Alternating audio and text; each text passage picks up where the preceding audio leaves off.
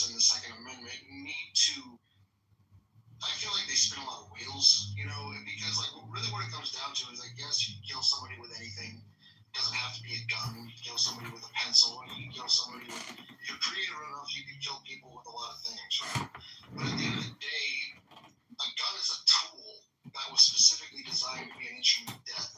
And there's really no way to kind of like deny that, So, like I said, I'm not against guns. I'm call it what it is. You know what I mean? It's an instrument of death. Yeah, everybody knows that. Everybody knows that. Two things. Andre, your point is well taken. But Obama, under his administration, and I'm saying this to you too, Serendipity, it is self-reported, but his numbers vary between 500,000 crimes are prevented every year to 1.5 million. And as Serendipity said, that the 750 is underestimated. So given that, I don't think saying 1 million crimes per year are prevented by guns is an unreasonable figure to rely upon, based on a crazy leftist Obama's trying to show how bad guns are and how useless they are, and yet his administration came up with that figure. So and that's significant. That means, okay, we had a school shooting 2 days ago. That's horrible. In that same day, 2,740 people prevented a crime from happening. That could have been a rape, it could have been a murder, it could have been a burglary, it could have been a carjacking, it could have been a crime where it was a carjacking and there was an infant. Or it could have been, I'm really mad at you, I'm gonna spit on you, and the person pulls out a gun. But that is still significant. The proportion between the number of people who are injured and the number of people who are saved because of guns is huge and significant and important. And we don't talk about that because, something didn't happen, will not make the news. As far as the First Amendment, the point of this First Amendment is so you know where the crazies are.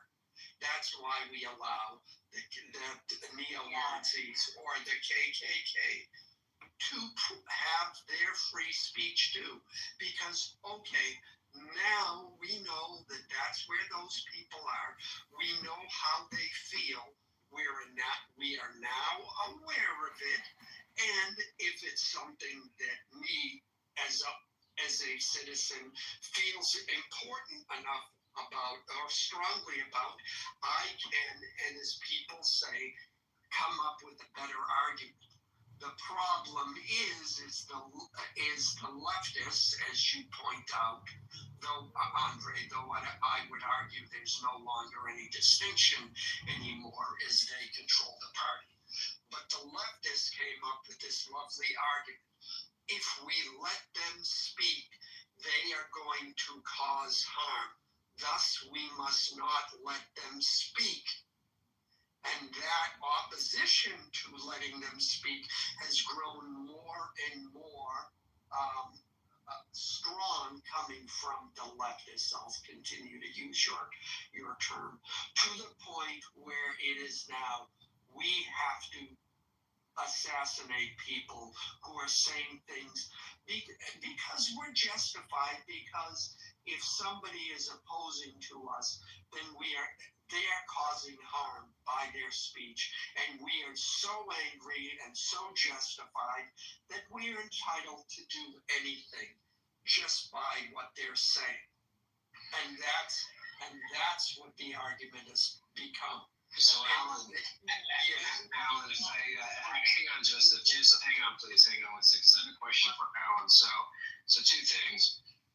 First, I want to address as far as I know, unless you know information about an individual who the FBI doesn't know anything more than perhaps fingerprints, my understanding is they don't have the human being in custody, which means we don't know their political ideology. But again, you are reiterating what some folks earlier were doing, that making this great assumption. Maybe it was someone on the left, maybe it was someone on the right. I personally don't care. They need to be held accountable for the horrendous act.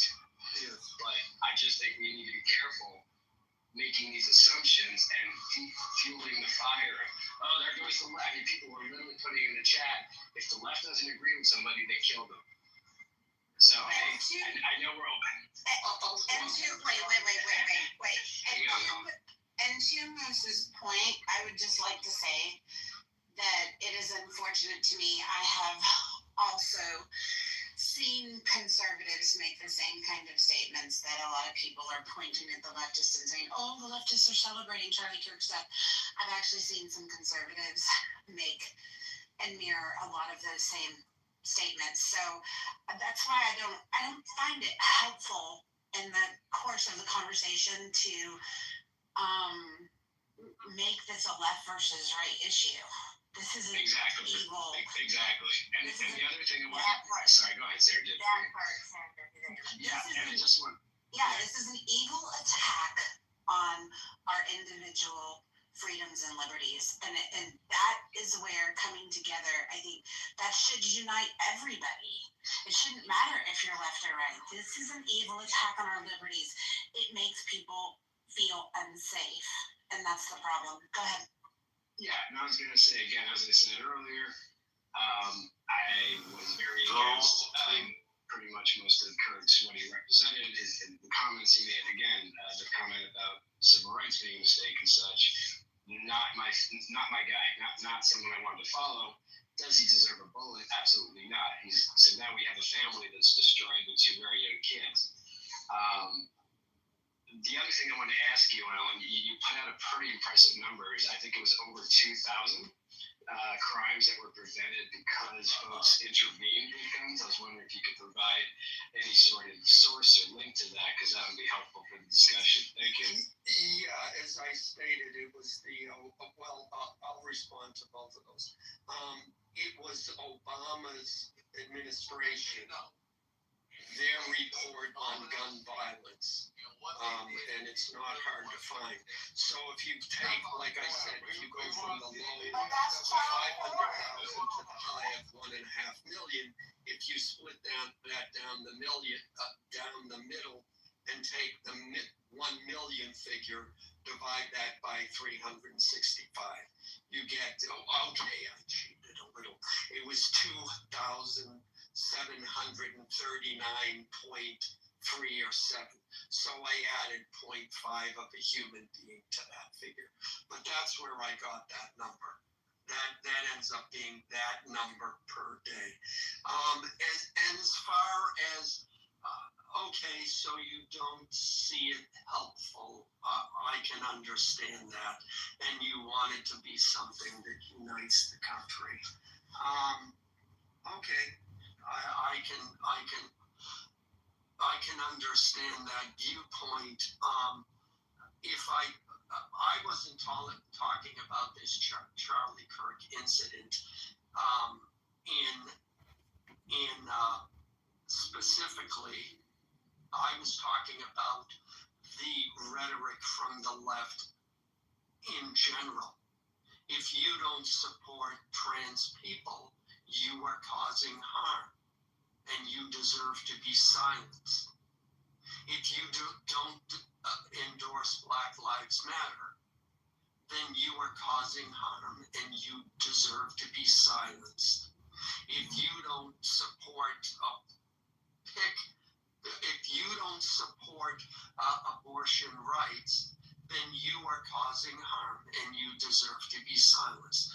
This is the rhetoric that we have heard from the left for years. Right, but if you're a transformer and clearly have mental illness, and you're the one that kills an innocent human being, then why is the trans still considered a victim in some way, shape, or form?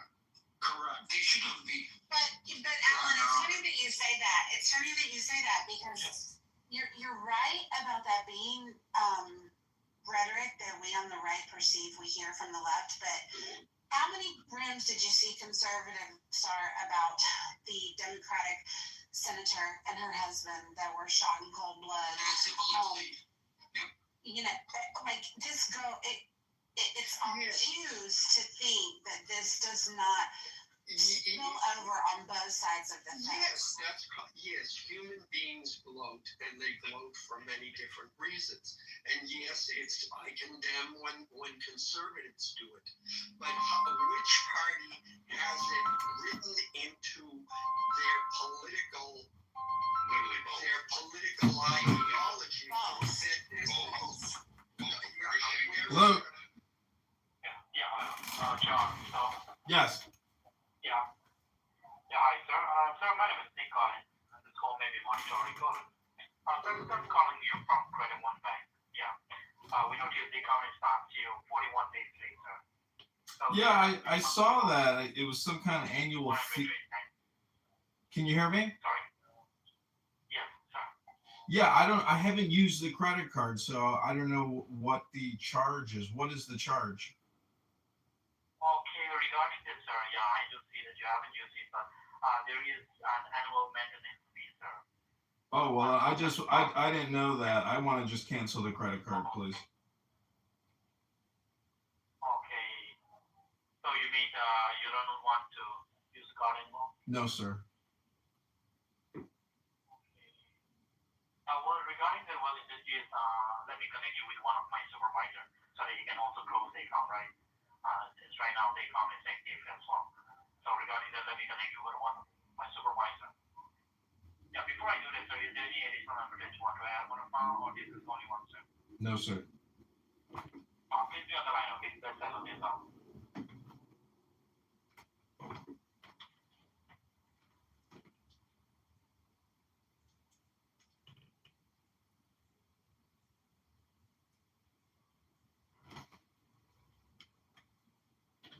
Thanks for holding the line. I'm speaking John Kitover. Yes. John,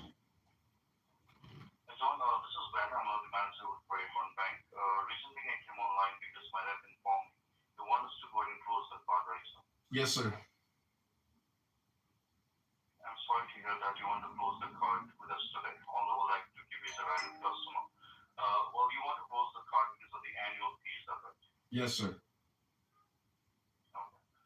So, I'm going to place your request to close the account. If requested, we will close your account. Any pending transactions will still be processed. Any fees will continue to bill if there is a balance, and a monthly billing statement will still be sent with a minimum payment due. A refund will be sent within 30 days if there is a credit balance on the account. For any recurring charges, please contact the merchant to arrange an alternative method of payment. So you authorize Credit One Bank to close your card, right? Yes, sir. Alright, thanks for your request, sir. Your card has been closed. Just give me a moment. Yeah, so currently, so the balance is reflecting on the account because when you opened the card on June 20, 2025, after that the card was activated on July 2nd, 2025, sir. And as per the terms and conditions that you have with the bank, once the card will be activated, there will be an annual fee that will charge to the card, sir. But maybe you're under the impression that you did not use the card, and so you missed your payment for August and September. So the late fee got charged along with the interest. That's why your balance is reflecting as $168.39. Would you like to go ahead and take care of this balance so we can go ahead and bring this account zero, sir? No, sir. I had no idea there was an annual fee. I never saw that in the terms and conditions. It wasn't explicitly called out or stated. So I'm requesting that you remove the balance from the card and close the account, please. I've already closed the account as per your request, sir, and I will be more than happy to go and work with you, but we cannot go ahead and remove the annual fee from our side. If you want to place a request for the removal of the balance, you need to speak with the customer service team. If you want, I can go ahead and connect you right now over there. Yes, please. Thank you, sir. You're welcome.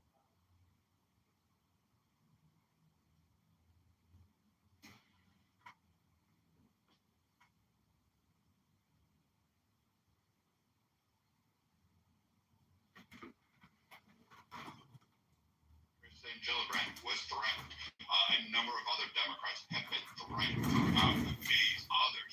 Jasmine Crockett was recently threatened by a bunch of people. So this idea that it's only the Republicans and conservatives is not accurate. which is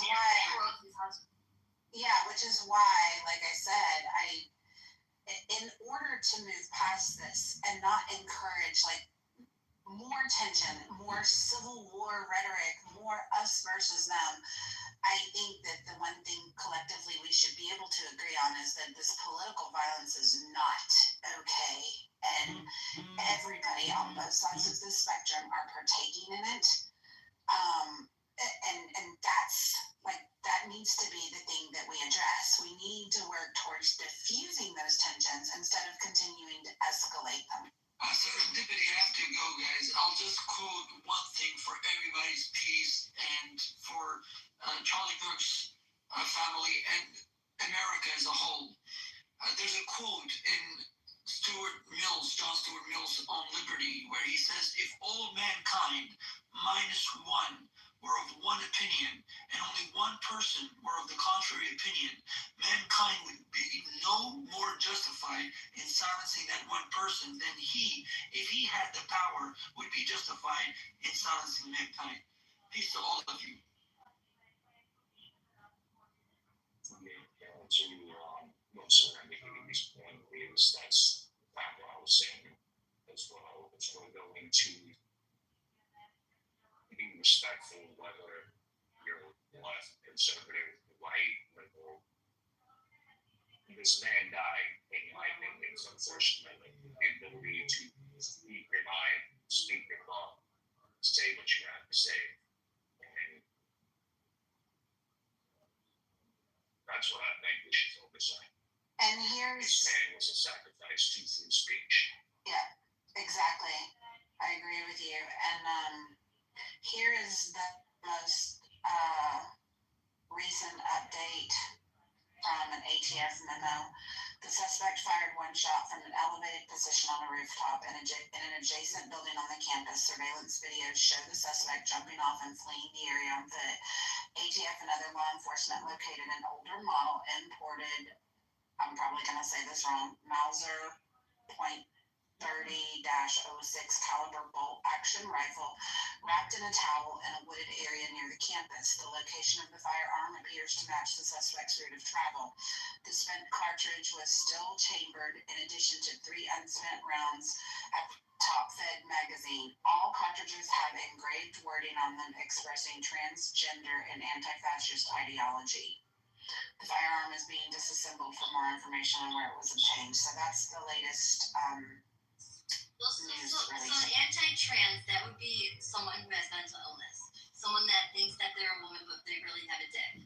So like, to me, why does a person like that thinks that they're a whole ass woman and they have a penis in between their legs, they have a gun and they're gonna shoot somebody? Yeah, or the other way around, man. It could be. Here's All this boils down to is like Brad says day in and day out, like when we don't like as a society, we don't like to talk about this.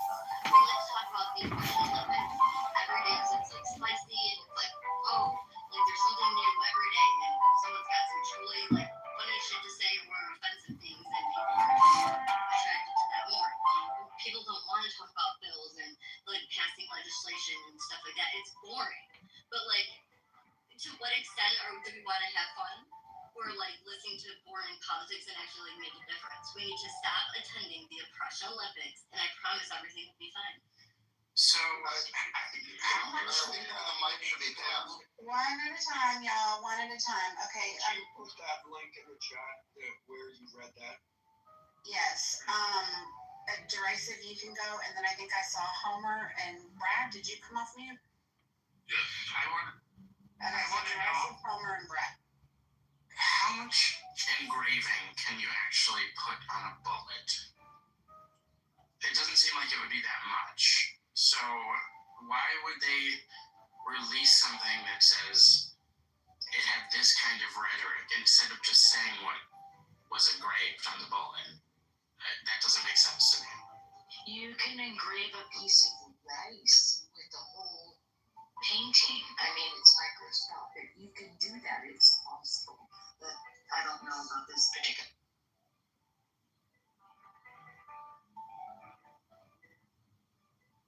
There are plenty of people who had a motive to kill Charlie Kirk. And I think it's important to recognize the implications, the larger implications, right? That it is now very, very, very easy to murder someone and get away with it with new technology, with sniper rifles, with drones. It doesn't matter what your politics are. I don't give a shit what the politics are of anyone in this room. If you are loud and vocal about your politics and you get prominent enough, there will be people that want to murder you. And there have already been 2 clubhouse murders.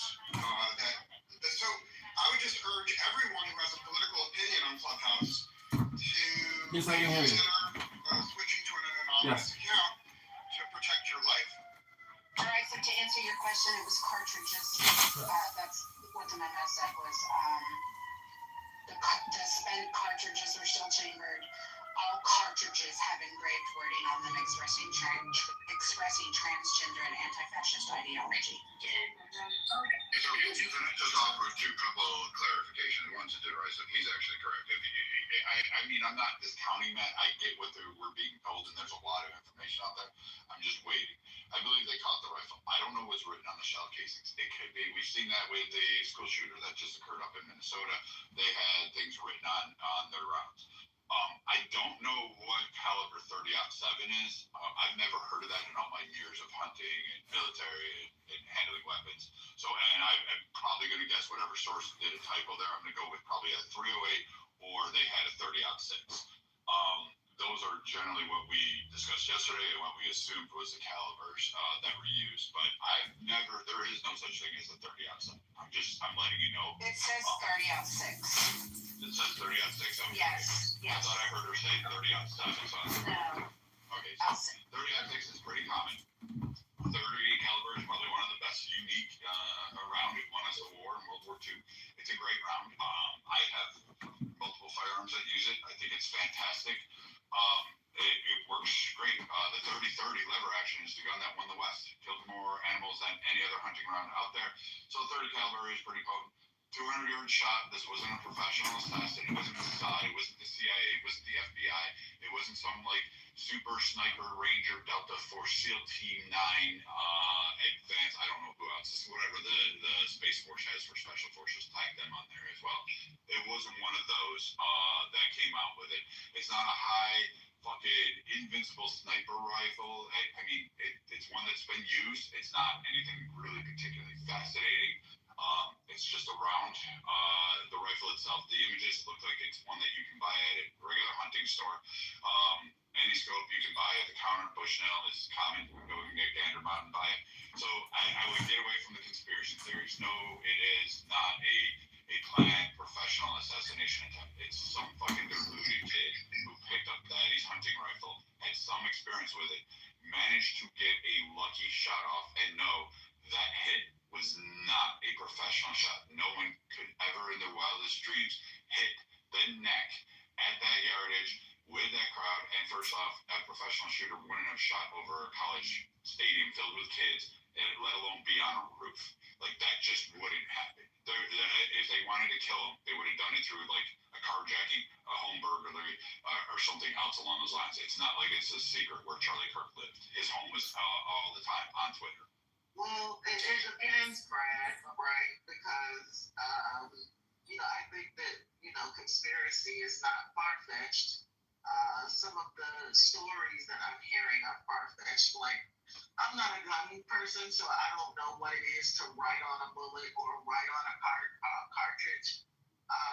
But I think that if people can shoot, so we won't be able to prove that it's a professional hit, right?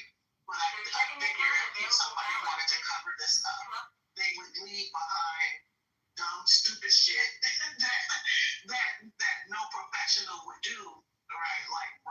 Quote unquote, write on bullets that are left behind and not actually shot, right?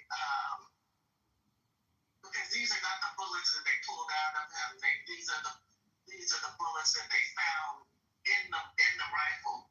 Who is doing that? It seems so obvious that it's too obvious. But I think that there's nothing wrong situation because this is we see how his death is being used to stoke up, and let's not act like there are accelerationists out here that are really, their intention is to pop shit off, right? So I just don't think that, I agree with you, Brad, and I'm glad to hear you say that you're withholding any assumptions because, like, this is not the time to go off on assumptions. We need brains right now. We need people thinking and being level-headed, I believe. But yeah, I'm fascinated with this question of writing on bullets. Yeah, how long are the casings? 30 odd six. How do you write on a bullet? Yeah, you can't. This is, we've heard of this before. I'm asking how long the casing is. Is it an inch long? Then you can write on it. It's a cylinder. You can write around the side. You can I write. don't know gun So, culture. I mean, it's about 2.5 inches long. 30 out about 2.5 inches. About 2.5 inches long thing. Yeah, it's about 2.5 inch casing. Yeah, so there's plenty of room, and this is not uncommon. This is not uncommon.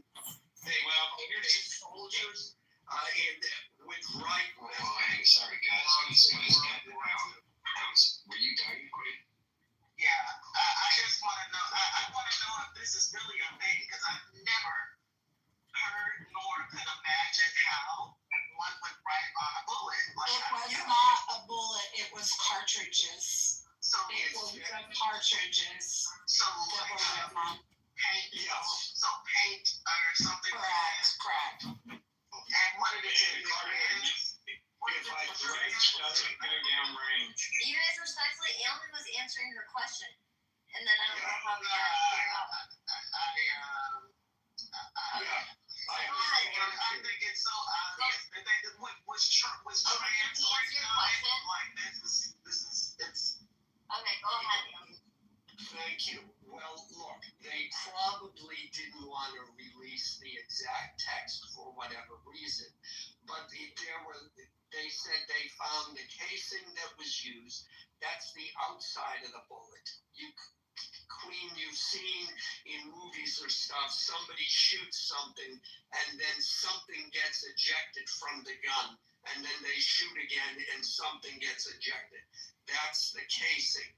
So I know you haven't heard of it, but it is a thing. People do it. As I was saying, in World War II, the soldiers or, people in the Air Force would write messages on the bombs that they were going to drop on their targets, whatever they were. So yeah, it is a thing. And this is not the first time.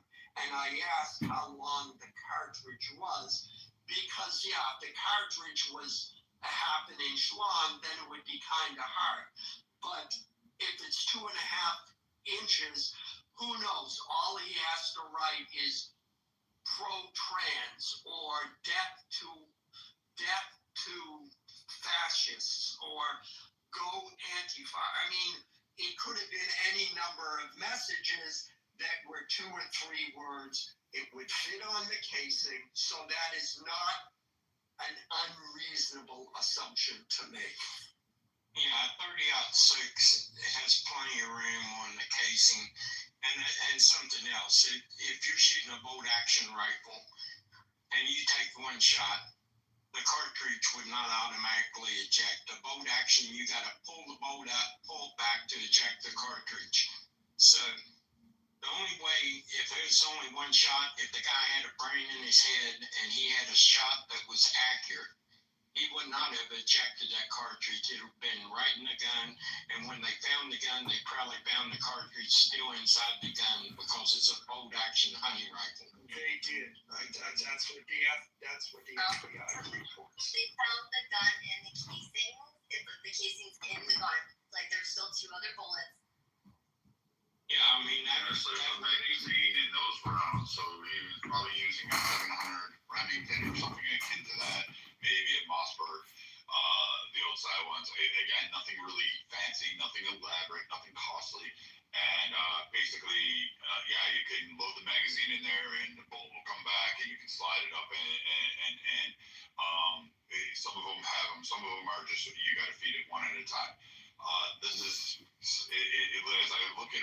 more, and as people tell me, it's more and more. It's a hunting rifle. It's literally a hunting rifle. It's nothing out of the ordinary, especially out west.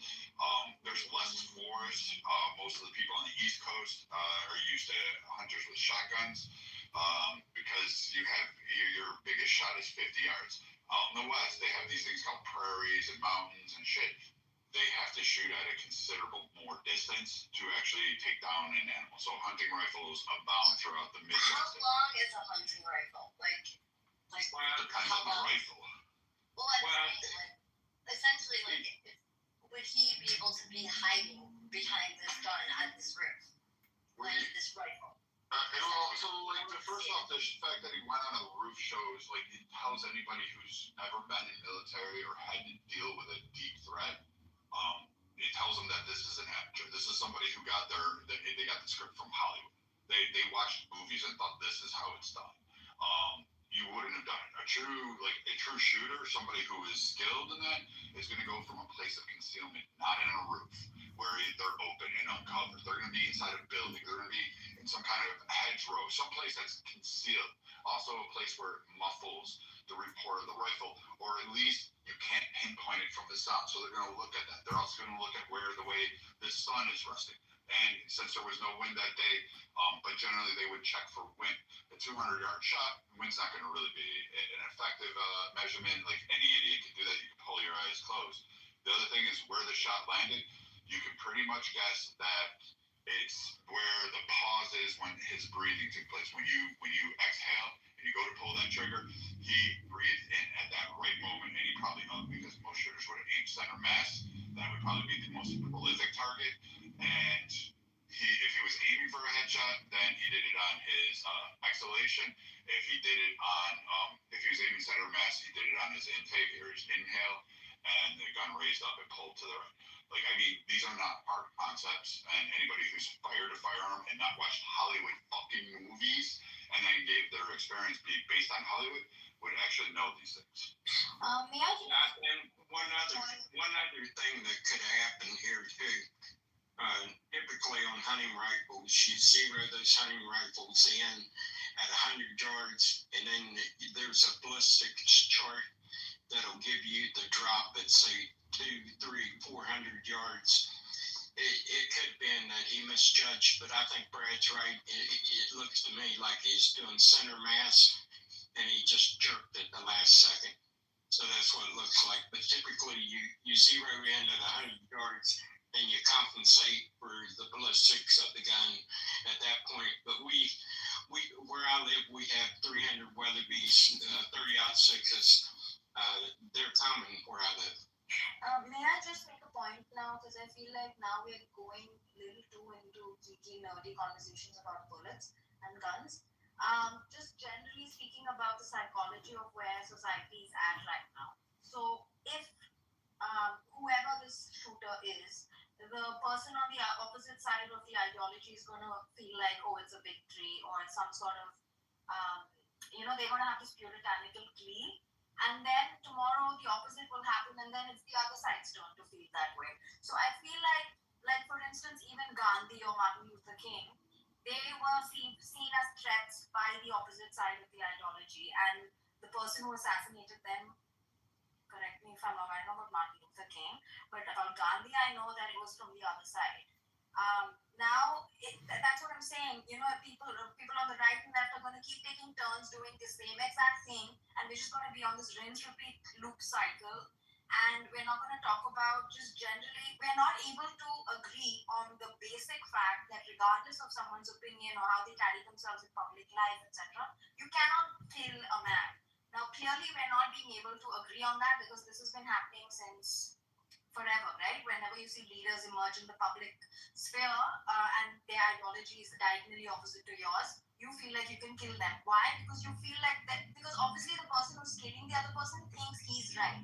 So in his head, it's justified. And they're morally superior, and it needs to be done, right? Regardless of your ideology, that's what every human being who's doing that crime feels that way.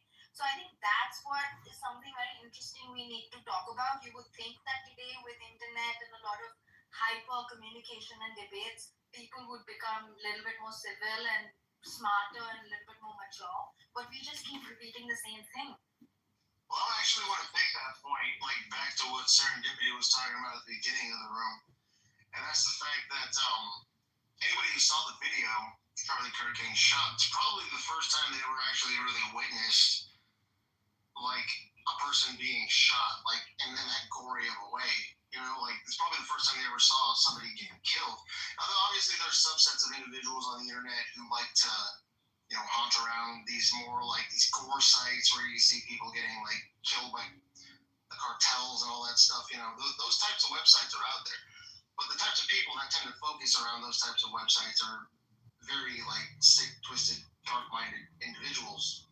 You know, and but most people like they try to avoid being exposed to that kind of stuff. You know, so to the point that I think that Serendipity was trying to make, I think it's gonna fucking jolt a lot of people out of, you know, that tendency, like you know, the space that gets created between them and other people, like empathically within the web space.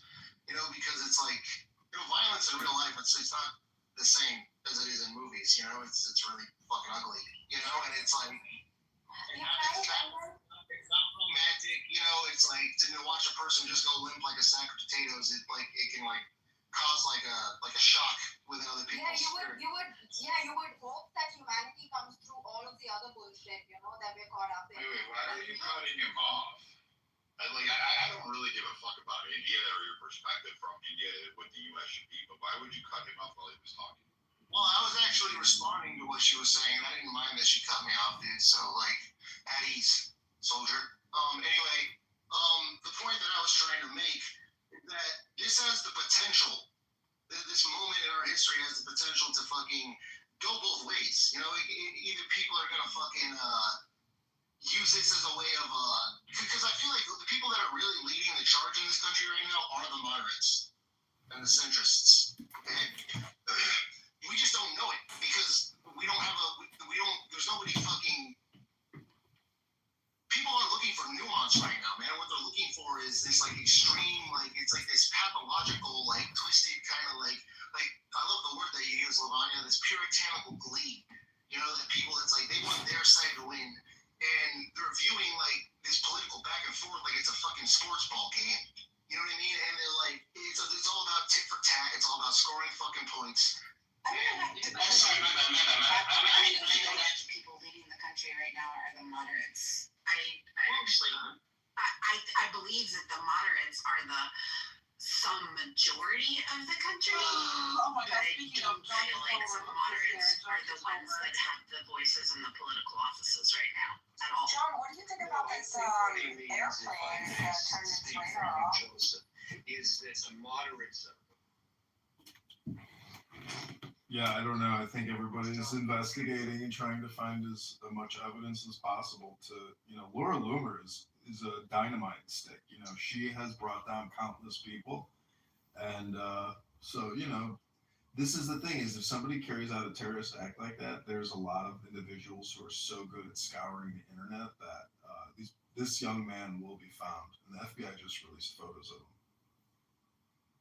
Wait, the shooter? Yeah.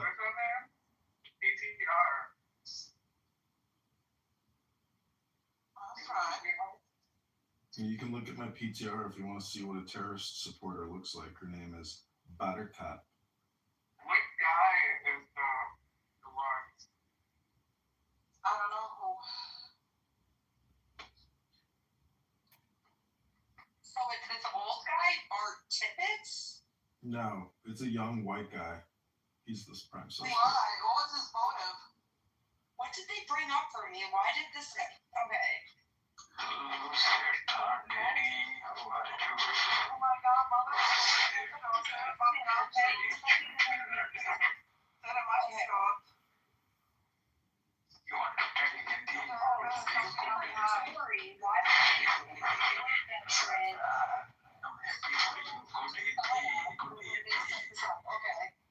Kick him!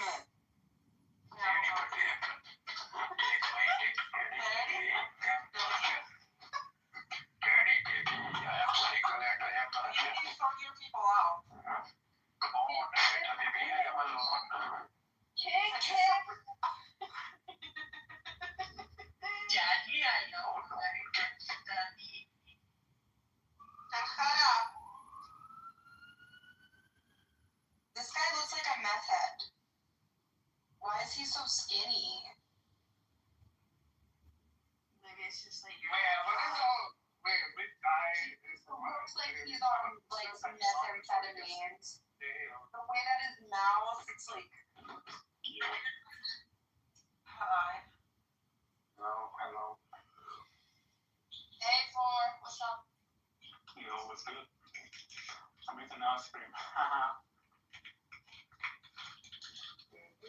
Oh, poor bitch, get the fuck out of this room. Nobody's talking. Why?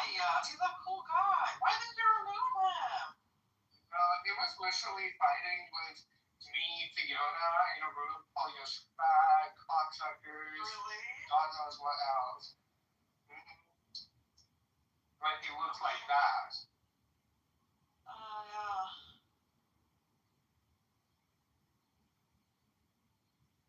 It is so surprising because sometimes you girls are friends with all these men, and then you don't even realize they're actually homosexuals because when they come to you, they're like all nice and chill. The moment you guys leave, you. Yeah, this guy. Oh, he's Stevie. Oh my god, you bitch is gonna jerk off to you now. You were close to me before. I'm not jealous, I'm just devastated. I'm disgusting. Yeah, okay, I'm saying that. You can masturbate too if you want. Oh, I'm okay. Can we do another guy?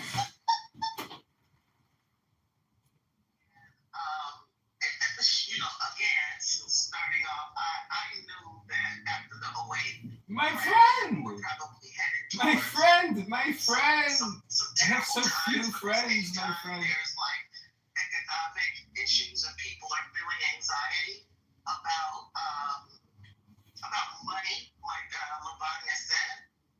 They start to turn on each other. They start to look for each other's to scapegoat because they know that they can't do anything or they can't even confront the people who are really sitting in the seats of power. And so these figureheads come along, these people with the gift of gab, propagandists. Nothing, that's not really you in your PTR, is They it? would say, Damn, you are hot, girl. Thanks. Where do you live?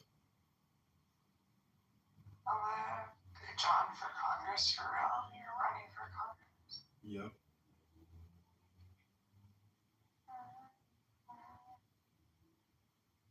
So wait, where do you live? I live in California. Where, Los Angeles? No, Orange County. Oh. So what are you doing? You just created a room, you're just chilling out? I didn't even notice I created one. So you're chilling, you're having a relaxing day, huh? Yeah. Nice. What about you? I am also having a relaxing day, icing my foot down, and I'm recording clubhouse rooms as people make assholes of themselves. Okay, cool.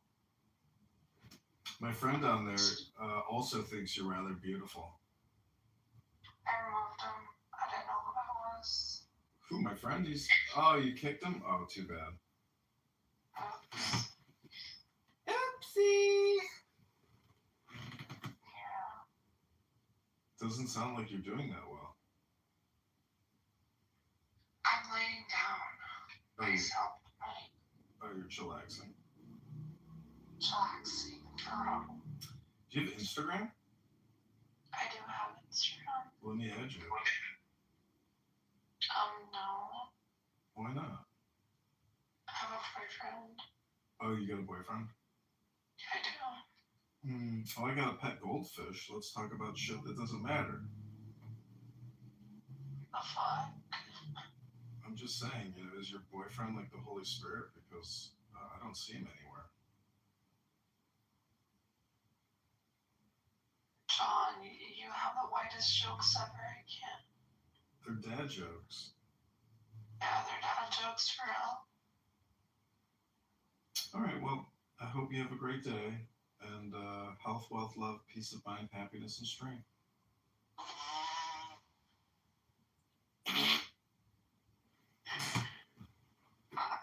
Very funny as fuck. million followers. It was either on X or social media combined. Does Trump even have that many followers? Does anybody else, any other political figures have that kind of following? That's how influential he was, and he appealed to young kids. This was a political assassination. And the second point, and I'll make it quick, where was he left? This idea Shut up! that coming to a conclusion and being able to see both sides. I understand the rationale for that. In a political discussion, when your opposition refuses to do the same and is more than willing to come to definitive conclusions such as trans women are real women and abortion are health care for women, etc., etc. Yeah, I can hear you. All the slogans. This hesitancy I've seen in rooms for the people who lean right to make any kind of conclusion is maddening.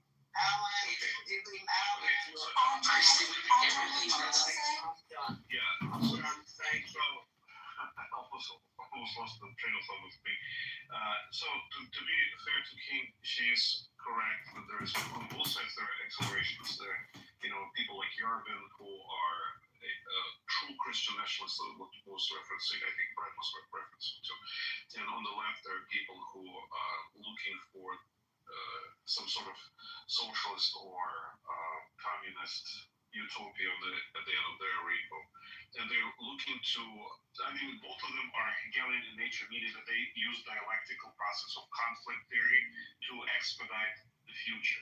So what it means that basically they create a conflict when, two oppositions, they collide, they create a new synthesis, the new conflict arises, the new opposition arises, they conflict them together, and they progress the history towards their goal in this manner. So that's absolutely true that it happens, that there's this ideology, very kind of deep ideology that goes into it. Where I disagree with King is that he was not grassroots. He was absolutely grassroots. I think that's how he started his movement. His intention was to provide community for conservative students on campuses and create a network, which he utilized for obviously political purposes, to create support for the candidates that they would promote. They did not promote, and also, that's very important to understand, like he gets labeled as a Christian nationalist. He's not. Most of the candidates, if you look at the list of who they promoted, they were pretty mainstream, maybe right-wing, maybe right-leaning, but definitely not Christian nationalist figures in the Republican Party. It's a mixed bag in terms of his success. I think in some cases they were successful in installing people that they promoted. In some cases they were not, but he was a very prominent political figure, and I agree that it was definitely a political assassination.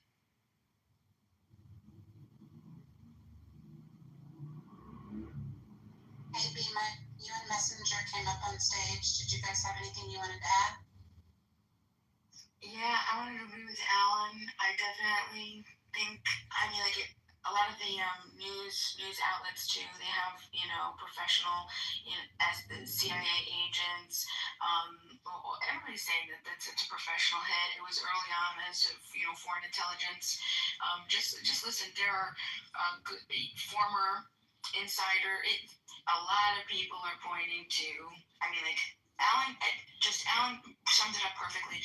Nobody else had a captive audience in this country that Charlie Kirk did. And he did an excellent job. 3,508 multiple chapters, 800 chapters. That's huge. That's as big as, or getting onto, political party size state. You know what I'm saying? And this is the youngest minds, high school and college. And look at his followers. Look how many followers he had over multiple social media. Nobody was compared. Nobody's even comparable to Charlie Kirk. Nobody. Absolutely nobody. You cannot come from millions and millions of. Are you kidding me? The views, the reach. He had a YouTube. He had a radio show. He had all of these things. Insane. Alan was. I agree with Alan, and I also agree with the multiple professionals who are saying that it's professionals. They're not.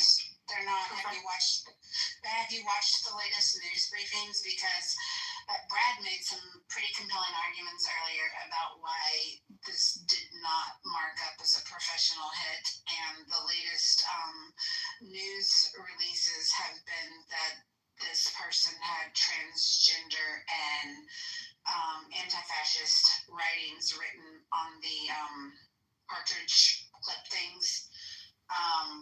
And they have narrowed down, like, this is a 20-something-year-old college kid, at least if the person in the pictures is accurate. So I think that a lot of the evidence that's coming to light says that it's anything but a professional hit. Yeah, but it could be this too. It may not be professional, but it could be someone that grew up in a family of hunters that shot long distances, that was familiar with the type of ballistics and the kind of weapon that would be needed. So you could have someone that wasn't a pro but was around people that had shot all their life. Where I live, people start shooting at a real young age. They know people that hunt constantly. This was a shot that 90% of the people around where I live had made since they've been about 17, 18. Right. If you're I think community.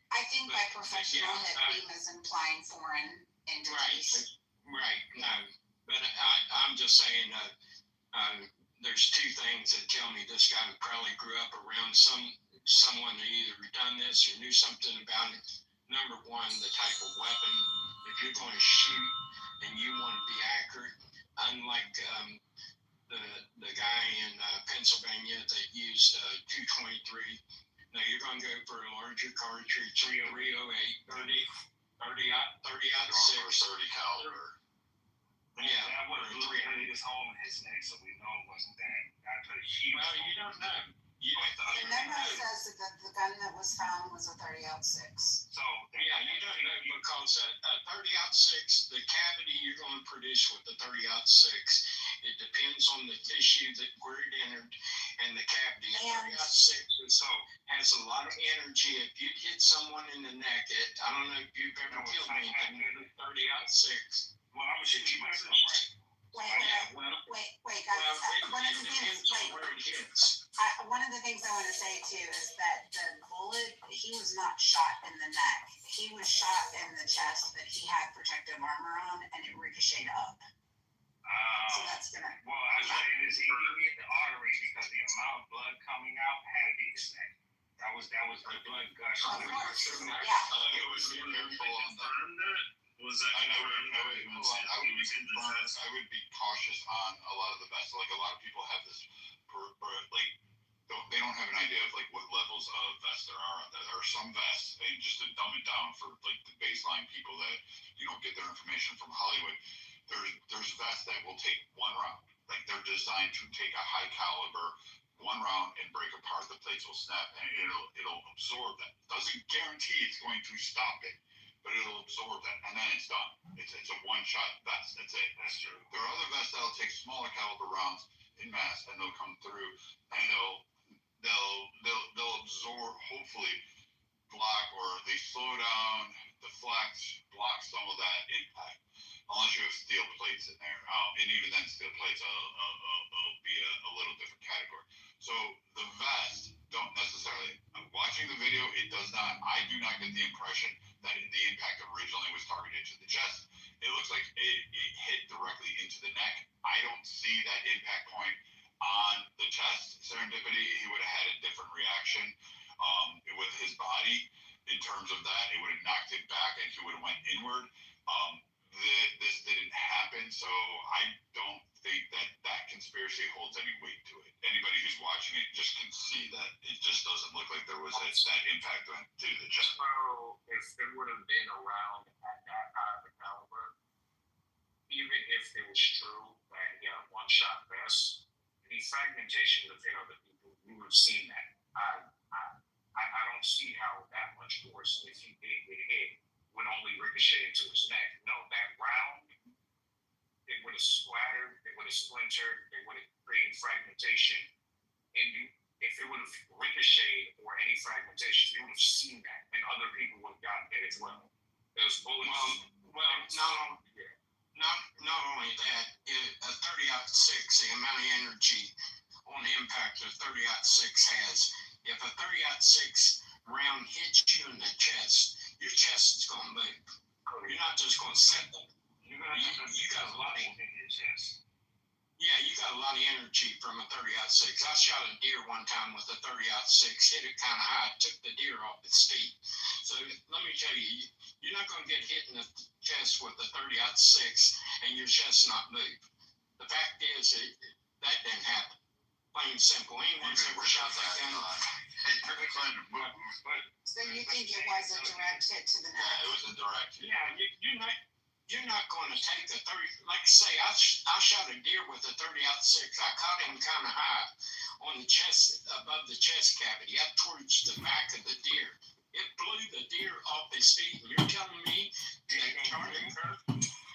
Yeah, it went through, but the point is, it delivered enough energy high enough on the deer, and probably the deer wasn't standing on all four legs when I hit him. He's probably a little off balance, but it blew him off his feet. You're not going to get hit with a 30-06 round in the chest, and your chest not moved. That ain't happening.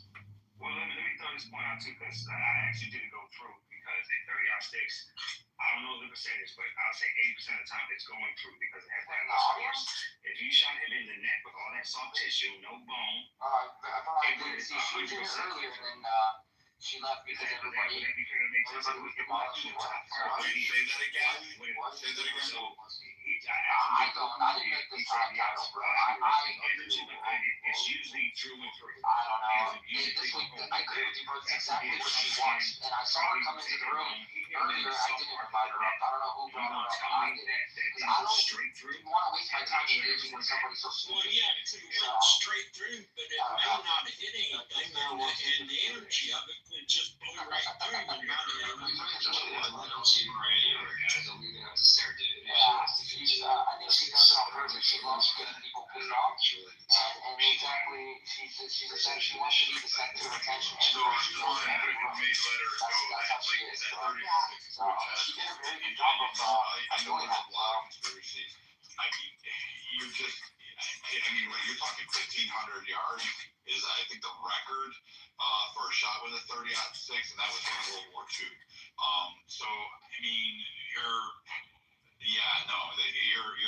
Charlie Kirk is not sitting at 200 yards and just sitting there calmly, still in the checks. Like, he's not going to be standing there or sitting there after that impact if it hit the chest. Like, it's just not going to happen. More than likely, it wouldn't have gone up his neck or head. It's going to absorb it. It doesn't really ricochet off like that, to be honest with you. Okay, well, that's good to know, because, yeah, they've got like slow-mo videos out there showing, and it does look like there's, but it makes sense to me that, like, if there had been chest impact, there would have been damage from said impact if there was a ricochet, as far as like even a hole in his shirt. But there's slow-mo video that actually you see the chest protection literally rise up. This is not any great distance. It's not like you need to be stilled. You don't have to account for wind. You don't have to account for gravitational forces, heat rises, thermal maps, the rotation of the Earth, the Cornelius effect. You don't have to apply any of these things to this kind of shooting scenario. So listing these out, you're looking at just a direct putting it on there. I'm willing to bet this book was either cited 50 to 100 yards, and it's a hunting rifle. And again, it looks like, even the photo, it looks like the Adam's got a string being net. Like there's no muscle mass on this kid whatsoever. I'm doubting that there's any military training. I doubt that there's absolutely anything nothing about this indicates a professionals would have like this. It's just not like in Hollywood. I don't. But he does look like a kid. It's the video footage that they're showing a picture of. He definitely does look like a 20-something. Adverse consequences. I have an innocent question. I'm not asking you guys to answer like things. So if you want to get personal with me, just for asking this question, please come. Yeah, also, I'm just wondering. on that, people saying a lot of dumb shit like he's pro gun, so he is. I want to get out by a gun substitution. But shouldn't that be Being like pro gun is not pro death or pro murder. things that you're talking about, the kind of gun it was, the fact that he wasn't a professional shooter? He was not. Shouldn't that?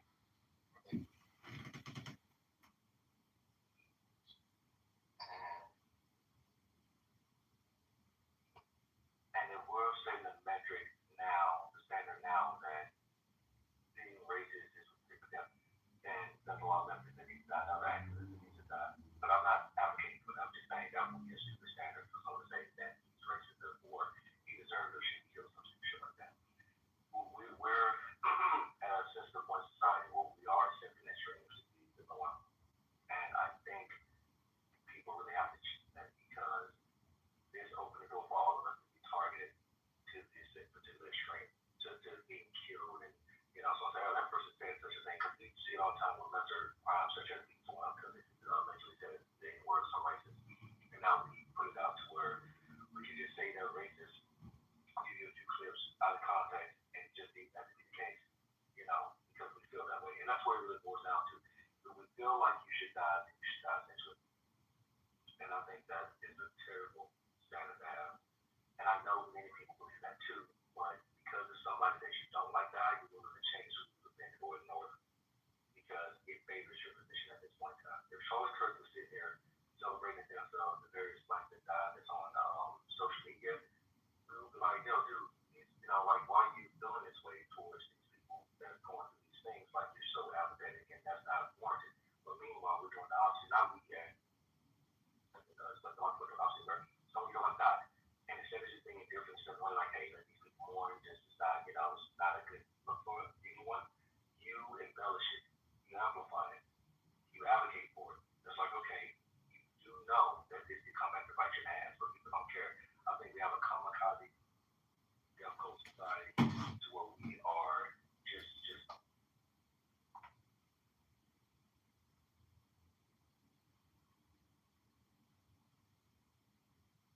Oh, were you done for you, or did you cut off, bro? Yeah. Sorry, no, I think my Bluetooth switched over and it did. Sorry. So yeah, but just nipping in the bud. I'm just saying that I can't remember exactly verbatim what I said. But bottom line is, I think we have this death cult society where we're going kamikaze that we're willing to tear everything down and kill us in the process. Long time. What's going on?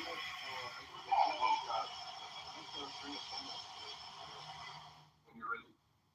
Yeah, go ahead, Reinhardt. You got it. And John, Quan, and Dara joined too. So yeah, you guys can go on after Reinhardt if you guys want to chime in. But Reinhardt, you got it. Thank you for your time. So yesterday, news broke out. The news actually broke out a month ago that sources leaked to Harrison Smith from Infowars that Charlie Kirk was fearing his life against Israel. That Israel might kill him if he started to turn against him. And Charlie Kirk, he actually was criticizing Israel a lot these last few months. And I put all the I put it in the comments. It's a bunch of links. He talked about Epstein being a Mossad agent, which is crazy.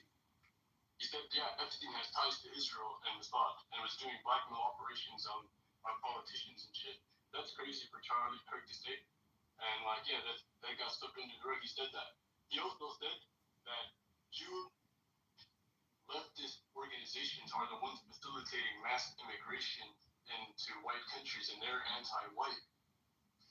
they were making one. So that's very significant. Ryan Hart, I spoke to you about 3 o'clock East Coast time. We're not going to do that. No. What? I told you about 3 o'clock this morning, East Coast time. Explaining to them what they're going to do, because Jewish donors have been the number one funding mechanism of radical, open-border, neoliberal, quasi-Marxist facts about stuff if you have cultural institutions and nonprofits. This is a beast created by secular Jews. And now it's coming for Jews, and you're like, what on earth happened? And it's not just colleges, it's the nonprofits, it's the movies, it's colleges all over. Is the fact we should It's like be able time for you guys to wake up and say no more. And then you sit down and figure out whether you believe it or not. This is the man didn't say 100% that the Jews did it. He didn't say. He's just saying that he came across earlier. It was 100%. Hold on, sir. Let KP respond, sir. One second. Go ahead, KP. And Sig and I, we can hash this out. No, that game on had said earlier that Jews were 100% behind it. And I stopped him earlier, about 3 o'clock, 4 o'clock this morning, in a room. I said, hey, if you have solid proof that they did something, then say it. We don't know who did it or why they did it. So I don't want this stuff to be out there of hypotheticals, because no detective sat down and got the truth yet. Good news. So let's be careful about that. Ban on gain of function research. So now it's legal for us to modify viruses and make them more We don't want to speculate. You know that whenever they tell us You want to round Sig. Yeah, I wasn't there for the 3 o'clock morning discussion, but as far as right now, what's going on now on this meeting, Just for a moment of prayer. come across the streets. Here's some information to take a look at.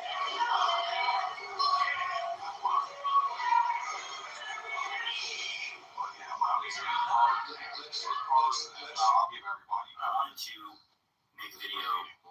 As you guys have been watching the news, there's conflicting reports all around the globe, literally all around the globe. Israeli We got a right to share whatever information, and we got to be smart enough to be able to discern what's Jewish communities have been pushing the exact kind of hatred against whites that they Jewish communities have been pushing the exact behavior by our lives, those privately and publicly, are pushing people like you and me away. Not like we're going to be pro-Hamas, not like we're going to, but we're like, honestly, the way you are treating me is so repulsive. I have text messages, Megan, calling me an anti-Semite. I am learning Hebrew and writing a book on the Shabbat. I honor the Shabbat, literally the Jewish Sabbath. I visit Israel and fight for it. There's another article on the Times of Israel today. I could read it on air. I was just reading before I got on. Charlie, what that video with Megan Kelly, and like he was like, what are you doing? Like, why are you? What am I doing?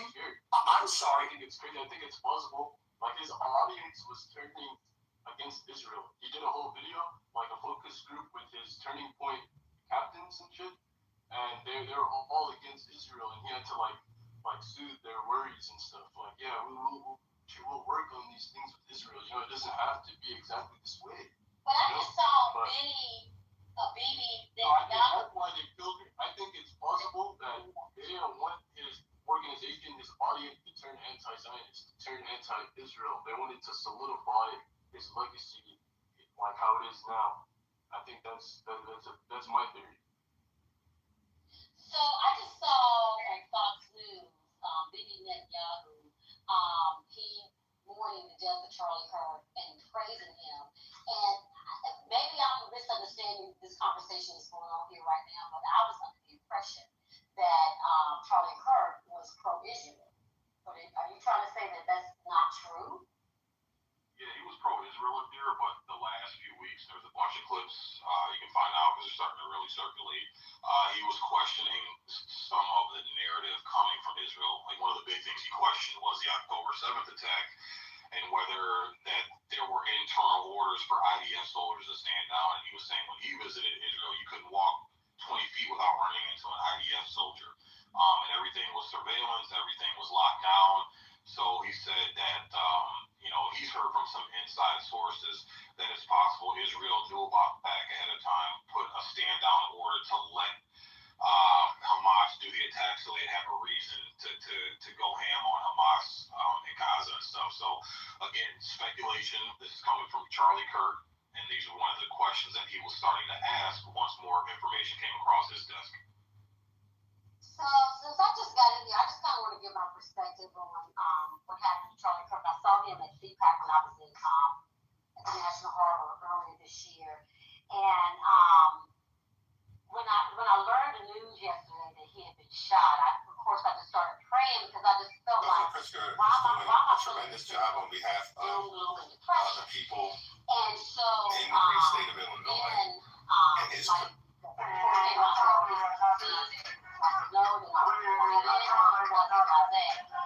then once I looked at that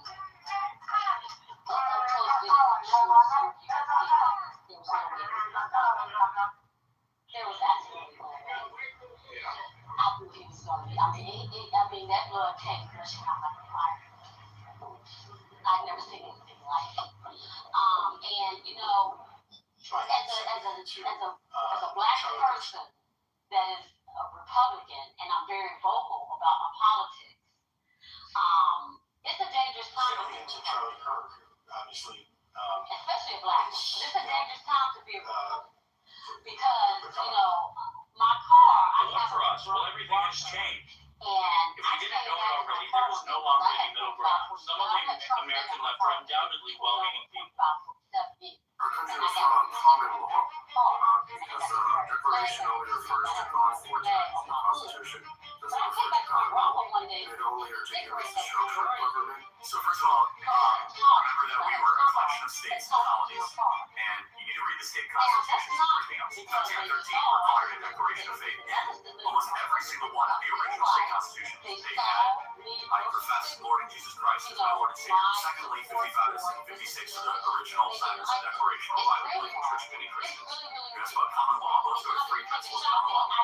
Presumption of innocence, due process, and here's all three are biblical principles. So, and all wrapped into the oath of it. Charlie Kirk, the president. Can y'all still hear me? Loud and clear, yeah. The president of the United States. Other, very, visible, vocal Republicans, conservatives. They're targets. And after I learned that Charlie had passed, I said, I think I need to pull back.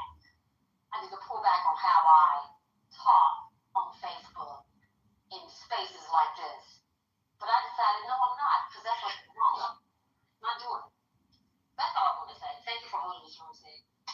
Can I say that? Yeah, let the professor. Let all the professionals. Hold on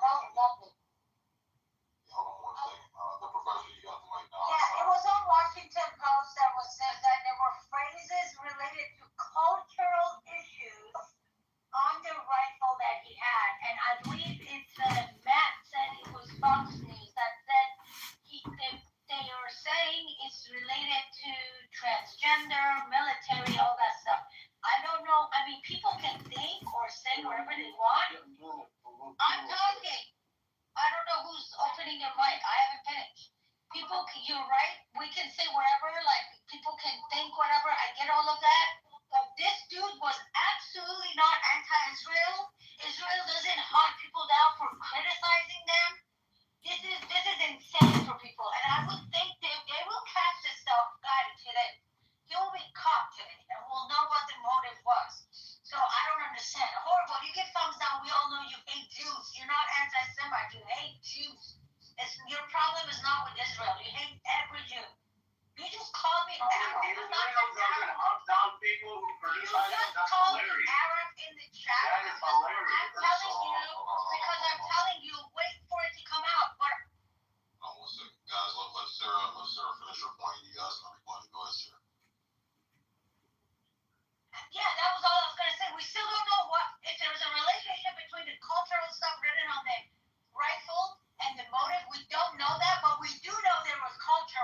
issues. Written on the rifle. That's on the news. Released by FBI. Alright, Red Man, what's going on? Welcome to the stage. What were you gonna say? Yeah, he was questioning Israel. He was. That's a fact. And to question Israel doesn't mean you're anti-Jew. That's bull. I'm not gonna hear that no more. You can't use that no more. That logic doesn't fly. And Israel doesn't silence critics. Okay, that's hilarious. That's all I have to say. Hey, Mons, this is John. I'd like to be put in the queue. Yeah, man. What's going on? Yeah.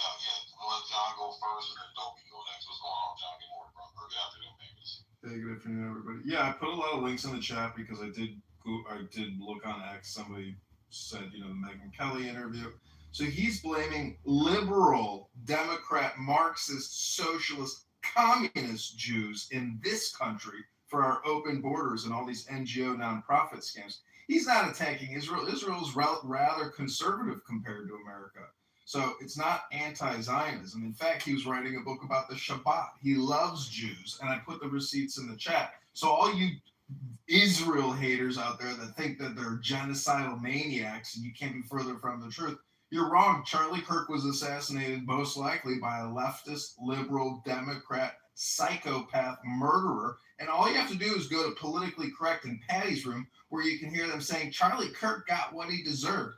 People on this app are sociopathic, psychopathic, and homicidal ideators. You all hear it all the time. People are glorifying his death. People are singing songs about his death. They're happy that he's been murdered because he's able to defeat them in debate. And when you can't win in a debate, what do you do in Clown World? You blow their fucking head off because that's all that liberal, Democrats, socialists, Marxists, communists that have been doing throughout history is murdering people who stand up against their bullshit rhetoric. I am complete. Thank you. Yeah, so John kind of made a good point there. The idea that Charlie was targeted by Israel, the country in the middle of a war, they had to, and they're hunting down Houthis and fucking Hamas terrorists. They had to make their way to target Charlie Kirk because he was not as gung-ho about Israel as Ben Shapiro, I guess. That's the argument that some of these people are making. So they'll have to get over the fact that Charlie was due to visit Israel and he accepted an invitation to visit Israel for January. He was literally making pro-Israel comments during almost every single tour, during almost every single campus he was going through during the tour he got killed on. So if he's supposedly turning anti-Israel, I think it would be easier, one, for Israel to try and convince him and try to pay him, because that's what these anti-Israel activists say is already going on. They're paying Charlie Kirk. Maybe they should just ramp up the payments, or maybe that wouldn't have worked, I guess. So their only solution was to shoot him out in broad daylight, and that would totally fix the problem that they're dealing with. Shoot Charlie Kirk in broad daylight and make sure that everybody can see it. And once that happens, for some reason, everyone's going to love Israel now. Yeah. And instead of having Charlie Kirk, the most pro-Israel person at Turning Point USA, continue to be the person leading Turning Point USA, kill him in public. Because Israel is Israel and they do Israel things because it makes Israel sense or whatever. Fuck. Well, mention is, the same organization, Mossad, who planted explosives inside of pagers and infiltrated the Iran 5 months earlier and set up drones, Mossad soldiers, agents, and shit like that. They're in Iran and planning the attack in Iran. That same group couldn't get to Charlie Kirk with some type of poison that doesn't register on a test. They could come in and put something in his water bottle and just fucking drop dead. And nobody able to figure it out. It's definitely somebody that's sent 200 yards away with a bolt action rifle and fucking shot him because that was their only fucking chance. That was their only opportunity to get at Charlie Kirk, the evil Nazi piece of shit that they hate. But the complex fucking Mossad who orchestrates global events, definitely couldn't fucking kill him in another fucking less obvious way. Yeah, I agree. I'm not buying the Mossad or Israel's. I'm not buying it. I think Sick, you remember the KGB, but they did the umbrella shape? Remember when they did the umbrella? And they walked up and like touched the back of his fucking cap, and a fucking piece of fucking metal went into a ball, went into his fucking skin, and it fucking he was dead in like an hour. Like, you don't need to talk about that capability to just go and like put something in check with the. Say it again. Oh, yeah. So the KGB, there was a guy back in like the 70s or 80s. They had a fake umbrella, and the guy was walking with the umbrella, and in front of him was somebody they wanted to kill, and he just reached forward and Stuck in the back of his leg. yeah, stuck him in the back of his leg, and it injected this little ball that had like uranium or some shit like that. Yeah. He was dead within like an hour. Like, Mossad doesn't have that capability to come in with a hypodermic needle and stick it into one of Charlie Kirk's water bottles. I mean, they implanted fucking explosives into fucking pagers. You don't think they could go to fucking Walmart and just or anything? Like, wait till a Walmart delivery goes to this fucking house and inject fucking some type of shit into this water and kill them. They have that ability. But no, they have to sit with a fucking bolt action rifle and probably fucking Cabela's to fucking shoot 200 yards out. No, that's. If you look at the rifle, that was probably from the 70s. It looks like a Win Mag or a 30-06 Remington. Yeah, it's a 30 sure. Okay. Which one are you guys talking about? The wood grain one? Yes, and I have a couple of them, and I'm trying to find the patterns on it. So the wood grain one was a different guy. It was a Brooklyn, Utah. Continuing to dry. The one that they found was You shall not make adjustments to your original report, which is Leviticus 19, which is the idea of blind justice, which is the corporate, and also the New Testament ideal. Neither Scripture, Greek, or Jew, you're all one in Jesus Christ, and you're that human equality. These are all biblical ideas, but more important than that, they say that God was only mentioned 4 times in the Declaration of Independence. Well, that's a big deal. John Adams famously said the Constitution was only written for a moral, religious people. It was only inadequate for people that got it. The bottom politics of America was so Christian that our form and structure of government was built for the people that believe in Christ our Lord. One of the reasons we're living through a constitutional crisis is that we no longer have a Christian nation, but we have a Christian form of government, and they're incompatible. You cannot have liberty if you do not have a Christian population.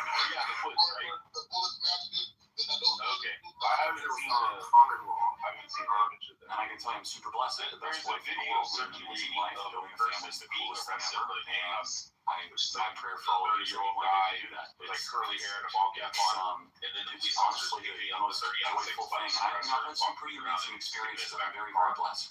Very So lucky, you could say, but very blessed is the word I would use. And the greatest joy I've ever had is coming home to my little daughter. There's nothing that even comes close to it. Not Air Force One, not meeting with presidents. That's all that pales in comparison to your little girl coming up and squeezing your leg. And I can tell I'm super blessed. I have the best life in the world. We have an amazing life. Building a family is the coolest thing ever.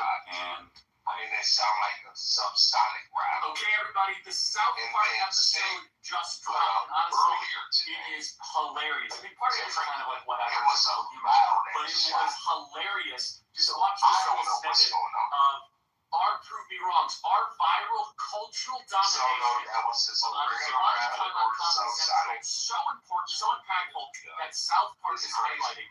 They have an image of the guy who did like the stairwell. If anyone around here is going to be a master debater, it's me. So let's go. Who wants to debate the man? He's got a very distinct American I know they flag desperately t-shirt want Trump gone. with an image on I it. know that they There should be desperately some trace back once they figure out what that image is. It's an American flag. that Trump cannot run. Looks like a bald eagle or some shit like that, but it's got like a very distinct image. Like I'm just flesh and bone. they're definitely going to be able to run it through some like image search and figure out what the image is on this. I mean, that would be unbelievable. And then once they do that, then they can reverse search and find out. That shirt is such a young bought a shirt the last year or two. Then all across the world, Yeah, I got it too. Because when I saw that shot, I said, he's dead. Oh yeah, my wife said the same thing. She said, before you hit the ground, he was dead. The way he placed up and everything, all that Kool-Aid was coming out. I said, he's done. But they had to, John. wait, talk to family and all that stuff before it's released to the press. That's not me. That's not me. We're talking at the same time. It's not me. You're just jealous that I'm on TV, you big stupid dummy. John, we're having a conversation. I'm sorry. I thought Point was interrupting you. So when the Utah governor said it, then 15 minutes later, our president came out and said he's gone. Like, shit, we already knew he was gone. Yeah, I mean, seeing this person left the rifle in the woods, and there's an image of him. There's footprints. There's also palm prints, all this kind of shit. I mean, he's definitely gonna get fucking caught. It wasn't some fucking secret fucking pro Mossad agent. They would have disappeared. We would have never heard anything about it. It would have just went away. Yeah, you're gonna be cooked. You got footprints. Of course, they're gonna find your shoes. You got fingerprints on the rifle. You're done. Yeah. Now we just need to know the why. That's it. Why? You wanna guess on why? I thought they said Charlie Kirk is a Nazi and a piece I of thought shit. they said that there was engravings on or messages about LGBTQ on the grass that they found with the gun. Yeah, I don't know. The casings. It was on the cable. There were political messages on around, and they found out with the 30-06 those weapons. I heard anti-fascism and trans. That's what the messages was. That's exactly on the bullets. That's right. Yeah, what you said. The bottom line is this is the time that all the marriage will come together and feel and mourn what happened. Violence affects so many different people. So many different Transgender and anti-fascist. I just don't know why there aren't uprisings all over the country. Maybe there will be. The Kitover rifle, the one that was used to assassinate Charlie Kirk. So they found that. They found 3 rounds inside of the magazine. It was an old Mauser, 30-06. For those people who don't know, 30-06 is a big fucking round. Oh yeah, Big fucking round. white-tailed duck. White-tailed duck. And they're taking away fundamental rights. I want to tell you, Gorsuch. I want to tell you, Kavanaugh. You have released the whirlwind. I'll be honest. I want to tell you, Gorsuch. I want to tell you, Kavanaugh.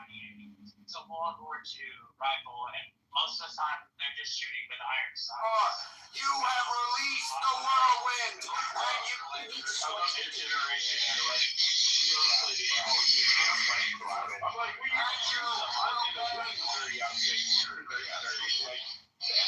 ever play Call of Duty? No, bro. What's that great idea? It's the World War II version of the 30-aught. Old ass sniper rifle. Technically missed though, because he barely hit his neck. No, he didn't actually hit that. The Spalding hit the Kevlar vest. And then it went up and it's sprayed up. It went up and it's actually off the Kevlar. Kill somebody and say you're aiming for the neck, you hit the neck. If you miss high, you hit the head. If you miss high, This is why you buy Hoopkins, buy Spalding.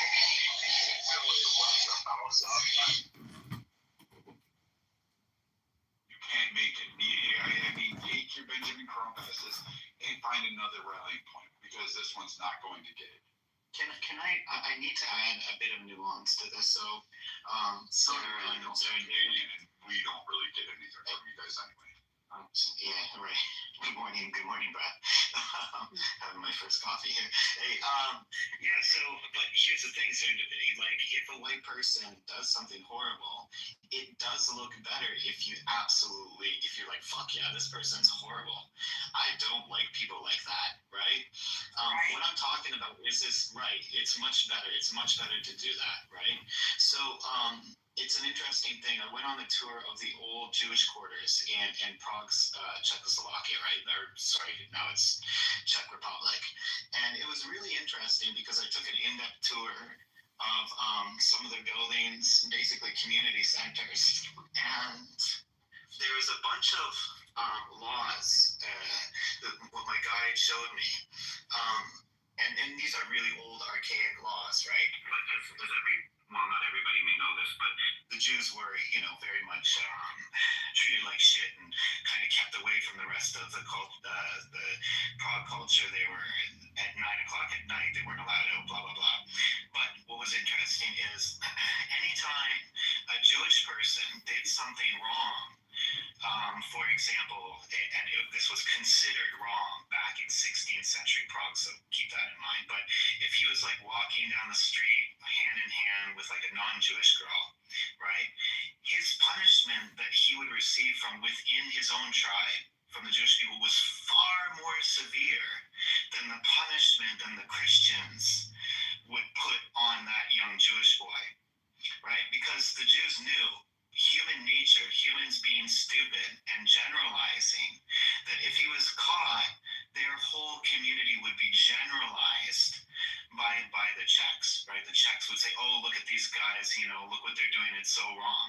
So in that manner, the entire community really, it's not fair, but what I'm saying is that they understood human nature very well. Right? They understood human nature well. So what I'm saying is it's a much better look, for example, on a white guy. If some white person does something stupid, I'm really going to disavow them. Because I don't want fucking non-white people thinking I'm sticking up for idiots in my own community, whatever. I don't really consider myself part of the white community, but you know what I mean? So you do have to juggle that kind of other people's impressions of your community, right? Because when it I think you do. Because you said I don't. I think that's just like saying I need to have white guilt. I should be guilty because I want. No, it's not white guilt. It's a different. Hold on, I'll tell you how racist everybody else is. Let me sit down. You sound like the liberal cock that you're coming off. Like, no, I'm not going to do that. I'll smoke the same for every fucking degenerate there is. Oh, I do too. No, you don't. You just told us you don't. You hold more for white people. Like you are more racist than anybody else on the stage. No. You don't understand the nuance of what I'm saying. I get your nuance. You're a racist. I understand how you're trying to be nuanced, but at the end of the day, in the most extreme example, what you're describing is exactly why people rationalize that I should have white guilt. Yes, that's an extreme example of where you're going with that, but it is nonetheless. It does nonetheless make the same point. I feel like I have a duty to condemn acts of violence, to condemn things that are morally wrong to me, but I don't feel like I have a duty to take on an accountability because I happen to share the same skin color, the same way I would not expect any community to take on accountability. And that's kind of been the whole premise for why I've made this whole argument about this isn't a left and right issue. This is a sick motherfucker psychotic issue. And I agree with you.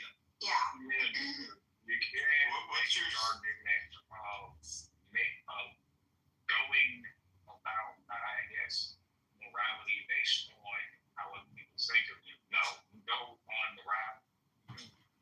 Be moral because it's good to be moral, not because of another group. That would be like me as a black man joining all the idiots praising his death or stating, oh, that man was mentally ill. He shouldn't be prosecuted or criminally charged for stabbing someone. No, both of these acts are immoral.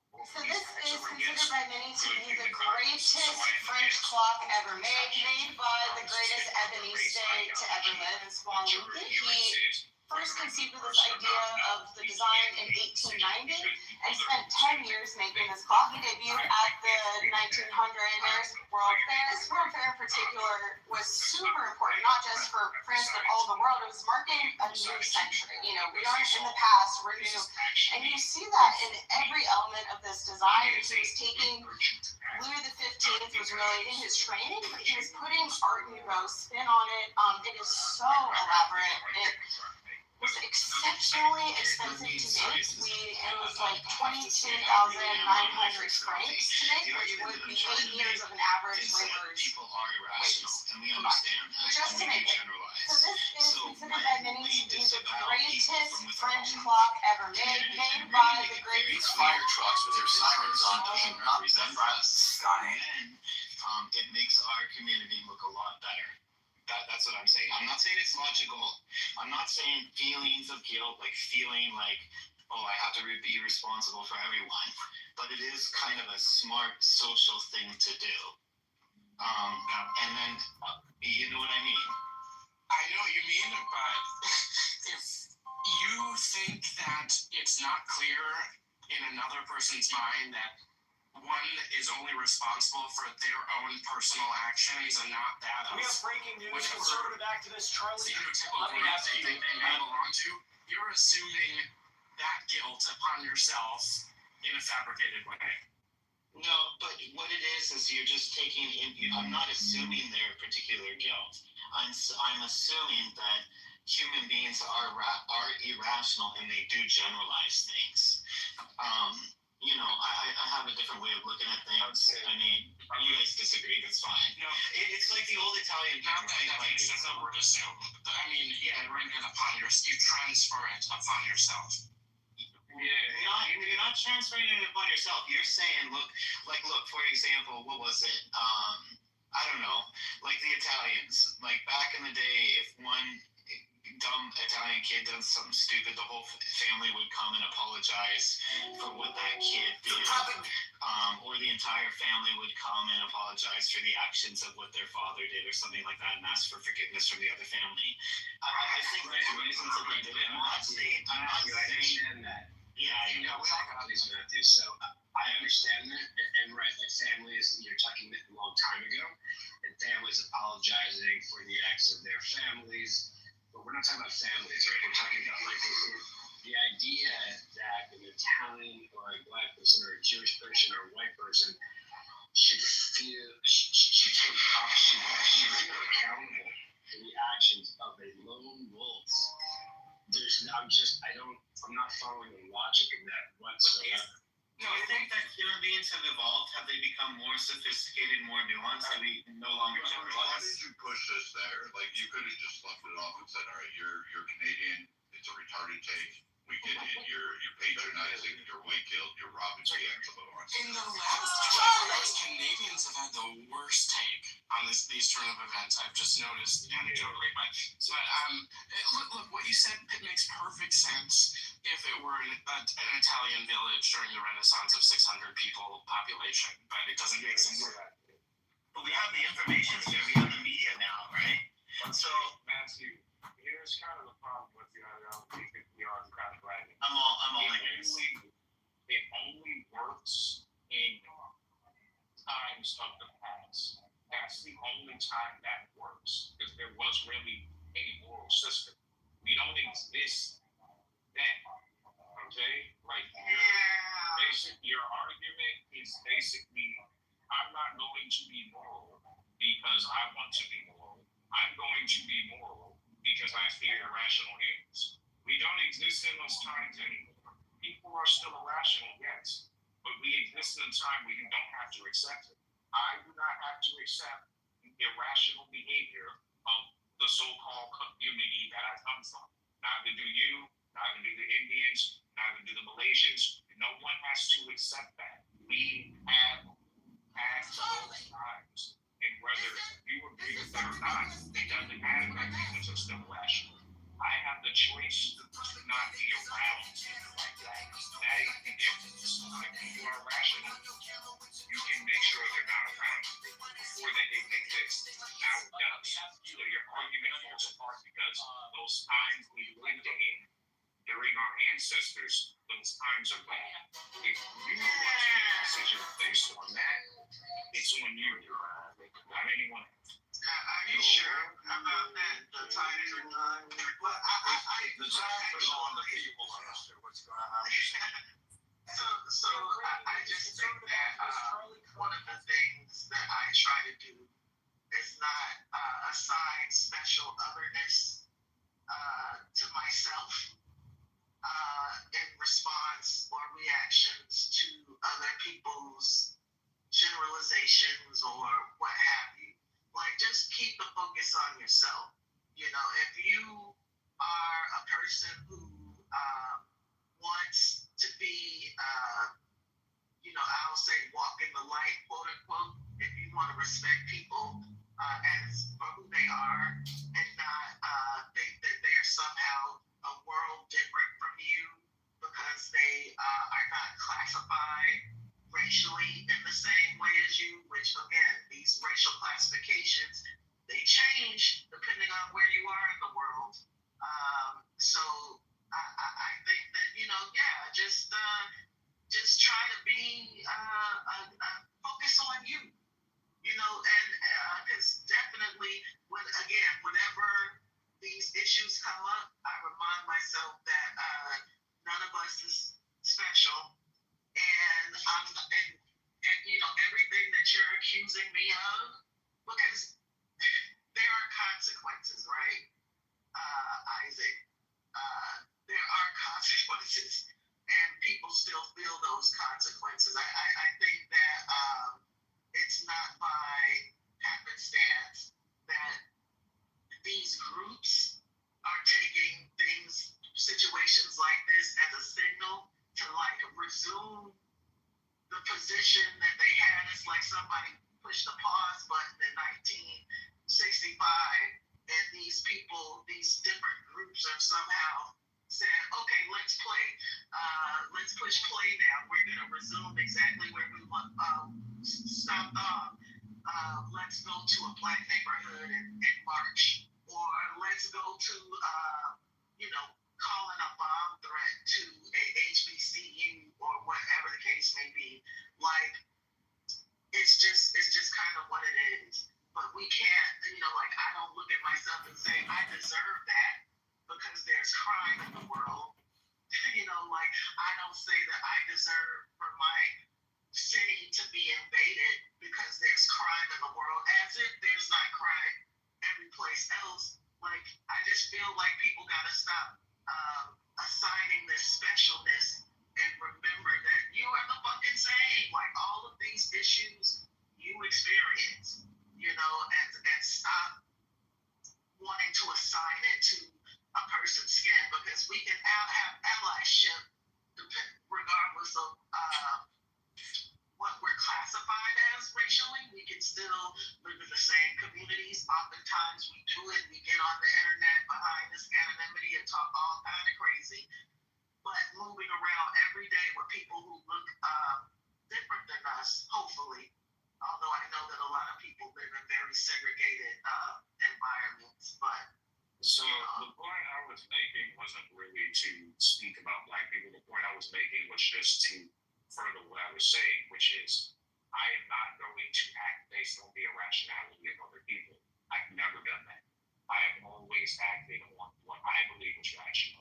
And if I was wrong, I went back to make sure that I recommended that. That's how I've always done things. And it wouldn't matter if I'm black, Asian, white, Latino. That's who I am as a person. There's this saying to Matthew's point about other people are rational. That is not my problem. That is their problem. I choose to be, or at least to adhere towards what should be general rationality. Whether it's correct or not, whether I perform it well or not, that's my problem. That as my choice. If other people don't want to make that choice, I got nothing to do with it.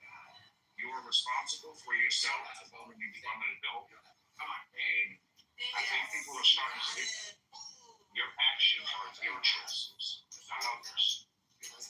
Yeah, that's the ideal, Isaac, really. And I don't want to be mistaken for being some kind of crazy leftist. I actually enjoyed this gentleman's talks. I used to watch quite a bit, and he tore up those crazy purple hair, very far left young people. I watch his shows, and I'm very much an independent thinker.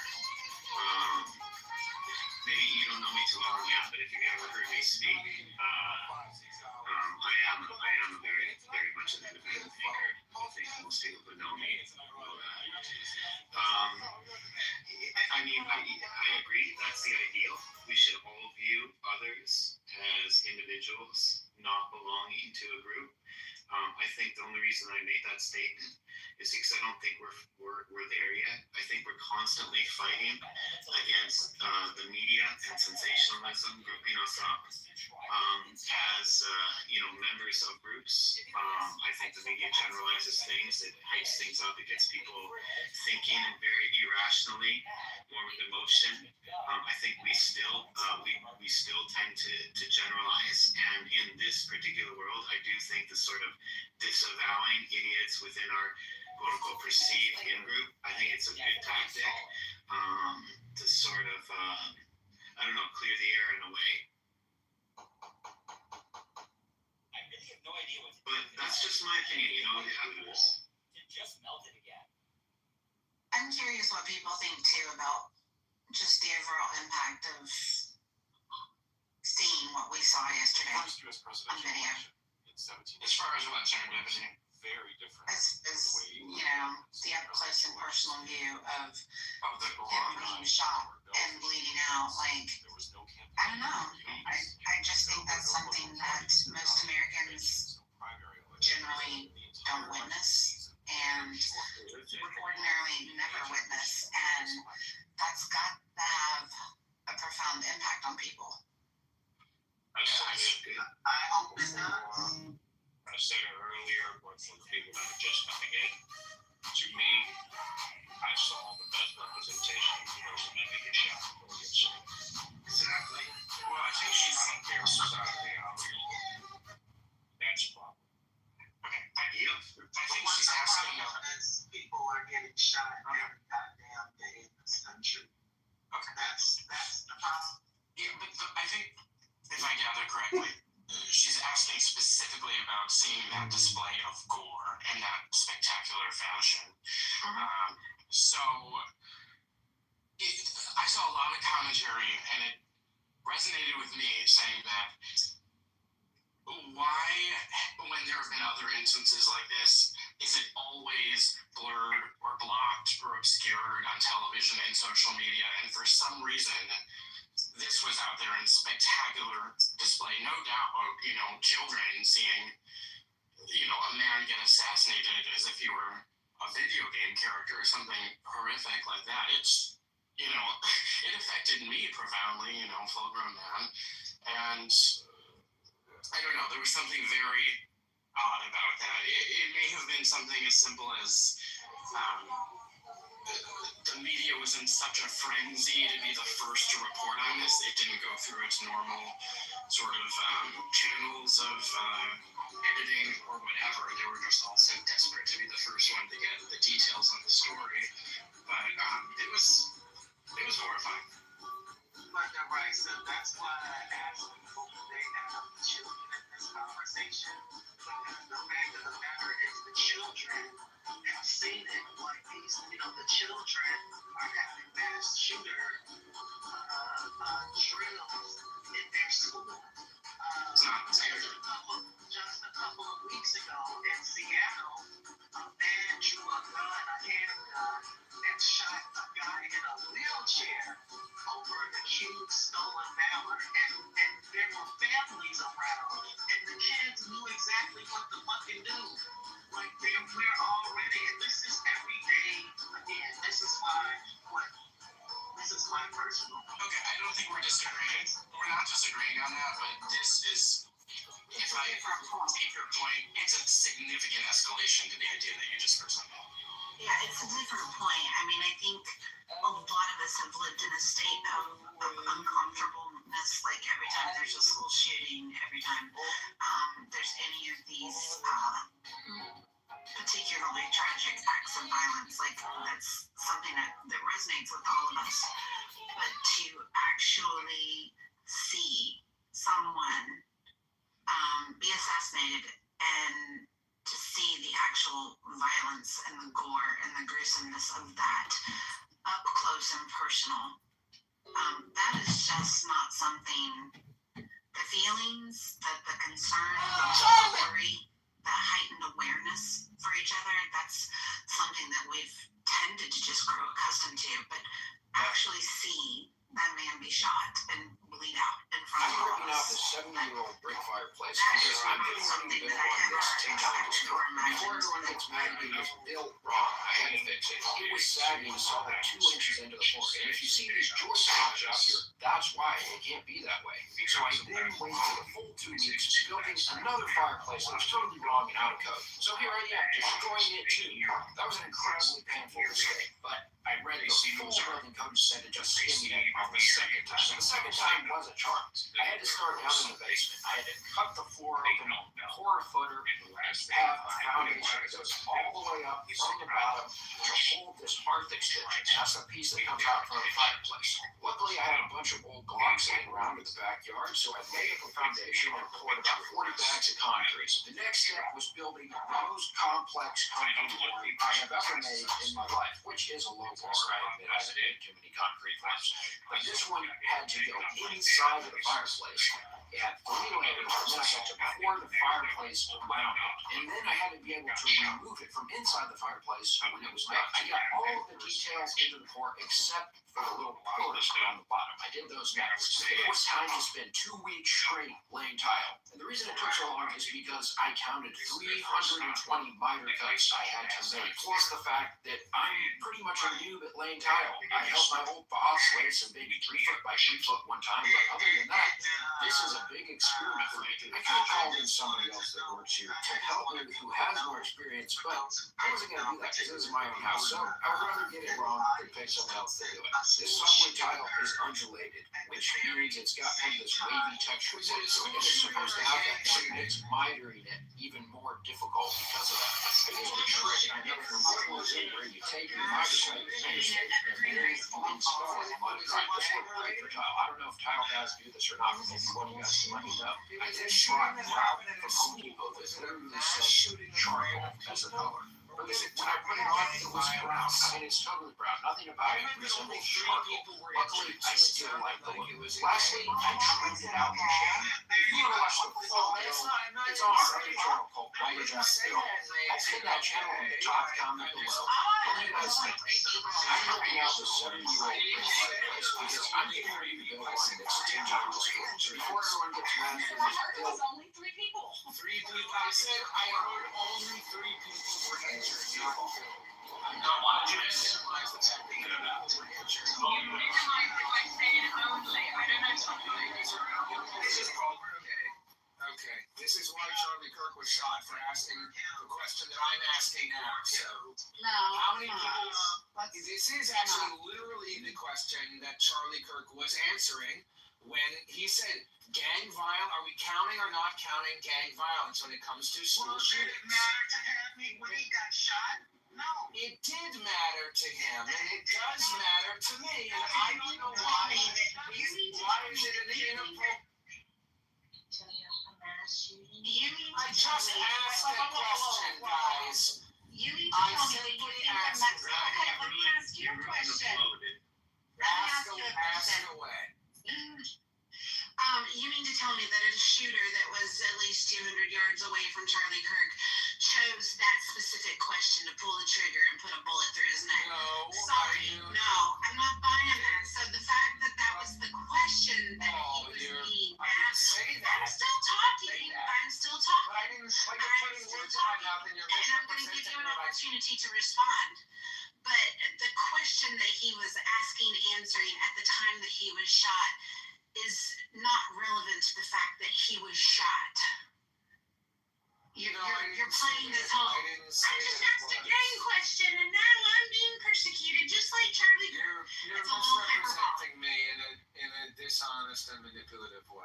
you basically just like Charlie Kirk. Represent yourself. Somebody said there was a school shooting, and I asked if it was a mass shooting or a gang shooting. I understand there was a shooting that happened in a school. I was wondering if it was a mass shooting like Columbine, or if it was a gang shooting like a couple of kids shot guns at each other because Why does it matter? gang Why conflict. does it matter, bro? It's all bad. I think, of course I would agree with that sweeping statement that it's all bad. Gang shootings never happen in schools, do they? Excuse me. Okay, excuse me. I was asked a question. Fine, then I'll just go ahead and mute up then. Go ahead and keep. Yes. He's answering his question. I would like to hear his answer. Oh, that's okay. He asked me. Matthew asked me a question, and then he told me to go ahead and mute up. So I'm gonna listen to the second. Okay, thing he last said. respect, Matthew got talking a green bean. Matthew got a green bean, and I told you, if you want to, you said that I I disingenuously. think that there is a significant difference between mass shootings where random people are targeted by a crazed loner and gang shootings where people bring guns to school and shoot their gang rivals. A lot of gang shootings are classified, mass shootings and gang shootings are classified together under the category of school shootings. And I think it's ironic that you're trying to say, somebody said, hey, did you know there was also a school shooting the other day? I did know there was a school shooting. I was simply asking, was it a mass shooting or was it a gang shooting? So Columbine is a gang shooting. I'm still talking. Don't mute me like Charlie Kirk. So anyway, no, I was simply asking, and I find it ironic that question is so triggering to the people in this room. I wasn't saying anything about Charlie Kirk's death or that he was shot at that particular time. But coincidentally, only refers to God, which acts in the Constitution. Doesn't refer to God at all. I'm assuming that you will. I'm just letting these people that are coming off mute know I'm going to respond first. Sorry, go No, I think it's important to differentiate between mass shootings where random people are targeted. Okay, we got that. Shootings. Yeah. Okay. Yeah, we heard that point, and I would just like to say, I don't think anybody was triggered by the fact that you asked the question for the distinction. I think people are irritated that you felt like in that reference a distinction needed to be made. That's all. And I would like to know, do you have any inclination that this particular shooting was a gang shooting, or are you just throwing that out there? Yes, I do have actually. There are a couple of clues. Okay, so What are the clues? Yeah, share what's the clue? Now we have Bruce Wayne here. Hilarious. Well, one of them is that it happened at lunchtime in like a corner of the playground, and it wasn't like. That would give away. Sounds like a typical gang violence to me. Hey, you know what? Come on, my. Sounds like, based on the responses that I'm getting right now, that everything I'm going to say is going to go right over your guys' heads. So I'm just going to save it and have a nice. No, go ahead. No, you're probably not going to get it anyway. You're just going to make fun of me while I'm talking. Well, you're making fun of me while I'm talking, so you're not being very respectful. Because we said, what are the clues? And it's a game. No, not because you. You don't say. I said you're making fun of me, and you're saying that you're justifying why you're making fun of. I said, let me finish. What do you mean, let me finish? You didn't let me finish. You're not letting me finish. Why? I have to let you finish interrupting me? I have to let you finish while you're not letting me finish? Get the fuck over yourself. One mic. If you're not gonna let me finish, I'm not gonna let you. I mean, are you unwell? Are you on the spectrum? Do you need medication? Are you effing kidding me? We asked you to give examples of gang violence, and you said a corner of a playground. As if children, teenagers, all sorts of individuals at high school or grade school or middle school hang out on the playground. That was your first example? Yeah, we're going to make fun of you because you started off sounding stupid as fuck. I think the fact that it's just like obviously kind of it's like you it would not like be a crazy thing if they did bring a gun to the corner of the school and didn't display it right in the center before carrying it out to other parts of school. That's like such a retarded point to make. They're already doing sketchy shit from the get-go. And I guess I just don't understand the distinction of even trying to categorize, make the distinction between a school shooting and or is it gang violence? Because either way, neither are good. Like, what is the point in that? That It's a gang violence is classified? Because he thinks these children are criminals or something, and this one is guilty or not guilty of some shit, which is the most retardedest thing I've ever heard in my life. Horatio, did you have something? Just derailing the conversation he was. I know it's because I do it myself. Shantae? Yes. Can you? Did you have? I saw you come off mute. Yeah, can you all hear me okay? Yeah. Okay. I'm in my car, so bear with me. So I wanted to speak to, first I wanted to just express that Charlie Kirk. Can you hear me? Okay. Yeah, we can. You cut out for just a second. Okay. I wanted to express my condolences to Charlie Kirk. I mean, she obviously not this space, but I just wanted to express my condolences for that loss. I experienced a tragic loss myself. My brother passed away last year. He was 26. So I know what it's like to lose a young life. And not from the perspective of a wife or a child, but my brother and I were incredibly close. And so she's going to have a long journey ahead of her. I think when it comes to, it was interesting that he mentioned, that gentleman mentioned gang, because I was actually going to bring that up in this conversation. When people say, like, not many of us have seen someone be shot. Actually, there are people in marginalized communities every day that see people shot and murdered right in front of them. Whether it be a friend, not everybody that sees murder in the quote unquote hood is in a gang. There are kids that are walking home from school and will see people murdered. And I think that I'm really against trivial, polarizing, or making distinctions across what murder is. I actually think it's a shock to people who live in affluent and upper echelon communities. Particularly, I'm not saying this part of Utah is this, because I don't know about Utah, this perspective Utah, but it's a shock to them. I think that this is an everyday occurrence for a lot of people. And we have really normalized this sort of violence in our society. So people say this is not America. I'm like, which part of America are you referencing? Because it seems very much in line.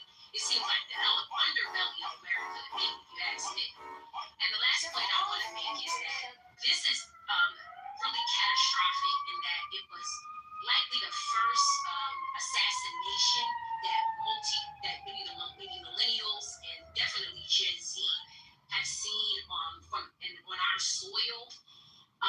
But this is not new, because you had RFK, you had Medgar Evers, you had Malcolm X, you had Martin Luther King Jr., and you had JFK, with the exception of Medgar Evers. They were all televised or photographs taken soon after their assassination. I think it's very jarring for us and our generation in this time because it's so televised. And I truly am just really heartbroken by this whole situation. I thought about it as soon as I woke up this morning. I just really feel horrible that this man lost his wife. I'm sorry, that a wife lost her husband. And I think it's really, I want to make this last note. It's really interesting to me because Charlie Kirk said very disparaging things about MLK. I mean, really disparaging things. And I think it's incumbent upon, not that she has to do this, but I think the one person that's going to give solace and comfort to his wife is MLK. Can we have time to allow you trying to play? She lost the father in the almost identical manner in which Charlie Kirk lost his life. Shot in the head. My name is Shantae. I'm listening. Thanks, Shantae. I appreciate that. Scipio or Seneca? Hello, everyone. Can call it Scipio or Scipio. Anyways, it's a nickname after all. So I just want to make some comments about what happened, with Kirk. I'm not from the US, way away from the US, and yet we've all heard about it, and it's so shocking to see that video, regardless of his opinions, regardless of his, for me, like, I don't know the guy. I watched a couple of videos, of him talking to people, debating people. About very controversial topics, and regardless of if you agree with him or not, the fact that you have an open discussion with people in an open air, an open space, it's so exceptional. And I would call it, maybe, or describe it as a sign of a country where all views can be accepted, and conversion, and conversation, and debate, and peaceful talk are actually the standard, and should be the standard. But apparently not, according to a lot of people, and I presume that in every country, the US is not an exception. You'll find people who are against the freedom of speech, and basic human rights. Personally, like, as a foreigner, someone, following news from about other countries. Okay, when I watch the news about the US, apparently in the couple 2 years, first an attempted assassination of presidential candidate, then this shooting. It should be really, worry people. It's really disturbing and worrisome. Like, mainly it should raise the question about firearms policy in the US. Because I'm with you, when I think about what is happening, when I see that there's like now a rising crisis of this so-called 3.8 firearms, weapons that cannot be traceable, and the increased level of intolerance and violence, since the assault on the Congress over 5 years ago, and all these events, I think there must be something, or something that should be done about this. It's not just, if we can talk here, okay, who killed Kirk, okay, who is responsible? We can get into a lot of hypotheses. You might blame people who disagree with him. You might go into the insane, how can I say it? It's someone that would use the sword they have. They are very violent people. They always have. Sorry? They can't debate. They can't have conversation. So they'll use tactics. They're going to do everything they possibly can to try to murder this. The conversation of speculating about who this guy was. We don't have that information. I am not speculating, but I'm just saying that we should not go there, but rather, discuss what really matters. Like, okay, we have intolerance, political intolerance, it's everywhere. But should we, in a country, and I'm not here trying to dictate to people what you think, it's your country, but I'm just telling someone your views. Should we be, that flexible with firearms in a country? Did you miss the comment already? Jewish communities have been pushing the exact kind of hatred against whites that they claim to want people to stop using against them. Now, I don't like generalizations. Not every Jewish person believes that. But it is true, the Anti-Defamation League was part of that. You Americans love your guns, and look, you got the violence you deserve. But the fact of the matter is, we stop a lot of violence with our firearms as well. So there's arguments to be made on both sides. And it's not the argument, is it? Why are we talking about firearms when we've got political murder? Correct. I totally agree with Because you. the murder was Because done by a gun, that's naturally Culture is the problem. So, hold on, Scorpio, whatever your name is, what free society do you live in? Where are you from? What's free society are you from? Well, I don't know. What country's free laws do you I didn't say that I'm from.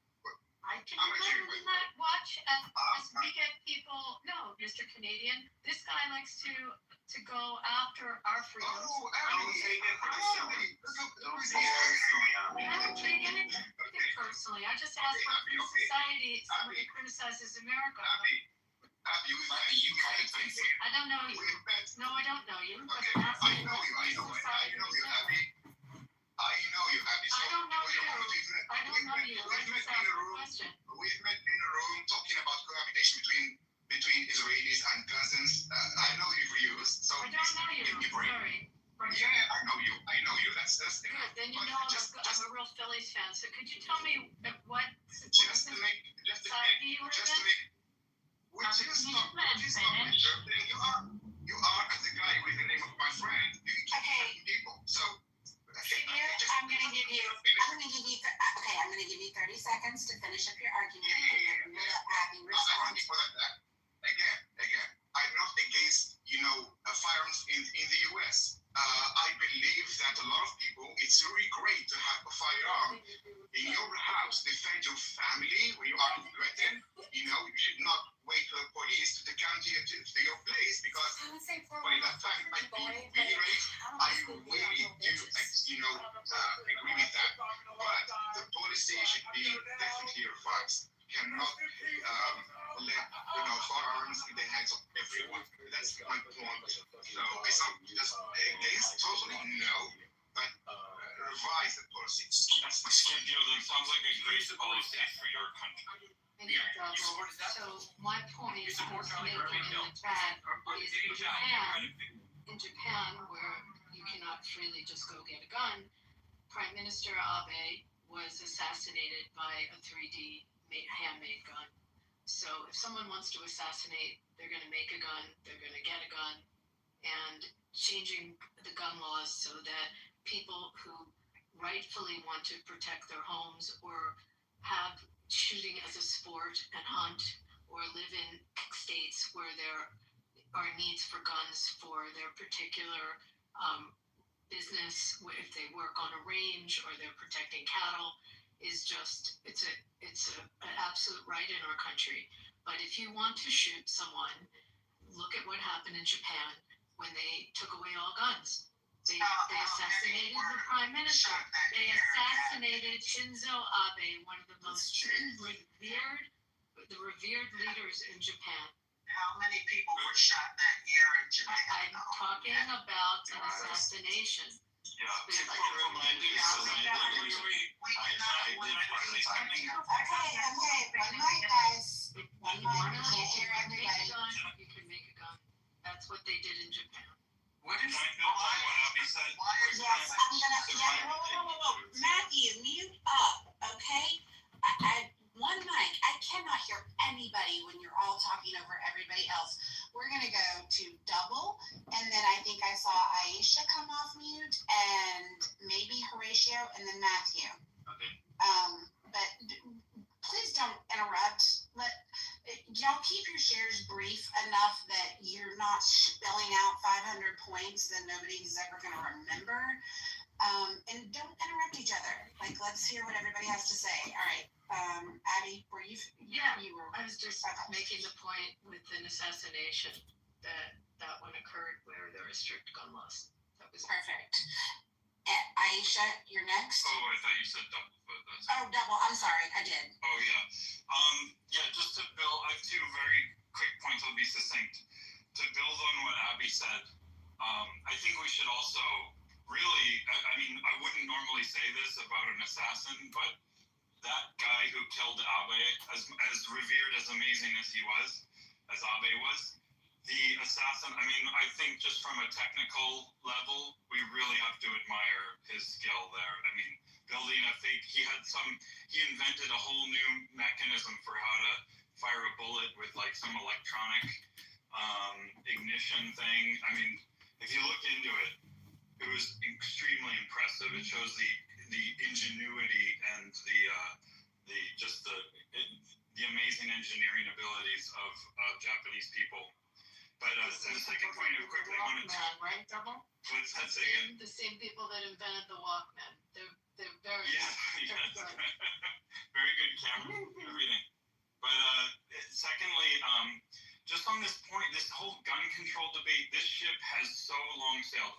It's great in Europe. I think it works great in Europe. It does work great in Japan in general.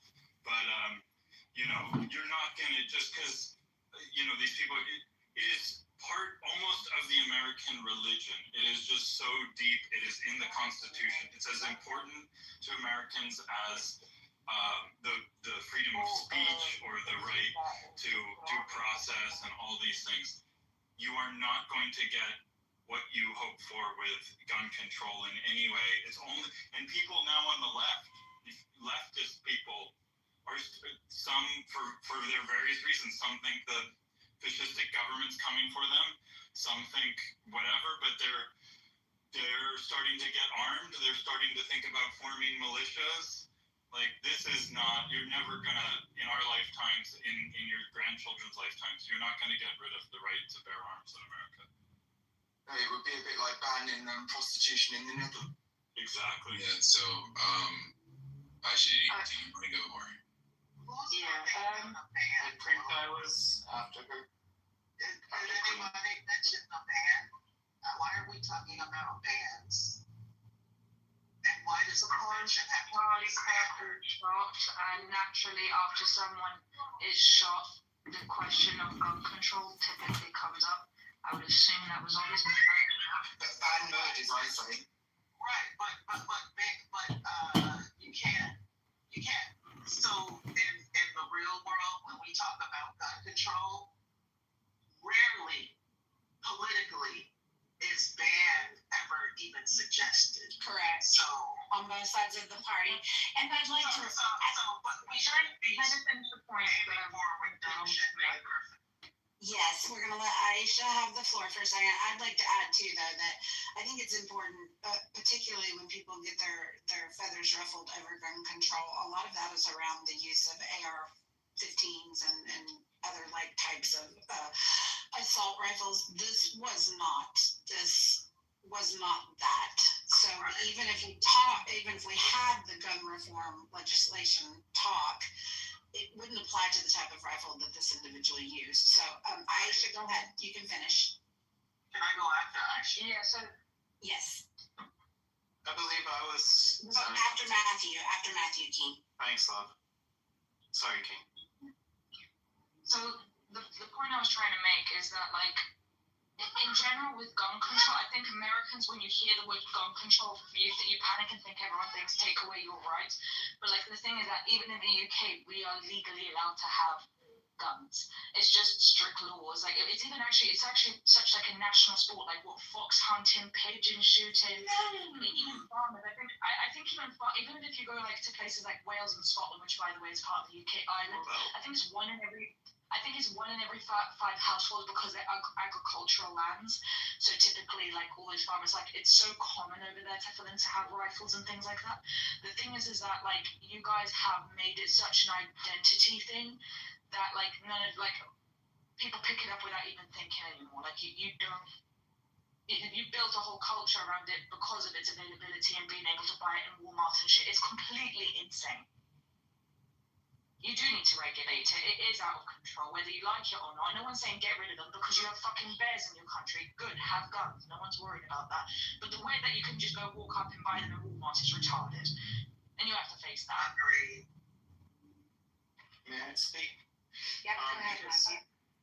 Well, I lived in Japan for 10 years and I go every year and it's different. It's not perfect. First thing, guns are not banned in Japan. Almost every farmer has a gun. They just have to be locked away and it's stricter. And I just looked it up. Over the last 10 years in the United States, there were 467,000 gun-related deaths, 500,000 over the past 10 years. And that is suicide, accidental shootings, and murders. So that's all of them. And in Japan, over the last 10 years, there was 67. So you have on one side, both countries, guns are allowed. Japan, 10 years, 67 people killed by guns, whether they're murders or suicides or accident. And then in the United States, 400, almost 500,000. So the problem is not just with guns. The problem is a combination of a kind of, I would say, machismo type culture in combination with gun, with a very readily access to gun violence. And look, there's no.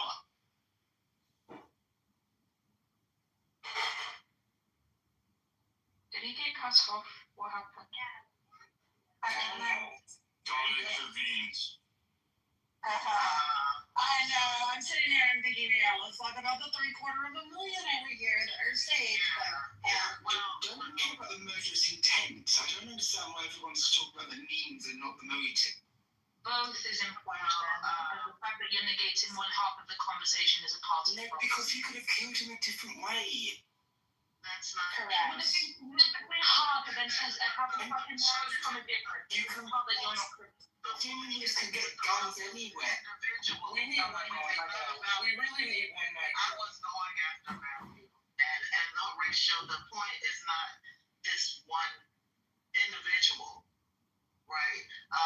Again, children, like this is again my personal belief. After I saw the complacency after Sandy Hook, I knew it was a wrap for this country because if a classroom full of kindergartners could get blown away, and there was no level of this type of outrage afterwards.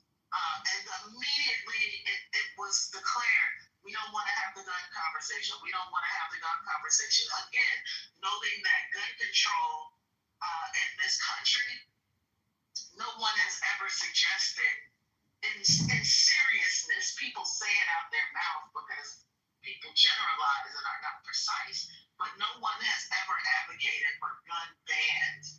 And what we're aiming for, because this is how systems work, there is no perfection. You're not going to eliminate murder. You're not going to eliminate drug use. However, when I go to the goddamn drugstore, I have to give them my ID to buy Claritin. You know what I'm saying? So people are, we're not saying that, you ban guns and nobody ever is going to get killed again. I think like any other system, people look for declines, right? We look at, the percent of decline, the percent of increase of these things. People have been talking about the percent of increase in school shootings again, and where, we're to the point where we don't, we have normalized and people are building bulletproof backpacks. This is America, right? They should do something sooner. People, obviously, because, the gun god requires a sacrifice, doesn't it? And if it's your children, then so be it. As that was stated by the young man that was shot yesterday, this is a consequence of our freedoms. And some innocent people are going to get shot a lot. And we're willing as a country to incur that cost. This is a choice that we have made as Americans. It's a religion, like someone said, and Aisha, that is the reason why the conversation can't be had. It couldn't be had for children. You damn sure it's not going to be held now. Like, how many schools have been shot up since Columbine, and we still can't have the conversation? So the fact of the matter is, nothing is going to change. You have a conversation all the time. Nothing going to change. And when I say have the conversation, I mean openness for some reform. I think that the argument is stronger with schools, isn't it? And nobody is open to any type of reform because at the end of the day, nobody really gives a, as much as people are crying their eyes out about fucking Charlie Kirk. They don't give a fuck about Charlie Kirk. He's just motivation for, again, motivation for the cause, a martyr, and life goes on. And next week it's gonna be another school, and nobody's gonna give a fuck about that either. Exactly, that's the problem. And Horatio, your mentality is exactly the problem. Do you not think, though, that he's not really sort of a side effect of the collateral of guns, too many guns, but really it was a very targeted political assassination? I mean, you can make the argument with schools because I don't think that would happen so much. But a political murder like this, it's not really about the guns. I mean, it's really about the motive and the actual, intent here. Right. And honestly, Horatio, being a parent and not a politician, and knowing that politicians all over the world are assassinated, like all over the goddamn world, politicians are assassinated. I'm actually just more concerned about children and all the innocents that are being slaughtered for nothing. People who put themselves in the political arena, when people run for president, they're putting themselves in an arena where the potential of assassination is high. That comes with the and activists, frankly. That's why so many of them have been assassinated throughout history. But it's much more dangerous now, isn't it? But yeah, it's much more dangerous for all of us. Well, no, it doesn't matter about all of us. It matters about politicians because this is actually representing of a kind of a downfall of America. I mean, this is actually quite a significant moment. Whereas somebody who's killed on the street by a gun, sad as it is, it's not really representative of a democracy in decline. Reagan was attempted assassinated. Like, we've had political assassinations like this. Again, this is America. If you don't know the history, then what am I to tell you? But this is not unique. I would say it is the senator and the Minnesotas were assassinated just last month. A senator and her husband. Judges have been assassinated. Numerous judges have been assassinated over the last year and a half.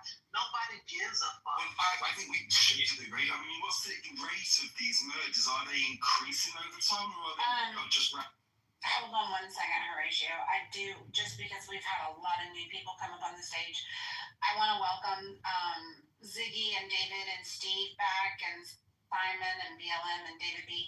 And I just want to see, do we want to get some more voices in the conversation? Yeah, I want to say something. King, I totally agree with what you said. I don't want to go ahead and repeat a lot of what you said, but you're spot on. Dead on. And, why is it that there is more regulations for flying in some states than it is buying the gun? I used to study a lot when I worked for the Department of Homeland Security active shooting situations, and it just boggles my mind why we can't have some sort of regulations in some states on guns. I own guns. I'm not anti-guns, but some sort of regulation, and then right when it gets brought up regulations, this defense can get brought up by many people that say, no, it's not the guns, it's not the guns. Well, yeah, we need a multi-level approach. Just having gun regulations is not going to take care of all the percentages of stuff, 100%. We can't, there's nothing we can do to take care of 100%. We need a multi-level approach. Regulations on gun, proper mental health, proper community support for people. I mean, the list goes on of what we need to do to tackle the situation.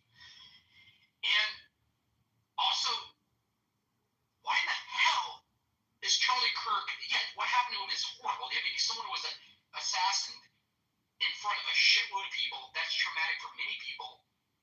But this is getting more talk than the 3 kids that were shot in high school. What the fuck? Why don't we give a shit about these kids? It's just normal. It is normal now for kids to be shot in a school. That is sickening. And I'm not saying Charlie Kirk.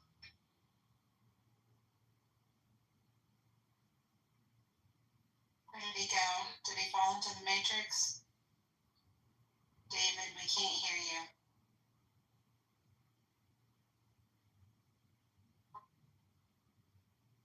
You mind if I get in here? He's still trying to talk. I can hear him coming in and out. I'm going to try to speak for a minute. Who was that just speaking now before me? The other David. Regulation. David, you're in the Matrix. We can't hear you. Okay, yeah, we don't need to hear all that language. It's a little elusive, but the key is, I mean, we didn't fail the test because the pencil was not sharp. So it's not like, the gun did just go ahead and grab itself and take itself and go do something. The gun didn't do it. It's a spirit of wickedness that's coming across our nation. It's demonic spirits. It doesn't matter whether you get a gun license today and then decide to change your life 22 weeks from now. And now that weapon becomes something different than what you originally intended it for. Because life fluctuates, life changes, relationships change, people change. So it's not the gun's fault. It's a mindset in your mind. They control you by your thoughts, your action, your minds. We have to pull down the strongholds. We have to do it community-wide. We have to do it in our families. We have to do it in our relationships. We have to do it in how we speak. Our words have power. That's why you don't need to be just blatting all over the place. You need to think. Say, how is these words going to affect people? Speak with love and joy and peace and encouragement. And correct people where they need to be corrected, but do it in a gentle, meaningful way. So that we can all grow together and be united. That's what's so nice about these platforms, is we can come in and speak humbly and speak respectfully towards people. I mean, these poor kids, they had a dad yesterday, now they don't have a dad. Because of some maniac. It wasn't the gun's fault. What's that? Can I just ask you, do you believe that, just like in general, do you believe kids, it should be harder for them to access guns? Children. Okay, do you understand that this is gun control? I think it comes down to an education. It comes down to having the right. No, but do you understand that this is literally gun control? The topic that you're too afraid to talk about? I'm not too afraid to talk about it. I'm telling you that it's not the guns. I'm telling you, if you believe that a gun is going to go off and just kill somebody without somebody actually being activated to do that. But no one here is anti-gun. Okay, so what do you want? What's the question that you're asking for? I'm wondering why, I believe in gun regulations, which a lot of Americans get offended by immediately because they don't understand the actual meaning. Gun regulations is as simple as making it harder for children to get a hold of. That would be how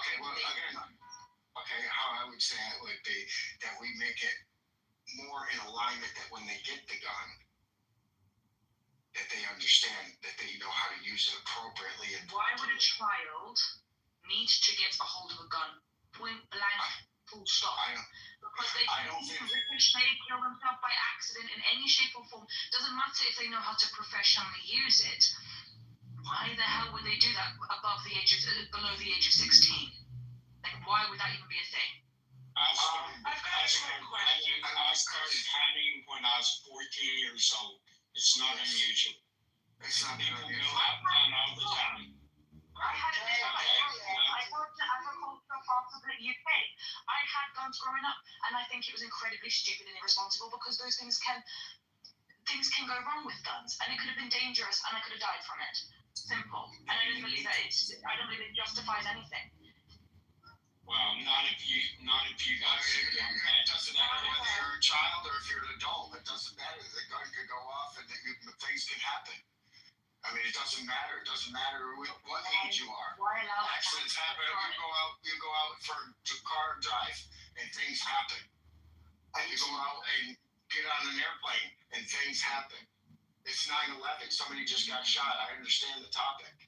But however, the way that you're addressing it isn't 100% appropriate, is what I'm saying. Now, if you're saying to you, could I ask a different we don't want children to have guns. We do not want children to have guns. I'm not arguing with you. What? I said the way you're that was my whole point. No, I said the way that was my point. Okay. Back to one mic. We can only have a conversation when one person is talking at a time. Yeah, and I know that I was speaking until she stepped in and correct. I'm going to and I'll address that now. I'm going to give you 30 seconds to wrap it up, and then we're going to go to Steve, and then Jane, and then if Ziggy or BLM or Simon want to chime in, we will hit them next. Okay, so yes, it is through gentleness is how you get the proper things done. So as I expressed, our words have power, so we want to use our words appropriately. So I'm saying it's how you're addressing it that's wrong. So yes, nobody wants children to have guns unless they are being supervised with somebody that also knows how to use the weapon properly and according to the present laws and under the right conditions. Because kids do go to want to do adventurous things. We still want our kids to do adventurous things. So they may go off into a summer camp, and have an opportunity to take a shooting class. And we want them to be able to do that with the appropriate supervision. Beyond pellets, what's the point? Wait, Aisha, hold on. We've got several people. I want them to be able to do it. I want them to be able to do it, and I want them to be able to do it without too much red tape if that's what their parents want them to do. And that's all I have to say about the children with the weapons at this time. Thank you very much. All right, Steve, you're up next. Yeah, I think one of the things that kind of got out of focus here is no one's saying that someone that gets shot in a school is less important than what's going on with Charlie Kirk. That's it. That's not that. What it is, though, and what's the significance of this is we've reached such a fractured political point in this country that the social compact that we've made with each other on how we're going to live our lives together as Americans has become very unstable. And so when you get someone either on the left or the right that's articulating a position in a fractured political environment that gets taken out in this way, it becomes like one side's not playing fair here. And that's the danger of this whole thing as it's going down. If you don't agree with me, that's fine. I don't care if you agree with my political point of view. But if I don't agree with your political point of view, for me to get a gun and take you out so you can't talk anymore becomes a very dangerous thing. And the more fractured we become, the more volatile these kind of incidents become. It adds greater gravity to it. Not that people aren't concerned that children is getting killed by guns. Of course, any rational human being would be. But it doesn't have the societal political weight in the environment that we're in right now and the repercussions that could come from it.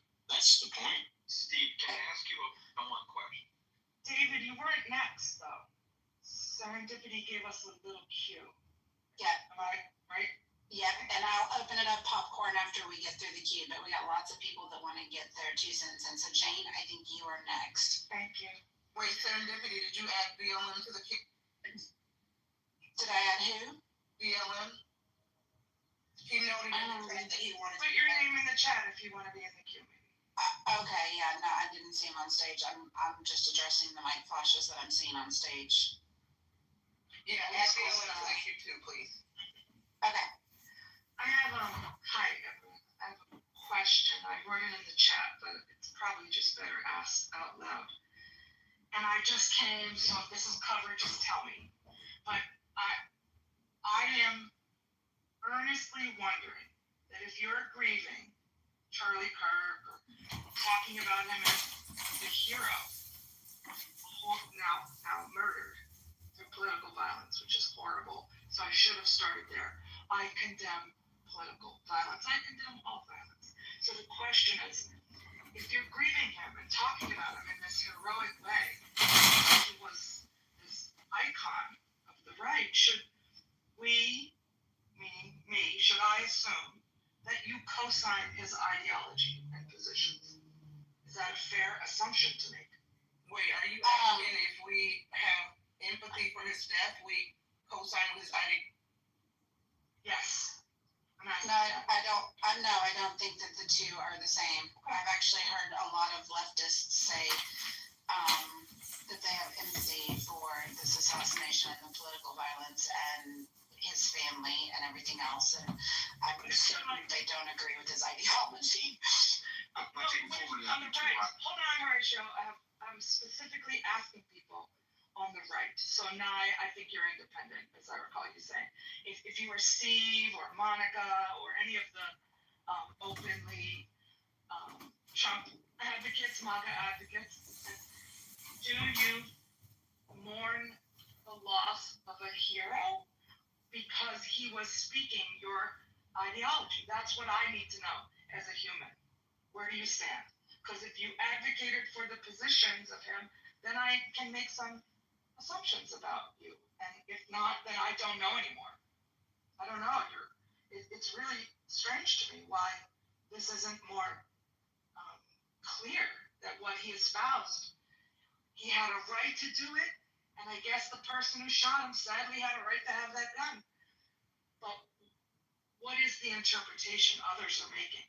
Because I want to assume, well, if you're sad, Monica, another question that you know the answer to, but he espoused a great deal of bigotry, hate, and I'd say Christian ideology that some people call extreme.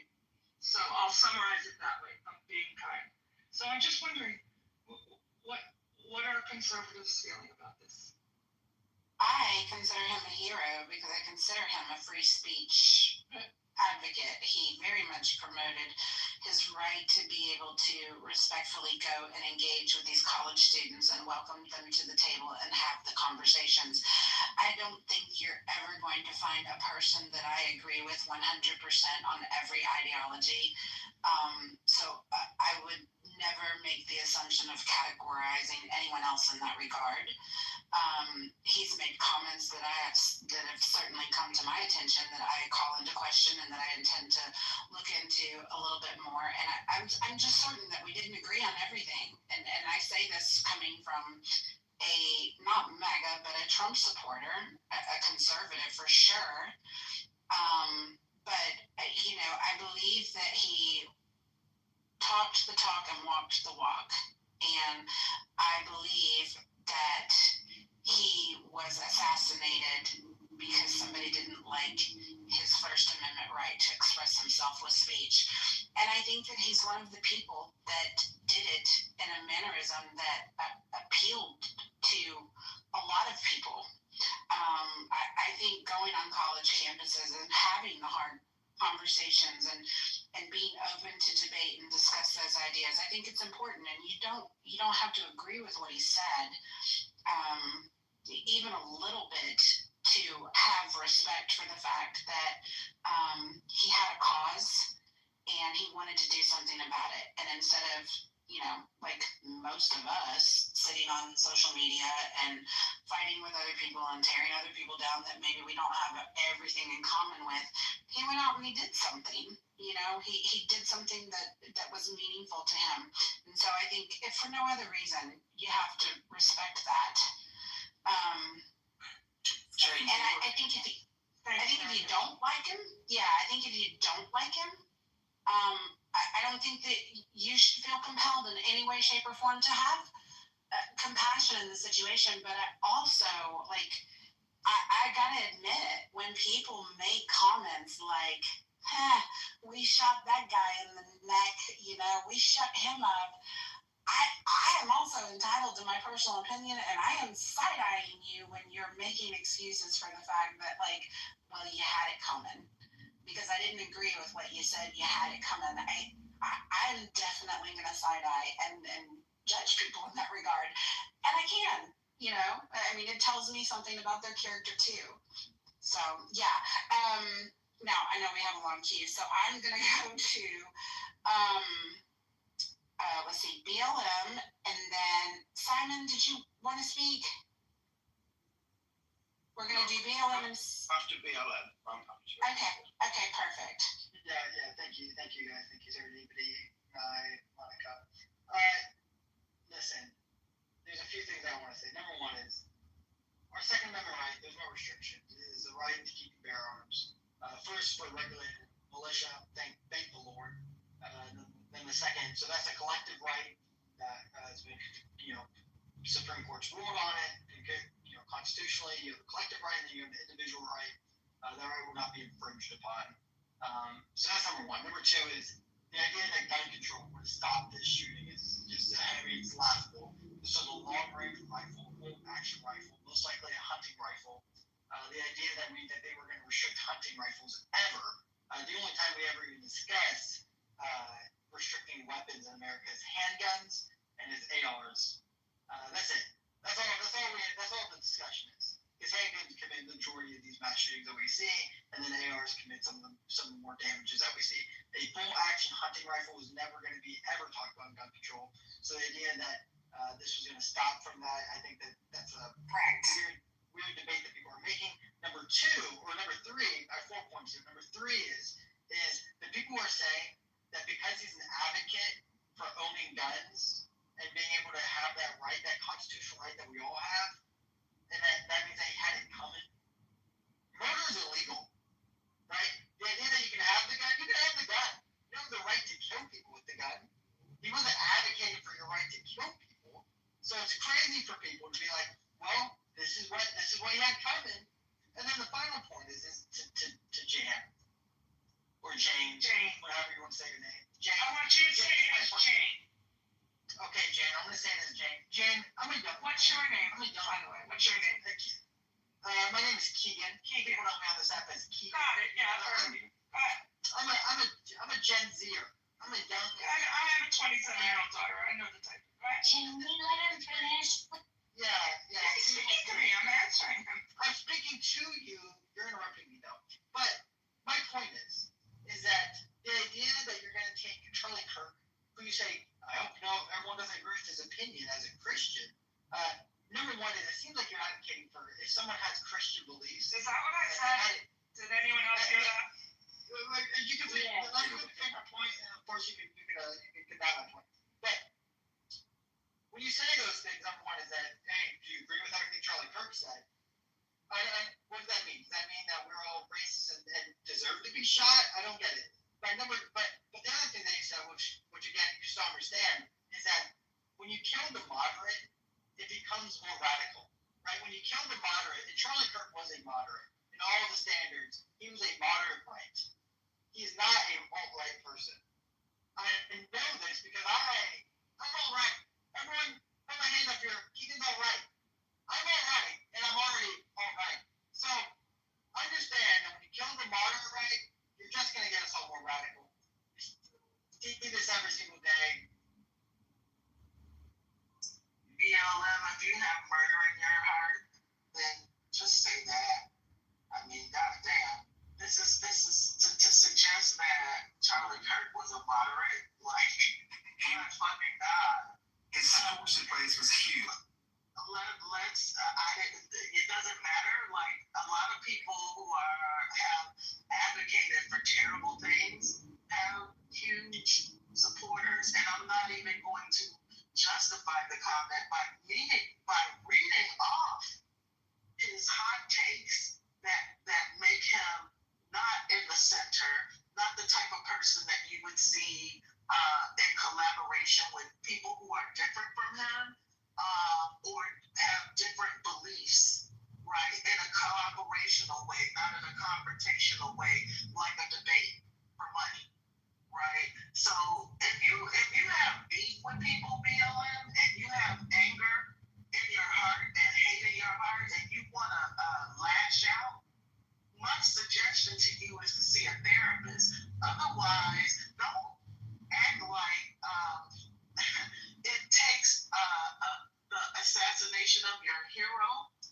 to put that there, right? It was already there, and I think you should probably get some help for that. Such gaslighting, I can't believe it. Okay. Seriously.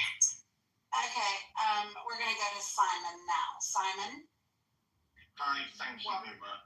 Yes. I always find the conversation about the Second Amendment and gun control is very evocative for Americans, and with respect, I probably understand why that is. Yeah. So I don't want to really go down that road. What I would like to say is that I worry when everybody's talking in terms of the guy's politics and it being a political assassination, because that then embraces the fact that there may be a justification. What's his politics? What relevance has that to the fact he was murdered and it was a criminal act? I just think it should be that simple. I don't really think it should be about his politics at all. He's entitled to we all agree he's entitled to his opinions. He expresses his opinions, as other politicians will do. End of. This was not a political assassination. It was a criminal act. That simple. It was a criminal act, but it was a criminal act where he also did write transgender and anti-fascist ideology on the cartridges of his weapon, which I think it's fair to say that there were political motivations behind shutting them up. First of all, we don't know that for a fact. No, we do know that. The FBI released that just shortly ago. We do know that. Apologies, but if we all embrace that is actually a justifiable thing, yeah, then where does that take us? It's not a political assassination. It's a criminal act. It is a criminal act, yes, for sure. The thing is, I don't think by acknowledging that it's a political assassination that we are justifying it. Do you think it can be? I'm interested in the conversation, so this is not like I'm not seeking confrontation or anything like that. So do you think it can be in any shape or form some person going, I assassinated him because of his political views? Do you think that someone who is the assassin actually really is motivated by that? Or do you not think they're just mad? Of course it's I think both are true. I think both are true. I think the person is mad. I think the person has got serious mental health conditions, and I think that the political climate in this country motivated his target. So okay. I mean, do you not think both can be true? He wasn't a randomer, was he? I can totally see where you're coming from, but I still don't think that goes from madness to, because the political side of things it's a reason, isn't it? Do we live in a society that is a thought through, sensible or not sensible? That's the question. Yeah, just sit with the thoughts a minute. Let's see what else. But serendipity, I have a really, Norm, you'd be the better person to address this. I know people think we're enemies, but we are not. And I don't want to hear. Tell them that if they think that, I tell them that we're not. Thank you. I would like to be preemptive in asking resistance not to propose that anyone from Israel was part of the 9/11 massacre. Please. Yeah, this room is not about the hypotheticals and the conspiracy theories or trashing Charlie Kirk or anything else. So if that's the intention, then that's not where this discussion is going, and it will be shut down. With all due respect, ma'am, I didn't come off the mic and say anything. She's trying to derail the conversation because I don't know why. Because I don't want to hear it. Well, you're not hearing it because I didn't say anything. I'm saying I'm writing in the chat, man. Well, I made it. With all due respect, Tucker Carlson just put out a great interview and has a documentary coming out with a lot of evidence that points to Israel's attack on the 9/11 towers. That's all I said in the chat. So if anyone's interested, go look in the chat and go look at the link. Yes, Israel and the Mossad has something to do with 9/11. And we were talking about Charlie Kirk. I know, and Jane derailed the conversation, yes. I brought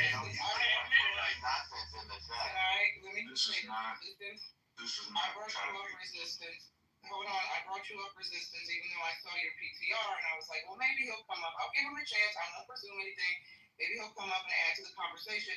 But Serendipity has made it already clear, out of respect to Top Mod, we're not going to make this conversation about race, and we're not going to do any anti-Jew, Jew hate rhetoric while we're talking about this. So, resistance, do you have anything to say about the Charlie Kirk shooting without centering Jew? With all due respect, ma'am, you're centering them because I didn't mention anything about Jews. It's in your PTR. You're doing that. That's the Israeli flag. Yeah, that's the Jewish state. No, that's an Israeli flag from the terrorist state of Israel. David. Okay, we're not. So once again, Sarah, they're doing this, not me. Okay, well, we're not. If you have comments. Sorry, Sarah. I was just going to say, if you have comments to what we've been discussing with respect to the Charlie Kirk situation and the assassination, and ideally, like, the consensus and the point of this room is to find everybody's common ground instead of pointing fingers at right, left, black, white, man, woman, Jew, Christian, atheist, or otherwise. Finding the common ground and how the recent events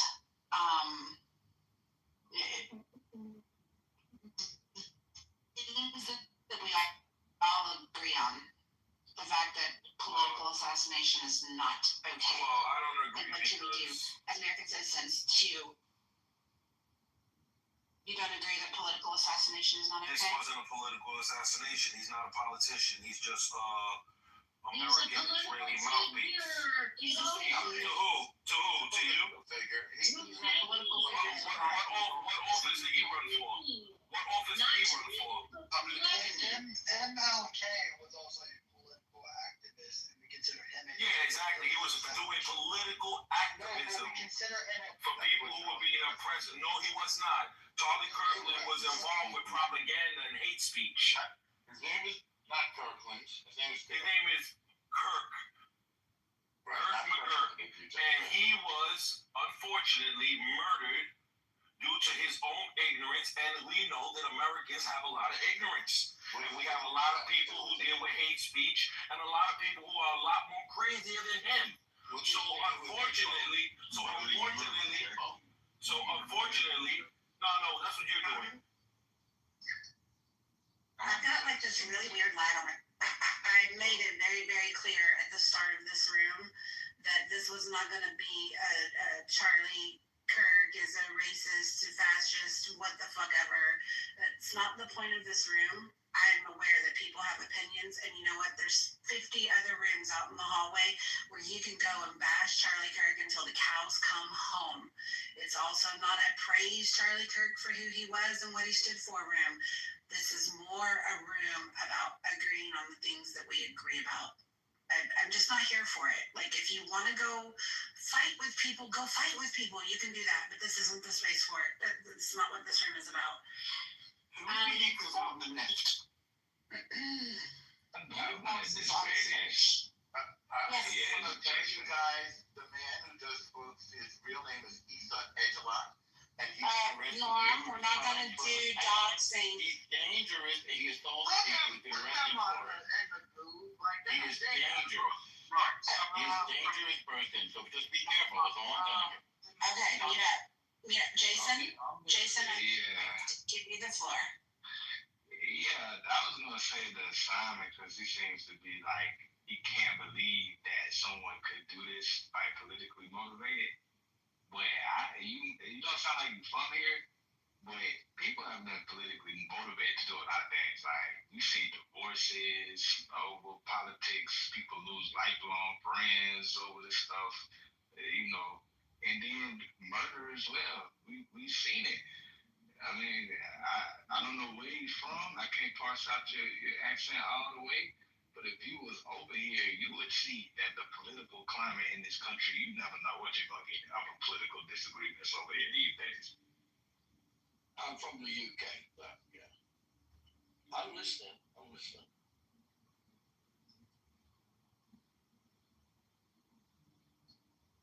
Sorry, y'all. I'm getting a terrible lag. Tonight, I'll be right back. I'm going to log out and log back in because Clubhouse, I'm getting awful lag. Hang on. Okay. I could hear another room. I was hearing two rooms at once, and I couldn't follow either one of them before. Hey, guys. Somebody's probably recording. It's a fascinating conversation. I mean, it's emotional. It's emotional, and you have people that feel very strongly on both sides of it. That's why I wanted to steer away from people talking with their emotions and try to divert conversation more to let's just exchange ideas. But exactly, and to your point about being united, about a political figure being assassinated, I'm just wondering who would be the equivalent on the left. It would be somebody quite big, wouldn't it? I can't think of anybody like that. There's no one big enough, but probably you put a few together, like Hassan and a bunch of those other little TikTok kids. I guess I wouldn't know them. And maybe like a politician. Hilarious. AOC. Yes, now it's open. You think someone execute AOC as revenge is? I mean, it's 300 million people in America, right? People are mad, right? Might happen, shit. But that wouldn't be that would be a crime, but it would also be a little bit more than a crime. That would be like a revenge kind of thing, I guess. I just know that the Democrat politicians that was kind of celebrating it, if they have a rally against gun laws, what they're going to say is going to fall on deaf ears. Because none of those people celebrating is upset that this person was able to get a sniper. What kind of weapon did you have to use to shoot from that distance? People don't care. And they're not concerned about that?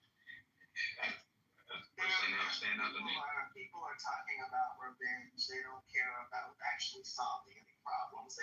People are sick, and we're just, like I said, there's a bloodlust due to social media radicalization.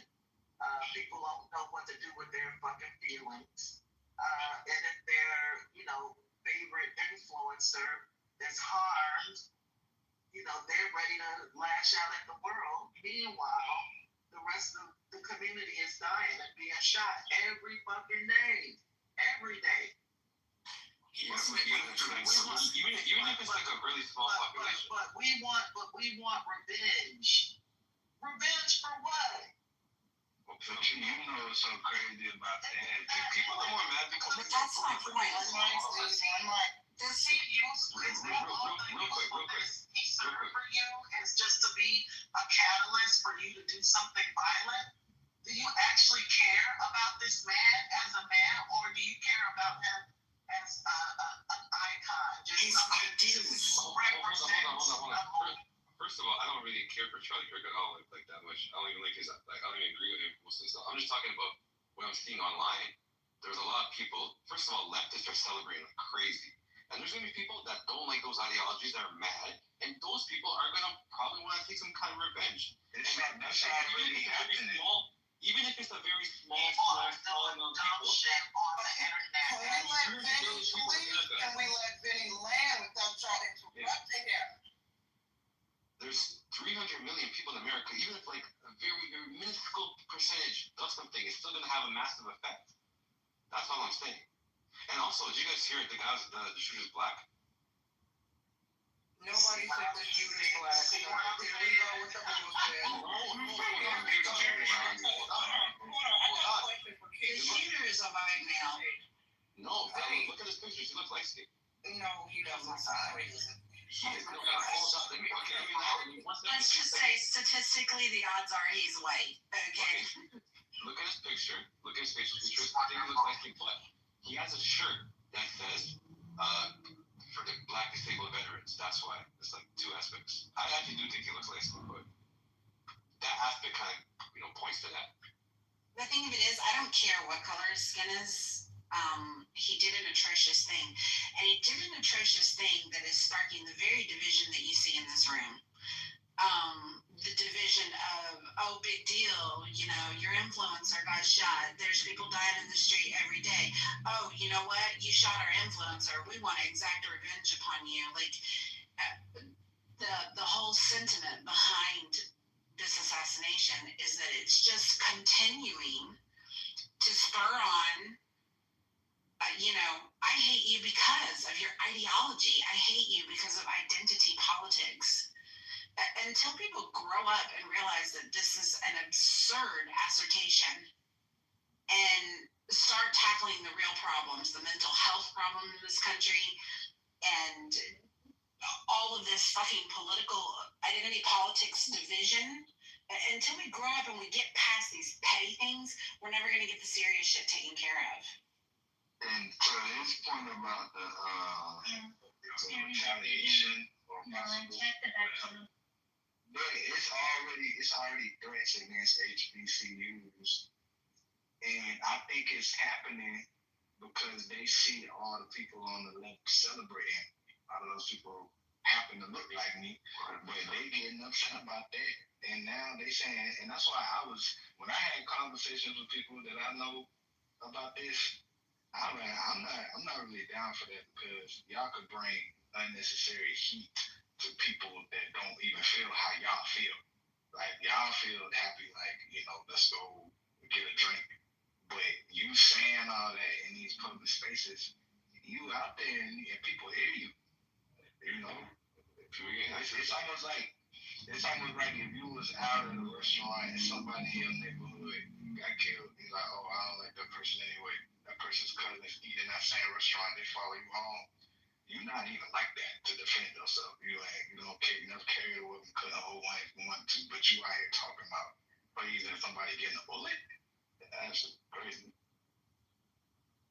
And then, the right's gonna have the same reaction, be like, fuck y'all anyway. Like, what's they kill like a son or something. Well, a Democratic senator already was murdered. Yeah, but no one knows that person though. No one knows that.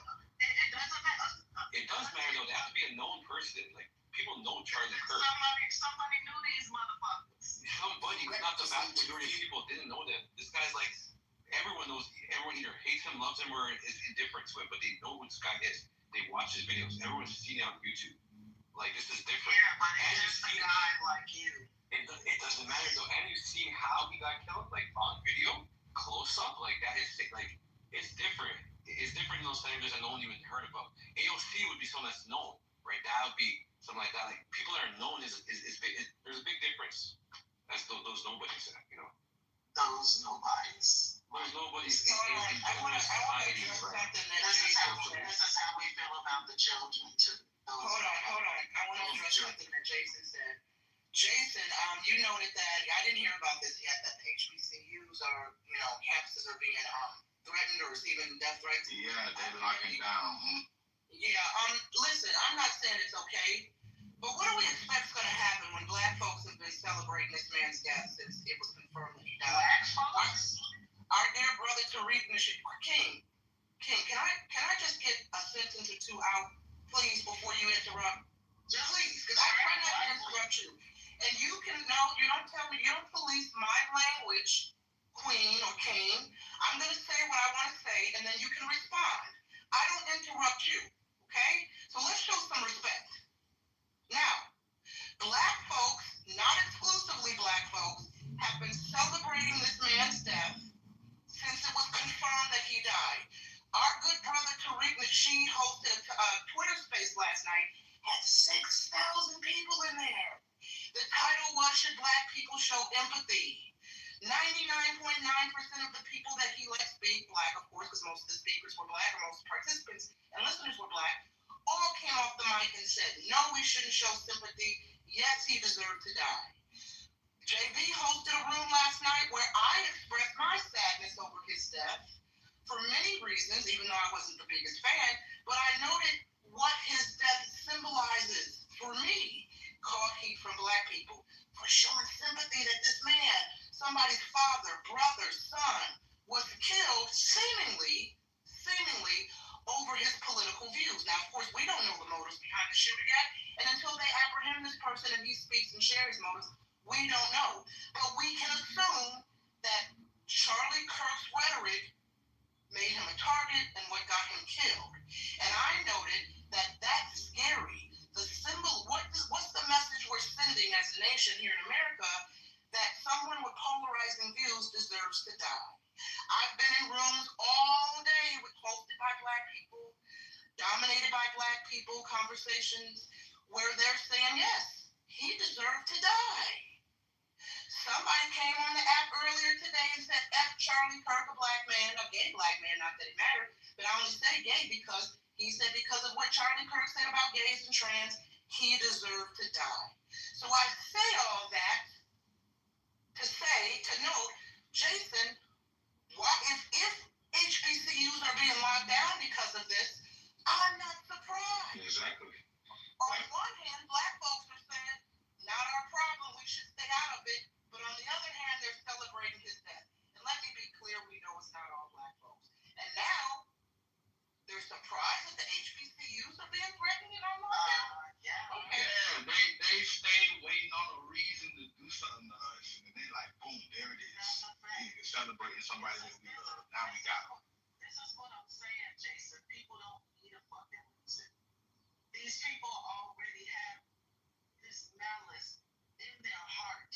And Charlie Kirk is a useful symbol for them to acquiesce behind, to do what the fuck they wanted to do all along. And again, we know this because this is not the first assassination. This is not the first political assassination. It's not the first political assassination where randos on the fucking internet, like they always do, thanks for Chad, talk shit about a person on their death. Like, this is what has been going on the internet since its inception. So I don't understand, and Tariq Nasheed is not my motherfucking brother. This is what I'm saying. I am sick of these fucking parasocial ass relationships people are forming with these fucking influencers. Like, it's ridiculous. Now motherfuckers are talking about doing others bodily harm because of some motherfucker they fell in love with over social media. Get out of here. Like, this is ridiculous. People don't even hear what they say. In 9/11, wait, hold on. That bullshit happened yesterday. In 9/11 now. In 9/11 now. I put him down in the audience. I'm sorry. We've got a one-mic policy. It's 2:05 p.m. Central Time. Some of y'all need to check your pill box. It might be time for the medication. Vinny, can you mute up while people are talking because we're getting feedback, please? Thank you. King, I'm going to show you the respect that you don't show me. Did you have the chance to land? Because I want you to have the chance to land before we move on to the next speaker. I'm fine. I'm landed. I just, want to reiterate again, people with murder in their heart, and there are plenty of them, and they're well armed, and they have bombs and more than guns, yes. Because, Timothy McVeigh, like, motherfuckers will bomb your shit, as they've done so many times in the past. I just don't fucking buy that people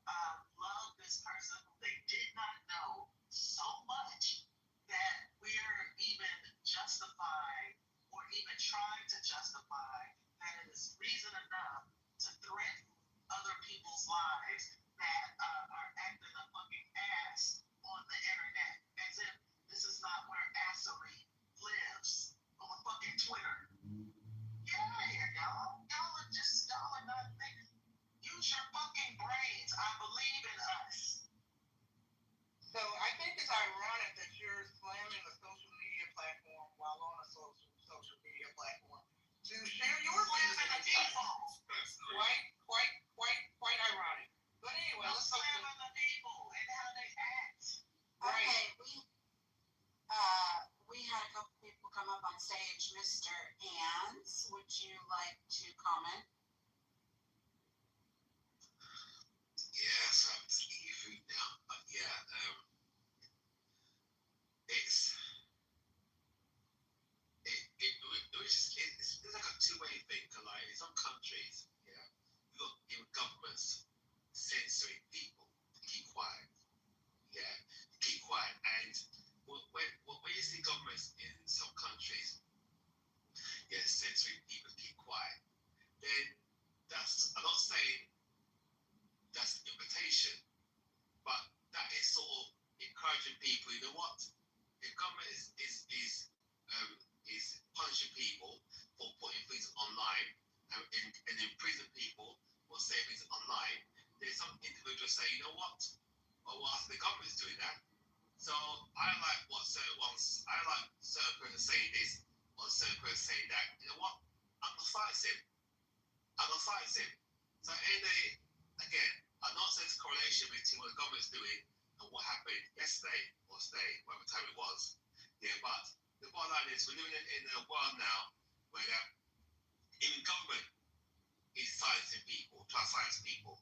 So that's not. So in some respect, that's encouraging people to also silence other people. Not by the UK, you know.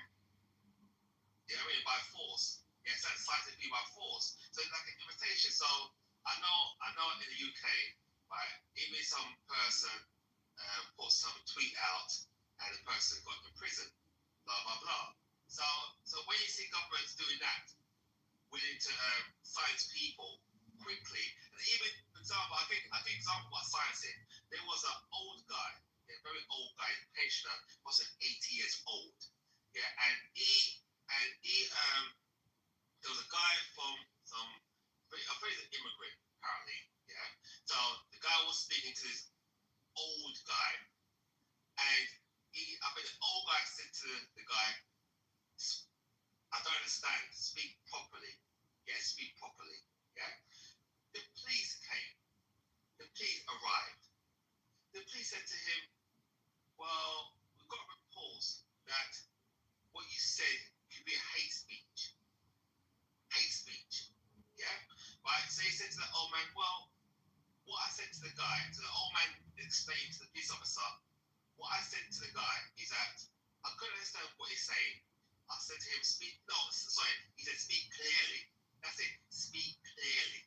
Oh, that's English words, speak clearly. The police told him on camera that could be considered a hate speech. So if you're saying, so if someone is this is the UK government, well, the UK police should just. Oh shit, what happened? Uh-oh. I don't know if I accidentally moved him because I clicked on his profile again. But come back up, sir. That was a mistake. No, it was a mistake. You know I love British people. British, come back up. Where did he go? Maybe his phone died. Maybe. Yeah, because I don't remember clicking on the button. I don't see him. Profile. Okay. I don't see him down there. Okay. You root for one great I don't understand. Because I was going to tell him he's the first time. This is the first time. Because I've raised this very point in a couple rooms where UK speakers have come in on various topics. And he's one of the rare voices to come in and actually admit there's a problem. I've been in spaces with folks from the UK who claim, no, this shit is not happening. There's no such thing as groomer gangs. No one's being arrested for free speech and blank brain. I was going to applaud him for actually coming on the stage and admitting what the Westerners, what we're seeing here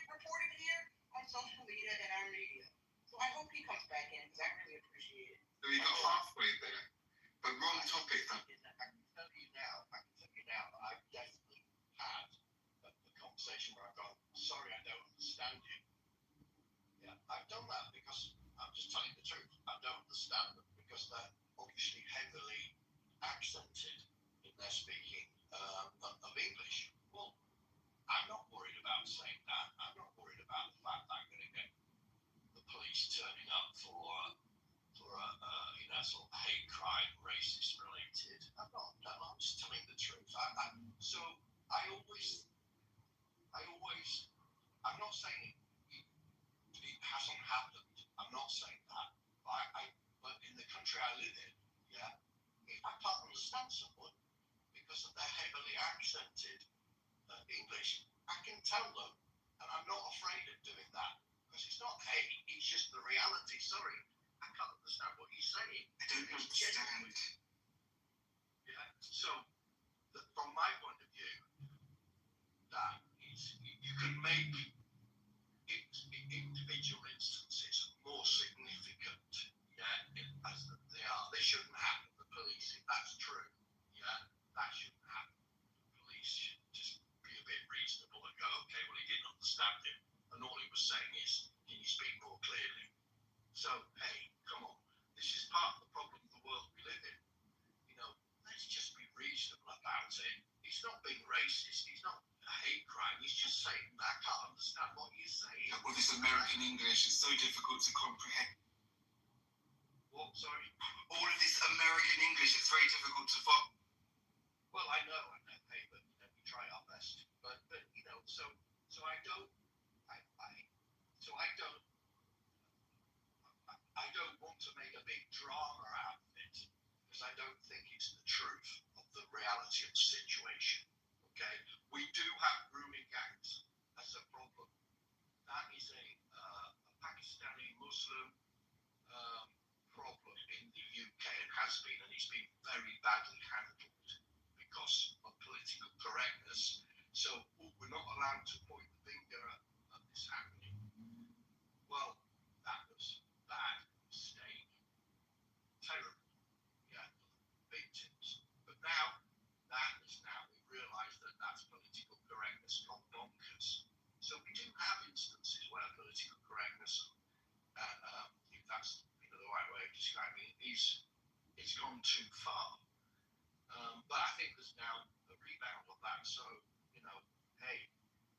I mean, let's change your perspective from where you at. I mean, if you haven't seen the attacks on free speech that we've seen, God bless the UK. You know what I mean? I hope they stay like that. But we fighting for it over here. That's what's so concerning about Charlie Kirk. My Mr. Ants is back too. Yeah, I'm not too sure what happened. I was talking then. Are they hearing the thing? Did you hear my speech? We did. We heard most of it, yes. I had clicked on your profile because I was going to add you because I really appreciated what you were saying. And I don't know if I accidentally removed you from the room. You didn't. He wouldn't have been able to get back in if you had. Oh, okay, cool. Oh. Yeah. Yeah, I was speaking then. But I thought I caused a storm. It was silent. It's like mic drop. Go ahead, King, because I was going to do a slight diversion because Anne's got a song that just came out that she wanted to play. But go ahead and get your comment out.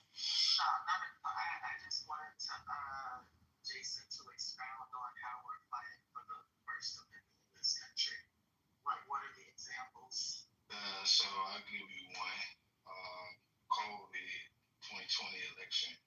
Anything anti-democrat scrubbed off the internet. Couldn't even say it. Some of these stories you found out was true years later. But at the time, you couldn't say it. They was going to block it, put a big fake fact check on it, or delete it altogether. And they went to Congress talking to the owners of Google, Twitter, Facebook to talk about what you able to say on the internet. And that's just one instance. And they sound scientists, actual scientists. So does the First Amendment, I thought, was a protection against government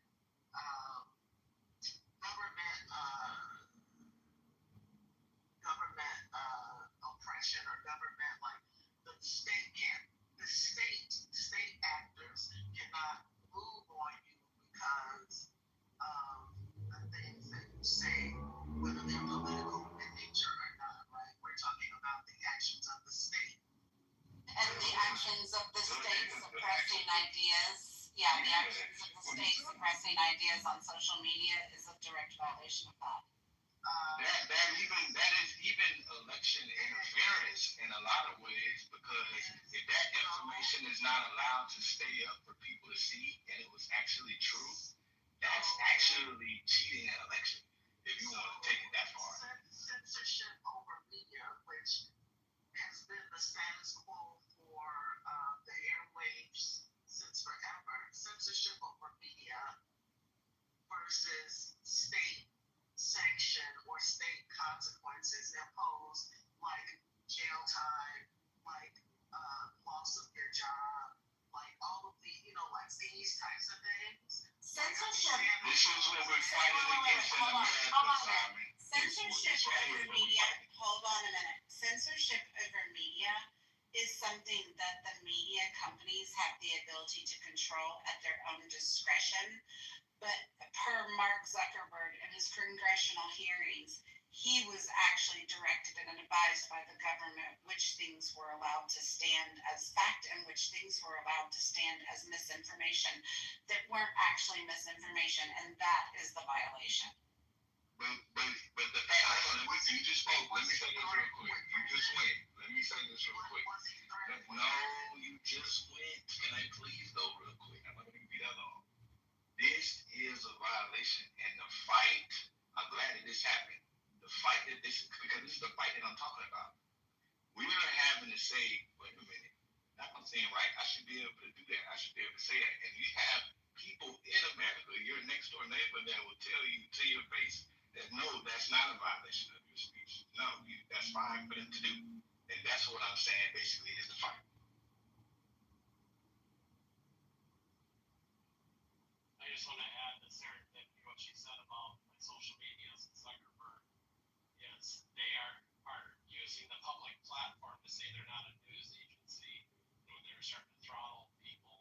That's where the discrepancy came up with freedom of speech, as it was a pseudo public, even though it was his Facebook platform or Twitter or whatever. And what was the consequence? Was he threatened with some type of consequence, like a state reprimand? That's not the only way you can violate free speech, though.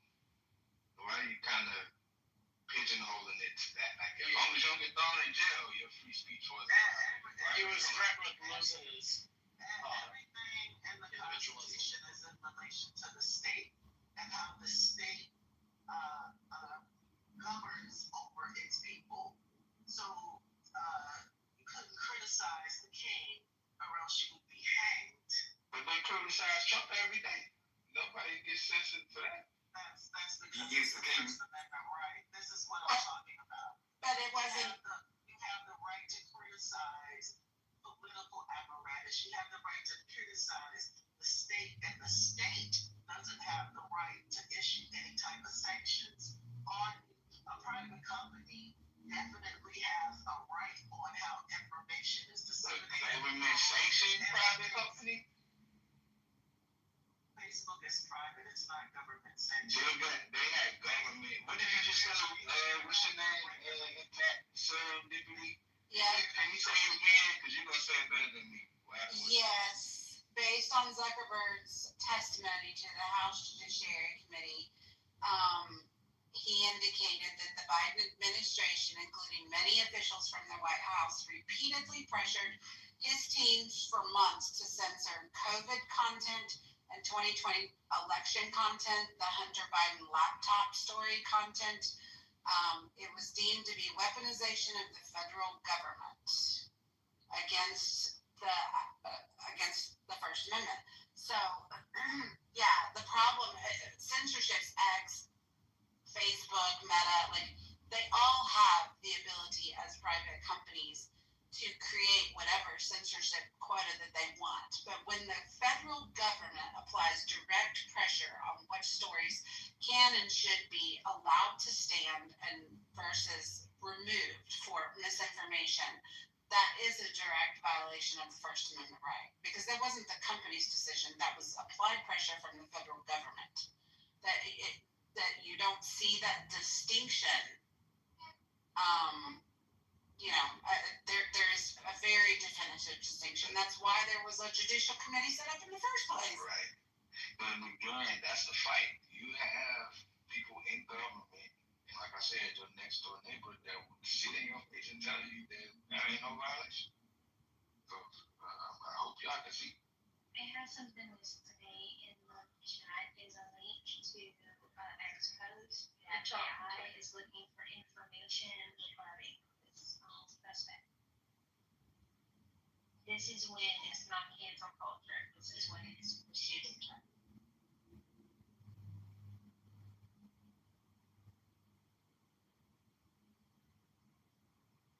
Okay, can I play this song?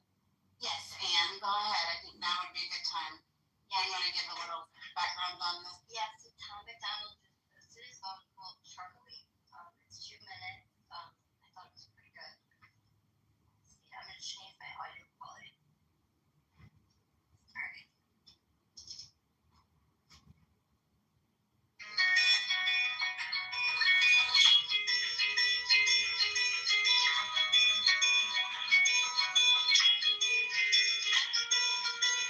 Shot down and he was barely 31.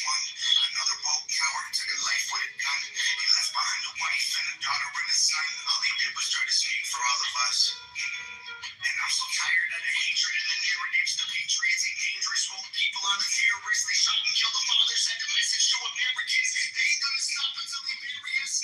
Dear Charlie, I don't know if you can see us now, but if heaven has a window, I sure hope you're looking down. Cause we ain't going quiet, we gon' scream your name loud. And you're gone, but I swear to God that we gon' make you proud. We ain't backing off or giving up, I'll preach what you taught me. They may have killed a soldier, but that man had an army. This is far more deep than some political parties. And you can't kill freedom, so this one is for Charlie. This ain't the America that all our parents love. A good man tried to keep making it great. Pray that God will take care of us. The system is failing us. We're good men die for the things that they say. And I can't just be quiet. So I gotta be brave, cause this is America.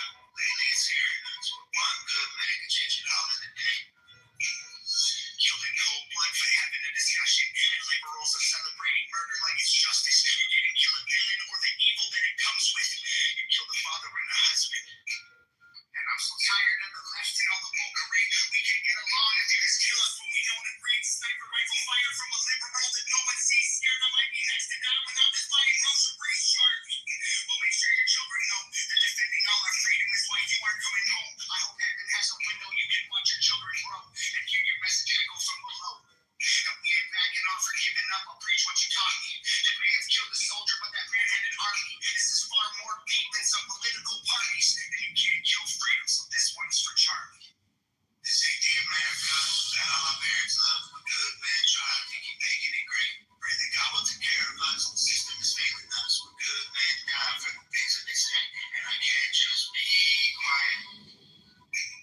So I gotta be brave. This is America. Lately it's hearing us. One good man can change it all in a day.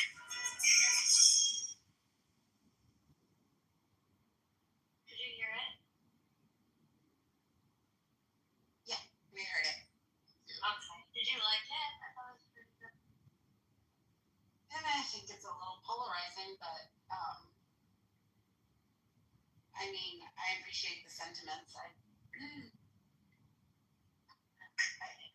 I know it's hard to take the left, right out of it, but we didn't hear Tom McDonald make a song about Melissa Hortman. You know? Who? And Melissa Hortman, the Democratic senator that was killed by a right-winger just a couple months ago, her and her husband. So is it advisable? Is it advisable that if you are a political figure and you're making controversial statements or statements that doesn't cause lots of deep hurt feelings, should America provide personal security?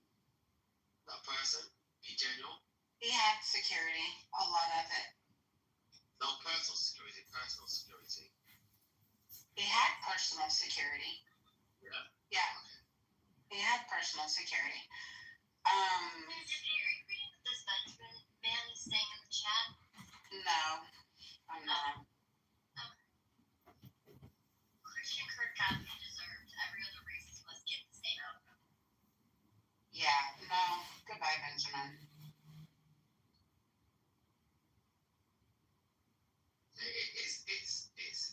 mentioned life here. Life is changing, and even in France, when a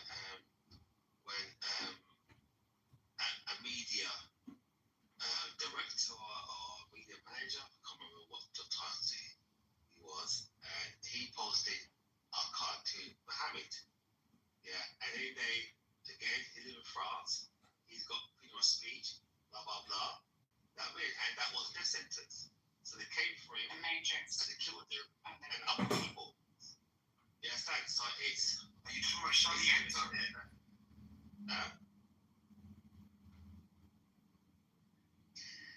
Bert, I want to shout out to Bert real quick. I never said this was a free speech space. I also made it very clear at the beginning of this room that I wasn't going to tolerate the Charlie hate. So yeah, I mean, if you don't like it, you're welcome to hit the leave quietly button at the top right-hand corner. This isn't a free speech space. This is a space curated by us, and the topic will go the way we want it to go. So yeah, hit the road. Prominencies, their banks, they mix up free speech with hate speech. They're free to speak hate. That's the problem. But good for calling them out. Yeah. Anybody that thinks you're getting free speech on Clubhouse, you're living in a delusional world because there's no such thing. Yeah, you can Charlie Hebdo.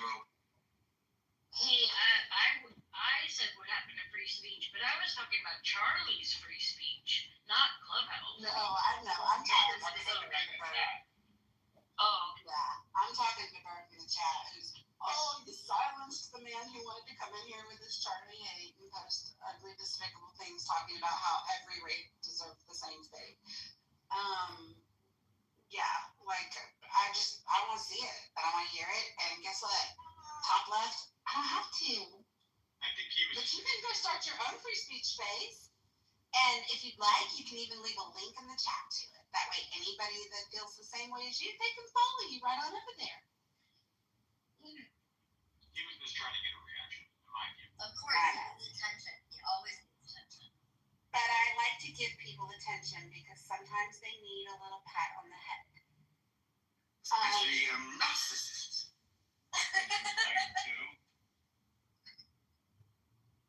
I like to give Phoebe attention too. I like Phoebe.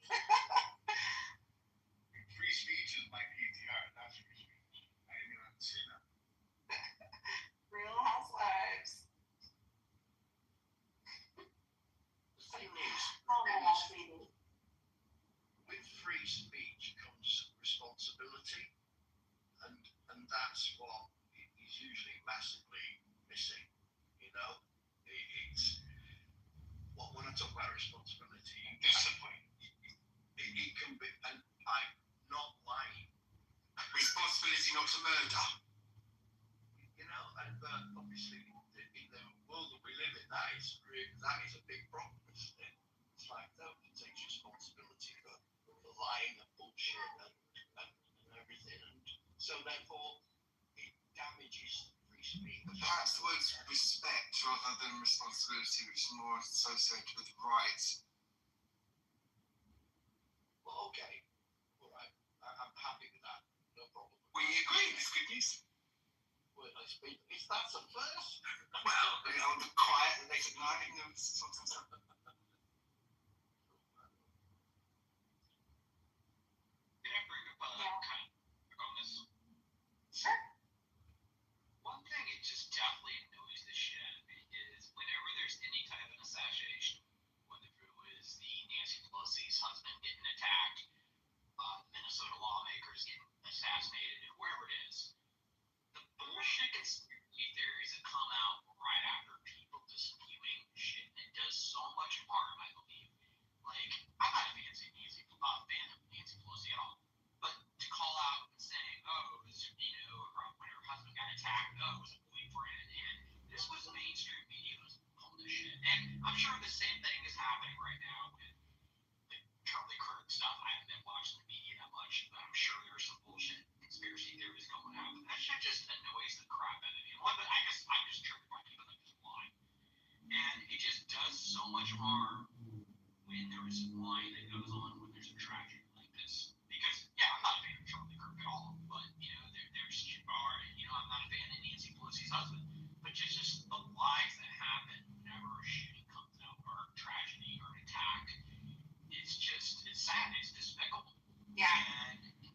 toxic. And I support free speech 100%. Like, I mean, if there's someone's walking down the street with a swastika flag, they should be legally allowed to do it. Now, they get punched, I'm not going to feel that much of that deep. But I think there's a difference of legality, but also, well, I guess there is, defamation too.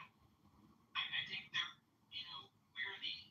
can be defamatory too. So I think that does cross the line to legality. Now, what if they were walking on the street with the flag of that baby? Would you support that?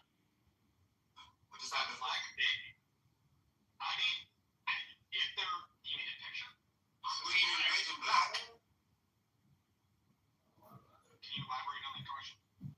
If they were walking on the street with a flag, a picture of that baby, would you support that as free speech? That is free speech. People do it all the time. Yeah, that's where the responsibility comes in. Where you should be responsible and disciplined. And like walking on the street with a swastika flag, that's first of all, that's disrespectful, and you're not being responsible, and you don't have discipline. And I think that's hate speech. So we all know what the swastika represents. And the same if you're walking on the street with a flag of dead babies.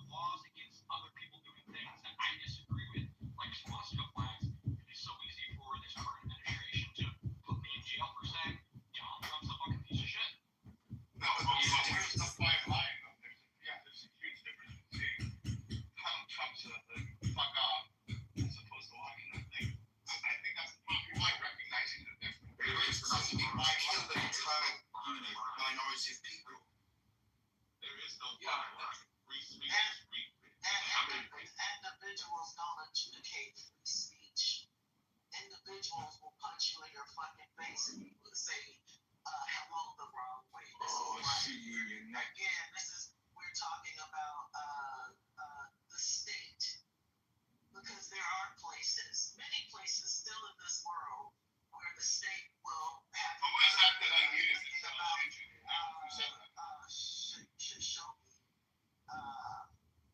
people getting murdered for their political stances all the time, still in other countries. That's how freedom of speech is applied in the United States. The state can't order your assassination because of your political view. Nor can other people, though. It is also the tyranny of the majority you have to be wary of as well, and I think it protects against that, doesn't it? I mean, I'm not American, but I thought it's not just simply the state against. If you commit crime, if you harm people, then you're taking to you have to face criminal justice. I'm talking about freedoms. But if you're in an establishment and it's your establishment and someone comes in and they're yelling craziness, you have the right to ask them to leave. Like if I had a restaurant, somebody wanted to come in to my establishment with a fucking Nazi flag or a flag of dead babies, I have the right to tell them to get the fuck out of my place of business. But that's not freedom of speech. That's incitement of violence, and it's also disruption. So it's not like them having to sit down and sort of, espousing the views. It's them fussing violence. What about if the views? What if the views are incitement? What if your views are incitement to violence? Well, then they would be illegal. Absolutely not. You can't make people's views illegal. Well, that's how it is. That's the law. How can you even enforce something like that? That's how it's done. But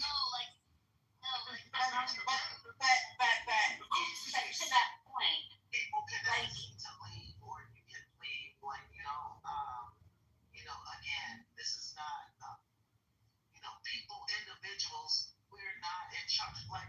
This is like somebody stupid in the downstairs in the audience talking about, well, you pick me off the stage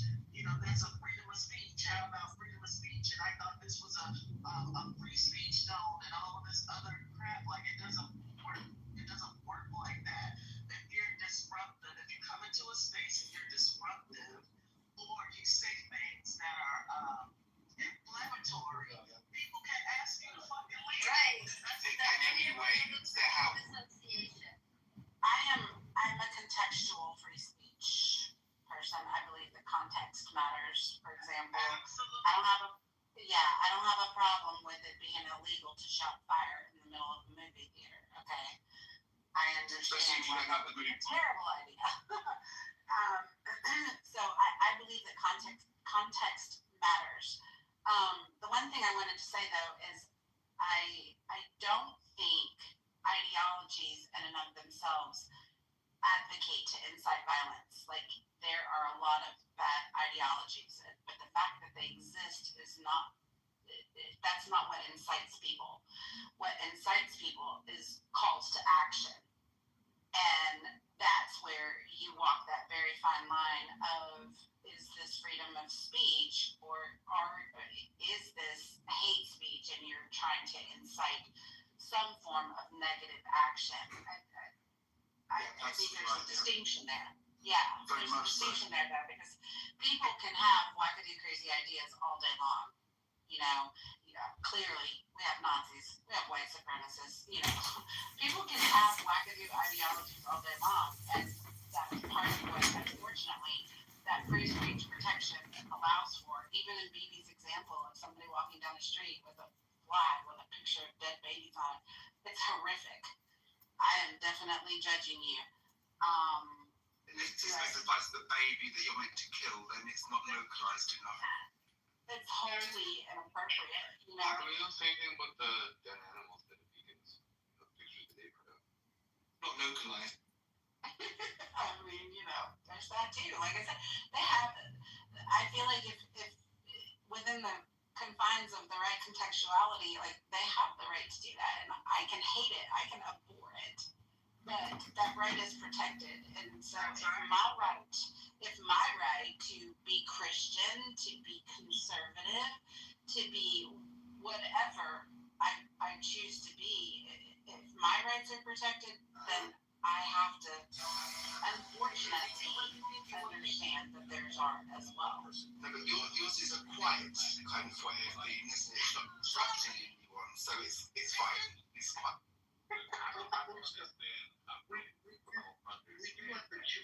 Like love speech, all happy Philly speech doesn't need to be protected. The whole point of protecting any type of speech was to protect hate speech, because like other speech doesn't even need to be protected. And what you consider hate speech, speech.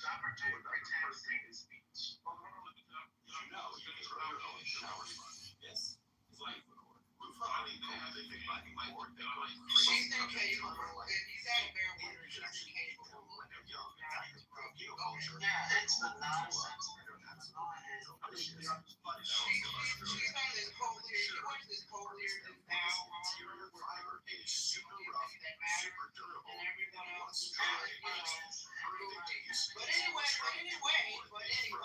Or a shower sponge or a little bit of just want to kind of into 1 inch slices that you need nice and dry and remove all the seeds because you can use those to plant more loofah next season. So that's what that line I was going to do. Also make So one man plays speech, another man will be this whole speech. year. You know, wolfman's terrorist.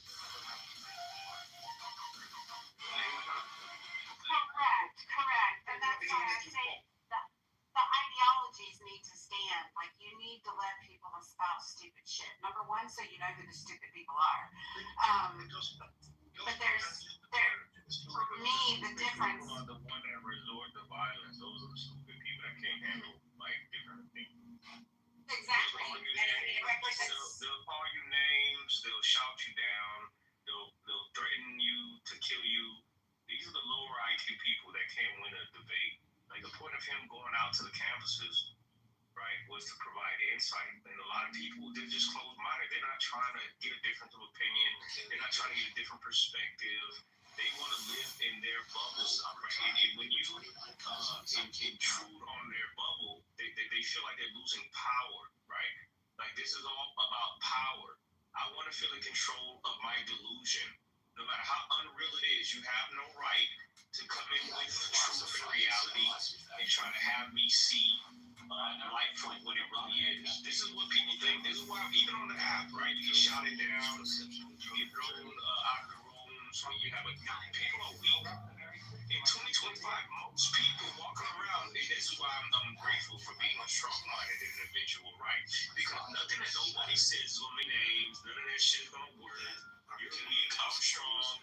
Like this is a line drawn in the sand. Going forward, right? It's gonna be strong, brave people that can handle the truth, and weak motherfuckers who are going to not be able to handle the truth, and they're going to teach that same shit to their kids. That's what the fuck is going to happen.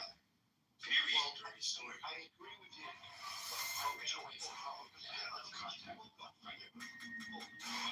A guy moving down my street who's at my house that babies. I was like, I'm working in nature.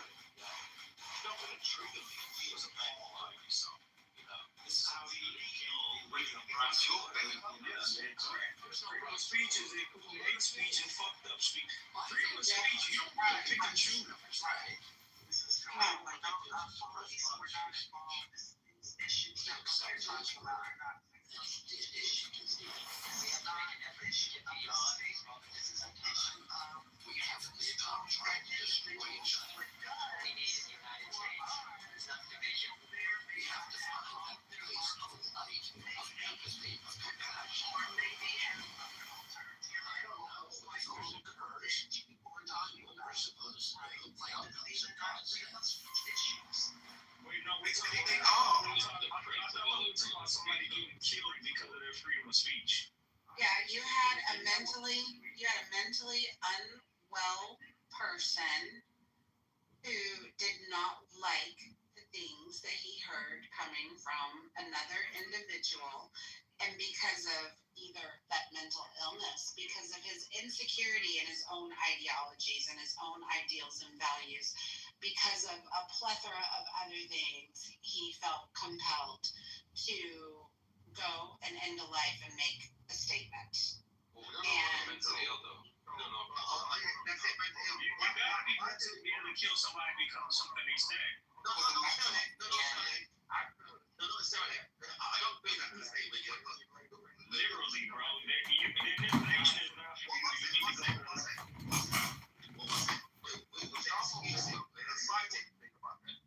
That dude was diagnosed with schizophrenia. He was hearing voices. See, the failure is the fact that we have these people roaming the streets. Wait, what are you talking about?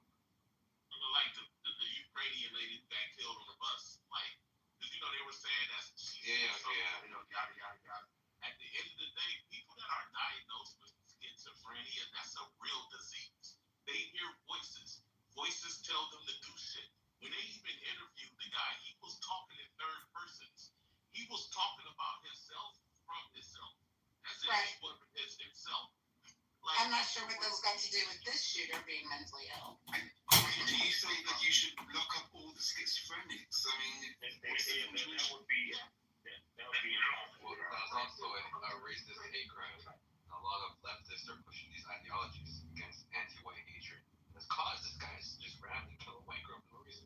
but it's not just white people who are schizophrenic, is it? No, it's the black guy who killed a white girl. That guy was the black guy. that's why I brought that up. I thought that's what you were We're talking about people getting triggered and wanting to kill somebody because of something they said online or out in public. Again, like this country is the First Amendment. That is the reason why they have it as a First Amendment, right? Hate speech is freedom of speech. As much as I hate the KKK, they have a right to express their hatred, so long as they're not hurting people, right? Physically, they have a right to an opinion. I live in the same country as them. We're all in agreement. You get to say that you hate black people, right? I get to say that I hate ravioli, right? Or whatever the fuck I hate, and you can't. You see what I'm saying? This is the agreement. Hey, Asian, one second. Without arguing for that, fair enough here. But the problem you have it, is that if the KKK say something, and they got the right to say something, they want to carry the act, while someone else will carry the act. That's an issue. Yeah, so we're not talking about carrying out acts. We're talking about speech. Let's stick to speech.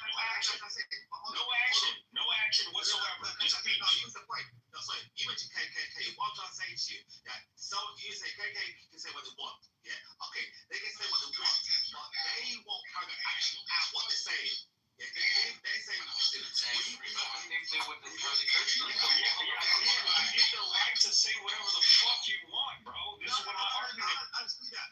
So I don't dispute start trying to reduce variant. I don't dispute that, but what I'm trying to say to your actions, your views fine. You want counter violence, but your words will encourage other people to carry violence. So what? That's what happened. It doesn't matter. My speech is my speech. If I don't like ravioli, and then somebody wants to go shoot up a damn ravioli restaurant, what the fuck? I can't say because see, the thing is, the people who built this country, right, America, they understood the importance of coexistence. They formed two parties. They put number one priority, freedom of speech. They knew what they were doing. They were studiers of human nature. Without freedom of speech, everything falls apart. For this reason, they added the Second Amendment as the very Second Amendment to protect. I dare you to come stop me from saying what I want to say. The Second Amendment. And if you don't want freedom of speech, hold on. If you don't want freedom of speech, the first thing that's going to happen is every leftist, period, any kind of left ideology, slightly, is going to be banned completely. You'll go to jail for talking in America because currently the administration is Republican. And honestly, I don't think any left Democrats ever going to win again for a long time. Well, yes, it's true. I mean, just go back in history about 10 or 20 years, and the lack of freedom of speech was definitely being espoused from the right. So I don't think that's all right, brother. That's all right. It's wrong. Censorship is wrong, brother. Whoever, no, like you have a right to say that you don't like something. What the fuck, like? Moderators, I want to get in the queue, please. All right, Brian, you can go ahead and go. The floor is yours. I just want to say hey to everybody in the room. I right now, I can't believe what was it. It hurts because Charlie Kirk was a really good dude, and for him to get brutally murdered like that in front of everybody, and for you people to laugh about what happened to this guy. This guy had a beautiful family. This guy wasn't aggressive. He wasn't violent or anything like that. You might disagree with a couple things he said. That doesn't mean that when somebody dies, you guys just. Most people didn't even know about this guy until he got killed. You should be ashamed of yourselves. And a lot of people really show their true colors. And they showed exactly who they are. Animals. I just want to keep my praise off of them because I'm almost tearing up right now. It was a horrible thing what I see, man. This world is great. Yeah, R.I.P. to Charlie Kirk, man. And what I'm saying is, without freedom of speech, that same human nature that we see show up when somebody gets killed like that, it's gonna always surface, right? Like you must have freedom of speech, man. Hate speech is. I'm black as shit. A white man has the right to say that he doesn't like me because I'm black, right? He has that right. This is right, bro. Like, what the fuck is hard to understand about that? I mean, it's very simple. I have the right to say that I don't like something. You know, they die for that, bro. Okay. Well, let me change on that point there. If you're saying to me that white person has the right to say they don't like you because it's their skin, that means if we talk true freedom of speech, true freedom of speech, that anyone is an N-word. Everyone's an N-word. Yes. Freedom of speech. You have one mic on the speaker. Y'all stop interrupting whoever is speaking. No, you asked the question. And we heard you say yes multiple times. We got it the first time. We got it. No, he could have a speech impediment and stutter. That's true. You're right. My bad. I could be full-blown retarded or some shit. You're so right. I apologize. I have to think something. How you doing? I'm good, the Haitian. We're all good. But yeah, I guess he was trying to make me go behind the wall and say, no, he can't say the N-word. Listen, brother, freedom of speech has no fucking restrictions. It's freedom of speech, bro. Now there's consequences. He can say that, yeah. He can say, listen. He can say fuck my mother. He can say, listen. If I decide to kill him because no. But what I'm saying is, if he says that fuck my mother, and I kill him because he said that, I go to jail. Exactly. There's laws in place. Like this is a civilized society. This is not a savage. Like we're not in Haiti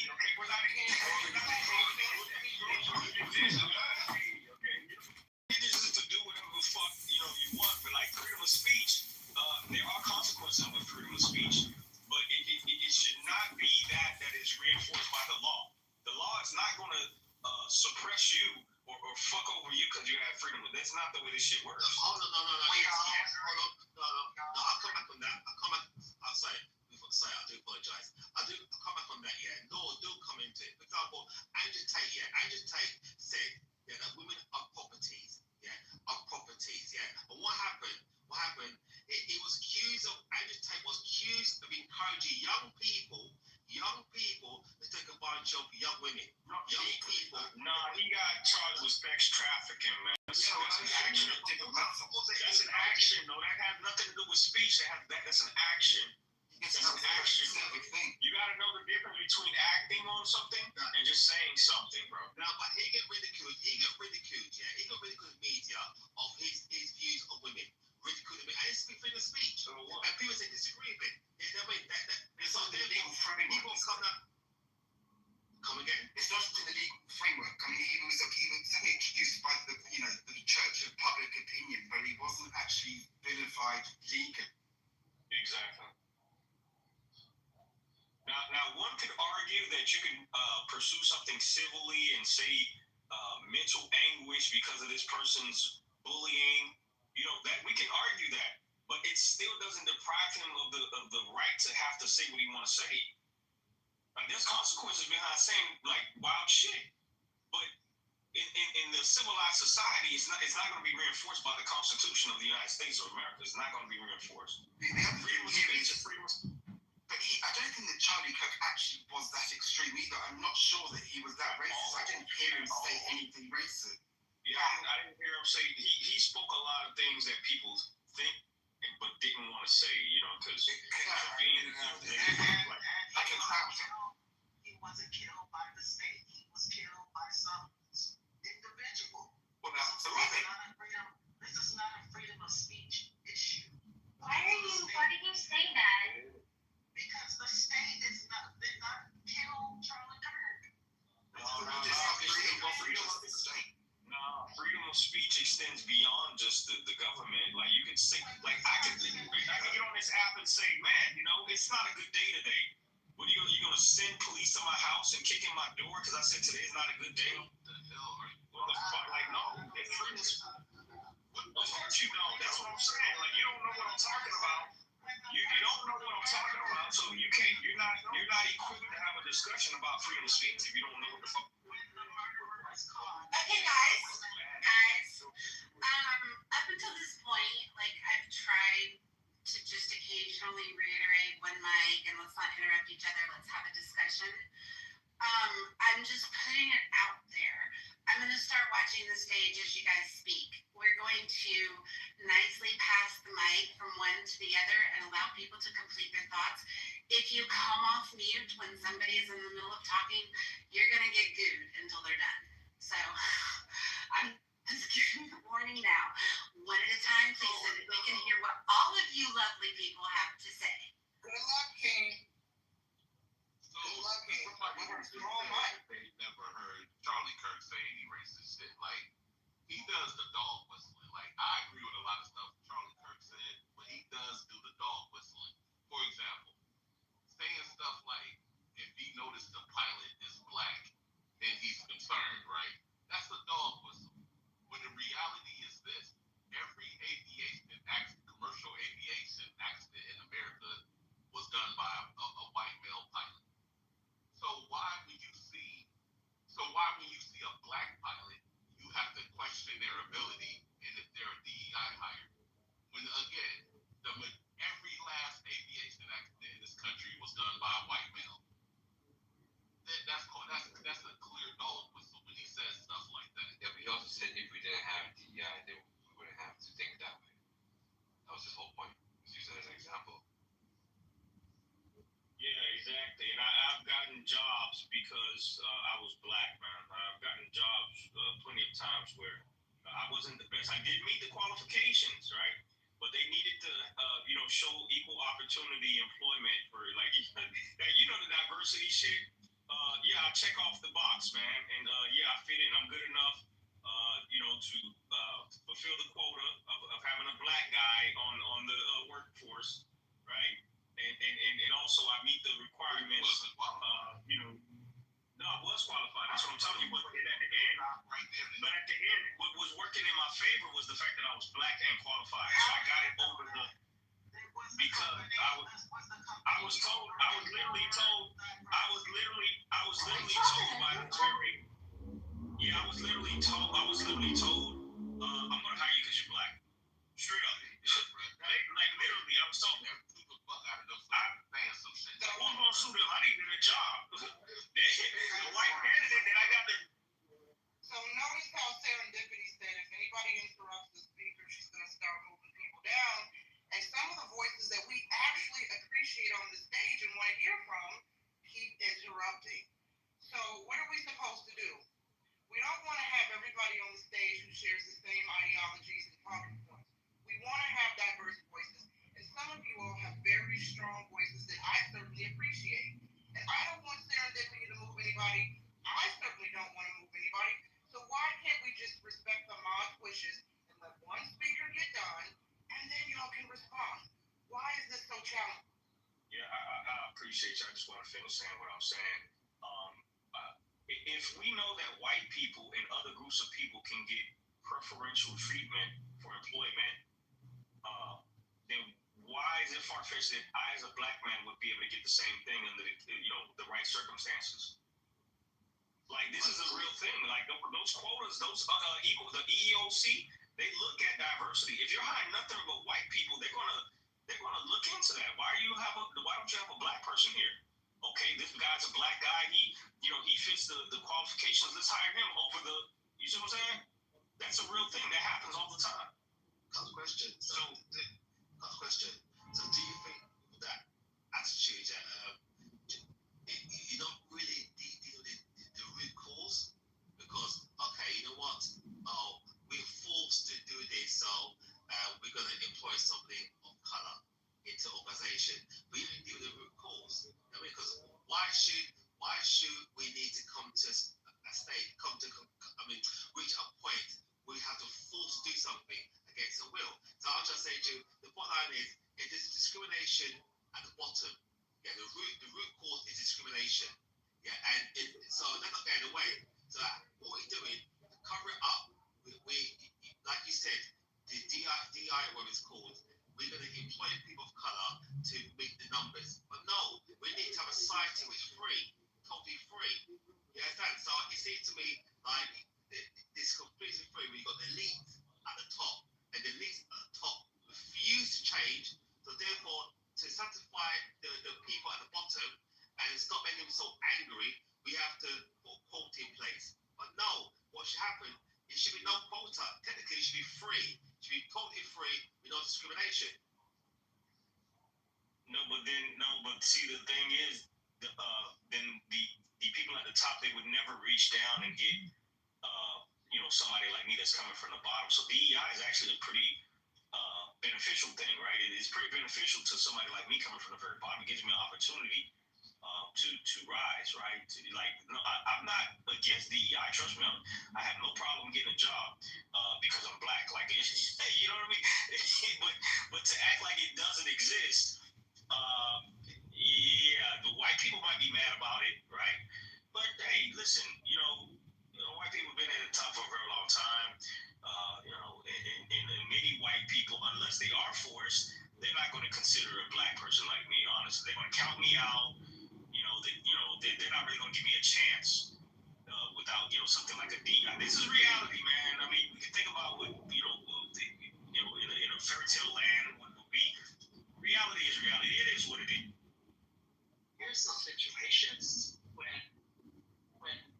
you have a disproportionate number of white people who want to be pilots, but you have the percentage different for, let's say, black applicants. So let's say this CEO of a major airline said, we're going to hire 50% minority, right, code for black. Let's just say black. So then, let's say you have 85 people out of 100 who are white and 15 who are black. Okay, let's say the normal threshold is top 10%. Okay, so you'll get what, 8.5, 9 white people, and you'll get what, about 1 or 2 black people. And so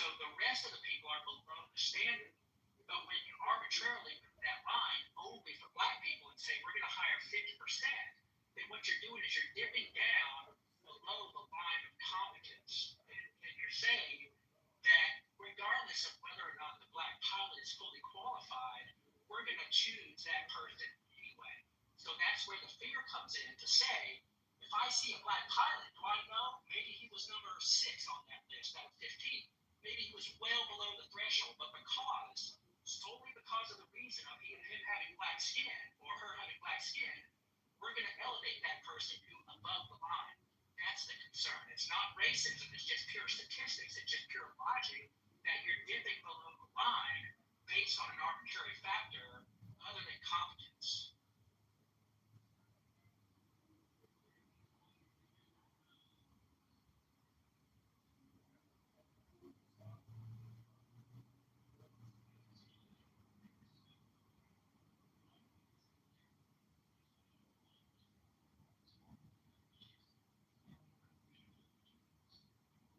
Oh, now everybody gets quiet, right? Is it quiet? Is it me? Oh, no, Now everybody gets like in the quiet. shower. Mr. Mike, welcome to the stage. Okay, go on. Sorry, go ahead. Anybody wants to speak? Because you've got a lot of people who want to speak. So I mean, the new people should speak now, or hold your peace. I want to say what up to everybody. Thank you, Serendipity. Hi, Monica. Hey. See you guys. Hey, Marquise, it's good to see you. That logic applies to any industry, whether it's engineers, scientists, pilots, military. It's the notion of artificially moving the line of competence down for certain people. It's the whole reason that affirmative action was ruled against in colleges as a mechanism, primary mechanism for admission, because if you're bypassing more statistically qualified people, then that's not meritocracy, and you're cheating or gaming the system. Look, I do actually agree with your point generally, but you're actually ironically putting that artificial line of competence in there anyway. The top 10% are generally employed because that's how many jobs that are needed. It's not because only 10% are competent.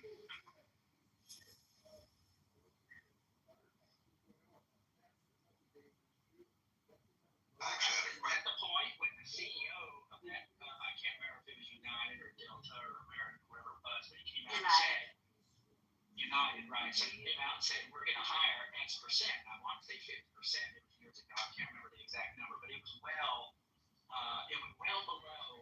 did well below the line of normal qualification or competence. So it was clear, just statistically speaking, that there's no way you could say, oh, all of a sudden, now we have 50% of minorities who are all of a sudden competent, right? If that was the case, then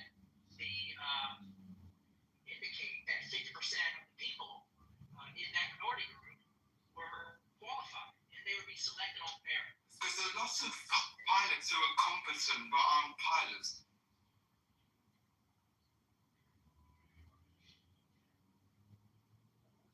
Should like some companies operate a blind interview? For example, you meet somebody and you talk to them down the street, like the singing competition called The Voice, until she got America The Voice. Yeah, that is a blind, so therefore you don't see a person's face until you hide it. Would that work? Well, I think interviewing and selecting the right candidate is hard enough. So by handicapping or limiting my capacity to read that person in real time, their nonverbals, their tone, their responses that align, with their behavior, their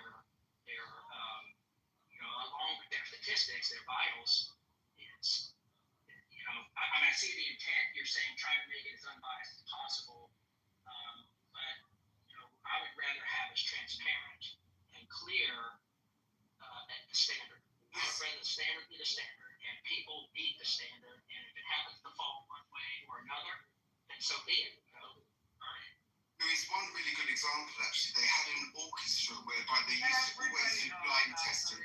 Oh, okay. Well, it's a very good example. It doesn't translate into most contexts. It's been studied for years. What do you think? Marquis?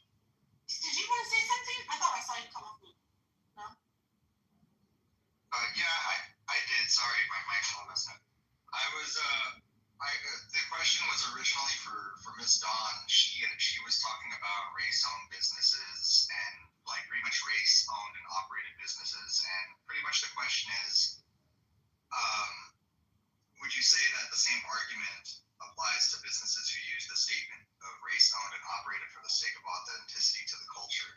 Now, as far as what the gentleman earlier had mentioned, as far as him getting a job just because he was black, like literally they said, hey, we're hiring you because you're black, you could have sued the shit out of him, bro. You really could have. And just because you're in need of a job could not have held you back from that. That would never happen in the UK. Someone say that blatantly, we're hiring you because you're skin color. Bro, it didn't happen here, bro. We have it as well. It's shocking. Bro, he's lying, bro. That didn't happen here. You don't have to lie to make a point. You all know affirmative action exists, bro. You don't have to lie about it. We call it positive discrimination.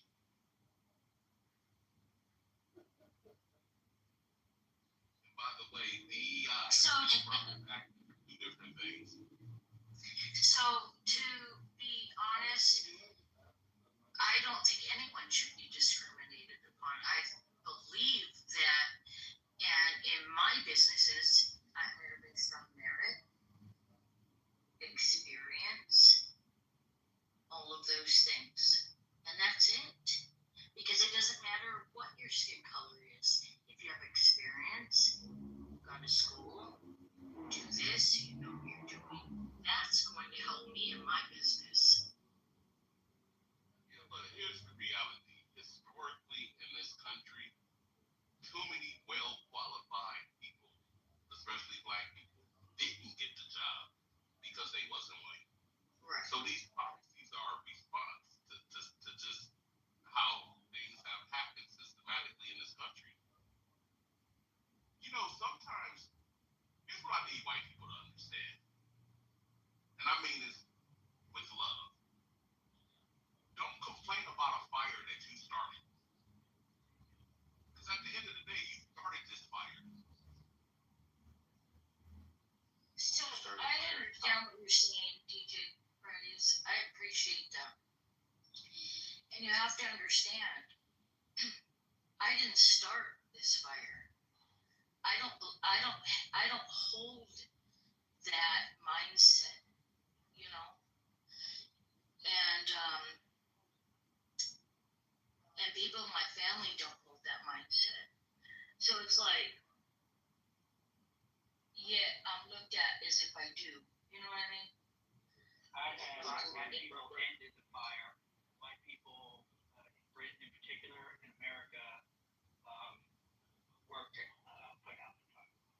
The problem you have in company society, yeah, I know I never refer to skin color because people come from somewhere, and most people, what you call white in America, the Europeans, they say African Americans, Africa, that's my view, yeah, right. But the bottom line is that things can change.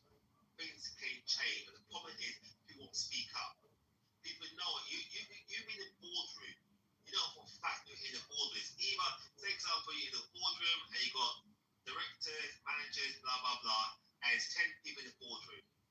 Yeah, and unless all of them are just that way inclined, they insist that we have to make it European look-alike only. Fair enough, yeah. But the people in boardrooms can speak up. They won't speak up because you know what? Because their job is online. Their promotion, they get good promotion, they get good bonuses. The things can change, but people will not speak up at the top. That's the issue. They won't speak up. So it's an everlasting, rotten cycle. We get for centuries and centuries. Unless it be another 100 or 200 years when people die off and you got new type of generation that say, you know what, enough is enough. But things can change, but people won't speak up. Sorry, I was going to ask, do you call black people African or black people African? No. I said in Africa, America, I said America itself, America. I said, because the bottom line, we come down to it, because the debate, no debate, I don't want to change the subject too much yet. But in America, it's European the same. Primarily, the beginning before they took over, is Europe descent and African American descent.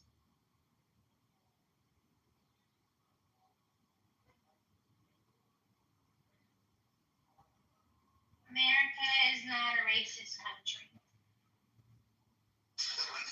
Well, It's measurably true. Monica? And if there is racist policies inscribed in law, you might find them in major urban cities that are run not by Republicans or conservatives. But we are talking about, well, I understood, and I can be corrected, Serendipity's mission for this room was seek first to understand and then be understood. And we are kind of far away from a different conversation. You know, And Monica, you've been so well behaved as well. when y'all say these cities are democratically ran, that's halfway true. Because a lot of Democratic cities sit in Republican states. And mayors are nothing but city managers. They don't really have power like people think to set policies in their cities. The state has the ultimate say-so in that state. Then why do we see Republican-run cities, of which there are very few, more successful, and regardless of a red state or blue state environment, than the blue cities and the red states? Some Democrat-run cities, the reason why they're shit is because they're not going to crack down on crime. They're not going to crack down on the things that you really need to crack down on, right? Like, it actually behooves them to keep it going, right? Because then they can say, hey, look, this city is shit. I need more funding. I need more money, because this shit, it's all a business, right? This shit is like literally an ongoing business where, you're never going to fix something that you're not going to be able to benefit from. Right? So why fix it? It's kind of like the pharmaceuticals. Like, you got to keep the disease going so you can say, hey, look, I need more medication. I need more medicine. I need more prescription. So in that sense, that's why the Democrat cities look the way that they do. Why would if I'm in politics, why am I going to cut down on crime if I'm getting a whole lot of money because my city is a crime-filled city? You get what I'm saying? You're describing basically a system of misincentives or badly formed incentives, and that's not racist to describe it. It's just diagnosing of.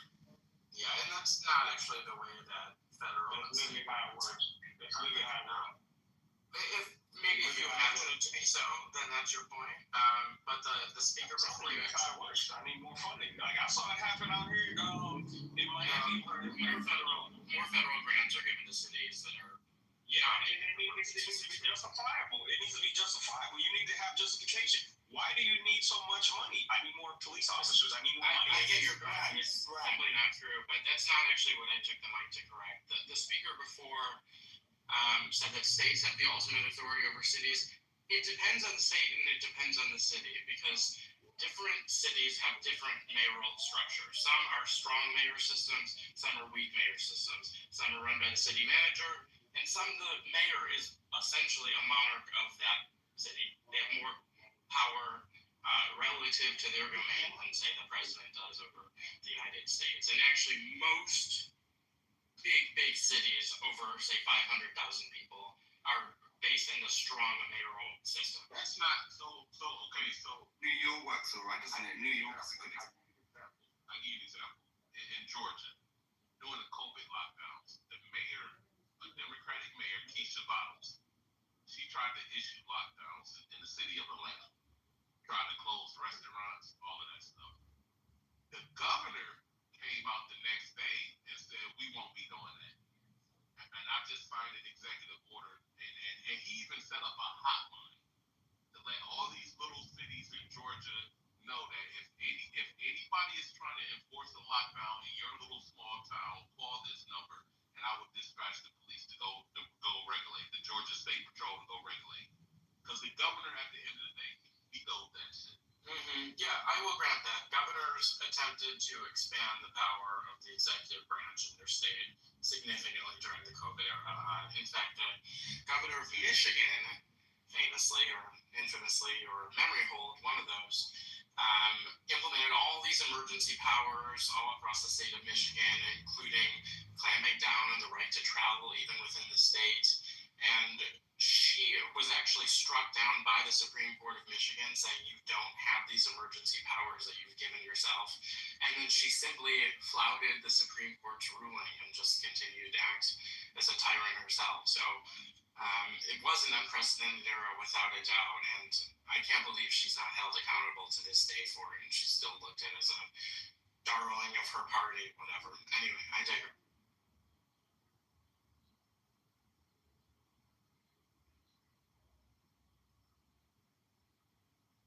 This shit is all the business, man. Even down to Charlie Kirk's, organization. It was also business. You know, he said a few things that drove the business, right?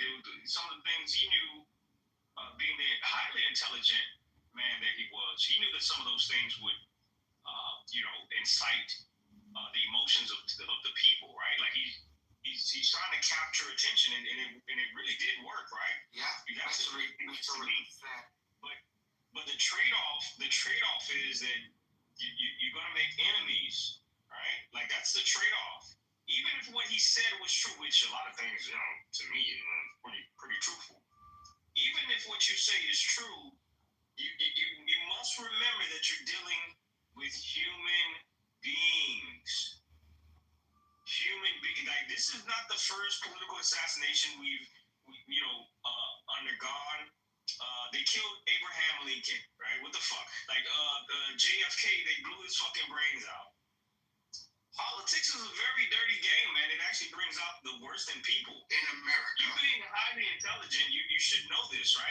Again, he's far more intelligent than I was, or that I am, right? And I can say that, right? Being an appreciator of intelligence, right? The dude was brilliant.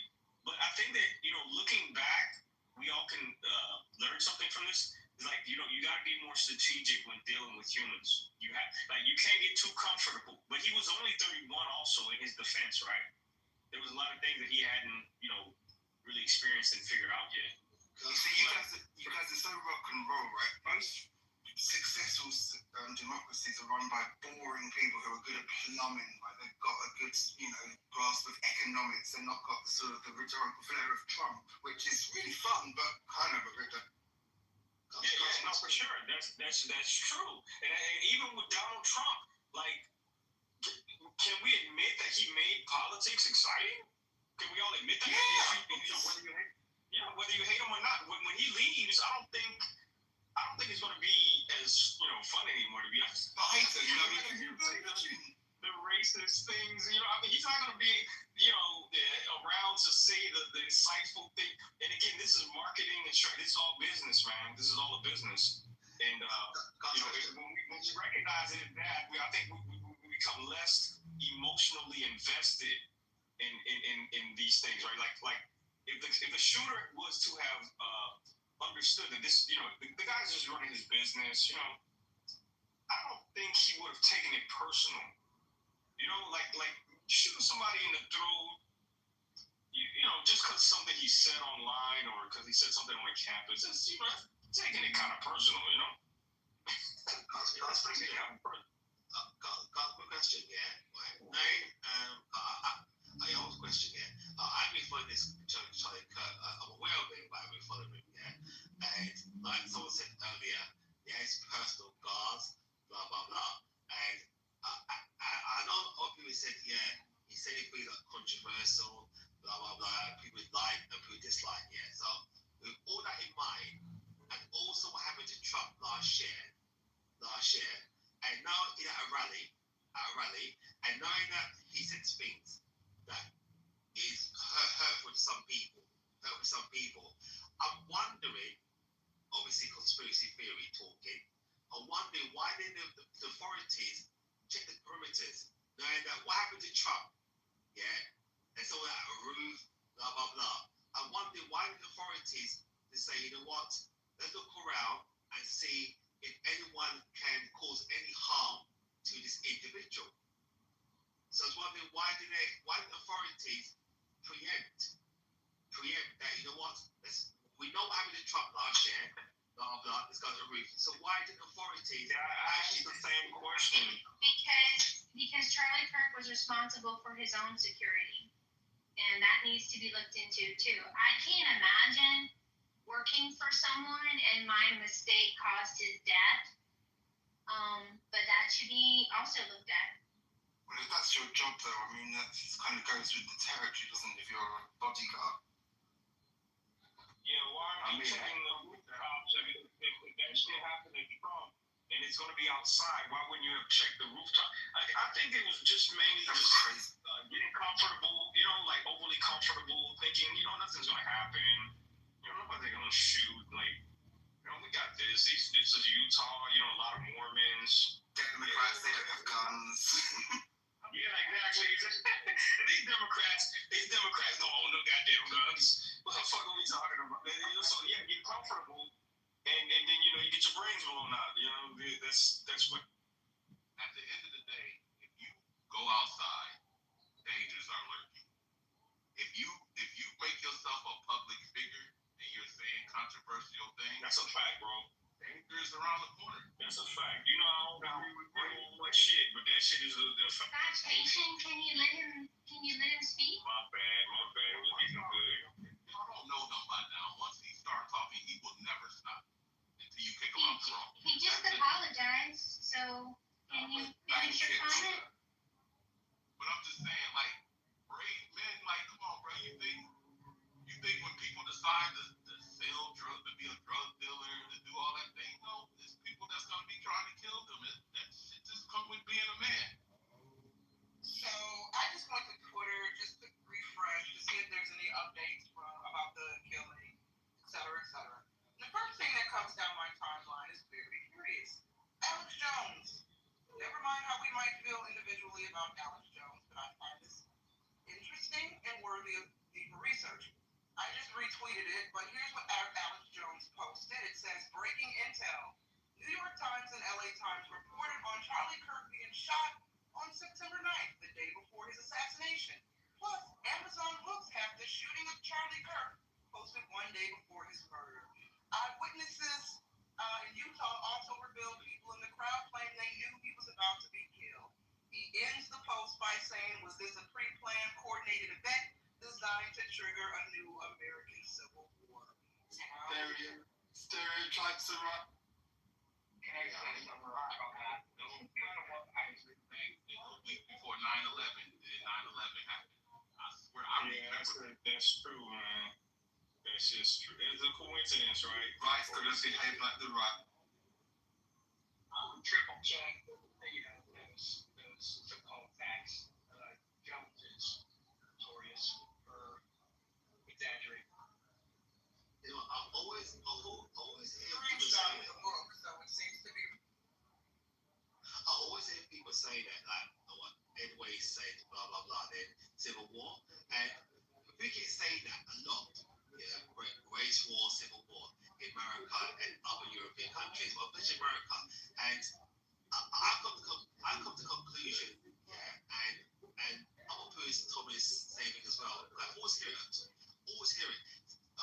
People trying to start Civil War in America. I think it's gonna be there. You're gonna be there. Sorry. No. Simply, America's come too far as a country. As a nation, to be burnt down. I don't think you allow it. Majority will allow it. There will be bad things happening. I mean, it's not in a position to say, don't live there and you kind of got an opinion about whether something's going to happen just because it's a nice country. I'm sure people are saying that about Britain as well. Look at all the, effects of the illegal immigration and the Sharia. Exactly. It come too far. No, that's not what they made. That's not the point they made. It come too far. You tell me where the whole America in history, after the Civil War, the Revolution, the whole country went into flames. I mean, you've not got longer than your great grandfather. But America has come too far to go back 100 years. Come too far. You could pocket Civil War in Civil War in cities, but not in the whole nation. Come Civil War. America's come too far. Well, happening. I bet you a penny it's not gonna happen. I don't think that we'll be able to. Nothing lasts forever. This is our time. This is just our dining. You're seeing the decline of it already. It's really scary, actually, because it represents, and I think you really do need to be there, Mister, because, we can guess, but, I think... Decline and go where? 40% of Americans have a passport to travel.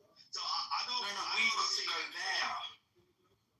No, we didn't go there, but all the girls... I've been to America myself, and there was an incident, but I've been told not to help certain people because I might get sued. But that's another story. Yeah, but what I see in America is they've come too far as a nation. I don't see it happening in my lifetime. That America is going to civil war. Did you see? We were around in the days of COVID. I can't remember if it was 2022 or 2020, but that was pretty rough. Just looking at the footage, that did not look like a country harmonious. Protesting. Are you talking protesting? Well, we're not protesting. It's not the same thing. Rioting. It's not the same thing. It's not the same thing. It's not the same thing. Okay. It was in multiple cities all across the US for weeks. But it's not the whole nation. Not the whole nation. The people come too far. But okay, think about it. Where else are you gonna go? All the people are rushing to Europe or UK and USA. You believe the people in America and the UK and other countries is gonna allow the country to go civil war? It's not gonna happen. Well, they'll stop it then. They'll make a law against it. That'll be fine. That'll stop. I guarantee you it. I'm not saying you'll be safe from not getting shot in America or violent. I'm not saying that at all. But as a nation, America's come too far and built so much things to go back 200 years. No way. Did you hear about the Roman Empire by any chance? You hear about history. And the Ottoman Empire and the Persian Empire and in fact, it's the American Empire. British Empire is your own empire, but it isn't doing so great either, is it, at the moment? But they were in power and they stretched themselves too thin. It's a different situation. It's not like someone goes trying to conquer Ukraine or countries in Africa or Iraq or even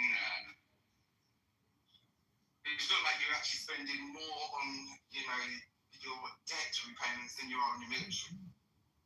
Yeah, economically we're headed in a dangerous path. That's true, but generally doesn't spell good times for the military that does it if you haven't got any. Well, I believe we are headed for some turmoil. I don't know when. I don't know what will be the flashpoint or the catalyst. I suspect that the Chinese will be involved when they suspect that we are economically, militarily, socially vulnerable. I think that's their goal. I think that's what they're working for. They're trying to do it through economics and poisoning our culture and our society with drugs and different things. But I think as long as we have people in government and society working to call it out and resist, I think it'll be okay. Well, that is a huge contributor to the downfall of America, and they've gone as far as to consider certain things such as removing property taxes completely. Texas is looking into this, and they've been mentioning potentially Florida as well. So they recognize that the inflation and all of these things, right? These things are main contributors to the downfall of any large-scale civilization. Or like you guys mentioned, the Roman Empire, right? Like once you start getting a lot of people in one place, the demands become more, the resources become very scarce.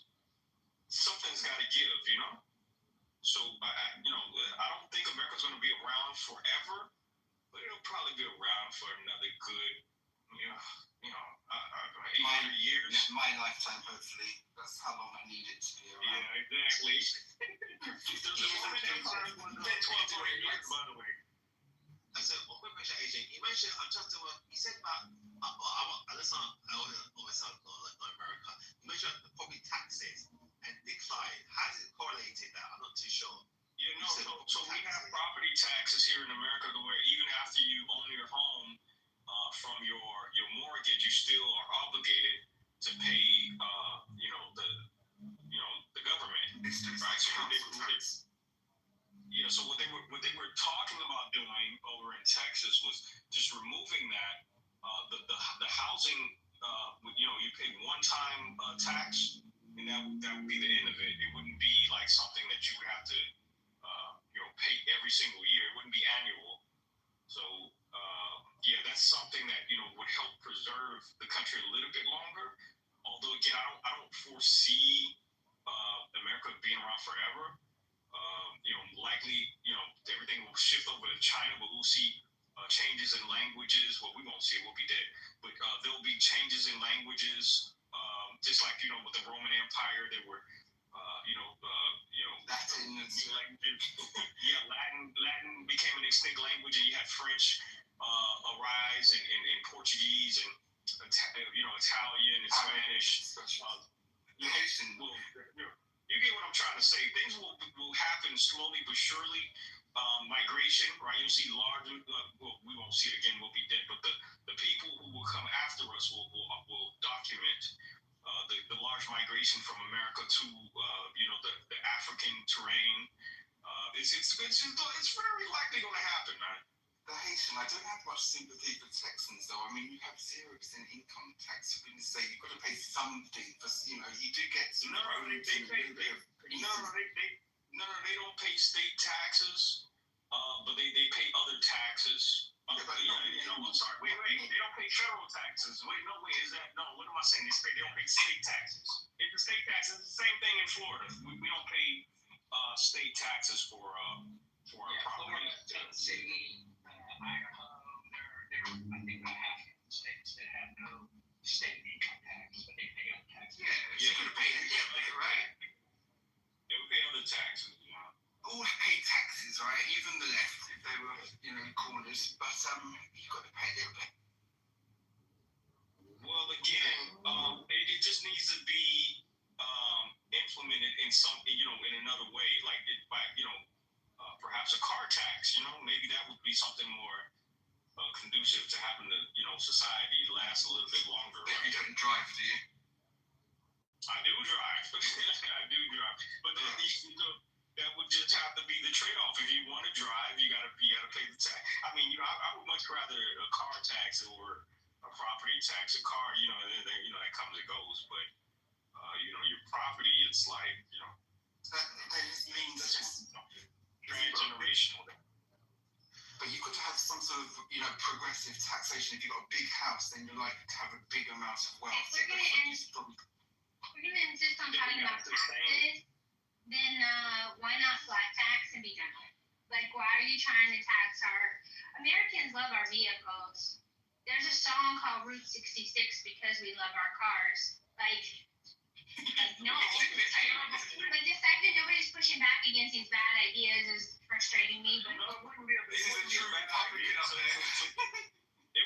bad idea to prioritize a car tax over a property tax. Again, a car comes and goes, right? You're not going to be able to really hand down a car to your children. You can't get much out of this car. You pay car tax.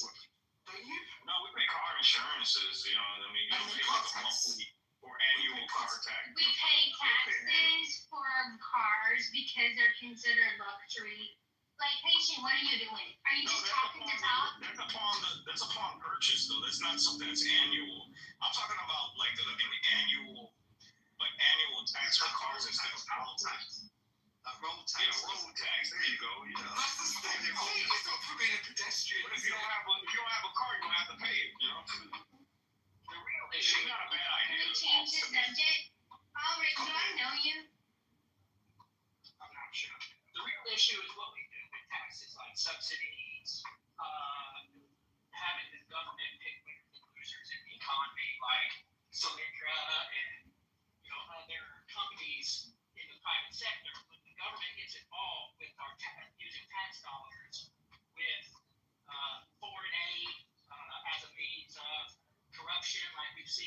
USAID, different things around the world. That's the issue. The issue is not this tax or that tax. It's what happens with that money, the decisions that are made and tolerated by the people.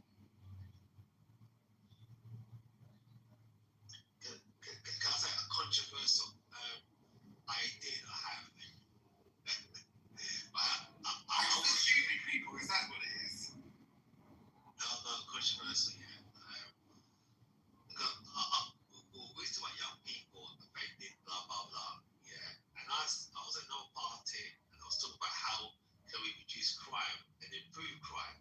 And I said, and everyone was against me, yeah, but I still stood my ground. But actually, there's some American guys that saw my point, and he said to me that, what he said, if it doesn't work, why? If it doesn't work, we change it immediately. So, with the jail systems, people committing crime and going in and out of jail, blah, blah, blah. Yeah, and I'm thinking, now, I think we need to change. I think, especially with young people behaving a certain way. So I'm thinking, like, if people like 16, it's just an idea, before you shout me down, idea. Someone from 16, 24, live at home, yeah? If that person committed crime and go to jail, the parent, since the child is registered at that house, the parent should contribute to the state. Also, so while your son or daughter is in jail, you as a parent will need to contribute to that state. Because at the moment, when people get in jail, the state is paying for that person. I'm not too sure what's the amount. So someone in jail for 1 year, I'm not too sure it's $50,000 a year. I think in the UK it's like $45,000 a year just to hold someone in a prison cell. I'm not too sure what's the amount a year to hold someone in jail in America. But I think if we need to change and go forward, and it's not unfair. It's not unfair to punish parents. Yeah, but the bottom line is we need to change. You should jail the innocent people. That's a much more stupid idea. Can we talk about how free speech is at risk in the UK? Because we're watching and we're very concerned. I'm very sensitive subject, Monica. My Facebook is very, very precious, you know, and I would be very careful what I say. Monica, they can't talk about it. They're being monitored. They might be arrested while they're talking on stage. You might be extradited. If we talk free speech, now Trump said something. This is what happened in the UK. This is what happened, yeah. And you talk freedom of speech. So it's what's censored because America's considered more direct. With the British, UK, more indirect. Trying to have more empathy, yeah. Right. So what happened? Yeah. Again, not going in detail, because obviously there's some people that believe children should exist, should be aborted, yeah. So what happened? There's a woman protesting and saying to the ladies, don't go to abortion, your child have the right to live, blah, blah, blah. So she was silent, said, you can't say anything, yeah? Okay, fair enough. And there was an injunction taken out against her to stay certain amount of meters away from the abortion clinic, yeah, certain meters. So she stood away. What she did, she started praying silently. The police said, what are you doing? The police said to him, please ask the woman, what are you doing? No, over here in the UK. I mean, she said, no,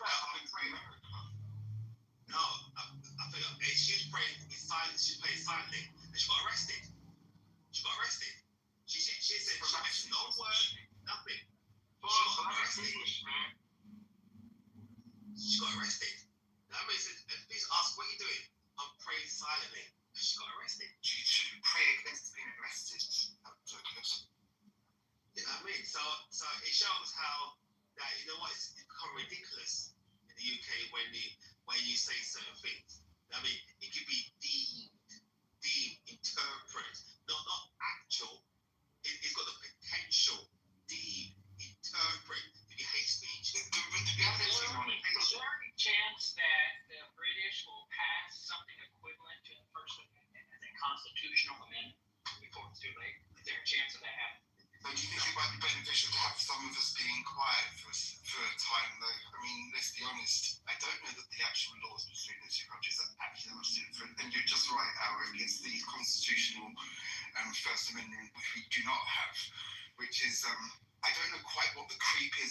now which is legal, rather than its perhaps more soft institutional kind of direction to police, which are just doing non-crime events, which are basically the same thing as a crime.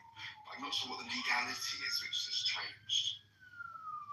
I'm wondering if there's a chance for a amendment to be passed at a national level, something strong and equivalent to our First Amendment. It only would have to have happened in the inception of the country and stuff. Yeah, it's not going to happen now. It's already established. If they don't have an amendment process or some kind of but freedom of speech, though, it's not one of those things that you can just amend like that. You know, it's like that's more like that's a God-given right more so than anything. I'm getting silent. Hold on, I'm getting silent. It's like dignity. It's a human right. Free speech. I must be able to talk. The talking app, I mean, for God's sake. Isn't it, right? That's okay. I don't know where you can talk. I've tried to talk on Instagram. It ain't working. I'm just saying, I think that's what is necessary to draw a line in, the legal sandbox, if you will, to say here is some amendment or some law or something that is legally binding to give more clarity and definition and strength behind someone's ability to speak freely. It doesn't seem, it seems like it's open to arbitrary interpretation, which means might makes right, essentially. Exactly, but I think also it's not in anybody's interest who would be a decision maker to put it through. I mean, it sounds like a big sort of headache from an administrative position, but also if the government doesn't want it, do they? I mean, they're not acting like they want people to be free of speech. It's not in their interest. What about Nigel Farage? So what happened? What do you guys think of when the government fears the people, there is peace. When the people fear the government, there is tyranny. Amazing, Monica. Amazing. This is why I love you so much. Coming out. Not my quote. I don't get credit for it. Shh, don't tell anyone.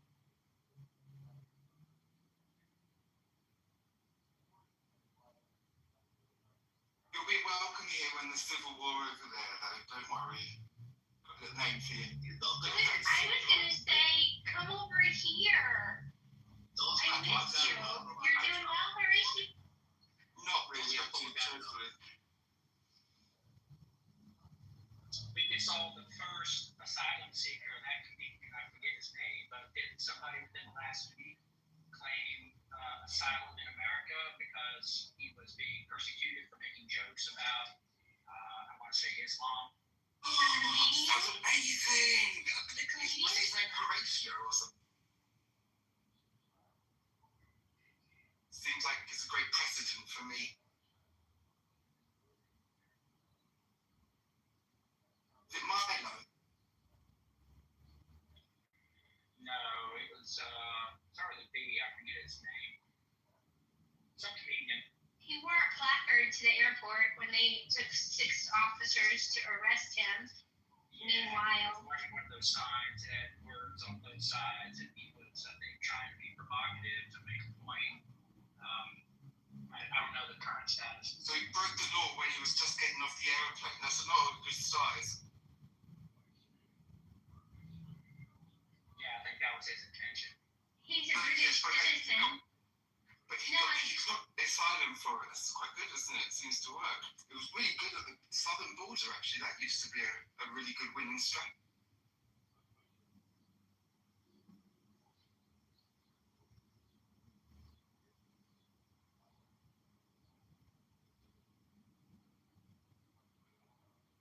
It is actually very difficult to get to the US still, unless you are not going there for the legal routes. I mean, it's quite an ironic situation.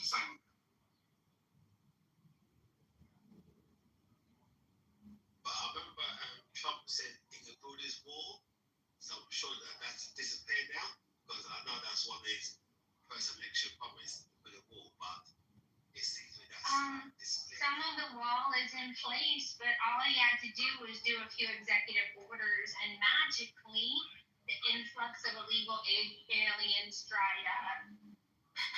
Did you Not ask? that it did a whole lot of good since 20 million were allowed in under Biden's administration. It's a mess.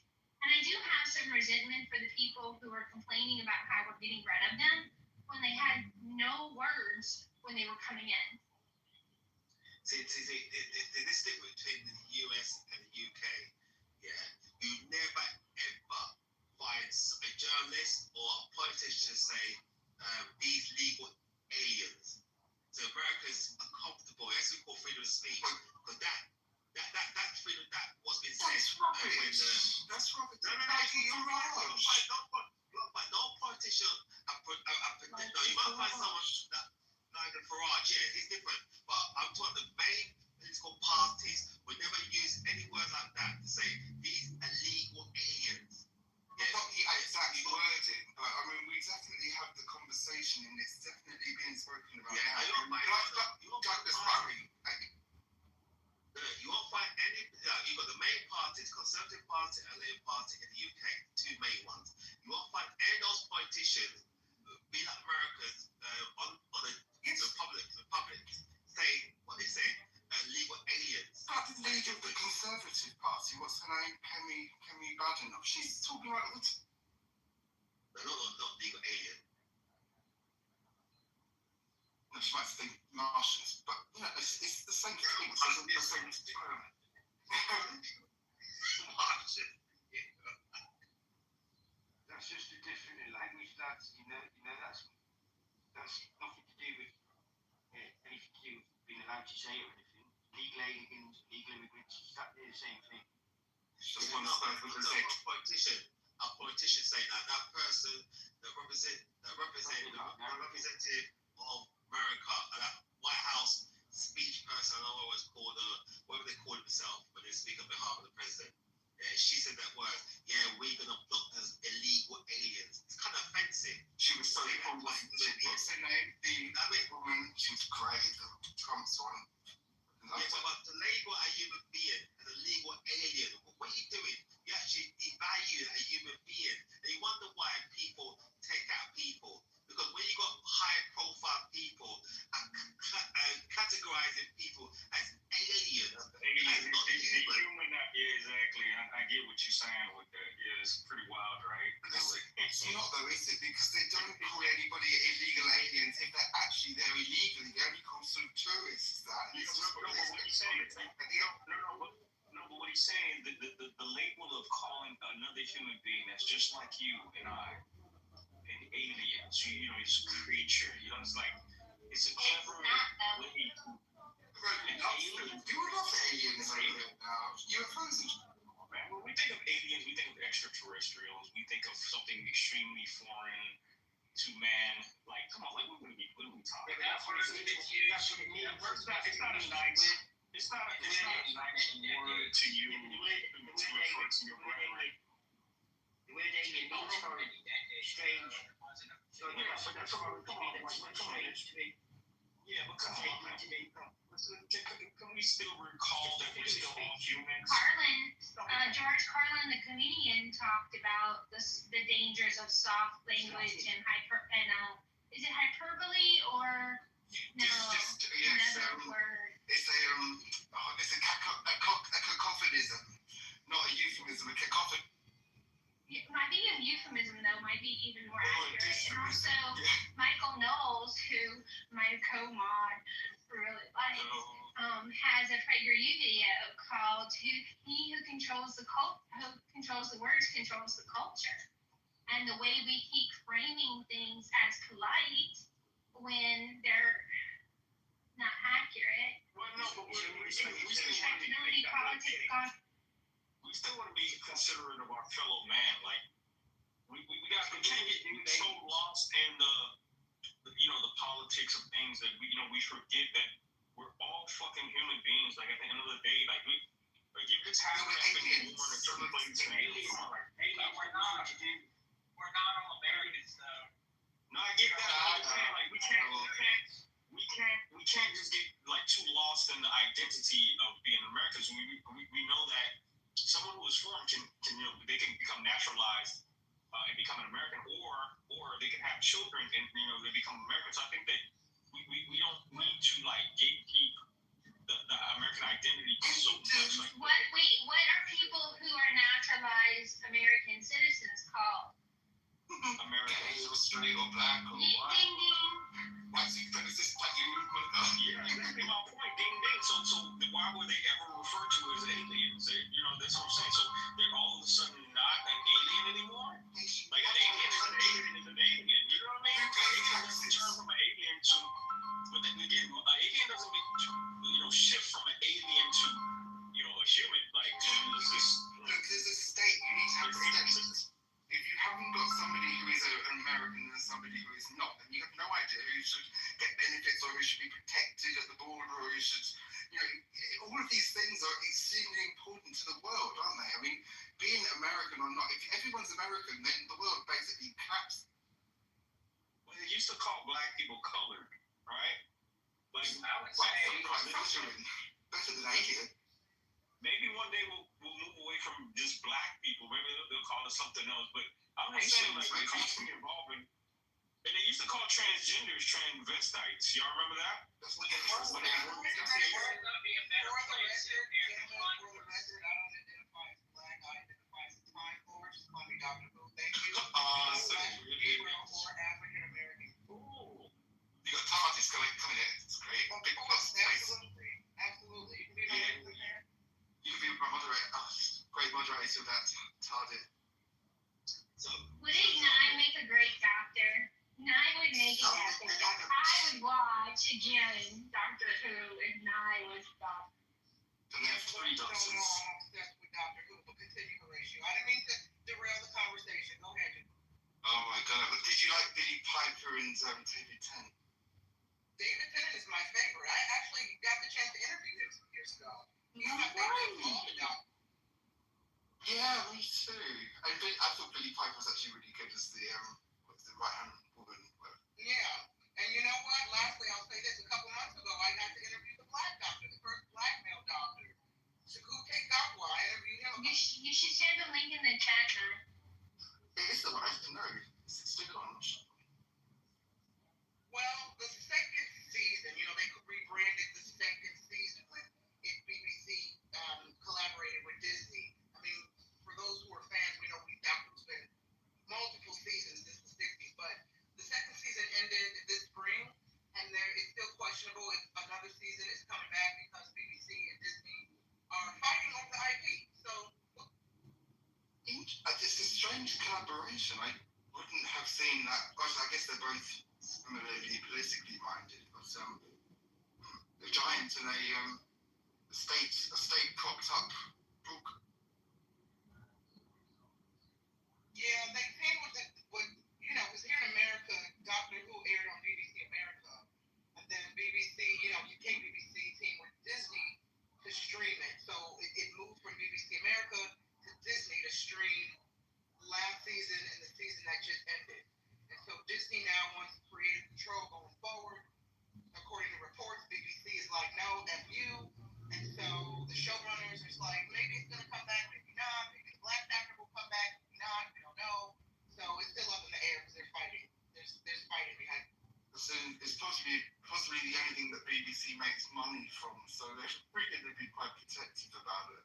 But it's popular in the US. Like, you guys seem to like strange things from the UK, which I'd never really imagined, like AbFab and. Oh yeah, it's got an audience here. I love Doctor Who. I've been watching it since I was a kid, but really, really became obsessed with the reboot in 2005. So yeah, it must be doing well here because it continues to air. So. Silly question. Silly question. In America, are you required to pay TV license? No, which I think is insane over there in the UK. No, I know. I stopped paying it myself. I've been a bit. No, we just have cable and the various apps, so you can pretty much watch whatever you want to watch. If you either download the TV streaming apps or pay for cable. But yeah, it is not required. I mean, we have the right to not even have a TV in our homes if we don't want to have a TV. So I think the TV license over there is insane. You can actually go to jail if you don't pay your TV license.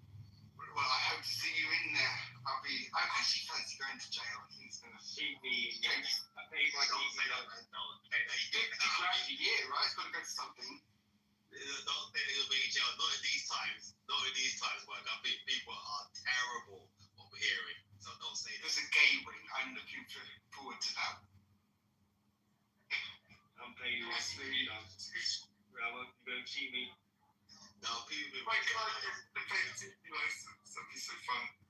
Do we get to vote? That was a big debate here. I don't think America you do get to vote if you're an incarcerated person, but here we got ordered by Europe to allow prisoners to vote, which was very, very scandalous, but not very good. Yeah, felons can't vote here unless some laws have changed, and I'm not aware of it. But yeah, as far as I know, that's been a law in the books for a while. I don't know if it's nationwide, if it's state by state. Somebody smarter than me on this subject will have to weigh in. But yeah, generally convicts, felons, formerly incarcerated folks cannot. It would seem sensible considering you're not allowed to actually walk around the streets. To be able to vote seems... So that means if you've been incarcerated, you can't vote ever. You can't vote in the UK if you're in jail. Because of Europe. No, you can. You can because of Europe. It's the European Convention. No, if you're serving a prison sentence, you lose the right to vote while you're inside prison. If you're on open prison and you're allowed to go in and out of prison, then you're allowed to vote. But if you get, just say it's a 6-month sentence or a 12-month sentence, you lose the right to vote. I think that's correct. I don't know anybody who's been in prison and sentenced. They voted while in prison. How many do you know have been in prison? You're not allowed to. I know for a fact you can't vote when you're in prison. Well, I remember the debate, but when this discussion is over, I'd like to have a quick discussion about the difference between empathy and toxic empathy, if you don't mind. I'm having an argument in the Discord where people are surprisingly either misinformed, ill-informed, or enlightened. And I think there is a difference between those two types of empathy, and I'd like to hear from you.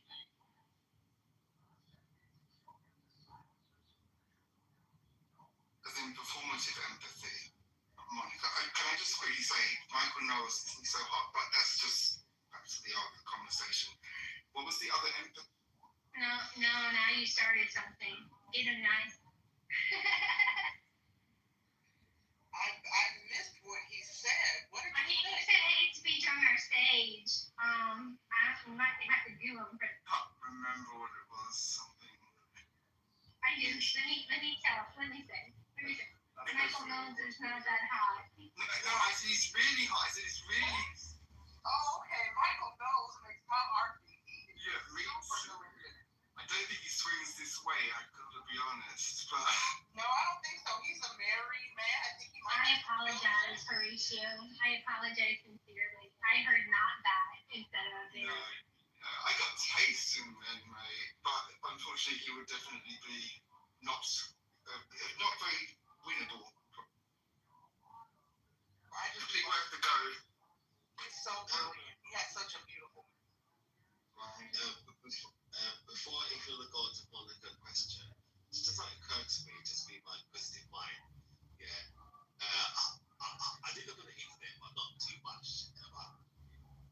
Would America vote somebody who is single, or do you have to have a partner to be a president? I mean, the optics just wouldn't look right if you didn't have a partner.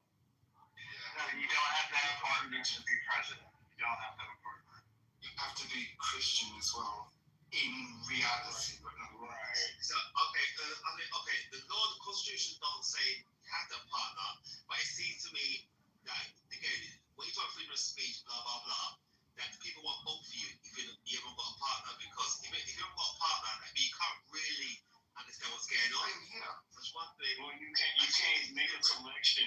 You can't make a selection to find anyone, to build a life with. So how can you be entrusted to make the decisions to build a nation, build up a nation? If they don't want you for that much, then nobody else should want you for that long. Exactly. if you haven't got that track record, then it's saying, I mean, I'm just looking at myself. Yeah, the optics, like America is a lot of like marketing and branding. You know, it's all about like painting the perfect situation. America is, it's just a business. It's just, a lot of smoke and mirrors. It's a product. It's a product. Like, the land of the free. It's the land of the free. Everybody's free to be rich. In the fairy dust, in the chocolate, in the goody goody gumdrops. Don't destroy it for me. Oh man! And the pool's full of golden nuggets. The coins like Scrooge McDuck. Yeah, man. It's all branding and. Did you have bootstraps, which you have to put? I don't know what a bootstrap. Some fairy dust. It's all fairy tale, and the thing is bootstraps or shoelaces? Come on. The idea of voting and salesmanship, right? To make you feel like you have a say in, what happens to America. It's a psychological experiment, right? Because they understand how human beings hold dear to the idea of fairness. Right? We all had a say in this, right? So this was a democracy.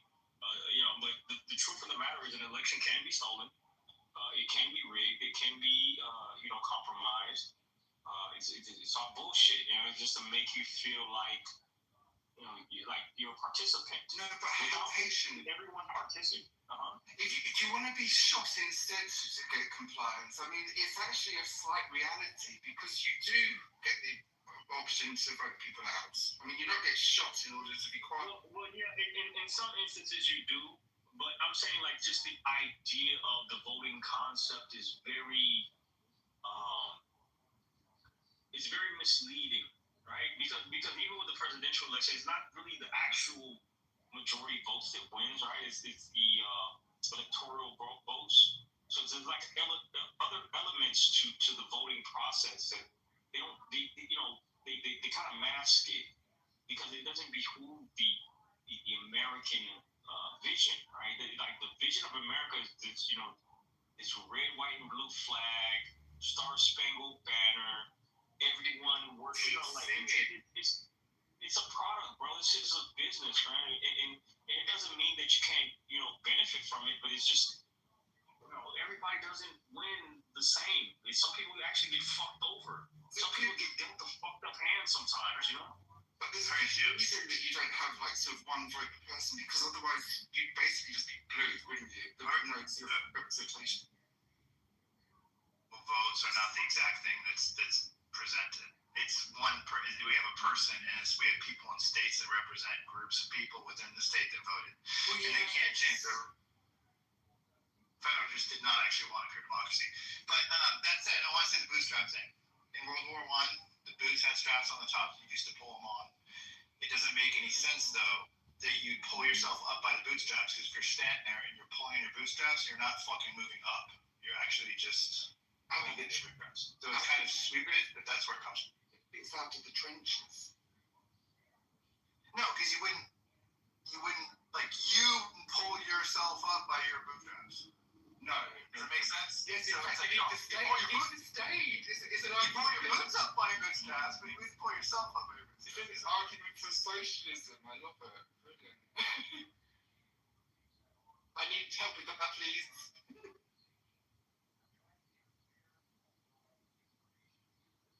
Mike, that's probably one of the best things I've heard all day.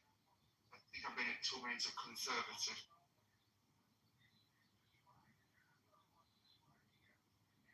Yeah, tell them the only way they can be pulled up by the bootstraps is if someone else pulls on their bootstraps for them. Yeah. I prefer a group of people to help me. Let's do that. This will carry me up. They're actually really cool. I think I know the boots. Kind of cool boots. I'm being conservative. Can I ask NY a random question? Is she dead? That's the stupid people. I'm here, yeah.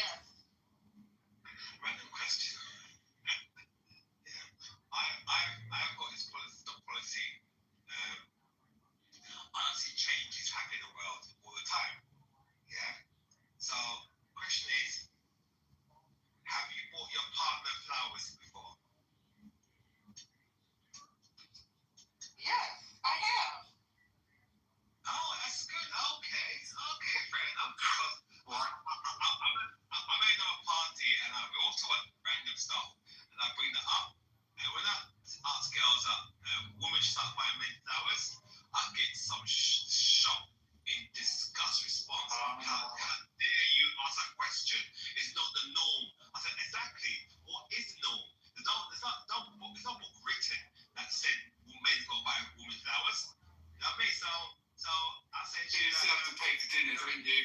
Feminism doesn't extend to... Well, some women say, well, men like flowers, but how do you know that? Well, I know a man, but how do you know it's about do something unexpected, do something different. And some ladies, no, and some ladies get shocked, but no way. And you get the odd few people at NY saying yes, why not? But I thought I should ask a random question. Well, I need to be clear though. I did so because I knew he would be receptive. And I'm aware that not all guys are receptive to receiving flowers. This gentleman just happens to be a very, and I say this respectfully, sensitive Virgo male. Very tapped into his emotions. And so he doesn't trip out about the whole, ooh, this is masculine and alpha, men don't get flowers. He's just very, he's kind of different. He's sometimes a little delicate flower. Racism makes him cry. It's like a nightmare. How do you keep with him? I mean, seriously, you eat him for breakfast. Sneeze and he's dead. So I knew he would be receptive to flowers. You know what I mean? After you had a conversation and he kind of went into a depression. That part. He really is he's one of those empath kind of folks. He's very, he does. Like, certain energies make him kind of depressed. It's my friends, I just finished you. Pleasure to work with you as always. And I want to begin without trying to have brief remarks, very close. I'm a great theologian because he yelled at in school. Miroslav Volf. And he read a very celebrated book called Exclusionary Embrace. He's from former Yugoslavia. He's no stranger to ethnic conflict and alienation, his general racial cultural strife. In that book, he says, "Forgiveness flounders because I exclude the enemy from the community of humans, even as I exclude myself from the community of sinners." He said again, "Forgiveness flounders because I exclude the enemy from the community of humans, even as I exclude myself from the community of sinners." We can say the inverse is true, that alienation and hatred flourishes, and misunderstanding, partisanship, and tribalism. When I do the same thing, when I exclude the other, or my adversary, people in the party from the community of humans, even as I exclude myself from the community. So, I preface it with that, with that. So, a couple things. I think one of the reasons that, it's the whole division, the idea that, you contrast this with Kennedy. And it's a much different reaction. We shared much more in common. It's right. First off, the early 1960s was a high point for religious observers in this country. A lot of people think it was sometime in the colonies or the 19th century. It was not. We were the most religiously observant in the mid-20th century, early 60s was the climax. So that's not to say, this is not some apology for religion. Or to say that, hey, everything's terrible because we're less religious. I'm just to say, I think that we have more of a common culture. We have less in common. Right? We just do.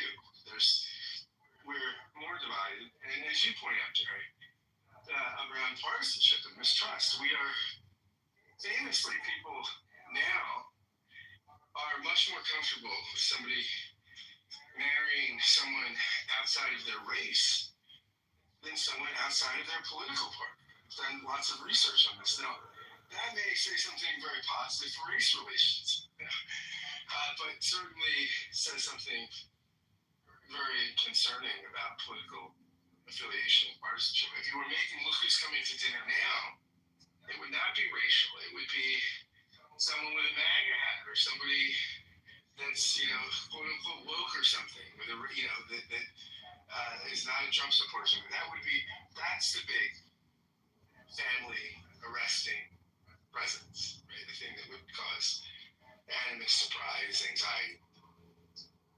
That being said, it's interesting also that I did hear people on the left. I read many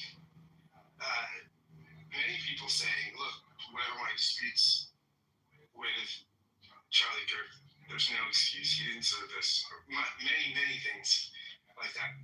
Not everything. I mean, people I heard tragically, and I mean, it sickens me, but people were celebrating this in Clubhouse. Some people, not many, but some people. And MSNBC host was fired for comments he made about it that were seen as incendiary. It comes here. I listened to an NPR interview this morning with someone on the right who knew Charlie Kirk, and he was condemning violence on the left and saying this was all on the left. And the NPR interviewer said, well, it's interesting that President Trump didn't condemn the Minnesota lawmakers and their spouses' killings. He didn't say anything about Josh Shapiro. And then this guy went apoplectic and just reacted, I thought, inappropriately to her, kind of tried to shame her, and then said, this is why you people are defunding them, glad. So, but it's an interesting point. President Trump did say some moving things last night, I thought. And Kirk was an important public figure. The guy, Trump, he had told a reporter from the New York Times I interviewed today who covered Kirk. He asked him not to mention this, but he said he thinks it's okay now that he's passed. Trump said he's the most important person in being president again. And Turning Point USA, this is a massive public figure.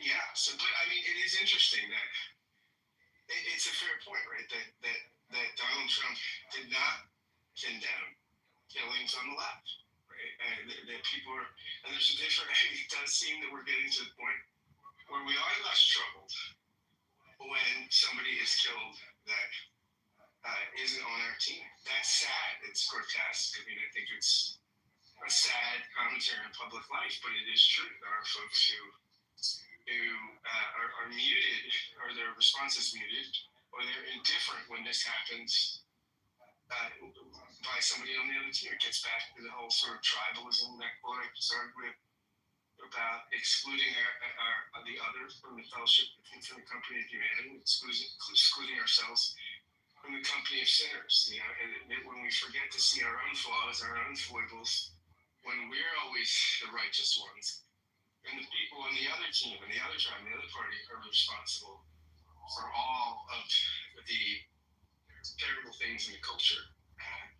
This kind of happens, right? It gets easier to demonize people, and we're in a time and a cultural moment where it's become quite easy to demonize people. I think that's. I want to say one thing too that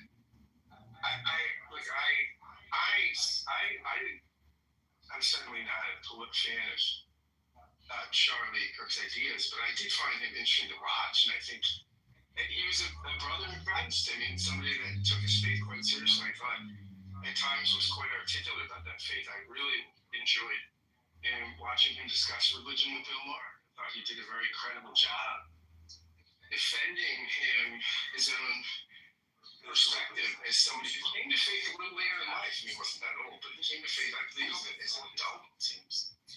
And was an articulate defender of Christian faith and of the place of religion in public life. And for that, I commend him. He was, of course, a blessed memory. But I will say this. I would not say what he did was really civil debate. Right? When you watch clips of him, quote unquote, in these debates on college campuses, and they were acerbic, they're clickbaity, he often, I think, is rude. No, so are his interlocutors, right? That's, I'm not saying that his interlocutors were from the school of Athens either, but I think we're looking, and that doesn't mean anybody deserves to be shot. And this is awful and tragic, and anybody with any moral rectitude ought to be totally disgusted by actions like this, no matter who was responsible. But, to say that this was Socrates or Cicero or more that this was somebody that was, a major contributor to public life as far as the quality of debate. That just strains any credibility. He was not that guy. He was a partisan sort of rhetorical firebrand. And not that that's a bad, lots of people are that, right? But I don't think the guy contributed to a richer public discourse. Not David Brooks or something like that. I mean, he's not somebody that dialed down the rhetoric that helped mutual understanding. And he was a partisan at times, very confrontational, and it could be polarizing. Again, I mean, these are things that we're a tribal, polarized age, so that is probably part of the course. But let's not now, because of the strategy, look at him as if he were Socrates or Mark Twain, or some sort of great orator or great public healer. He was none of those things. Certainly a contributor to public life, but not a contributor to richer and deeper public discourse. Thanks. Thank you, Scott. And now we'll go to Howard. He was quoted saying that. Hey, Gary. Hey, Scott. Well stated. Hello, Alan. Hope everyone's having as good of a Thursday as possible. No doubt. I mean, this is clearly tragedy. Nerves are definitely frayed. So to answer the question, Gary, in terms of why is this dividing us more than uniting us, and it's ironic because here we are on 9/11, and we know going through that tragedy and the post 9/11, how that did rally people together and unify the country, and now here we are 24 years later, and I think a big piece of it is just a contributing factor, but it's amplified by social media and also this need that people need instant gratification. I did spend the day this morning just listening to different rooms on Clubhouse just to get a pulse. And to Scott's point about tribalism, I mean, it definitely was out there. I mean, all different perspectives, all different opinions, and people jumping to conclusions. And I guess that's one of the things that is just more and more challenging that I'm finding for all of us is jumping to conclusions without facts and just assuming that because it's a different point of view that I have, it must be then the other side that caused this pain, this tragedy, when the facts aren't there yet to support it. This morning, I mean, just, waking up to even the President of the United States, using the term radical left, I mean, that certainly didn't help things. And it just reminded me of, from a leadership point of view, when you don't have someone in a leadership position that's really, truly trying to unite, it just reminds me of a quote that maybe Tiger would talk more about, but there is a old saying that a fish rots from the head, and sad but true, and I'll leave it there, Gary. Thanks. Well, it is true that in years past, when there are tragedies like this, the President of the United States is supposed to become not the commander-in-chief at that moment, but the healer-in-chief. That's part of his job. I believe it to be part of his job. It's not ingrained in the Constitution, but I think many people believe that that's part of the job of the president. And we should be urging pause and caution. And if we're going to pray for anything beyond thoughts and prayers, which seems to be the default in this nation when there's a tragedy for the victim and the victim's family, how about praying that the law enforcement folks are successful and that in their pursuit of justice, they get it right? That's what I want to hear from the president. Rather than jumping to conclusions, he should actually be telling us we ought not to be jumping to conclusions, in my opinion. Other people are going to disagree, but I would want to underscore what you just said, Howard. And Gary, one more thing if I can add, because as I said, I was hopping through different rooms, and again, I heard a lot of different perspectives, but it very much discussed definition of tribalism. It definitely was in action, but just kind of a life hack, and I even reminded myself, and I know she's on stage, and I think I also saw Barbara come in, but Dr. Francine and Barbara host a room, Karma Club. It's every Thursdays, 11:30 Pacific time right now. It was such a positive room today, and I only caught the end of it, but it's just a reminder to at least myself to say, we also have a responsibility how we wire our brain and our thoughts. And after hearing all the negativity and finger pointing this morning, it was just a fresh breath air, a fresh air, I should say. And it's just a reminder that, you know what, we don't have to always just go down the rabbit hole and get so caught up in all the noise. Sometimes we got to come up and really enrich our mind, and the positive influences definitely can help you cope a little bit better too. And I'll leave it there. Thank you. I also want to thank you for mentioning 9/11 on this day, this 24th anniversary. And I will remind us, those of you who were not here, I will tell you that was a unifying moment. Sadly, it was a terrible tragedy, but it unified the nation. And some symbolism of that was when the President of the United States came to ground zero and went on the mound with the firefighters and the police officers and was roundly cheered, not just by the firefighters and the police officers. I've related this before. When he did that, I had taken a break from being down there covering this for hours on end. And I decided to head up to Midtown just to get away from it. And I'm walking and I find myself in Times Square, and here's the president, and he is on the big jumbotron in Times Square. Times Square, the crossroads of the world. There are, thousands and thousands of people. And they're standing there chanting USA, USA. Now, this is New York City, which is clearly not a Republican bastion. But nobody cared about the partisanship of anything at that moment. And I don't know why that's changed so much. But that abstract that I wrote gives me a little bit of insight into it. Thank you, Howard. Dave. Yes, Gary. Not that I wrote the abstract that I read. I just realized I used the wrong word, obviously. Go ahead, Dave. Yes, thank you for organizing this topic, because this is a very critical moment for America to heal for this unfortunate tragedy. And I heard the prior speaker, they all talk how they survey the clubhouse sentiment and things like that.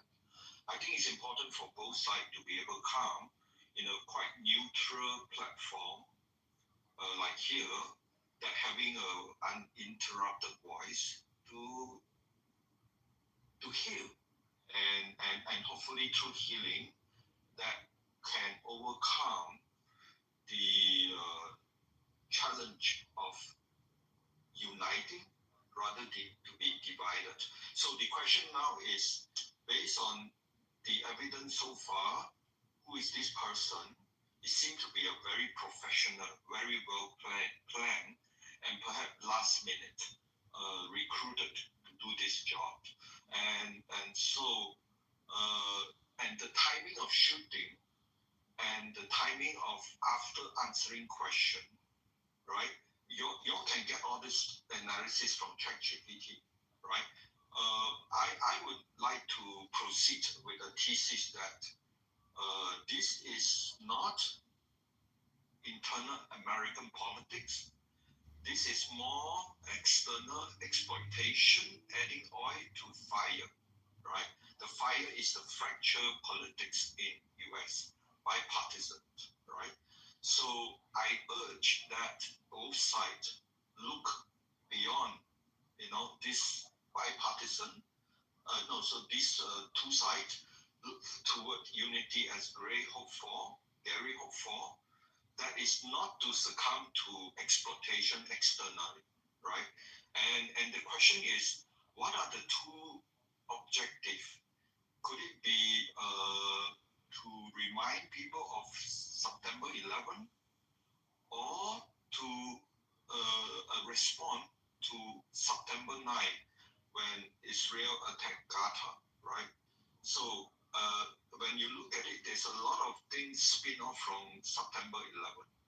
And I tend to look at the thesis from external exploitation, the enemy of US, adding oil to fire, right? And unfortunately, Charlie Kirk is the scapegoat, right? They look at the list. What option do we have on September 10th? And then we have Charlie Kirk giving the speech, and then they get a very professional to come 30 minutes before the speech, just come, do everything very quick and very clean, left the scene. That is the analysis I get from FBI so far. So again, and then the good thing about looking into this is that I found an author. Her name is called Martha Nussbaum. She written a book called Monarchy of Fear. I asked ChatGPT, what is the root of this problem? And then her book came out, right? From her book, fear is the way to divide the population. Fear is the way to, in many forms. That is the fundamental why every time we come to Gary's room, we are shouting at each other. We were like on both, either side and things like that. But in the end, like Gary's title, we must look for unity. Then the question is, what solution suggested by Martha Nussbaum to reach for unity? And she quoted, replace anger with peace, with hope, replace justice, replace, so I can't remember everything, but go for her book. So she came up with a list of solutions. And from this solution, I become now very hopeful. I have a concrete way to fight division, to fight any infiltration of the United States or Europe, to promote division.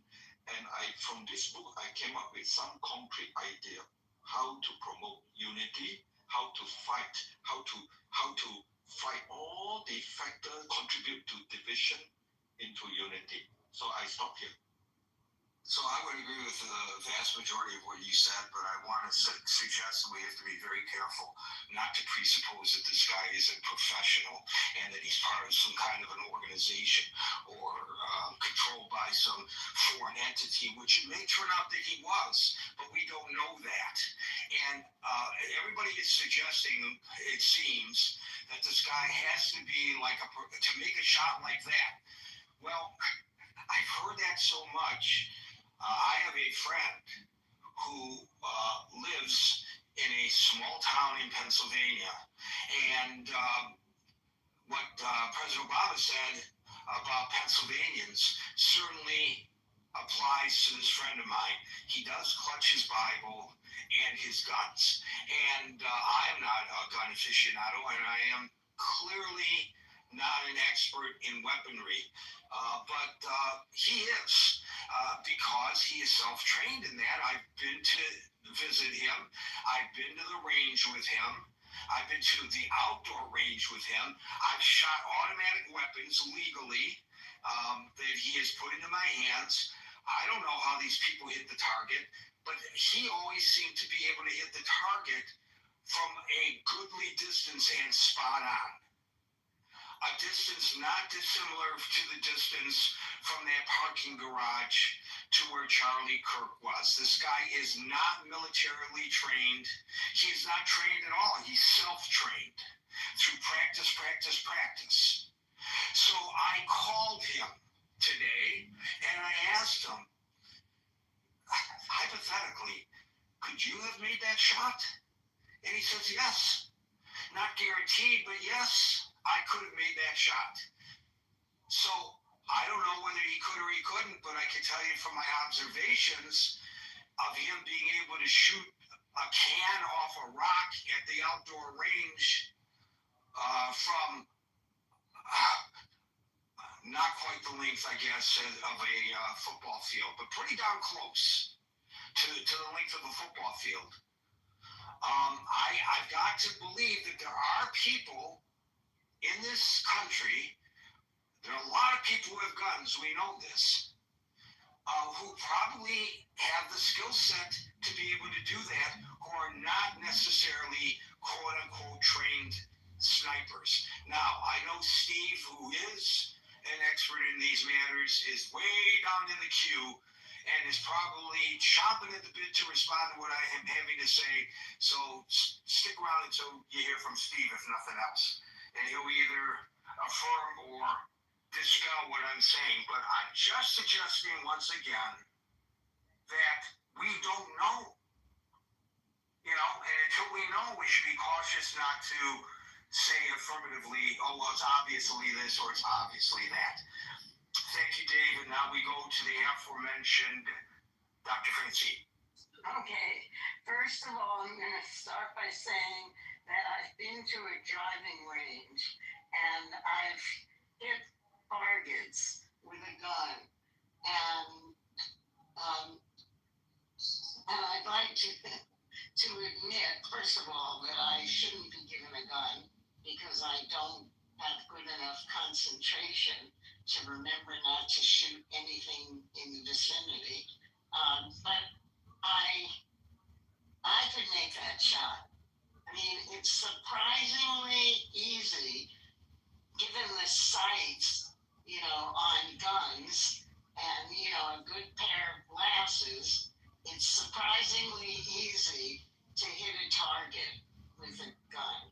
But that's certainly not what I wanted to talk about. What I wanted to talk about was that when I saw Charlie Kirk get shot yesterday, and I did because I happened to be watching the appearance that he made in Utah, and he was actually in the middle of talking about mass shootings when he got shot. I had the same feeling about him that I had when I saw that Kennedy had gotten shot. And, you know, you've got to know that I don't share Charlie Kirk's beliefs. But that didn't matter. I mean, I saw that shot. I knew he was going to die from it because, I don't know, because if you're shot in the throat and it hits the carotid artery, you bleed out so fast they can't save you. So I have that feeling, and the feeling is, oh my God, this is so terrible, really terrible. And that's how I felt when Kennedy was shot. And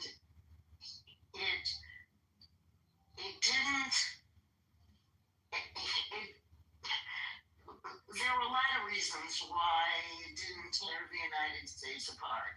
One of them was the obvious lack of social media and the internet, and like the Kennedy assassination was controlled for us. Our access to the information was controlled for us, and we were, you know, sort of guided about how to feel by Walter Cronkite and by the people on the big three news networks. Well, we now have a media audience that is so fragmented that people can be watching anything on any platform. And that's part of the problem. The other part of the problem is we don't have an education system where everyone who goes to a public school gets the same curriculum and learns the same shit. And I say shit advisedly because I know now that a lot of it was, you know, lies and propaganda. But we all had the same framework, the same lies and propaganda about the States. And we don't have that anymore because we have much more access to historical information. So that's another reason why it's different. And the third thing that I want to say is that I'm not sure at this moment, Gary, that it really is different. It could be that it maybe is going to pull us together. I mean, I certainly am trying for that, and that's why I held my room today. I think, personally, I think it's comical that Trump keeps blaming all this violence on the left, because the left, in theory, is full of gay weak people and pansies and people who can't do these kinds of things.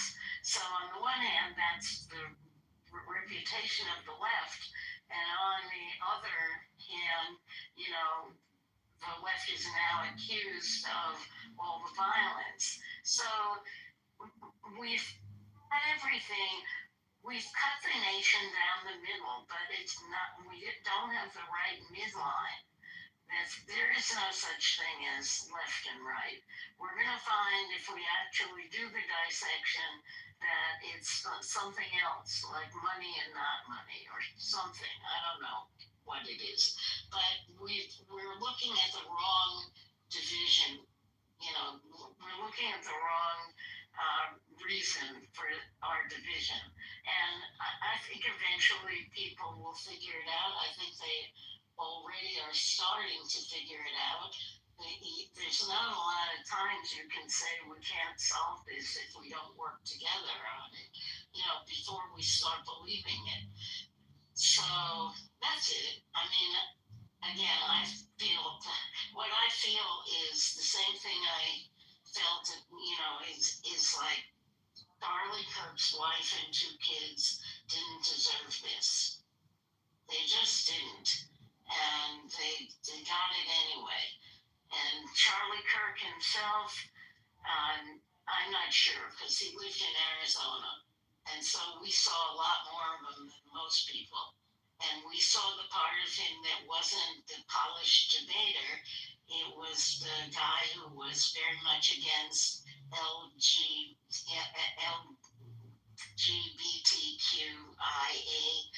and black people and anything else that wasn't white and Christian.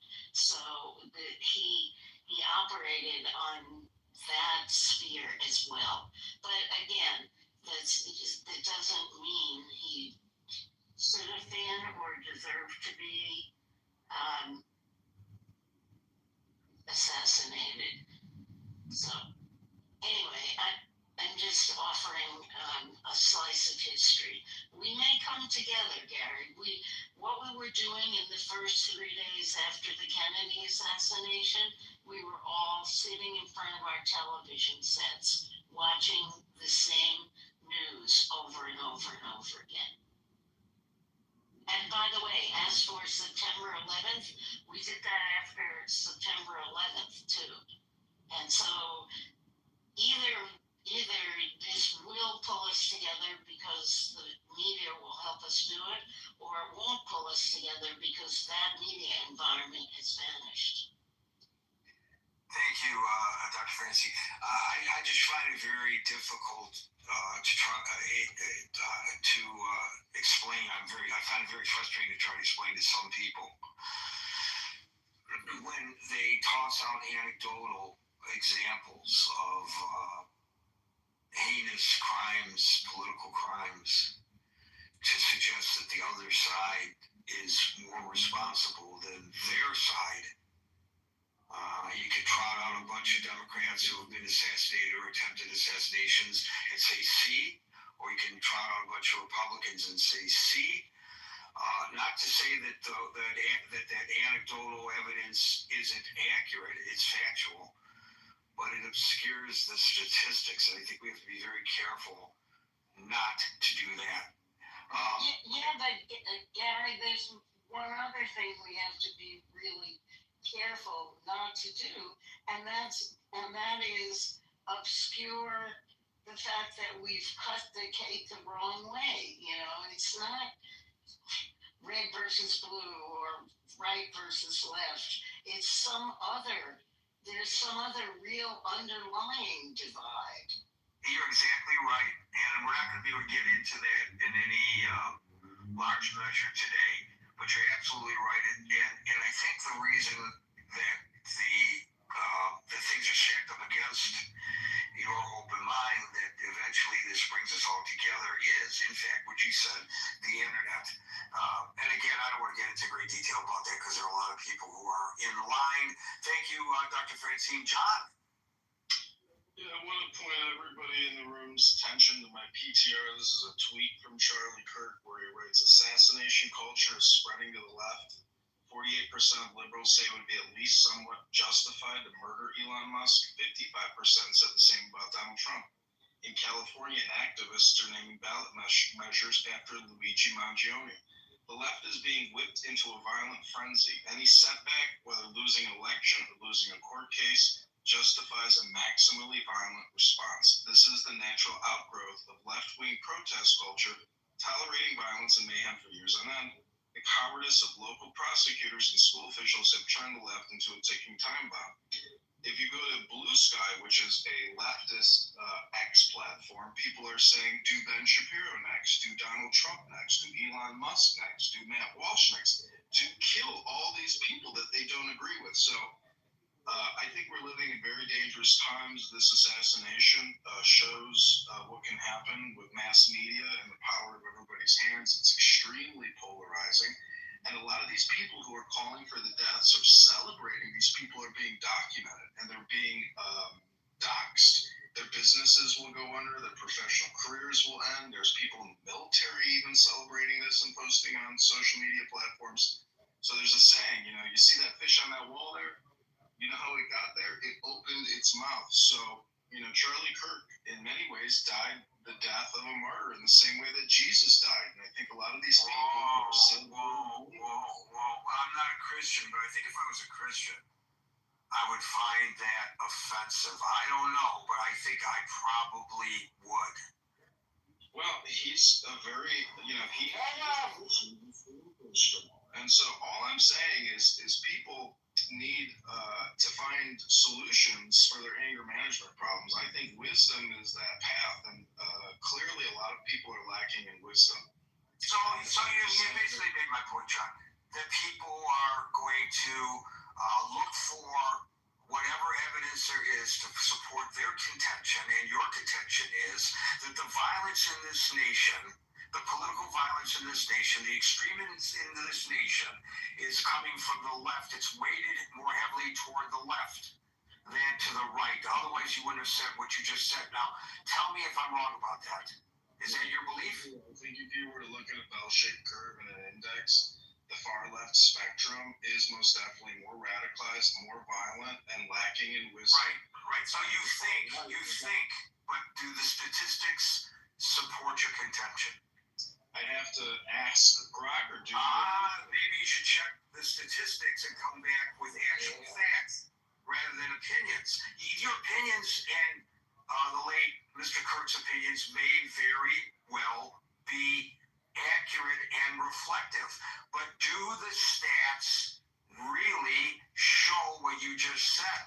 And I want to challenge you to check the statistics, and if in fact you are wrong about it, come back and tell, no matter what the topic may be on that day, I will give you the forum to explain to us that you were wrong in your assertions based on anecdotal evidence.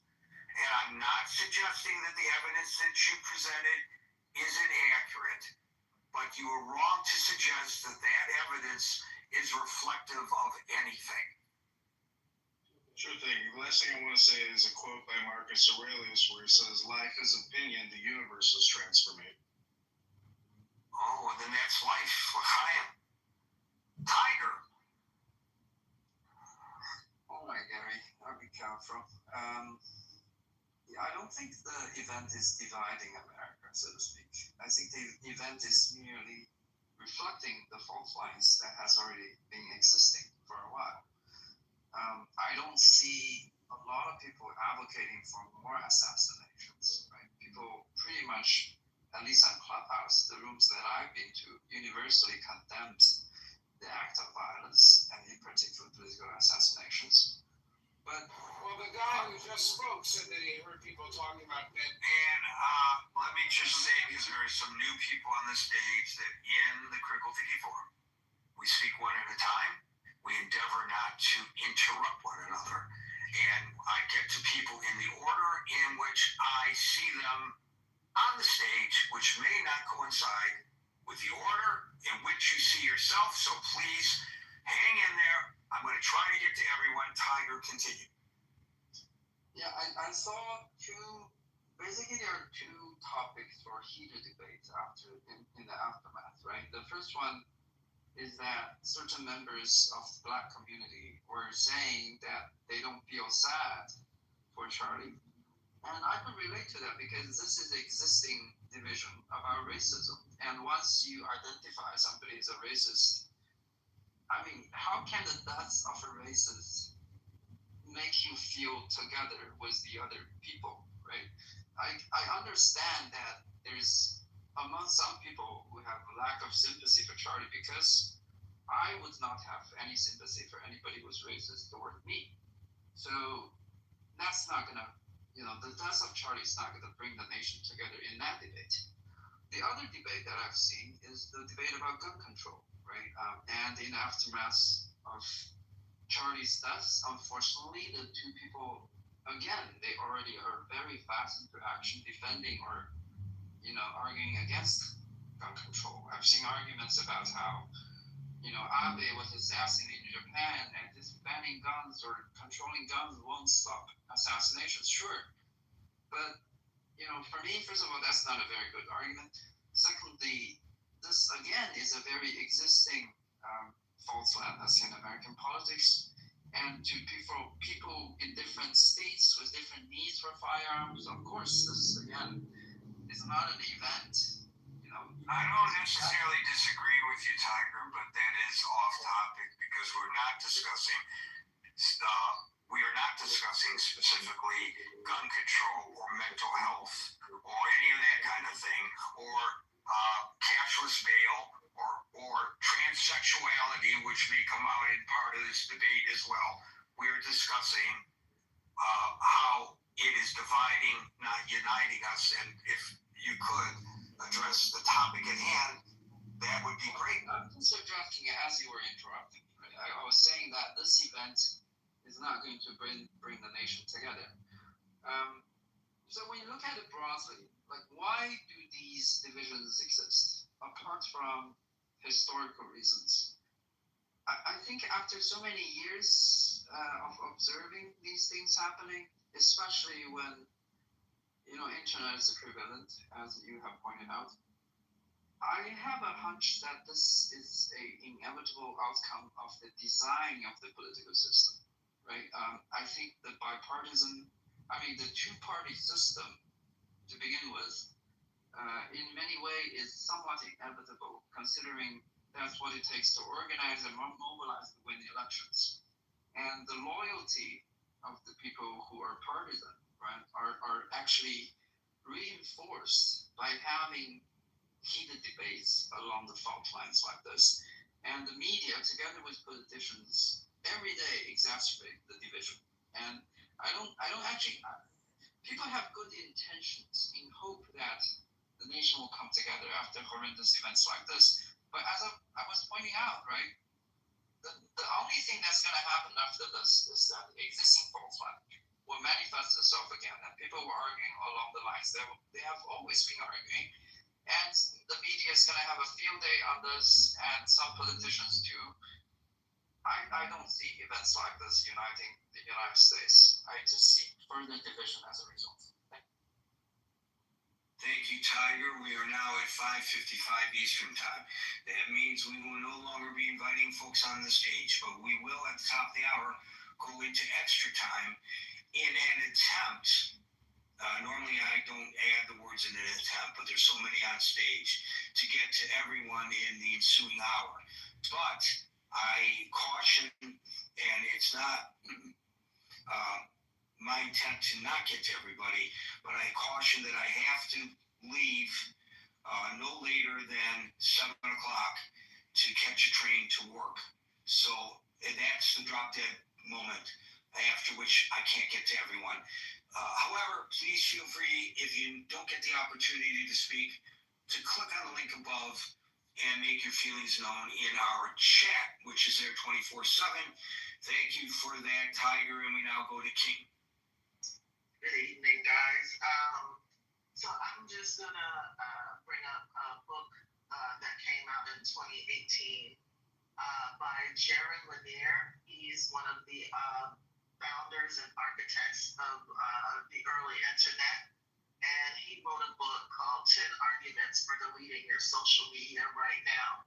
And in it, when I first saw this, him giving the talk on this book, I was like, okay, I can see what he's saying. Now, this was before Cambridge Analytica and all of the other stories that have come out about manipulating people through social media engagement. So it's a good read and a good read in this particular time.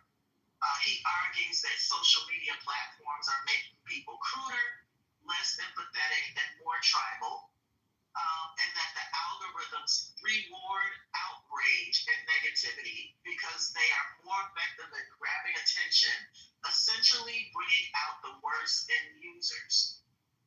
And so with this in mind, we have to acknowledge the role that some social media influencers play. Tiger said that existing fault lines. Well, yeah, this is part of the job, is to capitalize off of those existing fault lines. This is what has been happening for many years now. I mean, some of this is predictable because people are becoming so radicalized via social media that,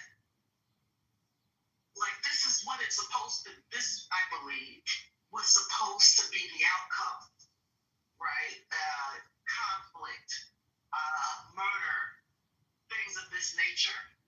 This is no different than when some years ago they were talking about on the news how some kids in Europe and England were leaving their comfy suburban homes and to go fight jihad in Syria. And people are like, how did this happen? How did we get here? And they found out that these young people were being radicalized online through social media. All of the telegrams and the discords and such. My concern in this current moment is that cooler heads are just not going to prevail because of just the parasocial dynamic between people who follow influencers to the degree where they feel like it's worth it to either worship them or kill them. It's quite intense. And I've heard some young people in particular, because this was his audience, it's them that we really are going to need to focus on because they've already been primed and radicalized and, people are talking about revenge, not so much older people, even though I've definitely seen people online crashing out that are in their 40s. But this is a serious mental, we talk about mental health. I want to talk about the mental health of all of the rest of us at this point. And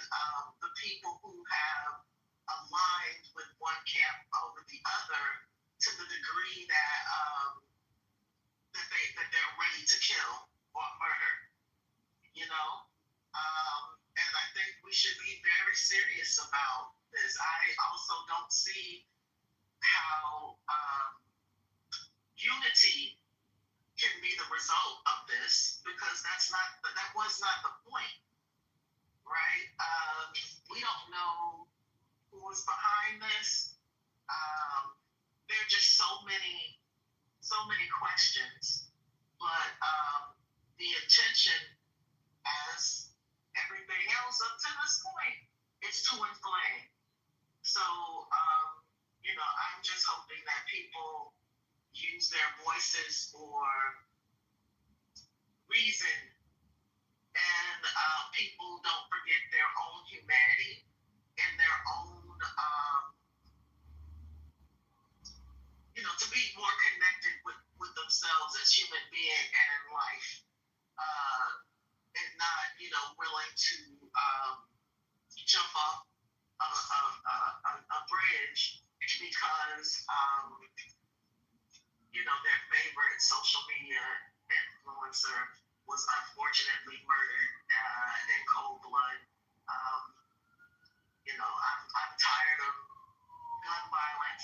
I am one of those people who see this as a gun violence issue, and I just wish that people were as moved when our children, people witness this man torn apart by a bullet, and the first thing I thought about were the children who have been being torn apart by bullets in their classroom and in their church, and on the street in Seattle, watching people get blown away.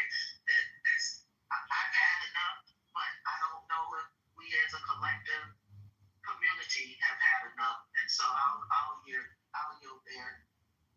I want to amplify something Howard said that juxtaposes what you just were alluding to, King, and that is that we have to affirmatively, it takes work, but we have to train ourselves to not fall into that trap of just knee-jerk reacting based on our political perspectives, and really train ourselves to objectively view not only this but other things in our society, but especially this. And I'm sorry. Yeah, cry for the man. Cry for the man and his family. He was a man. He was a human being, right? That's normal.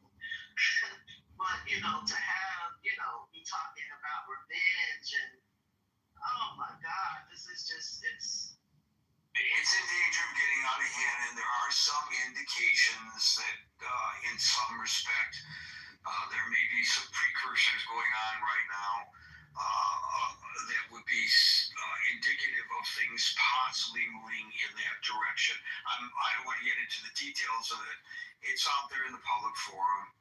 You can find it for yourselves if you're interested. But there have been some incidents today that give one pause as to what might be in the offing. Thank you, King. Brian? Sure, can I just say one thing regarding the gun stuff? Sure. And I don't say this at all, say that there's no implication that Kirk had it coming, or no one deserves this, so don't take this at all like this. But he did say,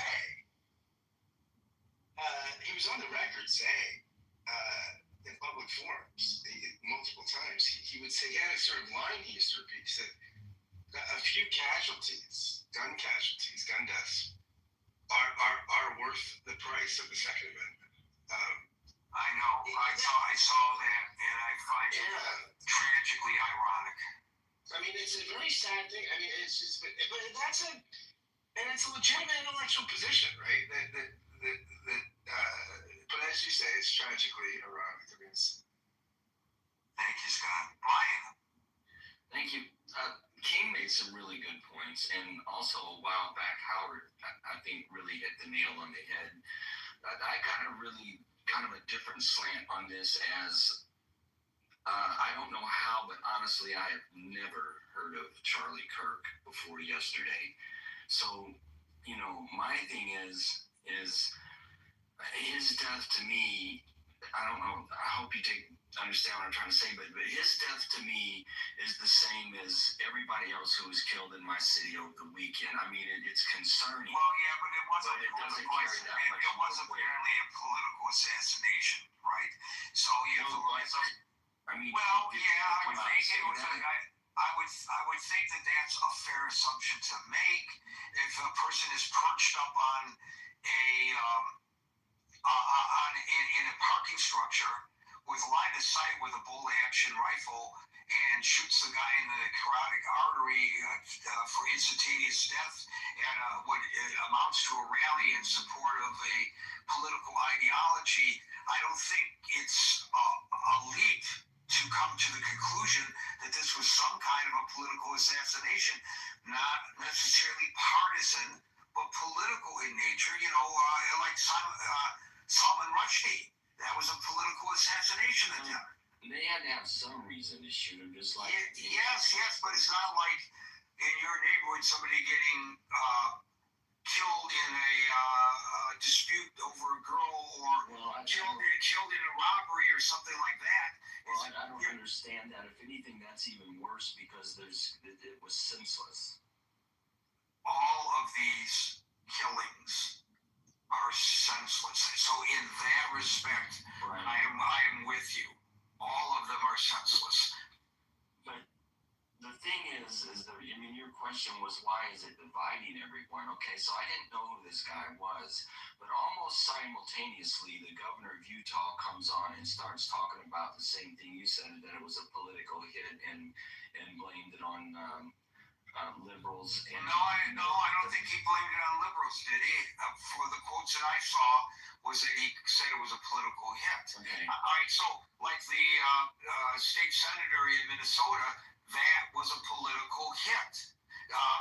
But Walz came out and said almost immediately, this is a political hit.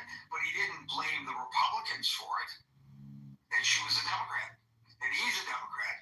So we have to be a little nuanced in our understanding of what's being said. Well, where I'm getting at is with this is the reason that we're divided is swirling the elephant in the room, which is Donald J. Trump. He made an art out of dividing the people, and he's still dividing the people, and he did not mince words in laying the blame on Democrats. And you are correct that he did not mince those words, and it's very disappointing. And I don't know whether he divided the country or he is taking advantage of a division. This is a chicken and egg situation for which there may be no actual answer to the debate. I mean, well, that would be an interesting question, because I think the country's kind of underground lost its shit when President Obama was elected. At least part of it did, a big, But then when Trump came on the scene, then as things started to surface, he took advantage of it, and I think that's where the main riff happened. And in my opinion, that's where it happened, and that's where it still happens. And okay, I'm going to show you right now the facts that show that this bullshit, this political assassination desire bullshit, is on both sides of the aisle. Okay, I'm not going to say this is an example that the Democrats are the bad guys, and just suggest that. And I'm not going to say this is an example that the Republicans are the bad guys. I'm going to just point out, since you mentioned Obama, that there was an unprecedented number of death threats against Barack Obama as compared to any of his predecessors, causing alarm among the Secret Service. And I will also point out to you that today, as a result of the assassination of Charlie Kirk, the security of President Trump, who we already know was the target of 2 assassination attempts already, has been increased.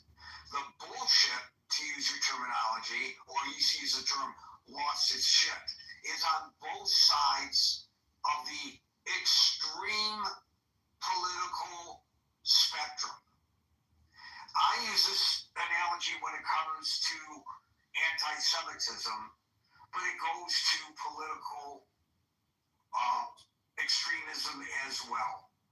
If you are a quarterback in American football and you are only looking to the left as where you might be tackled, and you forget about the right, you're going to get tackled from the right. And if you look to the right and not pay attention to the left, you're going to get sacked from the left. And that is I love my own analogy, and that's why I repeat it. Because that's exactly what's happening in this country. And for every example that somebody can throw at me, where the Republicans or the conservatives are the boogeymen, I can throw an example where the Democrats are, and vice versa. So who is your example of being as vile as Trump is in public and with his terminology and his derogatory? But the discussion is not just about Trump. Well, you this goes way why this goes way beyond Trump, and today is not the day, in my opinion, you can mention it, but to focus on Trump. Are you going to argue that Trump is the cause of Charlie Kirk's death? No, but you hesitated. You hesitated on your no. But you asked. Well, I had to think about it. But you asked about why we're divided, and I am not a Democrat or a Republican. I've been accused of being ultra conservative in the chat, so that's where I'm at. I take it, try to be as objective as possible, and I'm telling you, my reason that we're divided is Donald Trump. You may not want to talk about Trump, but that you ask, and that's my answer. Okay, thank you, Brian. We'll move on now, and let's do it rapidly because it's 6:12, and you can see how many people are waiting, folks. And I'm not pointing this finger directly at you, Les. I'm just making that observation. Les, you're up. We don't want to end up in a situation like 1920s Germany with both left and right violence and it's making violence be the power of politics. And as Gary said, everybody needs to unite, hope that the murderer is caught soon, is given a fair trial, and is treated as harshly as the law allows, or at least in a way that discourages other people. And in particular, I hope they don't mention his name, and I hope that he gets at least thrown in jail and never heard from again. At least, right. Actually, yes. And the other thing is, I think you probably have an opinion on this too. Breaking news is terrible in terms of reliability, and it's a function of the news people don't have time to, get it right. Well, we don't have time to digest it or get all the information. So yesterday was a great example. It was reported that they had a suspect in custody. They got him. Then they didn't have him. Then they got him. Then they didn't have him. Then they got him. In fact, at one news conference, they both had him and they didn't have him. Now, they don't have him. Is that because the news media got it wrong? Or is it that because what the authorities were telling the reporters was wrong? When there is a developing story like this, it seems illogical to say what I am saying. But numbers change, facts change as they are known. It doesn't mean that the reporters are purposely making up things or not checking things out. All of that stuff was sourced yesterday. It came from the police. At one news conference, the governor, the head of the state police, the first thing the head of the state police announced, we have no one in custody. At the very same news conference, the governor announced that they had somebody in custody, and from Washington, the FBI director announced that they had the suspect in custody. And then it turns out that they didn't. They're still looking for him. So we are in a you're exactly right. It used to be you pick up your evening paper or your morning paper, and there's, all of these questions. Well, do you have them or you don't have them? Are resolved by the time it goes to print. Or you watch the 6 o'clock news and then the 11 o'clock news, and by their deadlines, they know most of what you know. No, now we have to know right this instant. And even before it's broadcast, it's tweeted out by the news organization. And things change. And you're exactly right. And it's just the way we consume the information today. And there's no way you can guarantee that the information you get is accurate. We do whenever there's a mass casualty incident, the numbers that are initially reported almost invariably go up or go down after we first report what they were. It's not that we in the media got it wrong. It means that that's what the officials reported based on what they believed at that moment was accurate. So I'm glad you pointed that out. Thank you, sir. And a final comment. Sorry, Les, before I let you continue, I'm going to interrupt if you don't mind, Gary. It's your room. I know I'm down at the bottom of the room, and I know you've got a plan for everyone to speak. You're running out of time, and maybe others are as well. I just have an idea. You're going to have to wait. You're going to have to wait. This is how we run the room. We don't interrupt, and when we interrupt, that ensures that somebody else is not going to have an opportunity. Let's go ahead and finish. And finally, here's a comment, and it's not related to anyone in this forum that anyone said, but the other thing I would recommend is to ignore big claims made without a big evidence from a multiple reliable sources. And in my personal case, I spend my valuable time paying attention to other people going forward rather than the people making claims without evidence. And I think it's people just find a claim that meets what they would desire to be true and don't look at the evidence and then get all riled up. And that's part of the problem too. Thank you. It looks like it's going to be almost a state funeral. Vice President Vance is going to escort Kirk's casket and his widow on Air Force Two. So, interesting response. Now, look, somebody earlier pointed out that the president is all over this, wants to give him posthumously the highest civilian honor that you could give someone. He's speaking out about it. He's saying some things that may or may not be fairly observant of the situation. But I just want to point out that they were very close. And I've heard it said by somebody covering the White House. Sorry, I can't remember. I've been listening to a lot of people that he treated him almost like a son.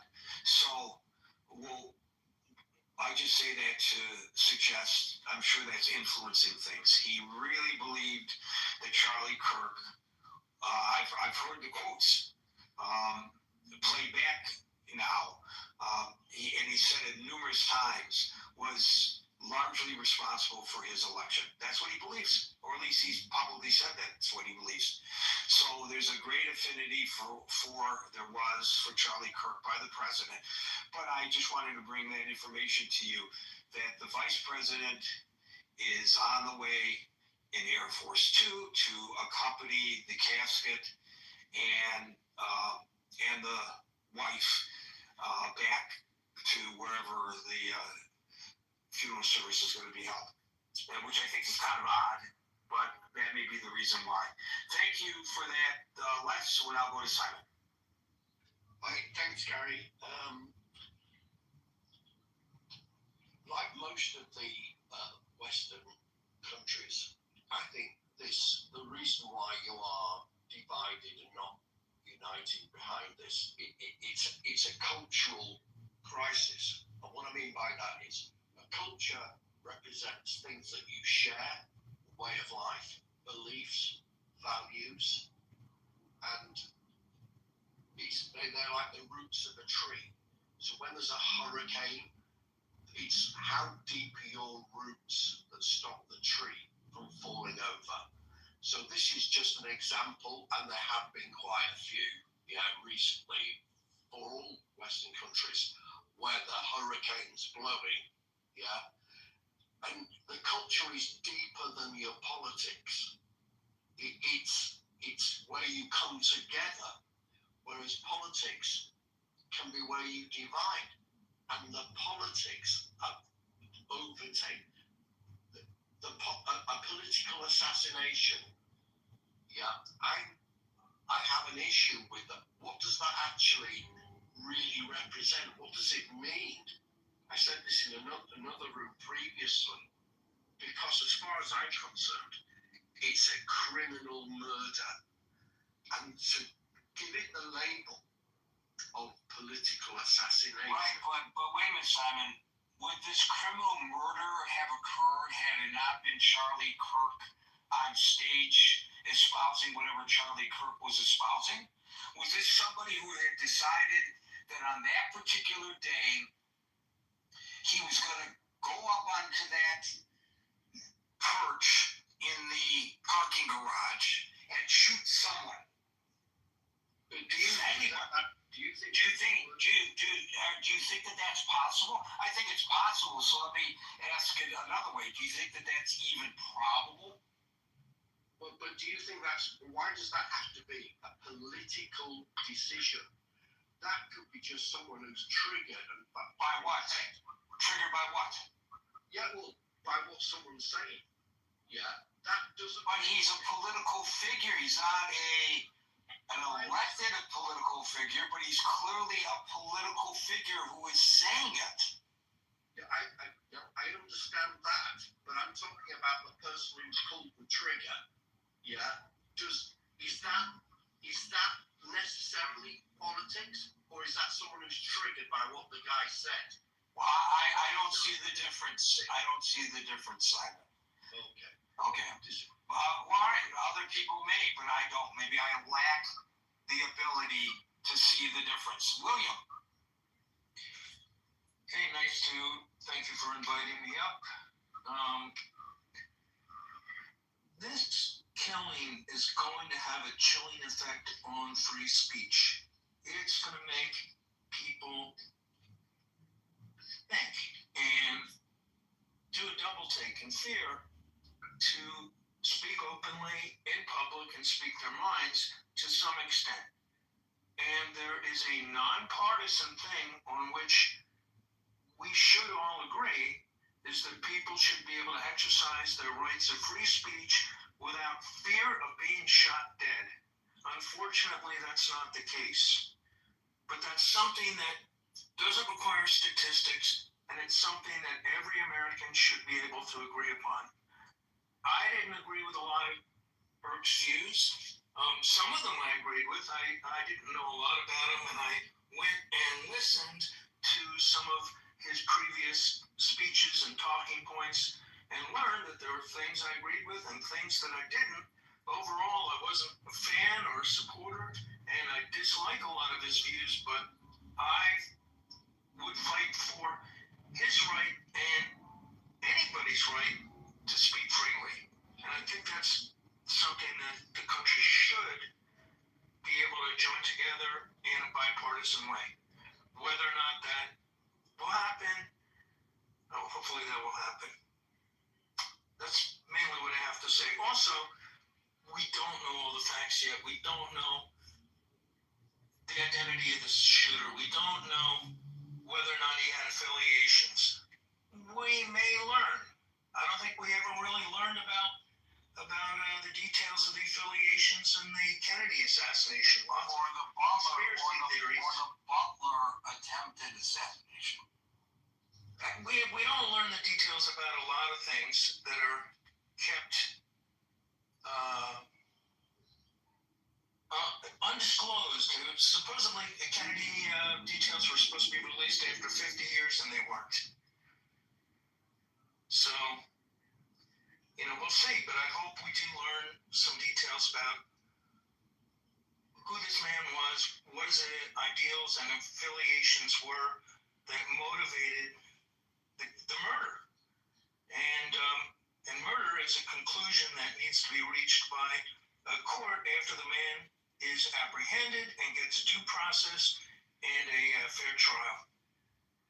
But it looks like from the known parameters, it looks like a political assassination, and I agree with that preliminary conclusion.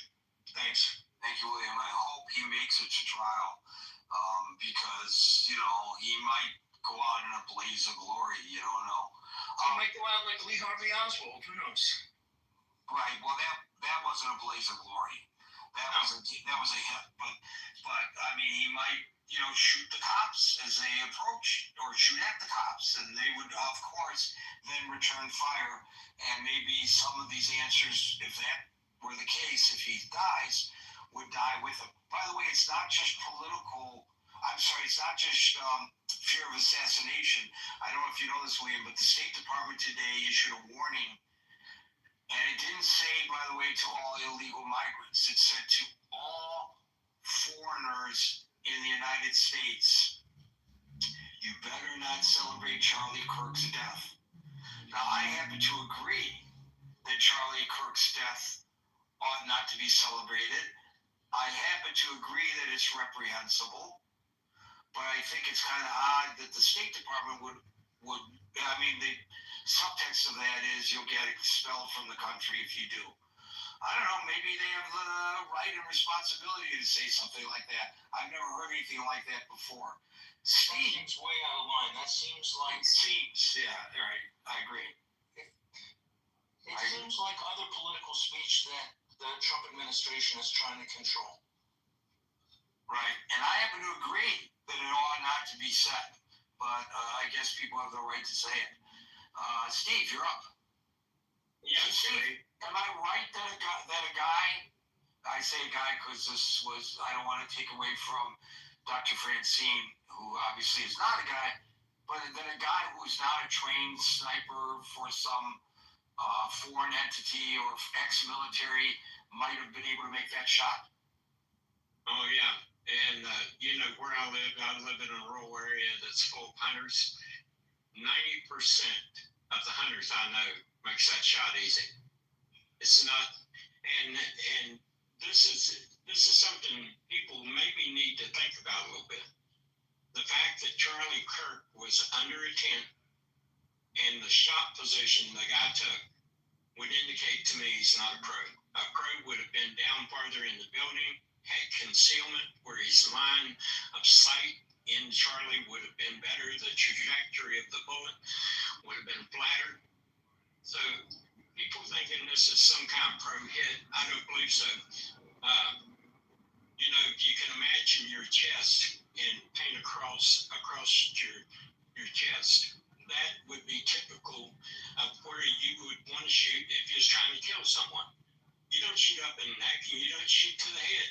That's not what someone that has any proficiency with firearms would do.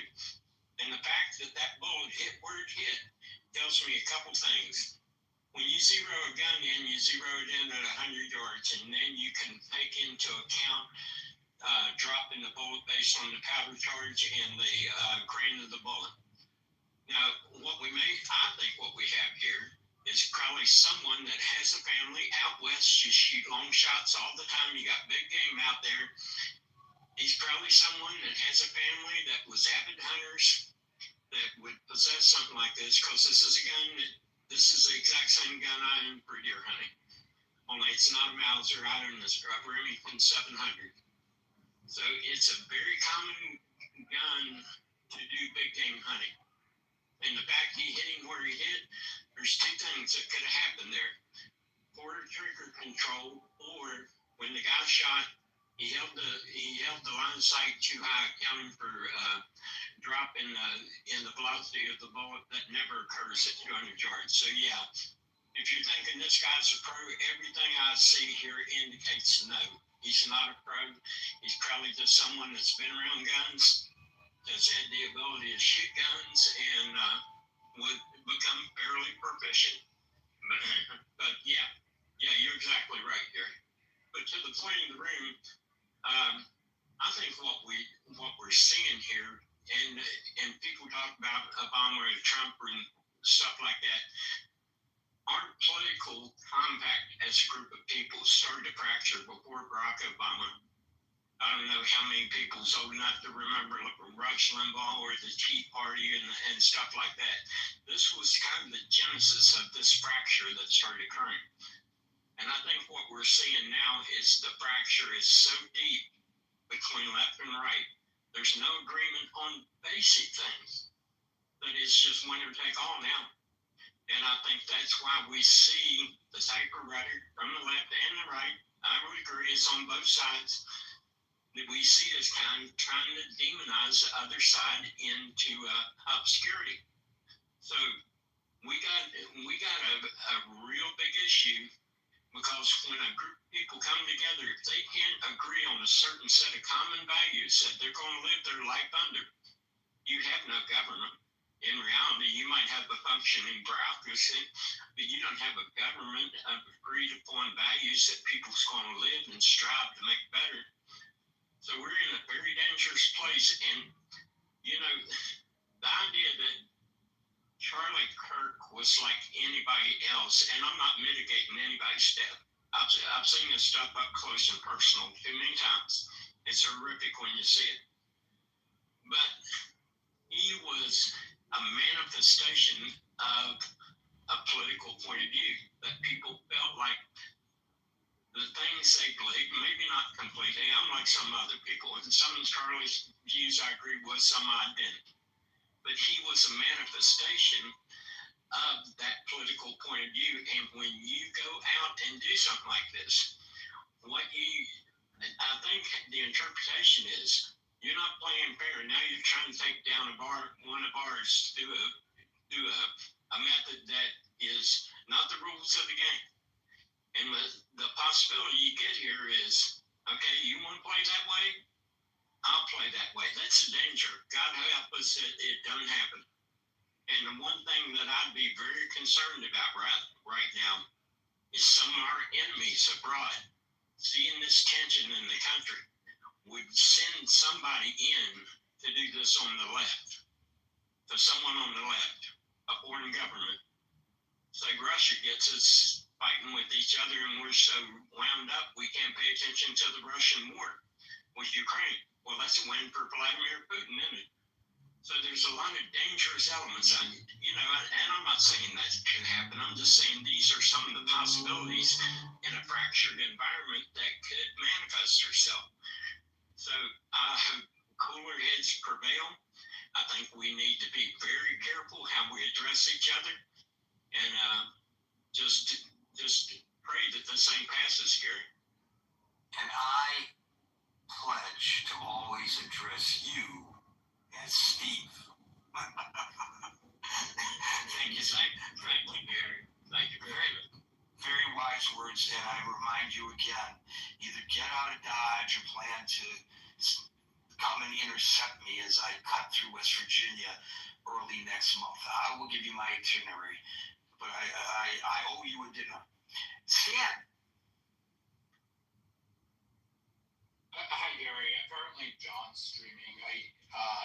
I can't afford it. Oh, geez. John is streaming. What a surprise. So I'll have to pass for today. Okay, Stan. Meryl. Hi, Gary. I agreed with everything you said in the very beginning, and I can take from some other people, some other speakers, and I agree with them. With Dr. Francine, I am Dr. Francine. I was watching, and my first reaction was to want to cry.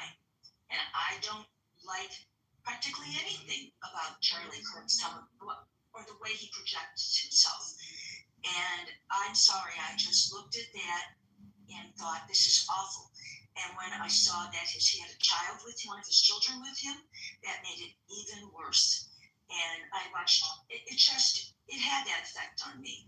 I do believe that we don't kill the people that are, quote, we think of as our political enemies. We just shouldn't be doing that. That shouldn't enter our mind.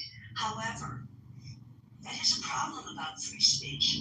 People exercise free speech, and they might exercise it in a way that has an emotional effect on somebody's lives. Somebody else has a life that is affected by that. And so these are personal. When you're going to take out somebody, you go on a shoot at somebody, that's personal. They've been hurt, or something has happened in their lives that makes them want to get rid of that person, that politician, or whatever. I also would like to point out that 2 days before Melissa Horton was killed, she was the 61st head of the Republican House in Minnesota. 2 days before she was killed, her last interview, she said she was hopeful. She thought there was a chance that people will start to come together. And she was shocked. She was killed 2 days later. It was a political point that was being made. And that bothers me, that troubles me. The other thing that I will point out is we can't just always,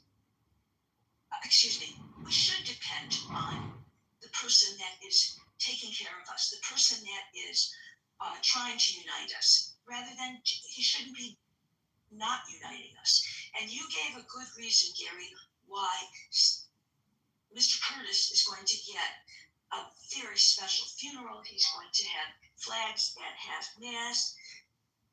Melissa Horton didn't even get recognized by that. She was told, it was pointed out, that she was a bad person, all the awful things, and the governor wasn't given the courtesy of a call, and there's no flag at half-mast for her, and that offends people.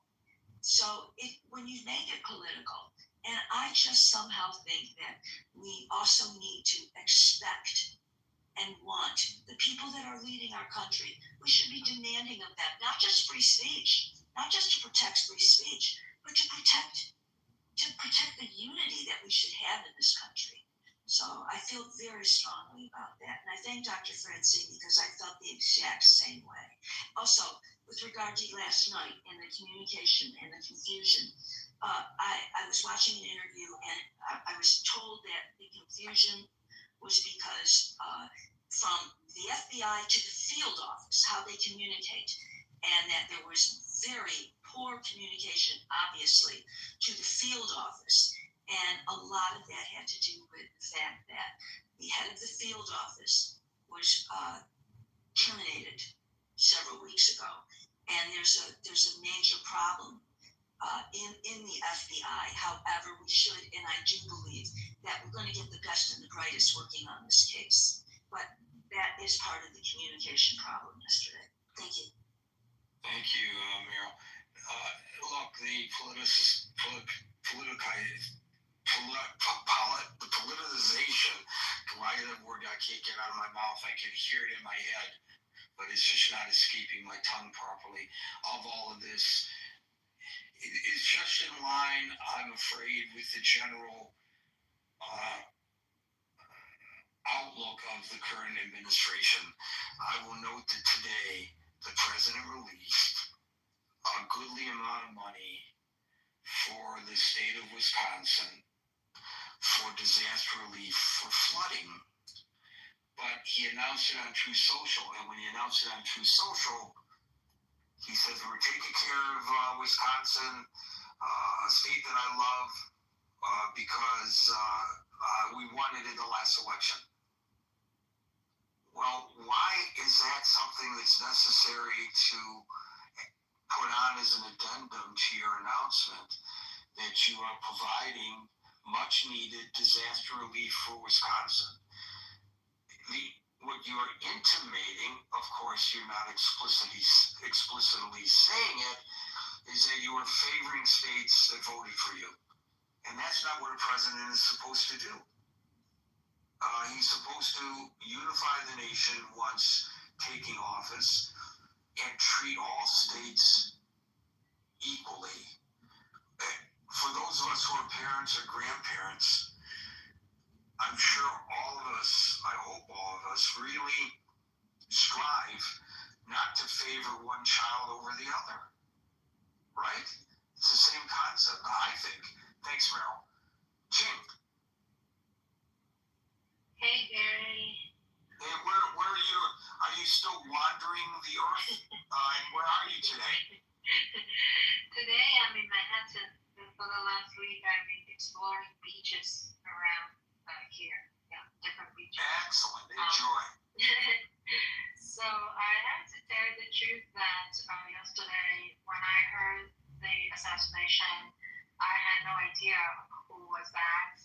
I felt immediately very disturbed, very sad, and all these emotions. Then later on, I found out this person was being hit, and it's I have mixed feelings. I heard things he said about, and he's kind of like you all know, very strong advocate for Donald Trump, and a lot of things he said was very extreme to my view of politics, and so I sort of have less sympathy of him. I have to confess that's how I felt. But overall, I think the gun control, I know you don't want to talk about gun control, but gun control is out of control.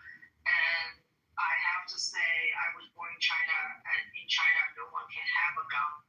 So there's no such thing of assassination or kill people on the streets or any of those kind. It's a very strict policy, and no one, zero gun. So we need to think about that. I guess it's a huge topic, and it's not going to solve, overnight. And also, I agree several of the speakers earlier said about dividing this country. Donald Trump is the one who is dividing the country. Speaking of dividing, so the leader, the father, the grandfather, the whatever, we're supposed to follow and set really poor examples for all of us. So how we're going to unite, I have no idea. This is going to be definitely not going to unite us. It's going to have more divisions. That's it. Thank you so much. Thank you, Ching. Justin.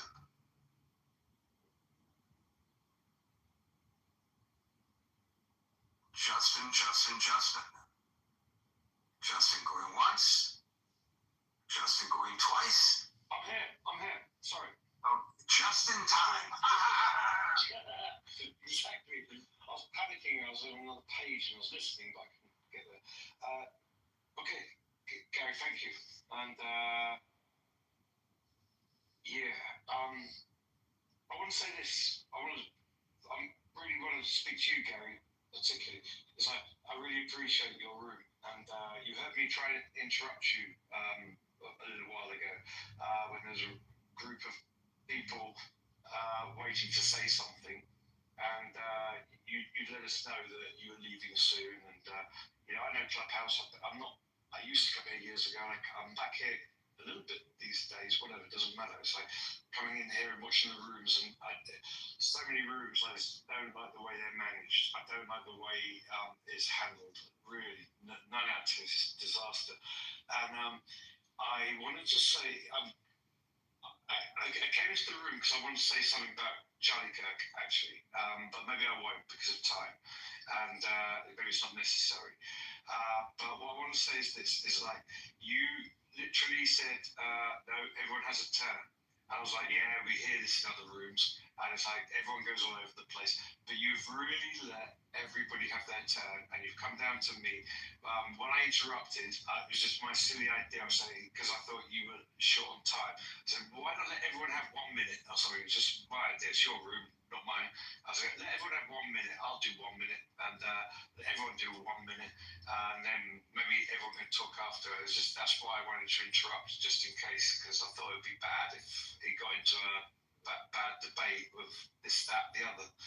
And I'm going to conclude it roughly there, almost in honor of Charlie Kirk. Right, wrong. I can talk more about lefty, righty, and all the rest of the shit. And it's like, but in honor of Charlie Kirk, what he did well, no matter what you think about him, he really let people speak, and he really listened, and he really let everyone have their say, right or wrong, and debated and everything. And I just want to say, Gary, what I can see, we might not agree on everything, but I don't think we'd be far off on left and right, Kirk or not. I believe you're doing it, from what I'm witnessing here tonight, you're doing a good job of letting everyone speak. And so I want to change what I wanted to say to thank you for that. Over to you. I thank you for that. Ironically, I received an email today from somebody who's highly critical of the way I run the room. So it's nice to hear occasionally somebody saying something positive like this. So I appreciate that. But people don't have to do that. Just show up. That's the way to show that you're in support of what we're doing here. Thank you, Justin, and we'll go to Dismal. Thank you, Gary. I'm going to be brief because I see that there are other people who haven't spoken. But I think what this assassination really demonstrates is a grim milestone in America's political saga, where fiery debates are now turning into violence and could even end in gunfire.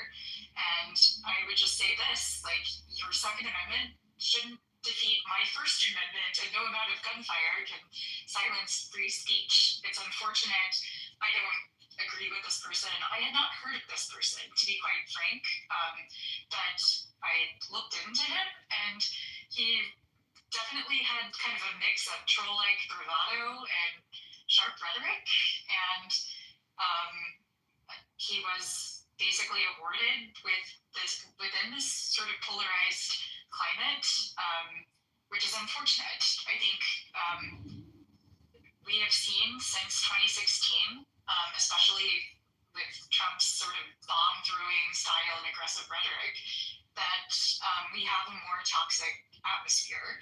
And I heard discussions on behaviors like this happening on both sides, but actually, when you look at the statistics, I think 75% of the violent activities that we have seen, like political violence, has been on the right. And there are data to back that up. It's just unfortunate that social media, as I think a former speaker mentioned, has really rewarded bad behavior. We saw that with Elon Musk and the repetition on a American presidential debate stage. They're eating the dogs. And then a town in Ohio had to pay more than $1 million to protect individuals from vigilantes that decided to show up with guns for what? For a lie that was initiated on social media. So I think we do have a more divided country, unfortunately, but it's because the voices of the extremists on the right or the left have an outsized following and outsized perspective, and they're rewarded for it. And it's unfortunate because I think the vast majority of Americans just want to have good neighbors. They want to go on with life and just have civil discourse. And I think on social media, if your only view of the United States is social media, you have probably very bad view of what our country looks like. And I think, as you know, as somebody who's worked in the media, bad news gets more coverage than positive news. So that's also a factor. Thank you, Dismal. I think we may get through everyone. This is terrific. Odie and where, and then Barbie. Odie. Thank you very much, Gary. So I told you about my milestones of America's decline, right? It's ticking. I'll stick more things. Armed political violence caused by Trump. So, I told you about this, but some people get angry and people think I'm a lunatic, but it's okay. I'm just taking my milestones. And it's so surprising you're talking about Trump's request to Wisconsin. This is how dictators are born. Again, like I said before, when I was doing my fellowship in Australia, my fellowship was on failing democracies. That's what I did for 3 months in Australia, University of Brisbane. The evidence is there. Trump is now putting this as a state that he won. And for the FBI, when you have Kash Patel and Dan Bongino as your FBI people, what are you expecting? But let me end with this. I don't want to waste your time. I see people idolizing Charlie Kirk. Sorry, Charlie Kirk is not a patriot. He was a polarizing figure. Now, he doesn't deserve to die. I welcome his debate. But this so-called is a man of faith, he's a Christian. He's not any bloody Christian. He has no Christian values. Nobody looks like I'm a Christian. The Bible is explicit about the fruits of the Holy Spirit. And I get very angry when, especially Americans, try to Christianize people. Charlie Kirk is just a Christian, but he has no Christian values. So let's stop all these things. He's who he is, a culture war warrior, a great debater, a free speech advocate, a Second Amendment advocate. That's what it is. He doesn't deserve to die. It's unfortunate, but let's stop idolizing the boy. He was not a good person, neither was he a decent person. Thank you very much. Are you? Well, one thing is for certain, I can say without fear of contradiction that nobody will ever try to Christianize me, at least not successfully. Thank you, Odie and Mayor. Barbie, you get the last word. Oh my goodness. All right. First of all, actually that was an interesting lead-in, and I appreciate Logan, where I just want to refer back to something someone said earlier, saying that this was a martyrdom of Jesus. No, it wasn't. Don't even go there. Don't even try to go there. Yeah, I'm not a Christian, but as I said, Barbie, I could see that. Yeah, I even find it offensive. Exactly. So that's just nonsense. But considering the source, of course, it's going to be nonsense. The second thing is clearly, and I mentioned it in the chat, and you'll see it, Gary, when you get in the chat later, that I'm fussing about the fact that John is recording. I hate that. I realize this is a public forum, etc., but it's also just getting to the point where some of us, I think, need to stop coming on the stage. Because I personally, even if he's totally irrelevant and has one view, I still don't want to be immortalized on some random dude's YouTube channel forever and ever for my opinions that I happen to have one day, especially as we get more and more towards the lack of freedom of speech in this country. So that's a whole other thing. Well, here's the thing, and you're the second person to bring this up. I mean, one of our regular contributors passed publicly contributing because he was in the room, and now you're showing your concern about this. And I gotta imagine that there are others who are not coming up on the stage for that reason. I don't want people to feel intimidated. There's a reason why we do not record the room. Because I know that there are people who don't want to be recorded. I know that's the default on Clubhouse now, and you have to affirmatively turn off the recordings of the room. But I'm trying to be sensitive to the concerns of the people. I want people to feel comfortable participating here.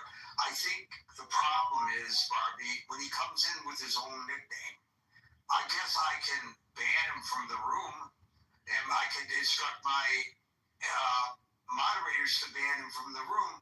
But as you know, you've seen the pictures, right? He's got like 20 she's obsessive. He's got 20. Exactly. He's got 20 phones there, all with Clubhouse nicknames. So I don't know how I can ban him. I think that if people feel strongly enough about this, and I know that it has not escaped Clubhouse's attention, and I know that they have tried, but maybe they will try harder and maybe they'll be more successful if everybody who's concerned about this brings it to Clubhouse's attention. So I think also, I'm sorry, Gary. No, that's okay. That was what I had to say. My suggestion is, first of all, definitely ban him for his actual, the use, his actual handle with his actual name, which is, why not just ban that?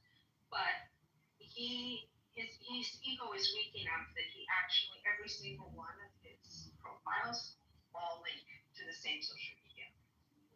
All of them. So it's really not hard to see. The minute you look at his profile and you go, oh, that's him again. I'm not saying you could possibly do that one. I've got a great group of moderators who are big. That's what I'm thinking. If you could I'll have a discussion with them all about this. I really I don't want you or Stan to be afraid to come up to my stage. Well, I mean, there's one of your most frequent contributors who has a lot of really interesting things to say in the chat, has expressed that she does not come on the stage because of him as well. So you'll see all that when you, and I know you need to go now, so I think I'll jump off. I did want to say this, that he, as far as Charlie Kirk, it's horrible, it's tragic. I've been feeling sick to my stomach just because it's freaking idiocy and it doesn't help anybody and it only hurts the country. I just don't think it's terrible.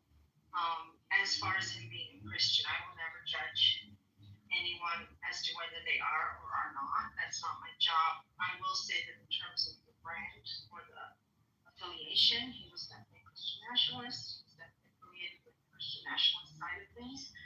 And for those out there that don't know all the differences, I will say that there's literally millions of Christians who don't identify with Christian nationalism. And I would just beg people not to put us all in the same bucket.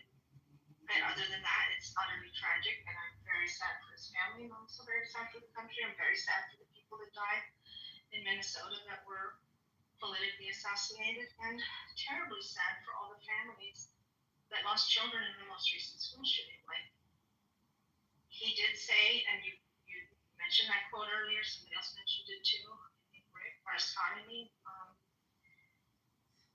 Maybe if it's true that the belief that a few deaths are a small price to pay for the Second Amendment, then maybe in his mind and his supporters' mind, this should fall within that category. I don't know. I think it's tragic. Thank you, Barbie. Your timing is impeccable. It is 6:58. I have about 90 seconds left, and I want to use the 90 seconds to not talk about Charlie Kirk, but to just implore us all to take a moment to think about 9/11. It's a little more difficult for those who were born more recently and to which 9/11 is history. It's a lot easier for those of us to which 9/11 is still news to be able to take the time. But I think we all should take the time to think about those who were killed on 9/11, and especially those brave first responders who, rather than running away from danger, ran to their deaths.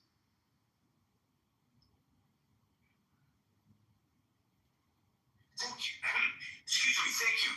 Folks, we're here Monday through Friday from 5 p.m. to 6 p.m. New York time. So until 5 p.m. New York time tomorrow, for the next edition of the Critical Thinking Forum, everybody be safe, be well, and peace out. And you did that in a way where you failed, Like if you would have killed the negotiation heads, like Khalid Bashar and Hayya, like maybe there could have been a discussion, but at this point you just ended up killing a bunch of civilians and violating the sovereign state and putting America in a very embarrassing position. That's what you did. Well, I just the sample came up. So to me, and what comes with that, the possible at the very least delaying, but the breaking up of the Abraham Accords, which is not everyone concentrates on the reconciling with Israel part, but the core of the Abraham Accords is to have fiber optic rail system, to have these nations integrated together and integrated with Israel, through infrastructure. So we offered the Israelis, the Arabs offered the Israelis everything, and pretty much the cherry on top was supposed to be normalization with Saudi Arabia, but they don't want it, man, because we called out their bluff. Like that's what the Arabs did. But here's what they're doing, though. Here's what they're doing. Here's what they're doing. So they're saying, okay, so we're not going to be able to get Gaza or the West Bank. We can't control it from an economic standpoint, so we get the benefits from it. So let's destroy the Abraham Accords altogether. We can't have it, and no one can. We can have the whole thing, no one can. So I think hitting Qatar, all the bridges. Yeah, I think hitting Qatar was a way of starting the process of destroying the Abraham Accords, destroying the Middle Eastern Economic Corridor. Because at this point, the Israeli sees like you guys are conspiring against me. Like that's how they see it. Like clearly, like when you have the Egyptian army mobilized, and you guys are buying jets from Turkey, and you guys are like, guys are trying to manipulate American politics and Trump, and and what you saw in Syria, like unleashing, unshackling Syria from the sanctions. Like clearly, you guys clearly are threatening me, existentially threatening me. Like this is how Israel sees it. But they had a good thing. Even after October 7th, they could have went in, hit Hamas, and got out. And they could have hit them hard and got out. Yeah, okay? But that doesn't work. At the end, Hamas has like a few dozen soldiers, and you hit them hard, it's not gonna release them. And it doesn't. No. They could have released them multiple times with a deal. Israel does not want that. I know. So you have to ask yourself, why don't they want that? And you're saying it's because it's a threat against Israel, right? And I could see that, but also at the same time, I could see, this all came out reacted after October 7th. Like at the end of the day, like Netanyahu, you're gonna take your L. You got fucked. And take your L, release the thousands of Palestinian prisoners into Gaza, engage in an aerial campaign of assassination and fuck you, where you kill thousands of Hamas and perhaps in like aerial bombardment, and call it a day and just step down and just go, face judgment in Israeli courts. Like that would have been the logical behavior. And just continue the plan as usual, but that's not what they did. Because you got Bill Rashid, you got Smotrich, and you got Netanyahu doesn't want to lose the spotlight, doesn't want to go down in history as a loser. It's an existential threat. You don't go out and make more threats. The thing is, that's the calculation of Hamas is like they were counting on Netanyahu to on his ego. They're counting on it. They're counting that this guy doesn't want to go down in history as like a loser. He doesn't want to go down as someone whose political career ended because Hamas caught him with his pants down. And he doesn't you want have to ask yourself, why would you attack Qatar? Like what and I can't see the military or strategic value of attacking Qatar. That's all it is. But attacking those that the world is going to they're going to see that you are trying to kill those that are negotiating for the end of this war. So the world is going to know that you don't want an end to the war, and you're attacking a sovereign nation.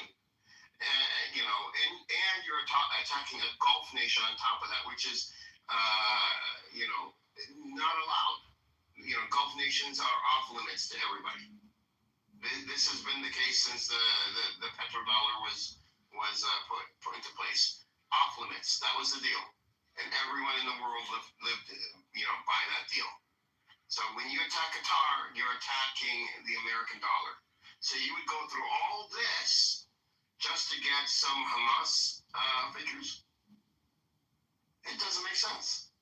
To me, it has to be. It was a threat. Like, at the end of the day, America's complicit in this. Like, whether we like it or not, there's no way no one can sit here and deny that. Like, there's no jet that takes off in the Middle East, and America doesn't have it on radar. Like, that's just, I'm sure this is how it works. One of the largest American air bases is in Qatar. If not, like central, like it's like some sort of central command. Wait, but did you know that the F-35 is the shape of the F-35?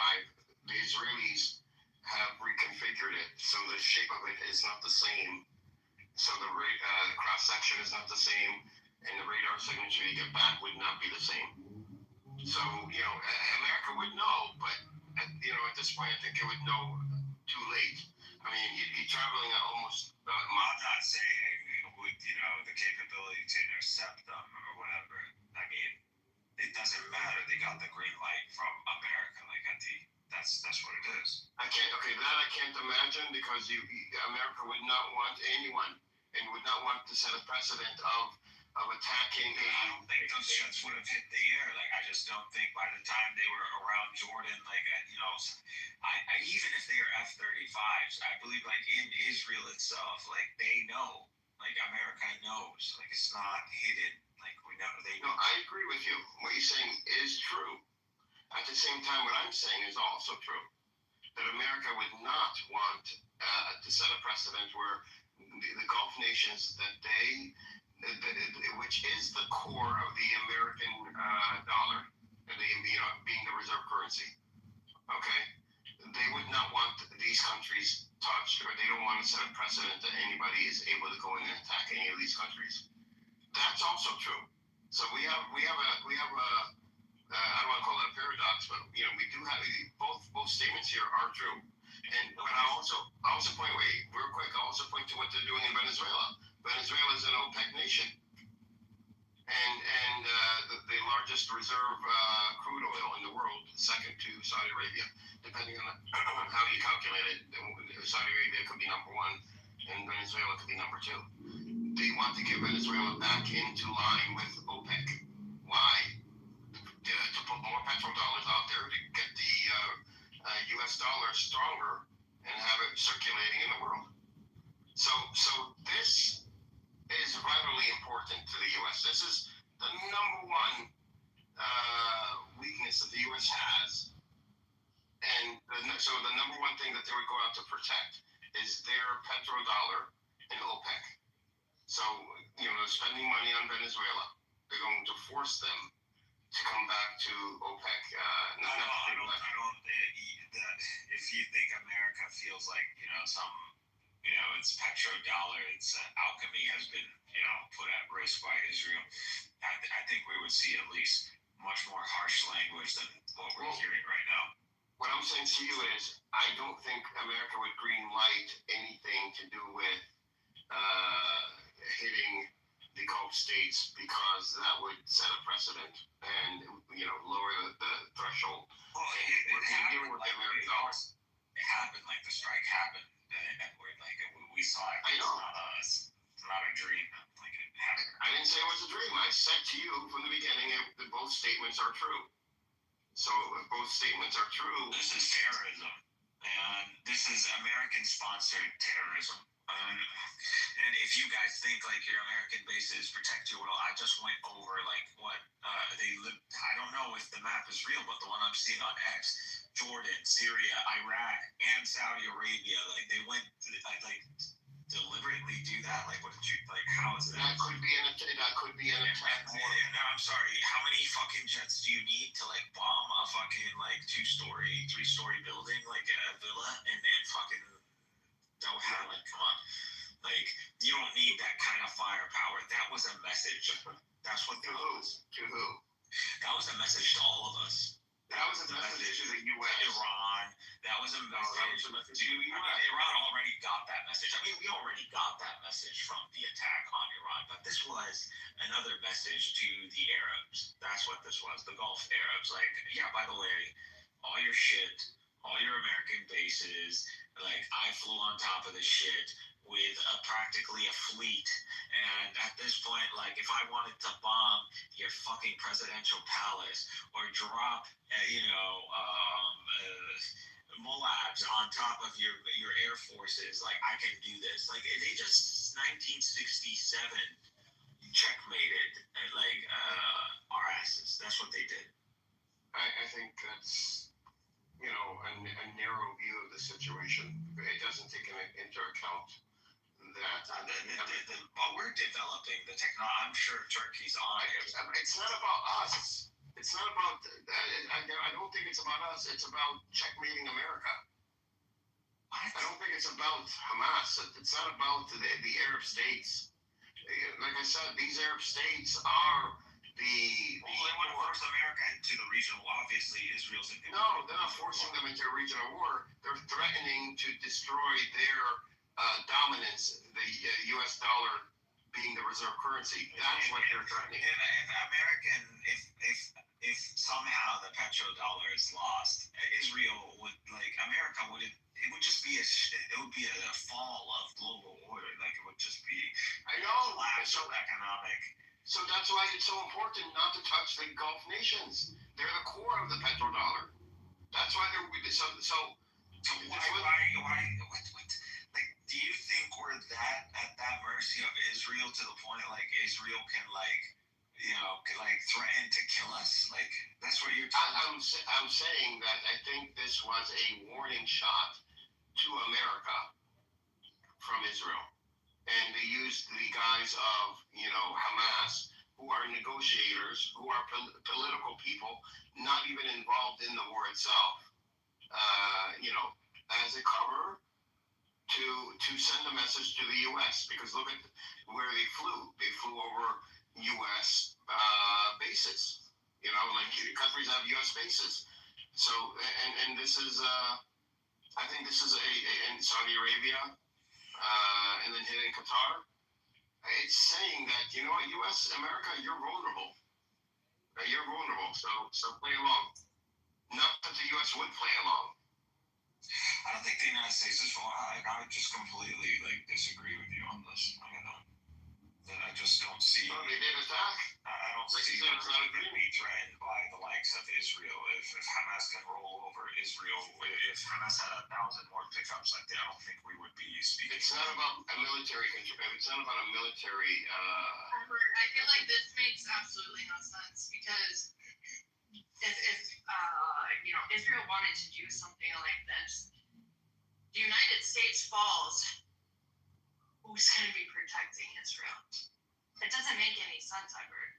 They're nobody backing. It doesn't make sense that Israel would go through all this trouble to go hit Hamas negotiators in Qatar, at the same time flying over nations that have American air bases and Gulf nations, okay, which are the backbone of the American economy, and hitting a country. Edward, that America assisted with the intelligence that led to this attack. Like, there's no doubt about it. Like, Washington is the one, the negotiator. I don't agree with this. Witkoff is the one who requested the change in location. And he's the one who requested that Israel or Hezbollah be present for the negotiations.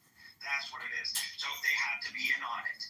and it said that the Hamas guys were suspicious, and that's why they sent them ahead of them and sent them their cell phones. So there's no doubt about it that Washington was in on this. This is just like how they framed it with Iran. They were negotiating with Iran, but at the same time planning a whole attack on Iran. That's what they were doing. You can't compare Iran to hitting Qatar. Qatar is one of the backbones of the American economy. Well, I mean, why would America say literally hit? Because they don't give a fuck. Like that. That's how it is. Then you're saying America wants to destroy itself. No, America, right now, you just saw Trump. Trump was like, oh, I told them this is all BB. Like, well, okay, now what? Now what? What are you guys going to do? Like, this ain't about me. Like, America just, like, kind of sidestepped this whole thing. What are we going to do? Are we going to, like, force America to, like, in the like, interrogation box? Is that what we're going to do? No, at this point, okay, like, America's telling you guys, it's telling the Arabs, I'm out of the picture. You guys do your thing. So we're going to do our thing. Like, I believe Qatar should, and immediately there should be an emergency council. The Jam al-Arabiya should be meeting right now. And every Israeli ambassador should be kicked out of every Arab country. Like, practically this should be happening. And after, I believe this should already be in works. Like, if this doesn't happen within the next few days, I'm going to be really surprised. So what does now the Gulf states are vulnerable to attack. Okay, they sell oil. They've agreed to sell oil in petrodollars, the majority of their oil. Okay. It's now time, man. I've fucking been missing your fucking voice. I should. Missed you too, man. It's been on. I need some Nick Fuentes energy in this fucking app. Like, I need that. He's Nick Fuentes. Like, he's literally fucking Clubhouse is Nick Fuentes. That's you. So what is this about Turkey? They condemned the strike. It's just Israel's like starting shit with everybody, and they're like, hey Turkey, by the way, over there, yeah, you saw what we just did in there. They're like, fuck you. And they're like, oh, okay, fuck me, and they're like, yeah, fuck you too. There was some Israeli lawmakers. Some Godfather shit is happening. Yeah.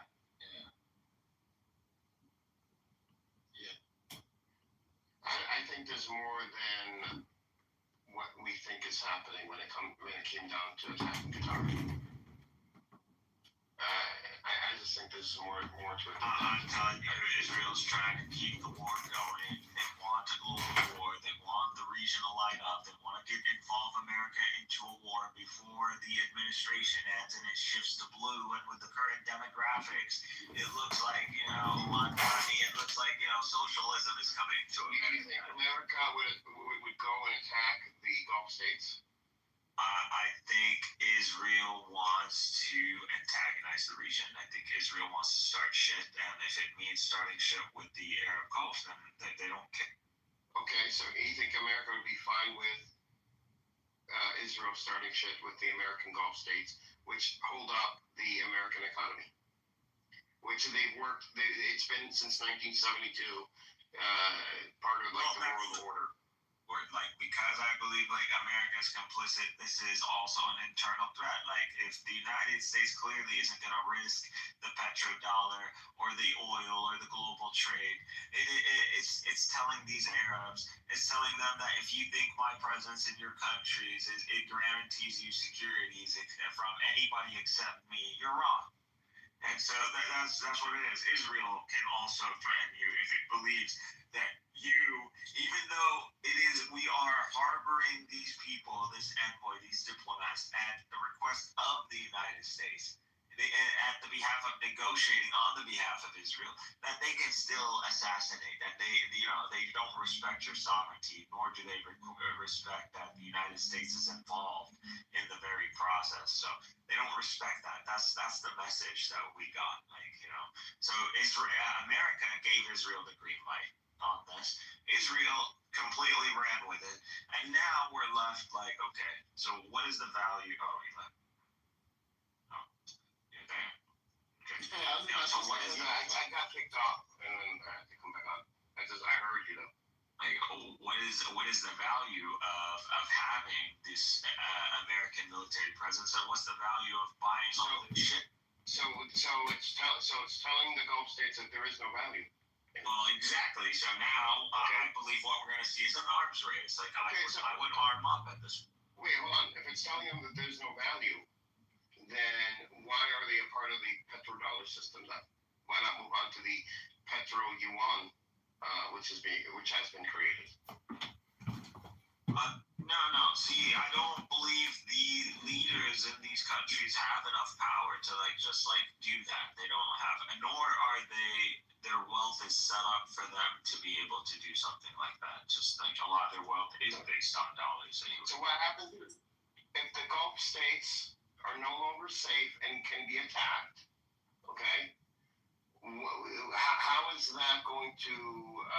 Dude, this is terrorism. I'm not meaning like an invasion or something. This is meaning the United States, Israel. You can think of regime changes. You could think of assassinations. That's all. That's pretty much it. It's that kind of it's the case that everyone knows that eventually it is in their interest to move away from the U.S. petrodollar and the U.S. sphere of influence. But it's like, I forget this economics term, but the one where you have 50 mice, they all know that to protect themselves, they need to put a bell on the cat. But no one wants to be the mouse to do it. Exactly. Everyone is scared to be the one who jumps ship while everyone else remains on the ship, and the U.S. just goes and fucks them. See, though, Pastor, my issue is, or the bells that get somewhere in that fire. Yeah, I mean, the bells being you're already the jaws of the cat, so there's no. We always are. I mean, that's, in any scenario, we always are. The thing is, though, Pastor, if the petrodollar is what prompts up the U.S. economy through America being able to have the reserve currency, why would America then go and antagonize that system? If anything, they would try to make sure that it is fully protected and that's the thing, Edward. I don't think America, or even American leadership, necessarily wants this. That's why we always hear conflicting reports from the White House. One moment, Trump is angry about what Israel is doing. Another moment, no, he's okay with what Israel is doing, right? Where there's smoke, there's fire. Clearly, there are people in the American government who are extremely unhappy with these decisions and correctly identify them as uniquely destructive towards America. But how much influence those people have in comparison to the others in Jewish and Zionist lobbies is debatable. And it seems with each stroke Netanyahu pushes, every button he pushes, he seems to prove that, at least in his eyes, the Jewish lobby is stronger than the naysayers. I'll buy that. So you're saying that America knows that, going after the Gulf nations would be against American interests because it would be against the petrodollar scenario that they have set up. But at the same time, those people that know this are not the ones in charge and have the power. Yeah. Okay, that makes sense. That I would buy. That makes sense. I think some of the ones in charge and have the power know this, but they also, know that they're in a sort of catch-22. Either they're in a catch-22 where they feel they can't actually jump ship, or they're in a catch-22 of where do their loyalties really lie? Israel first or America first? Because the thing is, the straightforward solution for America is just to pull the plug on Israel and say, okay, you can bomb whoever you want, but we just don't care. Well, I think they say you can bomb whoever you want, except these countries right here. Which would make sense to me. And I even thought of maybe Venezuela, taking over Venezuela, replace Saudi Arabia, and I dismiss this because currently now we need the Gulf states and Venezuela because right now we have high inflation in the U.S. and that's a result of the U.S. dollar not being as circulated as it was before because we have China and the global south who are not doing as much business in the U.S. dollar. They still are, but not as much. So replacing mixing Saudi Arabia with Venezuela is not going to work. They need both Venezuela, Saudi Arabia, and the rest of the Gulf nations to counter China. Yeah. So it was, you know, so to me this was an attack on America more than an attack on Hamas. Effectively, this does way more to U.S. interests than that does to Hamas. Like, I mean, they didn't even apparently hit the guy that they were going after. No. Right? But I mean, you're going after those that you're negotiating with. So why would you bring all this diplomatic bullshit on top of you and show the world that they were right? Everyone was right. You're not looking to end the war. You're looking to genocide. This is what your objective is. You know, why would you make it so black and white for everyone? Because they don't care. Their survival depends on American involvement. So the Israelis are ironically also in a very big catch-22. They have no realistic objective from this war other than just to bomb because they're angry.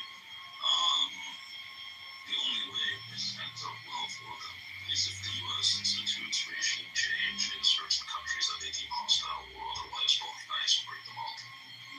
That's what you got on that thing. It was almost track Turkey. They tell that's where certain people are. You don't want to attack Turkey. Yeah, they call them dogs.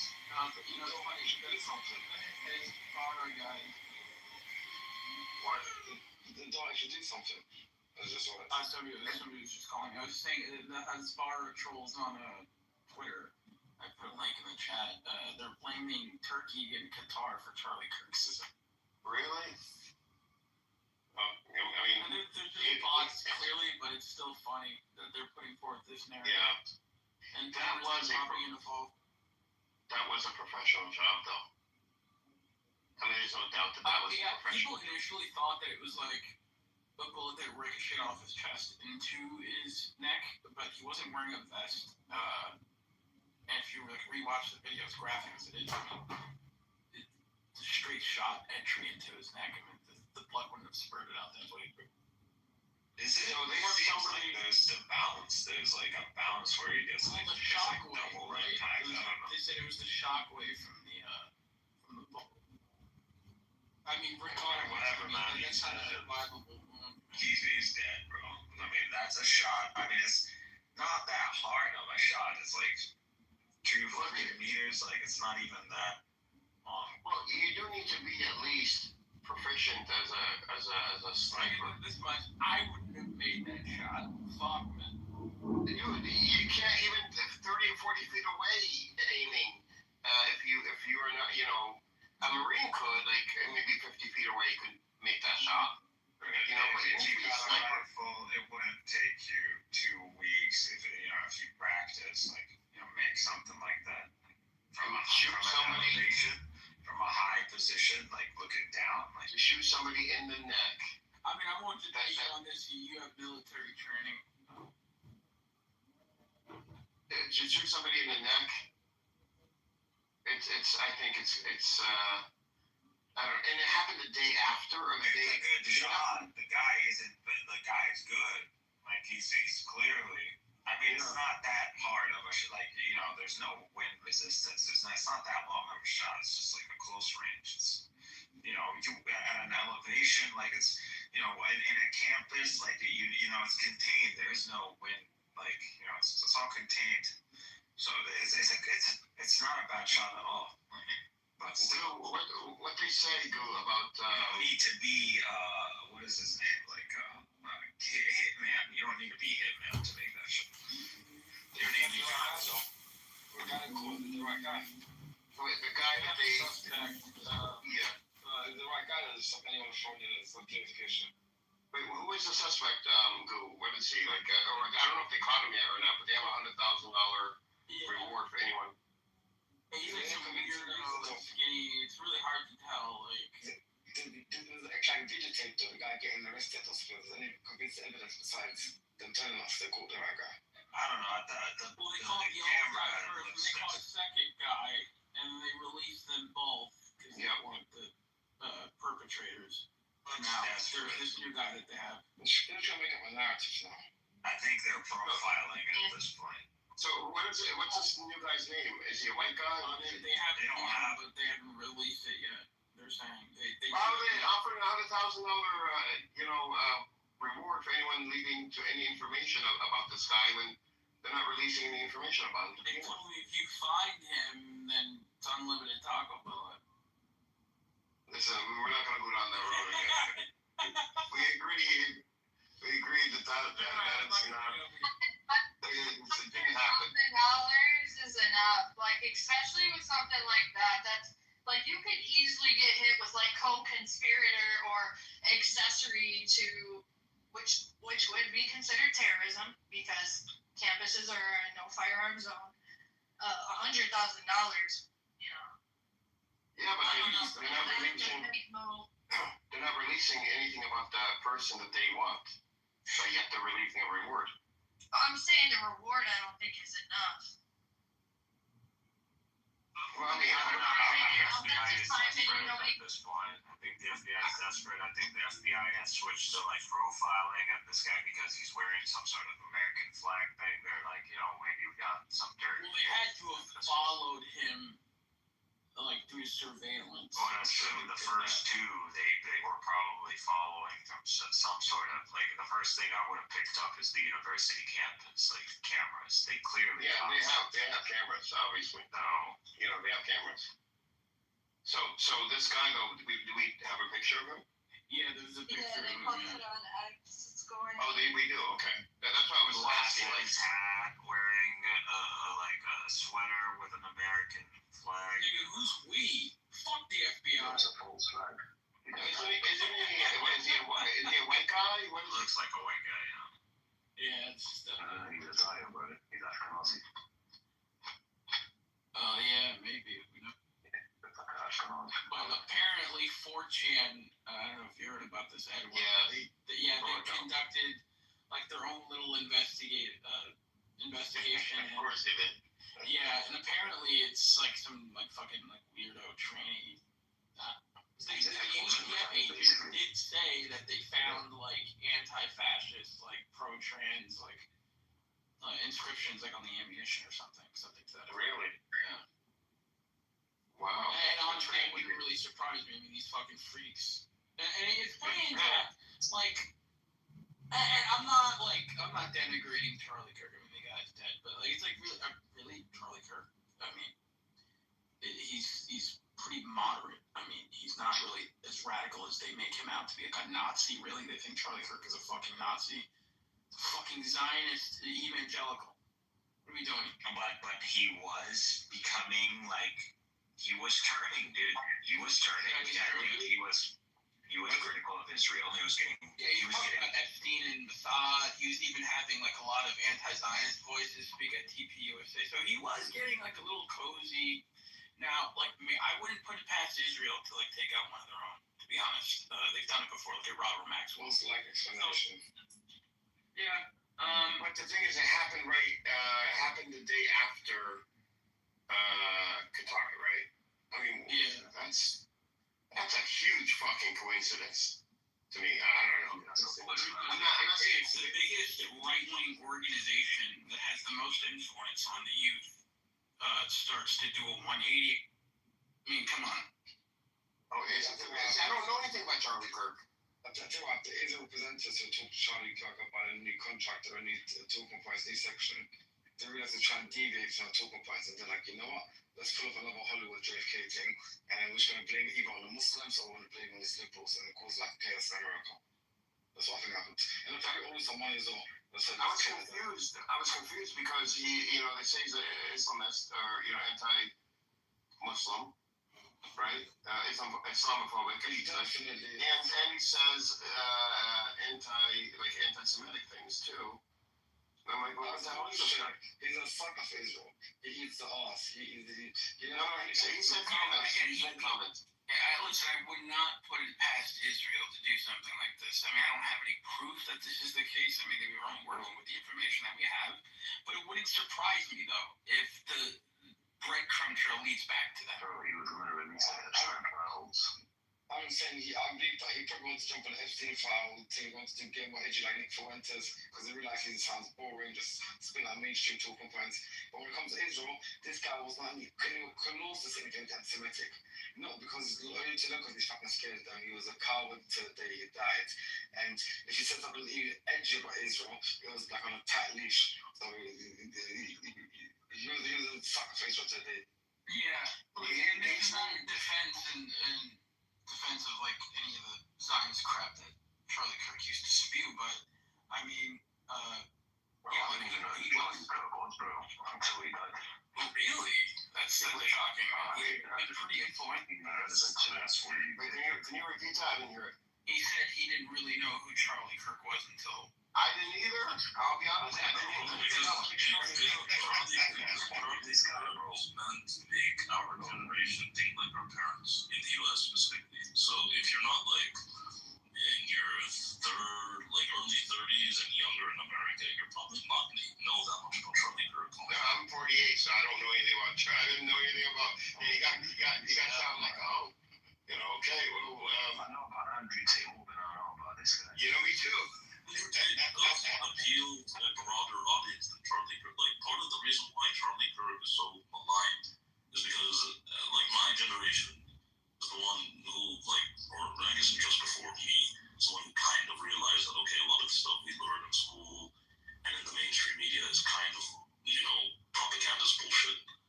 Charlie Kirk, given his worldviews, embodies all the propagandist bullshit that, people despise.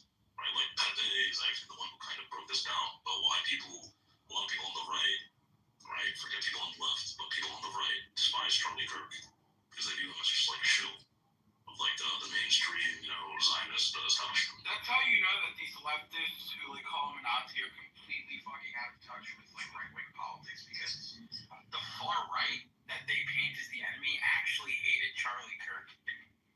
Considered him. They call everybody a Nazi, though. A race hawk and all this stuff. Yeah, the InfoWars co-host Harrison Smith said that he had spoken with someone. That's the secondary source, but he did say that Charlie Kirk was. You break it up. You broke up suspiciously. I was going to say to Zoe, I don't hear me watching. What was the last thing you guys heard me say? Very. That's it.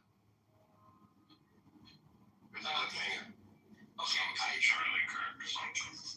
Yeah, I said that Harrison Smith, who's the co-host of InfoWars, said that he had spoken with someone who was close to Charlie Kirk.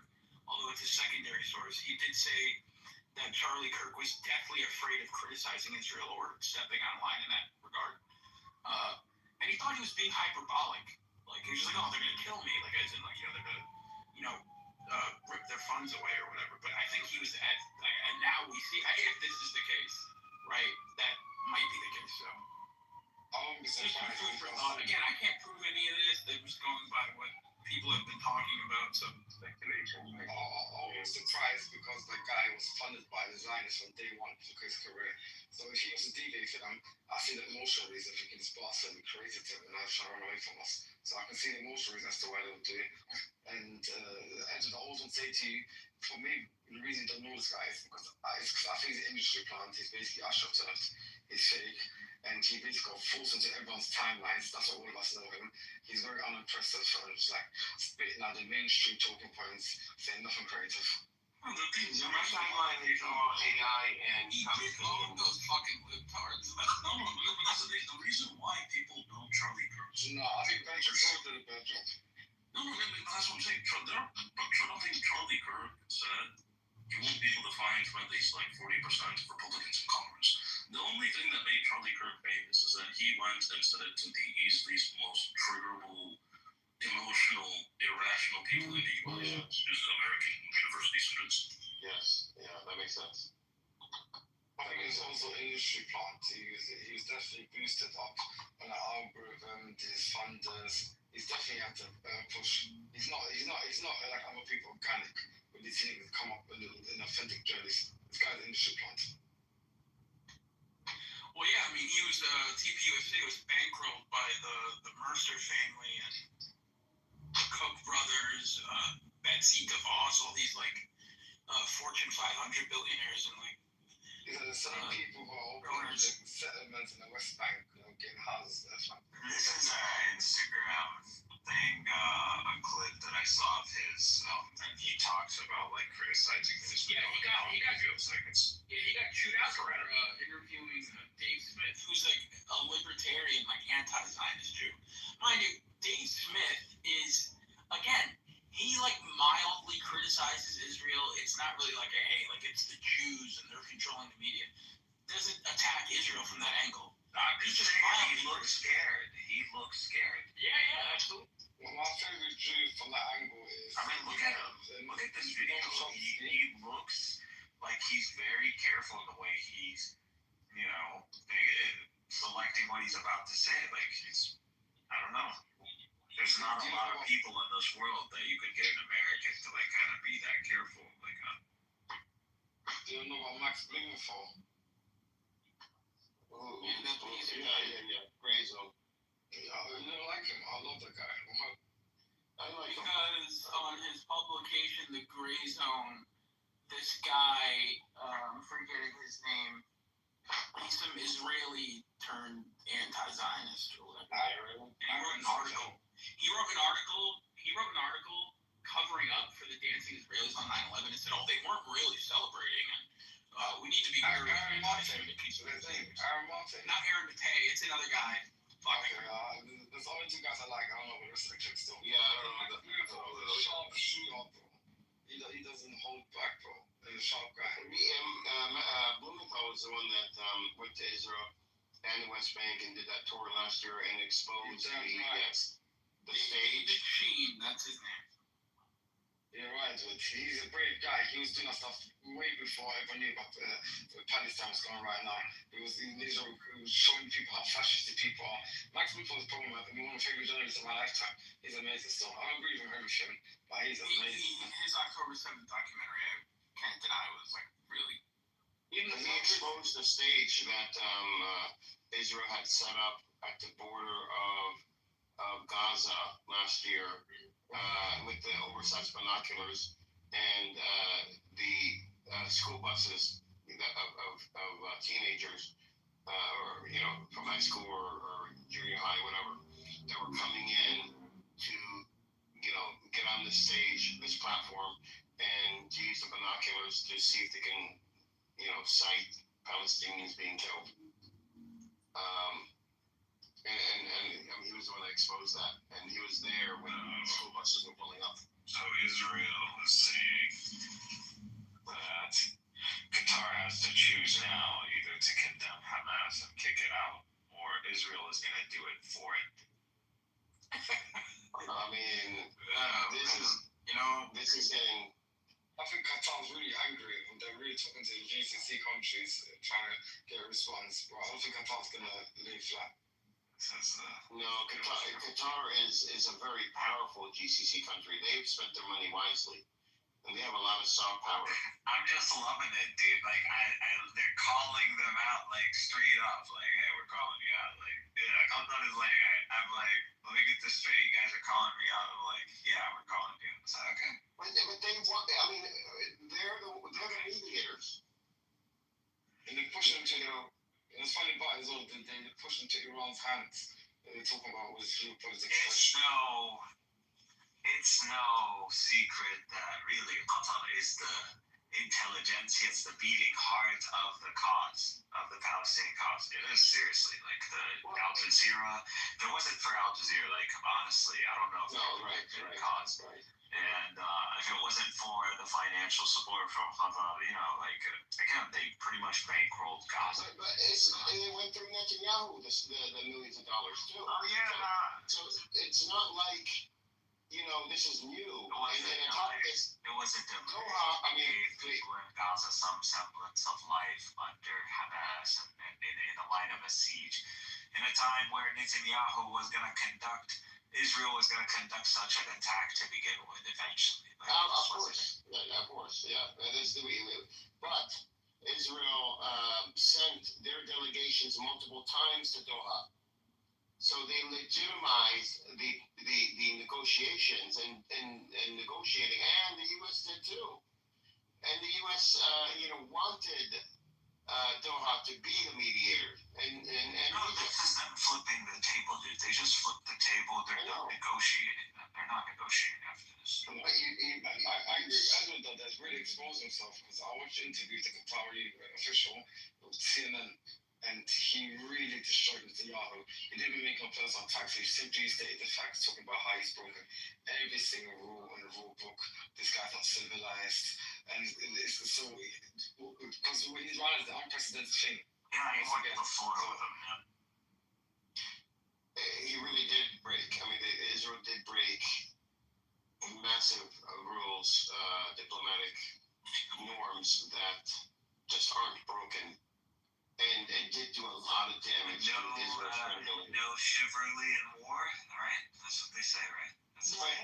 Except for diplomats. The whole UN Assembly pretty much was a grilling session for Israel, not one person. And all the Arab countries use the word Irhab al-Dawla, which is like what is the word in English? Irhab al-Dawla. Which means state-sponsored terrorism. Yes. Not one country didn't say that word. Oh wow. Yeah. From Qatar to Kuwait to Pakistan, even Pakistan came out and kind of shitted on Israel at the end. And dude came out, the Israeli representative, and he said, "What you talking about? Like, America came and assassinated Osama bin Laden on your own soil. Like, nobody blame it." How about Saudi Arabia, Z? Did they have anything to say? Yeah, I said we are backing Qatari at any position it would take. All the GCC. Yeah, behind it. Totally, Egypt as well. Like, it's. I mean, thank you. Israel is a risk, and if the Arabs thought that America is going to contain Israel once it implodes, no. So Israel's like, I'm not going to go down. I'm going to implode, and I'm going to take a lot of you guys with me. And like, who wants to start shit? Like, this is what the Israel we're seeing today. You can enjoy the airspace, and then we're gonna fuck you on the ground. We get millions of people on the fucking borders. And so the Arabs don't want a total war with Israel. The Jews, we don't need a total war. No, we don't. They can do it for themselves. Yeah, implode on your own. Don't take us out with you, you terrorists. Yeah. You know, realize Israel is a role pariah state, right? Well, you just realize this? And it's also, I've read about the prediction that in 80 years, that is never. Yeah. And it's 10 to 80 years, so it might repeat itself. Yeah, it's crazy. I mean, I don't believe in that kind of shit, but I can't deny the pattern. I mean, I just can't deny the pattern.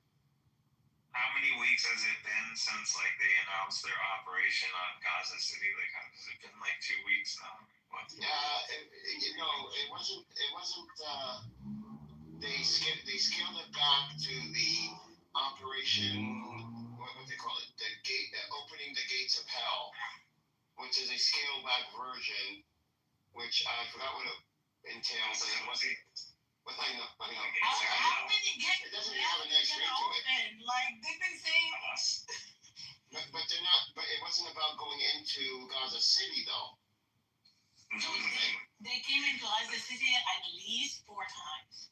They're on the outskirts of Gaza City, and they have gone in and gone out very quickly. But actually going in, destroying and occupying, that they have not done. Don't you see? Destroying the buildings. You get the true mentality of Israel behind the military operation names. You truly understand Israel when you really focus on the operation. I think the name was chosen to overcompensate for the fact that the operation was not going to be going into Gaza City and occupying or destroying Gaza City. No, they want to torture us, dude. That's what they want to do. I don't think they're ready to go in. I don't think they have enough resources to go into Gaza City. In the meantime, I think they're afraid of going in. In the meantime, they can mow the lawn. No, mowing the lawn is way. I mean, we're way past mowing the lawn. Mowing the lawn was just, cut down, destroy a little bit of Gaza, here and there, just enough to disrupt their economy, make sure that the people, like you don't grow. You don't grow. That's what mowing. It's about tilling the land. If you want to use another similar analogy, because there's no lawn to cut down at this point. I'm so confused. How did so many millions of Christians in the Western world get brainwashed into supporting poor people from the same land Jesus Christ grew up in, getting genocided by some fake Christians? There are no more Christians. They're all dead. All the saints are waiting to be resurrected when Jesus comes. All the Christians are dead. All the saints are dead. When Jesus comes, they'll be resurrected. There are no Christians. If there were Christians, they would be helping the Palestinians protect the Christian holy sites. That's what they would be doing. That's what they should have been doing all these decades. That's an actual fact from the religious point of view, but just beyond that, just a human experience. Like people under the rubble, poor people caged up like animals, the land getting stolen, the mainstream church of the land. Like it's like every movie. Your mainstream churches condemn this already. To be fair, the Catholic Church and Orthodox Church, since they know. The Orthodox Church obviously got the most at stake. But oh my God, these Western Christians, they're ashamed to the name of Christianity. You're talking about Christians. You're talking about a very specific subset. Even here in England, the Church of England and whatnot. You can't say Western. The Church of England. You can't call it this evangelical Zionist so-called Christianity isn't normative in Europe as it is in the United States. So you can't say Western. It's a mission. What's a Western in America? The Church of England and the churches it's in communion with, some of them have literally adopted PDS as official church position. But none of these people have military power, economic power, military might. All of that is concentrated in the hands of the evangelical. And the evangelical, he's made his worldview clear.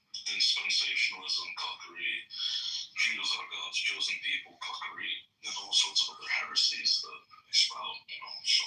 Was David Smith, real quick, did he run for president last year? Was he the thing that tried to run? No idea. No. I think he might have, I'm not sure. He was on the Secular Talk and they were interviewing him and he was running and he was talking about, some pro-Palestinian stances, and everything. And then he got into how Jews are the victim, we're victims. And then Secular Talk, what's his name, Kyle Kalinske, he got on him. He said, "Oh, wait, hold on, you're victims now. You're back to being a victim. No, we're not doing that. We're not going back to the victimhood here." Well, Dave Smith's not a Zionist, though. Yeah, I know. He wasn't a Zionist. That's the thing. That's why they had him on. And he was doing good until he started talking about, how Jews have been, victims, and they're the victims of, I forgot how he put it, but yeah, and then this is why I'm wary of anti-Zionist Jews, because they still reaffirm that narrative, that victimhood narrative. Yeah, they're insufferable. One more final point about these Western Jews, evangelicals to be specific, yeah? But they make a mock of themselves. I see a video of them in Israel, some rabbi, and he say to his pastor, you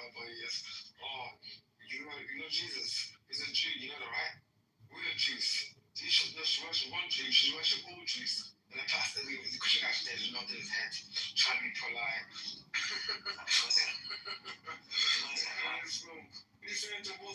feel like if Christianity is anything, it's gonna be like the days of Christ. If Christ is preaching a message and you believe in him, and you go and you participate in like corruption and death and hedonism and all of this, are you truly a follower of Christ? Like, the whole message is to follow him, to follow his example. Like, these people, they're not Christian anymore. Like, it's gone. That thing is gone. They've abandoned the churches. They don't follow any of the churches anymore.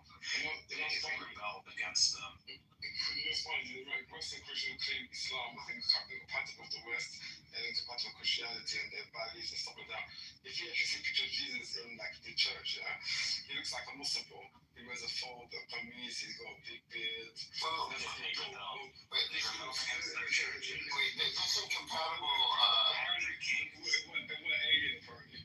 This incompatible trope that's been out for years started dissolving with the right on the right here in the U.S.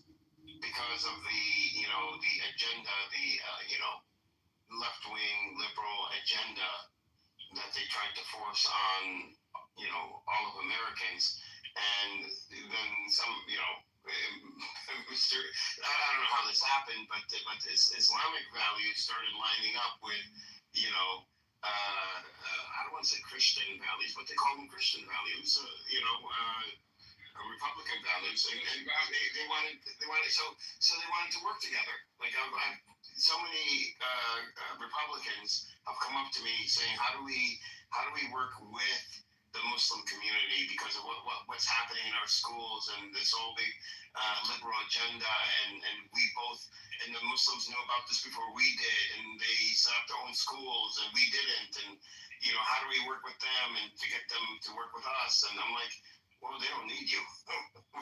We don't need to work with you. You shit on us for 25 years, more than that, but since 9/11, and now you want to work with us, but yeah, strangely enough, that in Egypt, there's no compatibility. Egypt is like, yeah, by the way, the security of Qatar is the security of Egypt. Egypt is Qatar. Oh, really? And they sent like a very high volume warning to Israelis. So like, if anything happens, we would open the gates of hell. Confuses me. From a geopolitical point of view, America's own hegemony of the planet they got, right? It would make sense to have any relationship with the Gulf countries, even Iran, because of the amount of natural resources to have, gas, and you think anything. Dude, we talking millions of people. Where America gonna fight? Like America gonna fight all of them on their land? They gonna get decimated. Instead, it's exactly the opposite of what its geopolitical strategy should be, right? And why would that be? It is because it's not really in charge. It's the subject state. And the subject by Israel. Subject government, not state. I'm sorry, we can take on Israel. We just don't have the capability to do these surgical strikes on Israel, so we don't have that Air Force. You do have rockets, you just need a we got weapons of mass destruction. That's what we got. We got ability to go to war, total war. We just don't have surgical strike capabilities. And at this point, it's like testing. When you open chaos gates, chaos come to you. Like once you start destroying in all of the freaking region around, there is nothing to hold on to. You already started a domino effect. I don't think there's any doubt anymore. I'm not crazy when I told you guys this is gonna go, and it's gonna be Turkey versus Israel, and you're gonna see a coalition. This is gonna happen. It's gonna go there, and the next theater is Syria. The next theater is gonna be Syria. It's going down. We've been saying that from the beginning. This is not gonna stop. What do you think about Syria? Do you think that's sell out or do you think you're almost? I think think Syria is just gonna, this is gonna be the Arab horde. Like, this is where it's gonna show up from. Like, Assyria, the Egyptians are gonna do their thing. Like, and the Turks are gonna be there. Like, this Arab horde is gonna come with Turks, backing them. So it's. If Israel's gonna push this, like, it's gonna happen. It's gonna happen. This is also the time of his training. Like all the people that align themselves with Israel at this time is traitors. So outright known who's standing by who and when. Like this is done. It's done. UAE is done. UAE is unredeemable. It's trying to correct as we speak. Like trying to align itself again. So I refuse to even support a country to go on holiday. I think economically the trajectory isn't in the favor of the United States, and I think if the conflicts that we see in the world are not gonna they're not calming down, and they're just the trajectories that they're gonna grow, we're looking at a global conflict eventually, regional conflicts that are escalating, and they're just gonna eventually meet. And this seems to be what's happening now. It seems like the world is boiling. I didn't know shit about Nepal, and then all of a sudden these guys are chasing down their prime ministers, and they're burning everything. Look what was happening right before. America says death to America, death to Israel, and you call it big Satan, small Satan. We should start doing big Satan in Israel and small Satan in UAE. Then a Russian dance, man. What's the world on? You stole that from Iran. That's the same guy, Jim. Look what was happening before 7. It was like infiltration to the education system all over the Arab world. Is he speaking Turkish? I have no idea. He's trying to kick it down. He was sent here by princes. Like they think what's happening?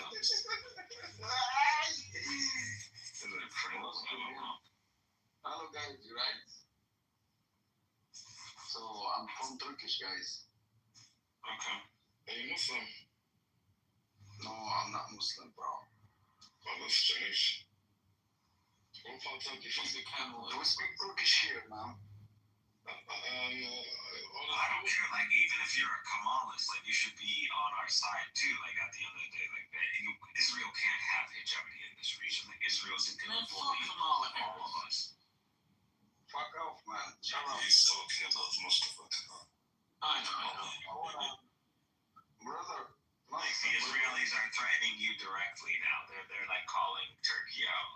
What are you gonna let this happen? You love Turkey. You love the country. Okay, so here's what confuses me though about your analysis is how do you square that with Turkey being a NATO ally and beholden to the United States? Bro, the Turks, they are all about both sides. The Turks gotta play. The Turks are more in. I don't think you understand what it means to be a NATO member, bro. What are you talking about? They are a member of NATO. That means they enter the United States. They have coordination with the United States. Okay, sure. So what? I wouldn't just call that coordination. But that leaves you up on a level of a military standard. If Turkey wasn't part of NATO, how would the Muslim world even have a comprehension of NATO and military class? How would they know? Well, he's right on my point. Turkey is fully infiltrated by America. Your jets are your jets. You build up your drones. You got tanks. This is a military. It's not like the Turks ever lost. The Turks never lost their military doctrine. So much that the Ottoman military doctrine was never lost. The Turks are a continuation of a military mind. Not only are they a NATO member, which means they are beholden to an institution powered by the United States. Mikhail, they're hosting American nuclear weapons. Yeah, which makes them even greater of a threat. Wait a second. If Turkey wanted to go rogue tomorrow, let's assume a scenario. Do you think like Turkey can't? Like, is it like an impossible thing? Like, what?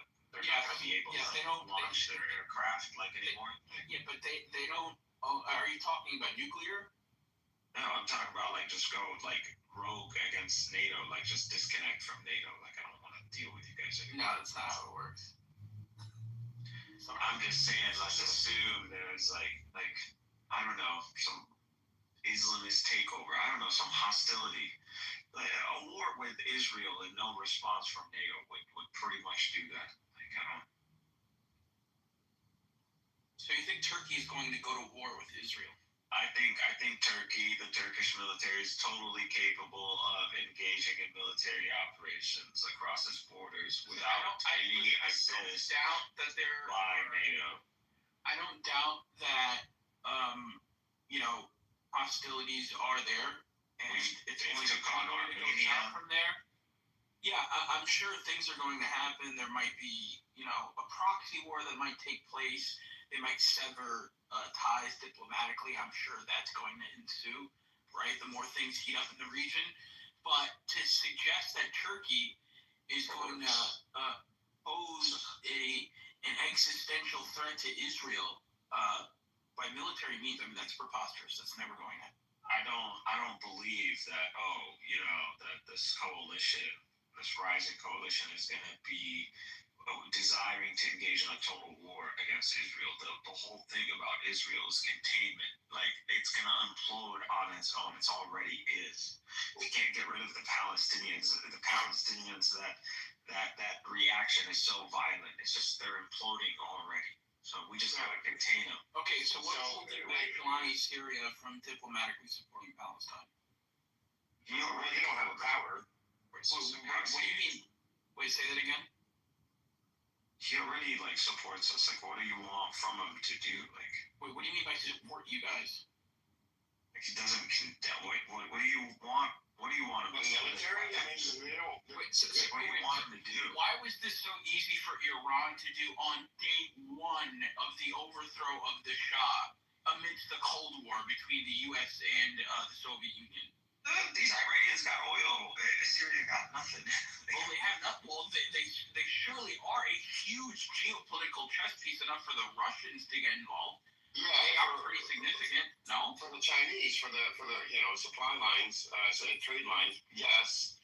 But what do you want the Syrians to do? They're rebuilding their own country.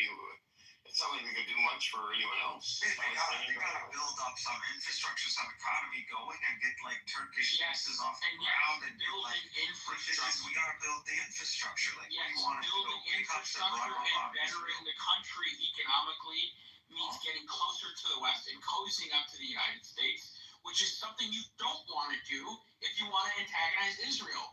That doesn't make any sense. They want the sanctions, dude. That was the whole point, to get the sanctions removed, and that was the whole, and it worked.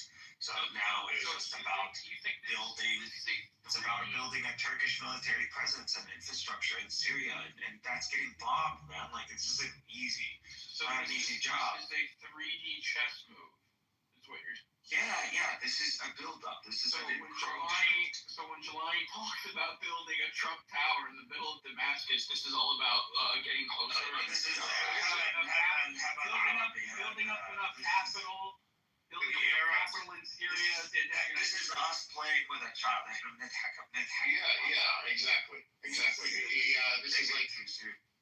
Look, what did Qatar do for? Hold on. What did Qatar do?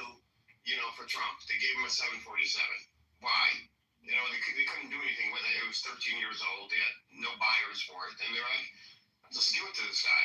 It will make him happy. They also did it because they're rivaling with. Do you remember back in the days when Saudi Arabia and other Gulf countries put boycotts in Qatar for those years, and America supported it. They're also basically trying to get Trump's influence over the other Gulf countries, over Saudi and stuff like that. No, they gave that 747 literally because they couldn't get rid of it.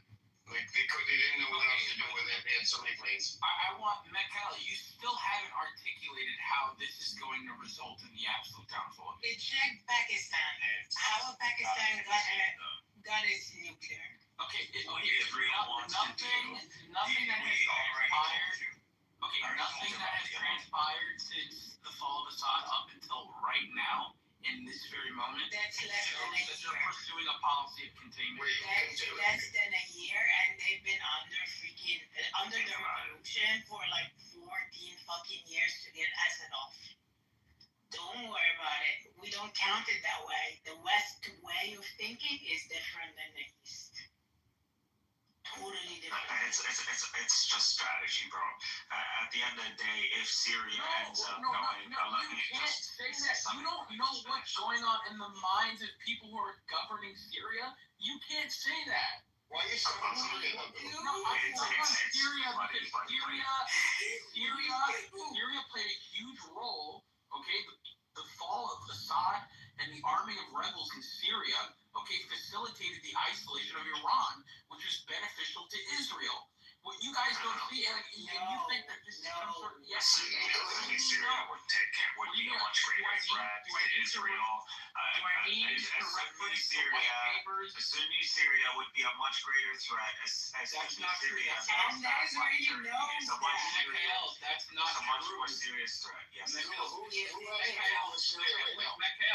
that's not true. That's not. No, I can read you the 100% true. I can read you the clean break policy paper and the Odin Yanon plan. Wait. This is your sectarian getting in. This is your sectarian. No, it's not. It's the role of the dice. It's not. That's a bitch. Look at his feeble face. I'm not gonna let this fucking rule over us. Not only that, you claim he protected the Syrian military's guard. Come on, man. Look at this fucking tanky military. Like, what is this? You're World War II. What do you like? We're gonna liberate now. World War era army, like Assad's Cold War era army is gonna liberate us from Israel. Nobody gets that. This is acting the game to play on the minority. Like how Israel, since we're gonna put it all out on the board, Israel is using Assad to facilitate the Alone plan in Syria. That's what it is. That's not true. That's opposite. Have you read the Yanon plan? I don't think you've read the Yanon plan. The plan was to have a Sunni state in the middle of Syria with a Druze state right near the Golan Heights. So they want to cut it off. An Alawite state. and who's asking for that?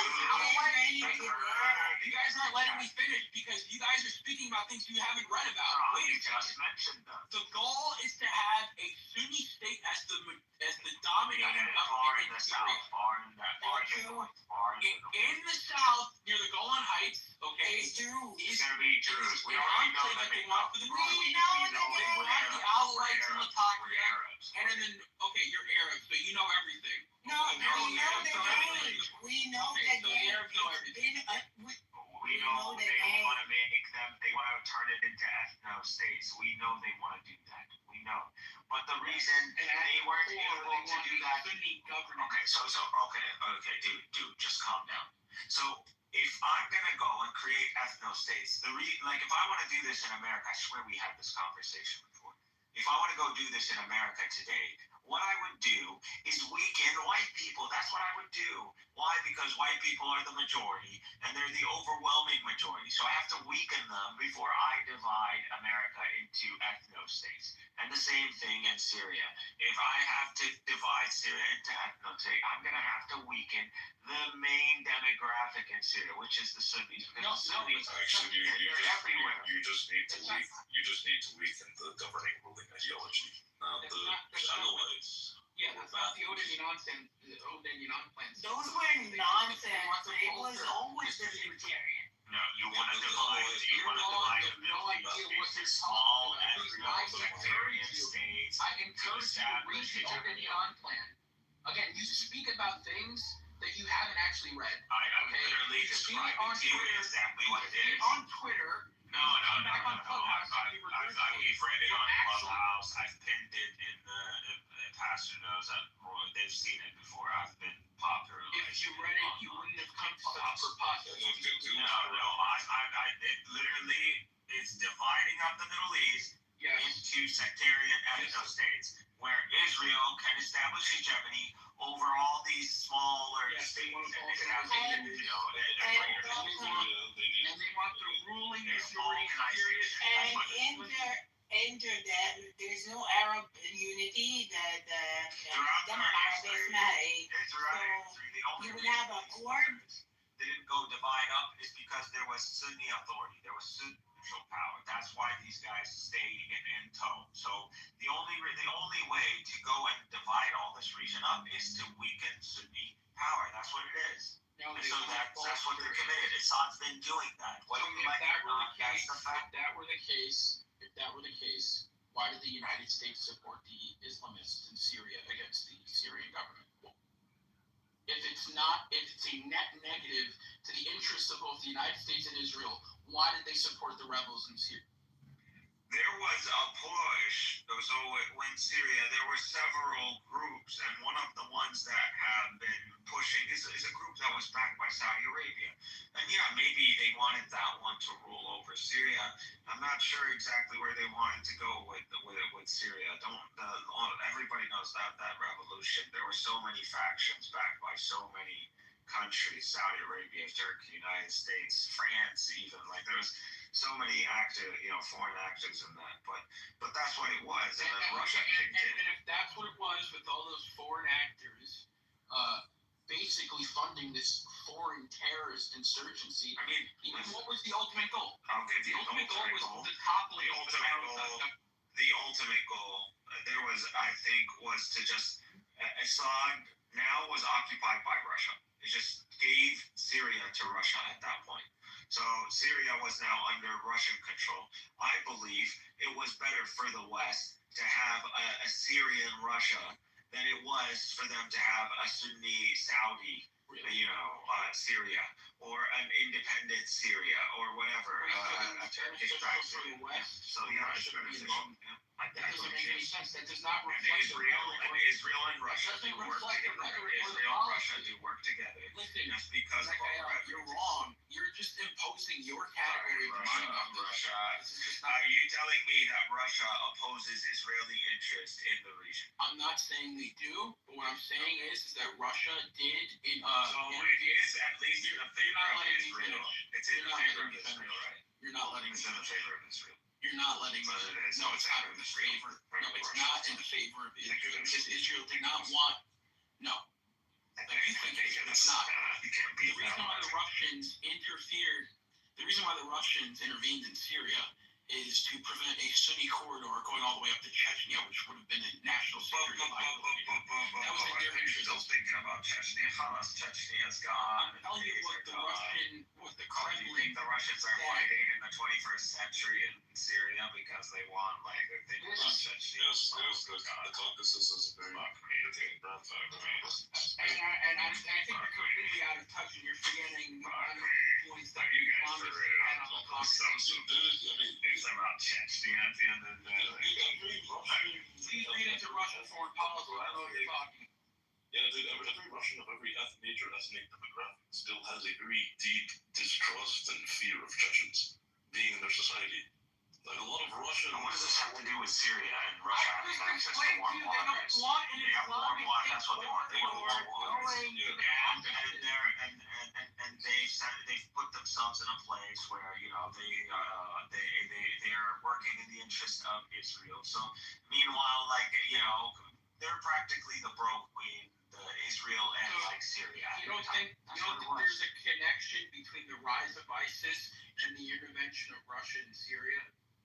Yeah, they're directly correlated. I think Russia was already in Syria. You had Assad already in Syria. They didn't intervene until 2015. Yeah, because they wanted Assad begging on his knees for the Russians, selling everything out. Who's they? I believe the West, Russia, Israel. The West was vehemently opposed to Russia's intervention. Exactly. Listen, the West didn't want the Arab Spring to happen. The Arab Spring happened. In fact, they encouraged it. You're a liar. You know what you're talking about. No, that's not true. The Arab Arab Spring did happen. No. And the Arab Spring was a matter of time. We're talking about a 9/11. You don't know the street. A 9/11 project manager, Chicken Hawk, Philip Zelikow, okay, ultra Zionist Jew, okay, son of a rabbi, celebrated the Arab Spring. He helped Hillary Clinton overthrow Muammar Gaddafi. And what did he say? Oh, this is going to ignite a new Arab Spring. This is in our interest. He said that in the email. I'm sorry. I'm not Gaddafi. Hillary Clinton says in the email, the best way to help Israel is to overthrow the government, topple the government of Charles Assad. Just completely disregard what Hillary Clinton said, right? Hillary Clinton is Secretary of State under Barack Obama. Doesn't matter, right? This is part of the acid wash the emails, right? That doesn't matter, right, Mikhail? Because your sectarianism is getting in the way of Let me tell you. So there is the Arab Spring, and then there's the counter-revolutions, and then there's those who wanted to take advantage of the situation for their own agenda, which obviously the United States and the West. And so the Arab Spring is naturally there are people that, again, this is one nation. Like, regardless of Libya and all you see these borders, at the end of the day, it's all one nation. It's all one people. And eventually what is in one region is going to happen in some other region. And everybody was already fed up. It was only a matter of time. And so people naturally, there were uprisings. And obviously what happened in Libya, Gaddafi, with all due, I tapped the head. The guy, he said some bold things. I think they were obvious things for the times. I think he played some cards, but at the end of the day, he's a failure. Regardless of what he's did, he's a failure. It's funny how your foreign policy... And you knew they were coming for you regardless. What's funny to me... Wait. I just want to say one thing. I have to make this point because I need this room to know this, is that Sunni Muslims typically always somehow, in some way, shape, or form, always align with the United States and Israel when it comes to their foreign policy takes. This is not a coincidence. And it's not a coincidence that you're saying this as an Islamist when it was Islamists who overthrew Gaddafi. Do we want the pipe up his ass. It was Al-Qaeda. Do we want These were the same terrorists. And look, wait, and you have to understand. Do we want World War You have to understand the timeline. You have to understand the timeline. Which one? You have to understand the timeline. I don't really want After Gaddafi was killed, right, it led directly into the civil war in Syria. Directly. Those same rebels then started flooding into Syria and started antagonizing the Syrian government. This is also we know where the revolution began. This is also something that was noted in the exchange of emails that Hillary Clinton had. They were watching this from start to finish. We know the early protests. We know where it started. We know the people who were killed. We know the graffiti that it all started with. We have the whole narrative down. We know that there's been previously a history of uprising in Syria against his very father. We know that there's over 100,000 who were killed in that. So we know that there is a Sunni consciousness. There is a Sunni consciousness in Syria that is oppressed, and view Assad as an oppressor, and view him as someone who is a godless motherfucker who just uses Israel as an excuse to continue his military dictatorship. And that's what it's all about. And then he uses Arabism to hide that he's an Alawite motherfucker. That's what it is. And he has sold his soul to the devil. So this guy and his father have used the struggle. And the only thing that has been working out, the only thing that Assad has been progressively succeeding at is that the UNO plan is balkanizing Syria and putting us, and now we see the Kurds, who are now backed by the United States, they're putting up a front. And we got the Druze, who are half-armed by IDF Druze themselves, or by their weapons and their snipers and their night scopes and shit, and by tactical air support, apparently. So that's what we got. And we got an Alawite population that, still has Druze, still has Ba'athist sympathists, and now they're trying to do this Alawite jihad movement, and now we're seeing some SUVs being blown up. So this is what we have. This is Syria post-Assad. This is what Assad got us to. So now we have to deal with all this. Now we have to go and subjugate all these motherfuckers again. So this is what it is. You know, we see that this is a combat. You're combating Sunni presence and dominion over these lands. That's what it is. That's what's happening. Wait, are you saying that? And that's what Israel does. Wait, German, wait a second. So are you saying that because of the overthrow of Assad, that Syria is now in a perpetual state of destabilization? Is that what I'm saying? That now that we've removed the shithole that is Assad, when we've tried to assist this de-animation of Syria that is happening, this is the aspect. This is the spectrum that you're seeing. You're seeing all these. You're seeing like the sectarianism, and you're seeing these ethno states that are literally about to pop out. They're literally. Okay, but who got us to this state? That's literally the goal. Who got us to this state? No. Assad should have Syrian society shouldn't have been shaped like this. The Syrian society itself has already been antagonized, and this antagonism comes from the Assad regime itself, yet alone from the historical understandings we have with these groups. These groups do not want our interest. They have genuine animosity towards Sunnis, man. It's just a fact. The Alawites and the Druze will stab me, bro. They'll literally eat me, and they'll put me in their stew, and they'll have a good time doing it. Don't feel the same way. No, I'm sorry. You see the Druze right now. Oh, You yes, see the so Druze they're- jumping. Yes, You see these the motherfuckers only jumping thing is across when you the are a Israeli traitor, border. like when that happened, like Druze when are actually that motherfucking happened traitors, for the bro. sake of what they believe. They're not even Arabs. Like, they lie, dude. Look at them. I swear to God, right now. Go to Grok. Go to Grok. Go to Grok. Eternal haplogroup Druze. They're all So you believe it's okay to ethnically cleanse them on the basis that they're not Arab? How are you any No, different? not that they're not And I don't want to hear this morality. They're not that. Let me that you finish. play about, oh my God. Not that they're not Arabs. They're traitors. They're traitors. They're traitors. They're traitors. Okay. So you think it's okay to Right now, raising Israeli flags in Sueda. They're raising Israeli flags in Sueda. They're jumping across the Israeli border. They're jumping across Druze in Israel, Arabs who are supposed to be Arabs, jumping across the Israeli border, going participating in terrorism. And I'll tell you why. And then you see Druze arming and accepting arms and calling for Israel to come and take over Sueda. So that's what we have. So yeah, if you're Arab and you're betraying Arabs, what should we do with traitors of their own kind? What should we do? Yeah, I remember the law for that is you colonize it. You cull them. You cull them. That's exactly what you do. So if your line in the sand is hoisting an Israeli flag, then I have some news for you about the Free Syrian Army. Anyway. I'm sorry, bro, you're gonna come and tell me, I don't care, what leadership do I care about at the end of the day? I don't know any of the leadership. All I know is that this Jelani guy managed to get the shit show that was all these Islamist factions into line and got them to obey and align themselves with Erdogan, and they got something done. And that's what, and I measure them by their accomplishments.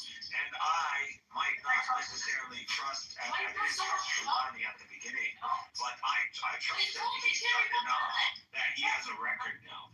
And so far, I'm going to judge him based on his record. But I've trusted Erdogan from the very beginning. So if Erdogan backs Jelani, then I'm going to give Jelani the benefit of the doubt. And so far, Jelani has kept the Syrian people pretty happy when it comes down to standards in the shit show that is post-Assad.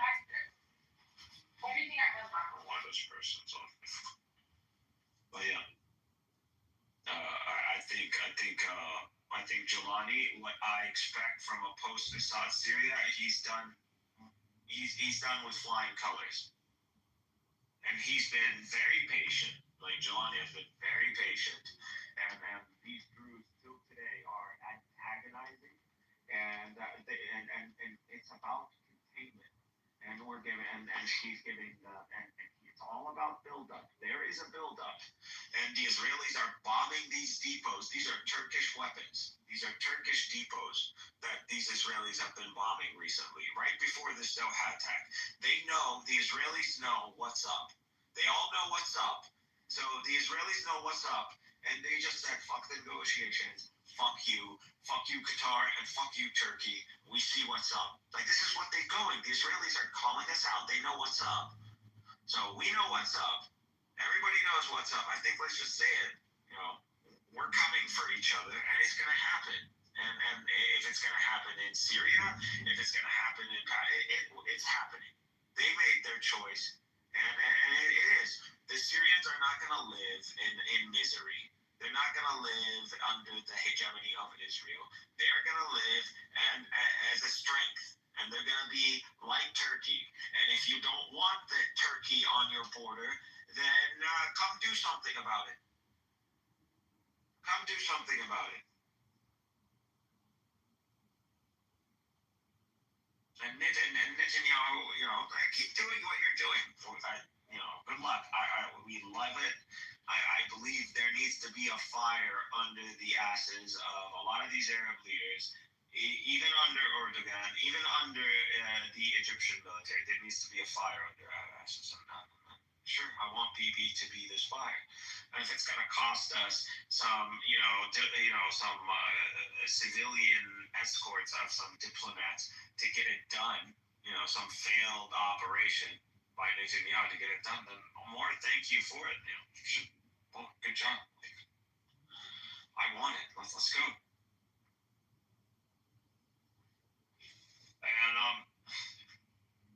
not to be like a crazy person here, but if anybody saw the UFO footage that apparently has been circulating, you had like the congresswoman from Florida bringing it up, the representative, and saw a UFO get hit by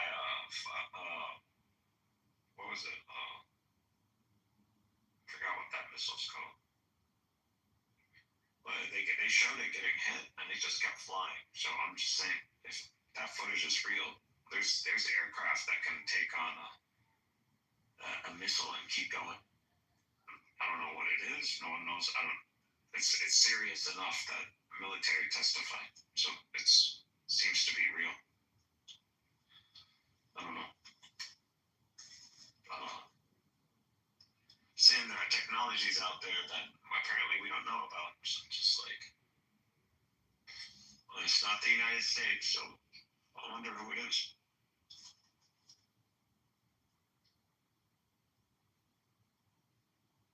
I wonder who it is.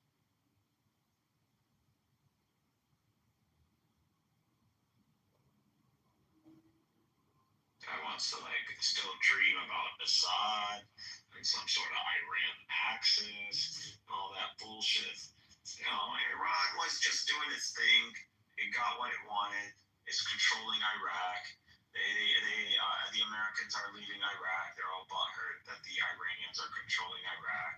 And they're making these investments in Iraq. And Iraqis are making a lot of money. And they're just butthurt about it. So, we're going to leave now. And we're going to let these Iranians take over. Like, they already took over. So, Iran used the region. They used the, Hezbollah. They just, had their way in Syria. They had their little religious, orgies in Damascus, and they bounced. Like, that's what happened. Let's be honest. Like, when it comes down to the blood, the casualties of the Iranians, since October 7th, they're still on the least to suffer casualties. So, they're good. They win too. It's like they never cared about us to begin with. It's just like we demanded some payment for using the cause. That's it. But Iran was oppressing. It was actually in the favor of Israel, destroying Sunni countries. and spreading sectarianism and violence in these countries. Like, this serves Israel only. So, and that's why Nasrallah, Hezbollah was so confident. They were like, that Israel wouldn't decapitate them. Like, they were so confident because they felt like, in a way, they were doing Israel's job. Like, at the end, an enemy of my enemy is my friend, right? Like, that if you decapitate me, like, the Sunnis are gonna push in, right? And Turkey's gonna push in. Like, Nasrallah really thought like that you could, like, Israel would not be that stupid.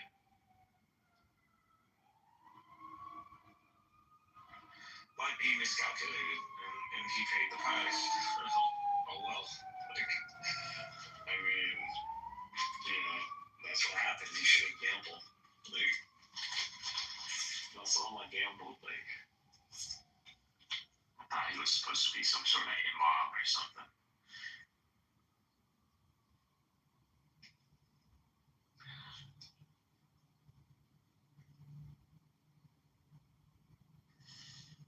It's all good. I think we need to get our air defenses. We need to get our stealth fighters. We need to build our own shit. Like, this should teach us a lesson. Israel needs to be punished. And we have the power to punish them. So see, but the Arabs have been called out. But I think let's see what they can do. But to call out Turkey, that's ballsy. That's ballsy. I mean, you're itching for it. You see it happening in Syria, and they see all the depots, and they see all the weapons, and they're like shitting themselves, and they're like, and they're gonna just start calling you guys out right now. I'm like,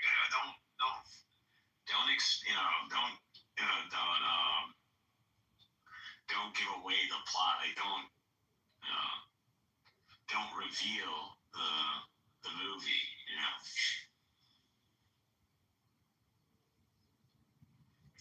No spoilers. Yeah, there you go. No spoilers. Like, don't spoil it.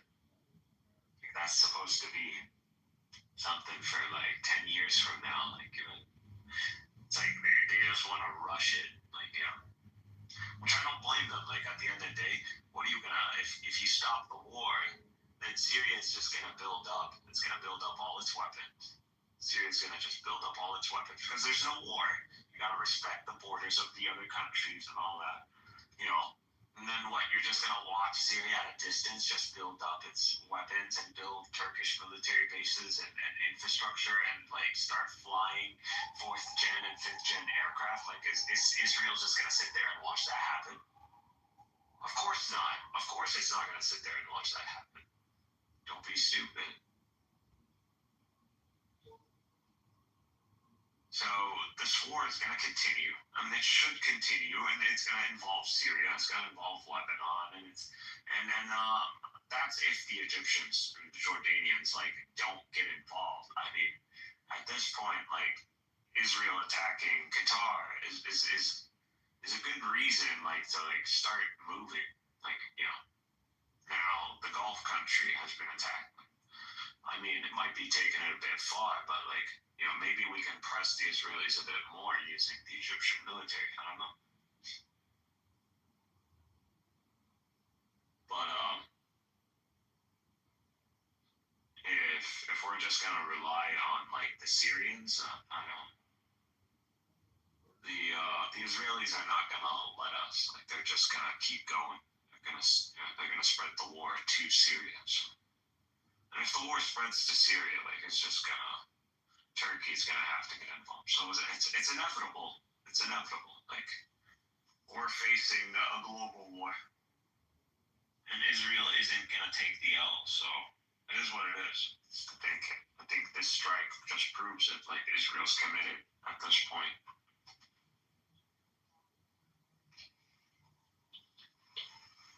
I think the strike symbolizes the end of negotiations, the commitment to war, the commitment to regional war. You attack Qatar, you call out Turkey. It's straight.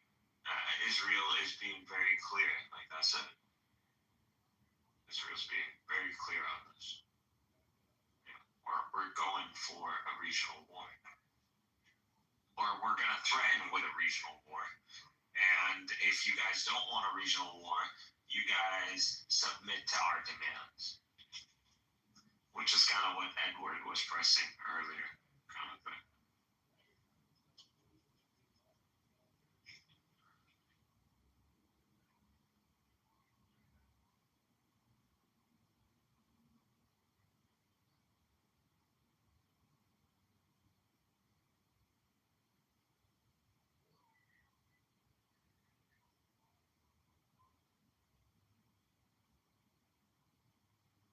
We'll see. Obviously, don't want to be frantic. They don't want to rush it. But I think kicking out the ambassador would be Israel's embassies, all that in the Arab world. That would be a start. I think that would be fair. And then going from there, that would be the first response. I just don't think Qatar is going to let this slide. I don't think it's going to. I think people underestimate Qatar a lot of times, and they forget that Qatar survived like a siege by other Gulf nations, and they brought Turkey into Qatar, and they've have a pretty modern air force. Like and they got a lot of wealth, they got a lot of money, and their gas is playing a key role in keeping Europe, on its knees when it comes down to Russian gas. So that and American gas.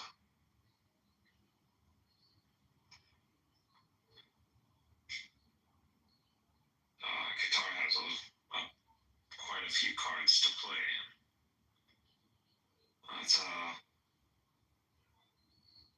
It's an act of desperation, I think. But I like it. I like Netanyahu. I like keeps everything exciting. It's as expected. Sinwar really read Netanyahu like a book. Like he read him like a book. Honestly, like I didn't. Either Sinwar's a prophet or Netanyahu's that predictable, and he is. He's your boy. He's your Boy Scout. Like that thing is, he's so good, and because he's optimal, it makes him predictable. And I didn't think like Sinwar's crazy, bro. Like Leif is crazy. I don't blame him. Like they got to that point. Like they're just like fuck it, right? They're getting to that old age. Like what are they gonna like old old age and die? Like what are they gonna do? Like just like grow to be 80 and 90? Like of course not. So they use that against them. They pick the timing, like the way the domino effects are falling. Like it's just like when they said regional war, like it was like, and like Sinwar's been talking about this. This wasn't new. Like Sinwar and like officials in Hamas have been like discussing this. We have videos go back to like 2014 almost. Like it's not something that's been hidden. Like this notion of this like large scale attack and kidnapping and taking captives or POWs or whatever. Like even taking hold of kibbutzes on the outskirts. Like they even discussed that. So that's all been discussed in public. So that they were able to pull this off, even though that they gave out this information. Israel knew that Hamas had these capabilities, and yet they still got them regardless, and like spectacularly like humiliate them on October 7th. I mean, I don't know what it was about the RPGs on October 7th, but those things one-shotted those Merkavas. Like I was like, I still have the footage. I look at it and I'm like, what changed about the tanks that like this is like not how it is now? I don't know. I guess that reactive armor does really kick in, doesn't it? We give it less credit than it's due. But yeah, that shit saves lives, huh? Yeah. But it was spectacular failure. They got him. Like Hamas has been pretty good so far at like predicting every move. Like they've been ahead, and I think like the strike is clearly like frustration of that. At the end of the day, you got Khalid Mashhad and Hayya. They're just like in Doha. They're just like chilling, and they're like negotiating from like villas and shit. Like they're not, you know. It's at the end of the day, it's like, you know, what? They're chill. Doesn't seem like anybody's panicking.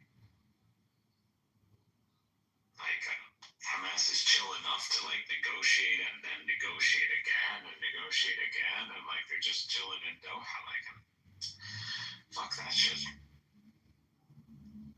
I mean, they're winning.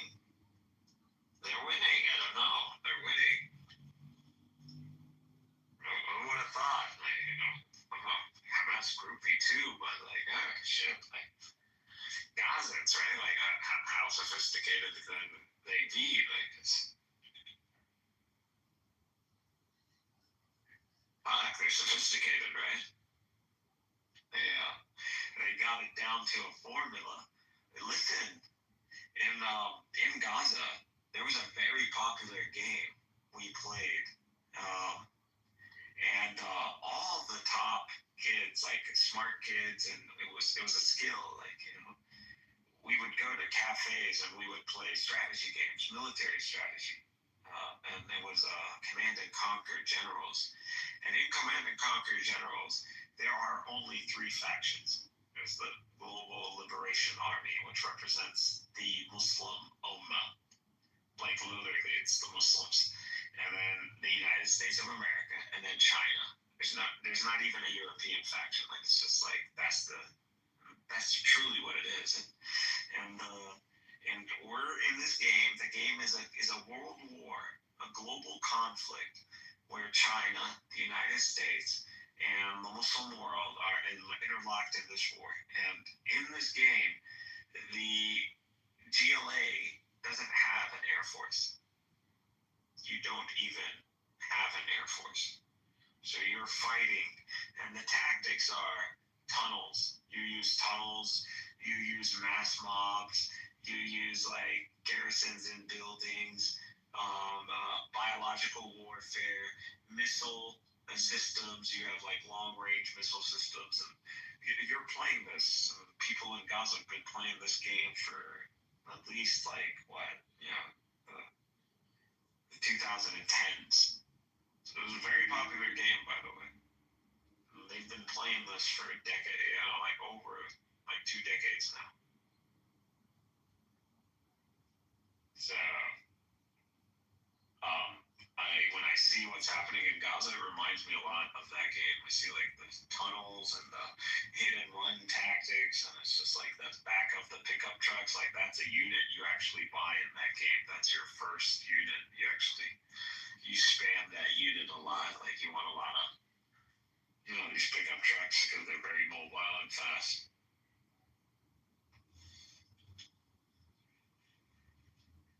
So I'm just saying, like the Gazan mind has been like tech savvy, dude. There's like strategy, and they strategize it. Like they're all about like, you know, gamifying it all.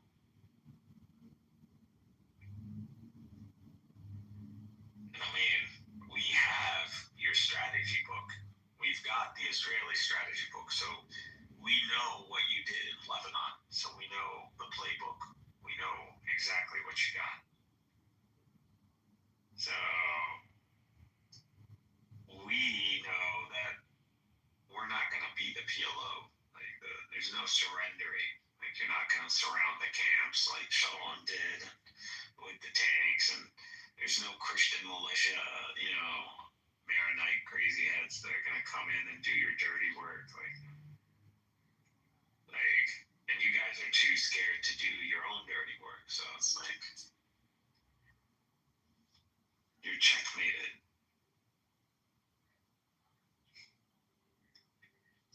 And human shields. You want to say human shields all day long. You know, who gives a shit? We got 700,000 people in Gaza City. Come take it. Come take it.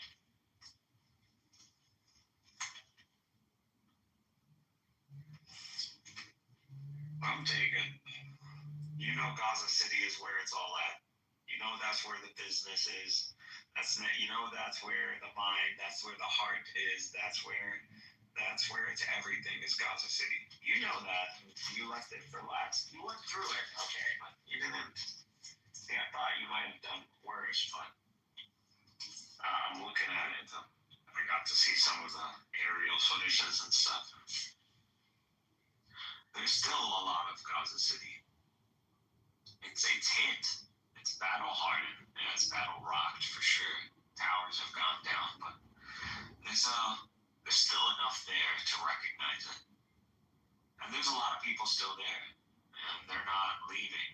These are like the motherfucking stubborn people. These are the Gazans, and these are like the high-level refugee Palestinians who made it. So you're dealing with the cream of the crop. No.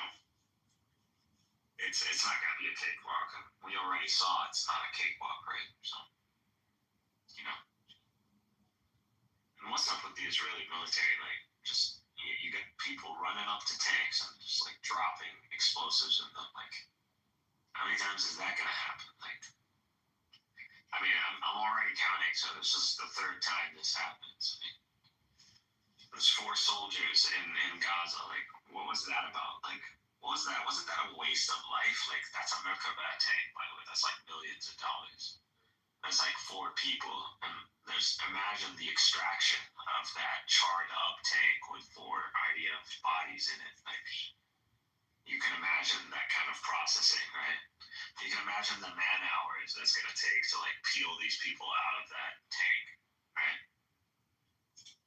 Like, people don't measure all those costs. Like, when a military, like, they think a military is just like a bunch of soldiers with guns, and like they point them that way. They don't know there's a whole, like, mini society running behind, and all of that is the military, and that costs a lot of fucking money.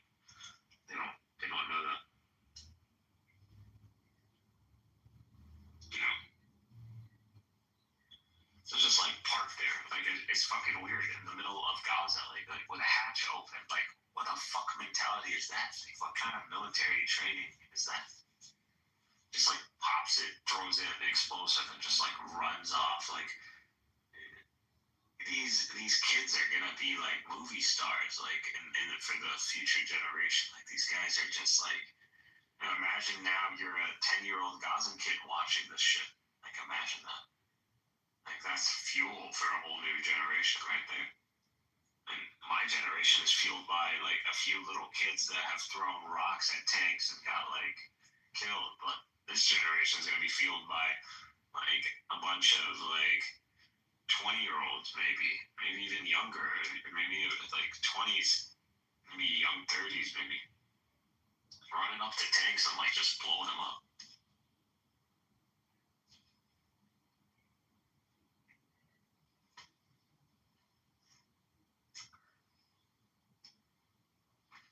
So, yeah. Little, if this is what it means to have a Gaza. Hello.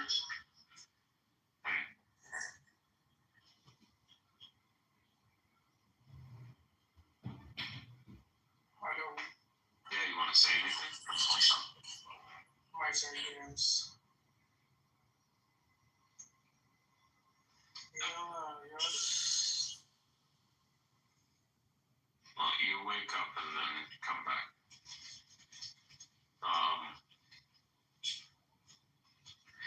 Yeah, unless Israel can really commit to Gaza, like, at all.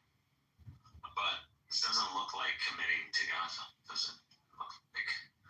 It looks like you're, you know, if if an operation in Gaza looks like you parking tanks and just leaving hatches open, not gonna do in Gaza.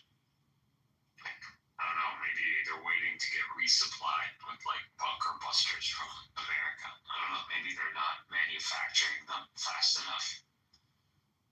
I don't know.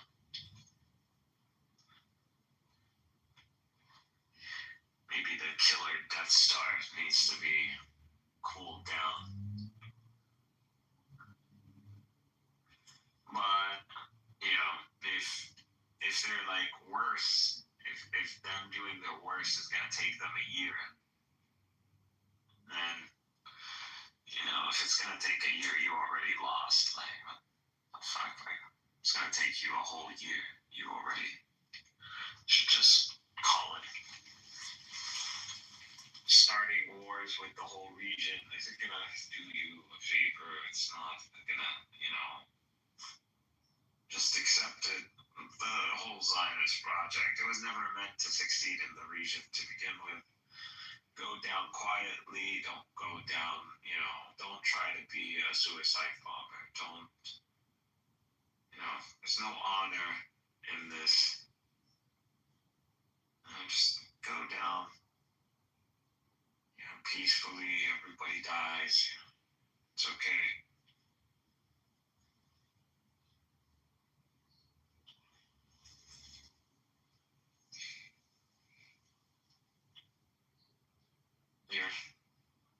You're chosen to die. You're the suffering servant, right? That's what they want to be. They want to be the suffering servant. They want to be Jesus. Let them be Jesus.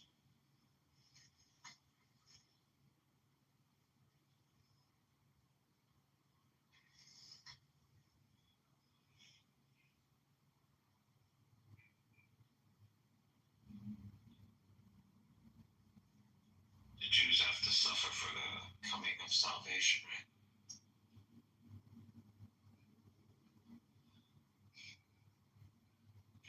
Sadistic logic, right? God chooses a people so they can suffer, so salvation can come. Salvation through suffering. Judaism.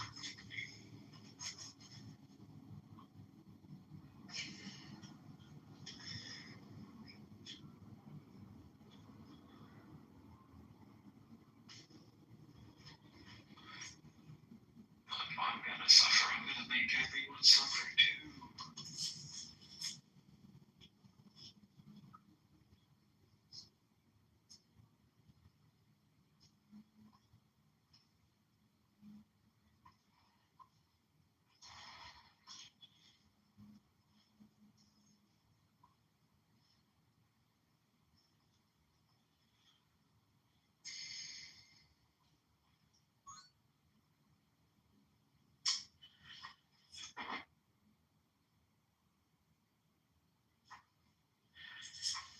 Can I lie?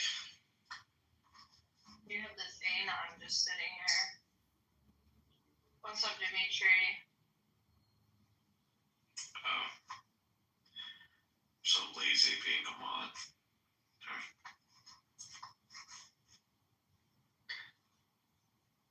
Hey, Royal. Hey, guys. How you doing? Yeah, good. What's the What do you topic? think? We're talking about the strikes Israel did. I don't know, Qatar. Well, Okay. I mean, Mikhail's doing most of the talking. I'm kind of sick, so. Oh, you left. Yeah, I'm not really talking too much. I'm kind of just listening because I'm not feeling great myself. Yeah, there's so much now. Doctor, why don't you come up, bro? Dr. Omar.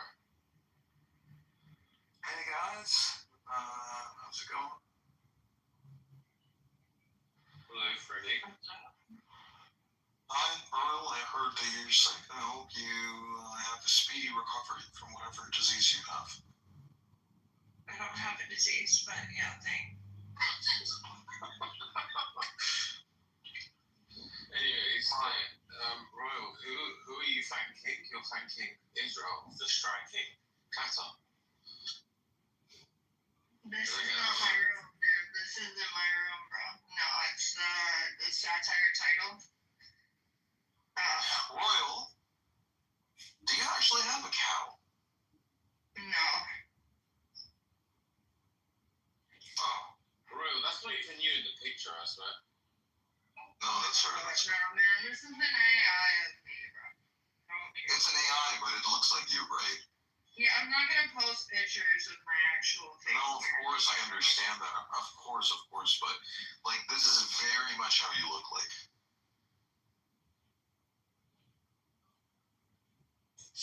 I'll take that as a no. Shit, you're that guy. Which guy?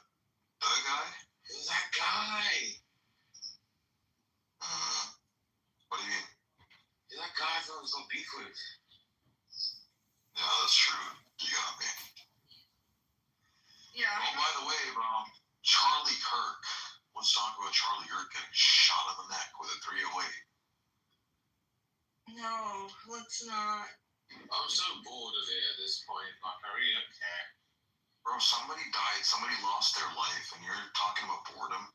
Yeah. It's not about your entertainment, dog. It's about somebody's life. They die every day. Who the fuck cares? He had 2 children. He had a wife. Okay, and children are being killed on breaks. He was 31 years old, bro, and he lost his life. He got shot in the neck. Yeah, that's very unfortunate, but it's also now somebody else is going to be fucking his life. Hundreds of thousands of people all over the world who are being killed and slaughtered. That's just you being fallacious. It doesn't matter. Every life it has a value. What does that even mean? It's like a fallacious way of reasoning is what I'm trying to say. I bet it's everybody gets I bet they have life insurance. I bet she's happy she's about to be a millionaire. I'm sure she is. But somebody else, I know she might be happy, but what I'm going to say is, like, I'm sure Charlie isn't happy. Well, Charlie's dead. He has no time to be happy or sad. Yeah, that's true. I think this is going to be the start to, like, more deaths of influencers, though. Because essentially that's what he was. He wasn't a fucking political pundit. He didn't have, like, the same amount of, like, clout or significance as, like, Tucker Carlson and these other ones. He was just a fucking influencer. And I think slowly we're going to start to see, like, a lot more of these kinds of things happening amongst. You think the next is Ben Shapiro? We're not that lucky. But I hope so. Well, obviously this was, like, controlled. This was done by the Trump administration. Like, there's no fucking way somebody else did this. Bro, honestly, that's what I thought as well. I think it's probably some random motherfucker. No, I mean, Mikhail, if it was a random motherfucker, he wouldn't, you know, the fact that they shot him in the neck? Yeah. Yes, that was not. No, it's not about it being a hard shot. Listen, I myself have played nationals in sniping, right? So I'm going to tell you, would make that shot. Yeah, it's not a problem. Making the shot is not a problem. The point to be understood in this entire situation is that he was shot in the neck, not in the head, not in the chest, not anywhere else, but in the neck. Why would you shoot somebody in the neck when you have a clear view of their head? Because you want to make it dramatic. You want to make it bloody. You want to get the attention of the masses. You know, you got to think like a sniper. You can shoot somebody in the head, and it,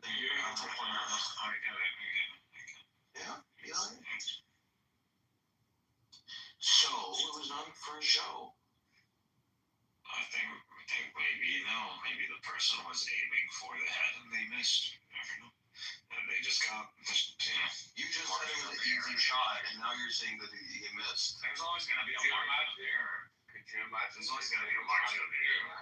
The same thing they done with Trump. Trump like sat there with his cronies and was like, well, when someone tried to shoot me and they missed, it worked out really well. Let's try to do it with this guy. And they just fucked up the whole thing. That would be funny. He was shot in the neck on purpose. From the impact, I could tell it was a 308. The way his body did that.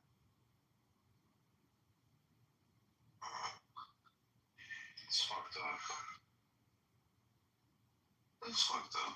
That's the world we live in. I wouldn't kill somebody for their opinion because I'm not like them. You know what I mean? But did I like this guy? Fuck him, no. But now he's dead, so I'm not gonna talk bad about him because he's dead. Yeah. Wow. Someone wrote.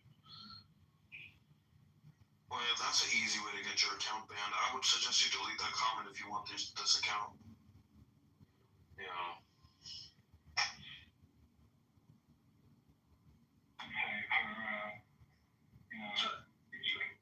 What's this about Trump having a stroke? Is that right, Chucky?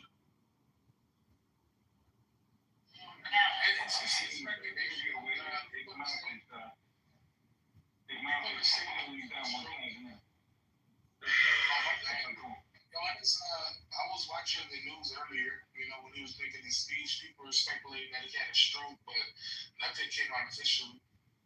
What did he look? TV? His mouth was like falling down on one side, like it looked like he had a stroke, yeah, but a mild stroke. We'll have to have a look at it. We didn't hear that, mate.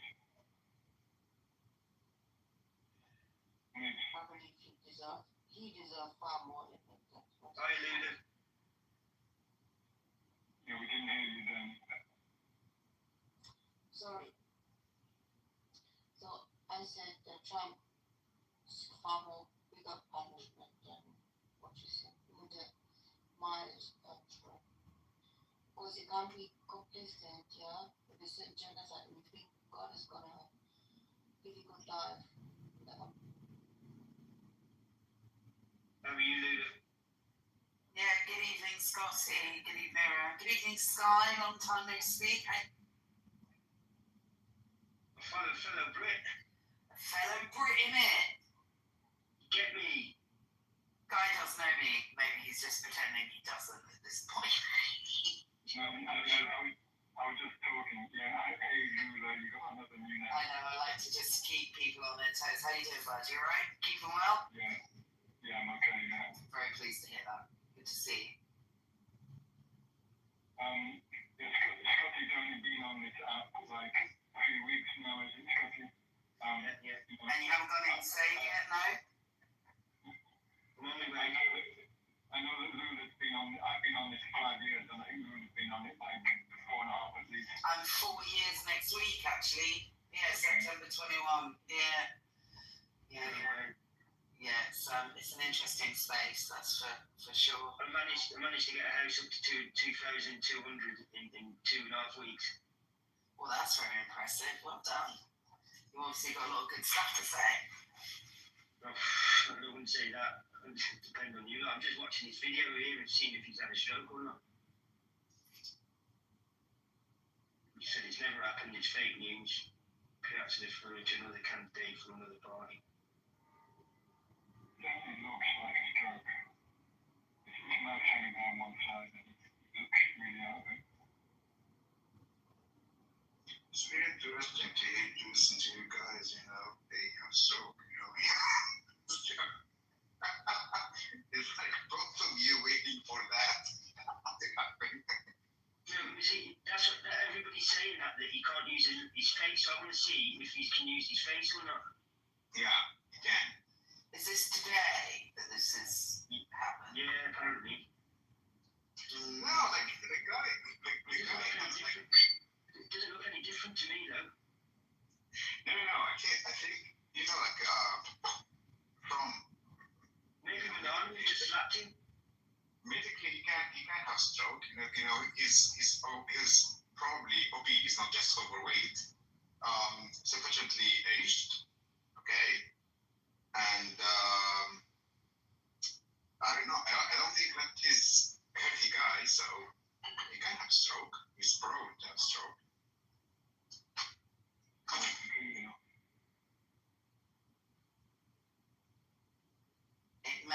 It might either be his actual distress about what happened last night, or his acting distressed about what happened. Not that I'm a cynic about Trump or anything. I don't wish him dead or anything. Jesus Christ, no. Oh no, I meant because of what happened with Charlie Kirk, he could be just so distraught by it because it was his mate, he's upset, that's why he looks different today. Or it could be that he's putting that on slightly because he's also Donald Trump. But I don't wish harm on anyone, including Charlie Kirk. It's terribly sad. Me too. Exactly the same. Donald Trump doesn't care about anyone except himself. He does care about his image, right? So if he looks like he's been troubled by it, then that he would think that he would get sympathy as well, because he's going to utilise this to rally more free speech. Yeah. There's no doubt at all. I mean, there's actually a lot of conspiracy theories that he martyred Charlie Kirk in order to push that narrative. I mean, I so hope that's not the case, but honestly, I wouldn't put anything past him. Well, you do get a thing called free speech, but you can't get free speech without consequences. So in Britain, you know where we are. We're allowed to say what we want when we want, but this just goes to show that you can say what you want and you can do what you want when it comes to things like free speech. But it does come with consequences. Yeah, and it's interesting. My dad was saying earlier that it's sad that a young man's lost. I was talking to my parents on the phone about it, and he was saying, it's sad that this is a young man, a father who's lost his life, but actually how much violence is he incited by some of the things he said against other people. So you're right, there are consequences to that. It doesn't mean it's right he's been killed, but it's violence, hate breeds hate. Love breeds love, right? The old Martin Luther King quote. Better than I know, but... Yeah, it's never true where it's said you can say what you want, and we can say what we want. I could say some nasty things to some people, but it does have consequences. It can ruin the rest of their day, for instance, or it could cause their older brother, their older sister to come and exact revenge of their own type on me or whatever. So there is to a degree you can say what you want. It depends on what level you're prepared to do that. Sometimes my gran would say to me, you say it best when you say nothing at all, like the old song used to go. The Westlife song from me. Yeah, Roman Keating, wasn't it? You say nothing at all. Yeah, sad that. Sometimes it makes a big difference. It makes more of an impact when you don't say nothing at all. Sometimes it's better to just hold your peace, isn't it? Yeah, and just keep it held inside because, like you said, there's a father with two kids. It's not now. They both go without a dad now. But he took that, especially with the things he was talking about. Anybody with common sense would know that's a hot topic to talk about, and some things you just do not talk about, and you do not talk about it to that stage where you're on a stage worldwide. And if you think about historically, like someone like Martin Luther King was assassinated because he was, quote, controversial, which is crazy for us now, but he was at the time, but he was peaceful. He wasn't inciting hatred, he was inciting love, and he was still assassinated. So obviously, if you're going to be inciting hatred, which, he was with a lot of the things he was saying, particularly about the LGBT community, about race, about all kinds of things, and then weaponizing his Christianity against people. I'm a Christian myself, and I still recognize that's what he was doing. Then that is going to push a lot of buttons, and in a very unstable world where mental health is at its highest, in a place where you can buy a gun in a shop, it's risky. And again, I'm not saying it's okay, but I think, you or I going around our lives are not going to incur the same kind of level of threat, are we? Did you see him saying, a few gun deaths a year is a price worth paying for, protection? I don't think he would have changed anything. I think even if you told Charlie Kirk, you said, hey, look, you're going to have to die for your cause. You're going to get shot in your neck in front of your kids. I don't think that would have changed anything, to be honest with you. No, me neither. How are you, Lisa? I'm good, but I don't know why my baby's crying. Oh, bless you. See, I wouldn't know it was you until you spoke again then, because I've had that many. I've called that many people loads then, and it's not been you. It's just your voice. I can tell when it's you now, because the name changes. It just I can't keep up with. Why can't everybody just be called the same name, like me? Yeah, sorry, Scotty. This is like my other account too. This is like my chill account. But I've got another account as well. Yeah. Usually I don't speak up that much on this account, but yeah, I mean, see, that's the thing. I don't even really. I've never really liked Charlie Kirk, but Oh, really? Wow. yeah. Tell me about the guy though. What a lovely guy he was. No, I mean, I feel sympathy for his kids. I feel sympathy for his wife in the sense that, like, they're, I don't know, maybe not, I don't know about his wife, but his kids for sure. And, you know, like, I see a lot of people saying, like, kind of celebrating his death, and it's like, you become a person like him, you know? Like, with the gun thing, I also believe in my amendment rights because I don't know, that's kind of just, I don't want a tyrannical government to come and try and murder me and all of my fellow countrymen. But Yeah, but that's what's happening in America now anyway. You know, you got so many guns, but they, you know, when are you going to start fighting back with this tyrannical government? yeah, see, that's the thing. Nice. Yeah, no, I get it, but shoot. Sorry, I keep getting distracted. I find it a really interesting perspective, the idea that I have a gun to stop gun crime. I don't even think it's just Hang on, sorry. I'm not saying that's exactly what you're saying, but I hear that a lot from Americans. Obviously, as Brits, we find it bizarre that it's kind of something that people just have away in a cupboard and you can buy in a shop. And I hear, well, it's to lower gun crime, but that's clearly not working. So, I mean, I would just get rid of the guns myself, but, you know, that's just me. I think that's really strange. Must consider that loads of Brits are getting stabbed on a daily basis, like not even from guns or from knives that you buy from a professional store. But you can't do the same mass damage with a knife. You're right, knife crime has increased. You can't create the same damage with a knife as you can with a gun. Can I say something here? The idea of like this Can I? guns, all of that stuff. No, I think what there should be, just like in the UK. Can I just add to that quickly? I think there's a level of extremes where one side just completely wants to ban it, another side think they're allowed to buy a fucking AK from a Walmart, and I think that's obviously ridiculous. But there needs to be a plan. No, I was just agreeing with you. That's how I feel. Like, I don't think that they should be so unregulated. I don't think any freaking whack job should be able, and also I think you should be forced to take classes periodically, like every 6 months to a year. You should be forced to take gun safety classes because it's amazing how many people own guns and they know nothing about gun safety or anything. They don't make them take classes. You know, I could go to Walmart right now and buy a gun. That's the thing that I really don't like, you know?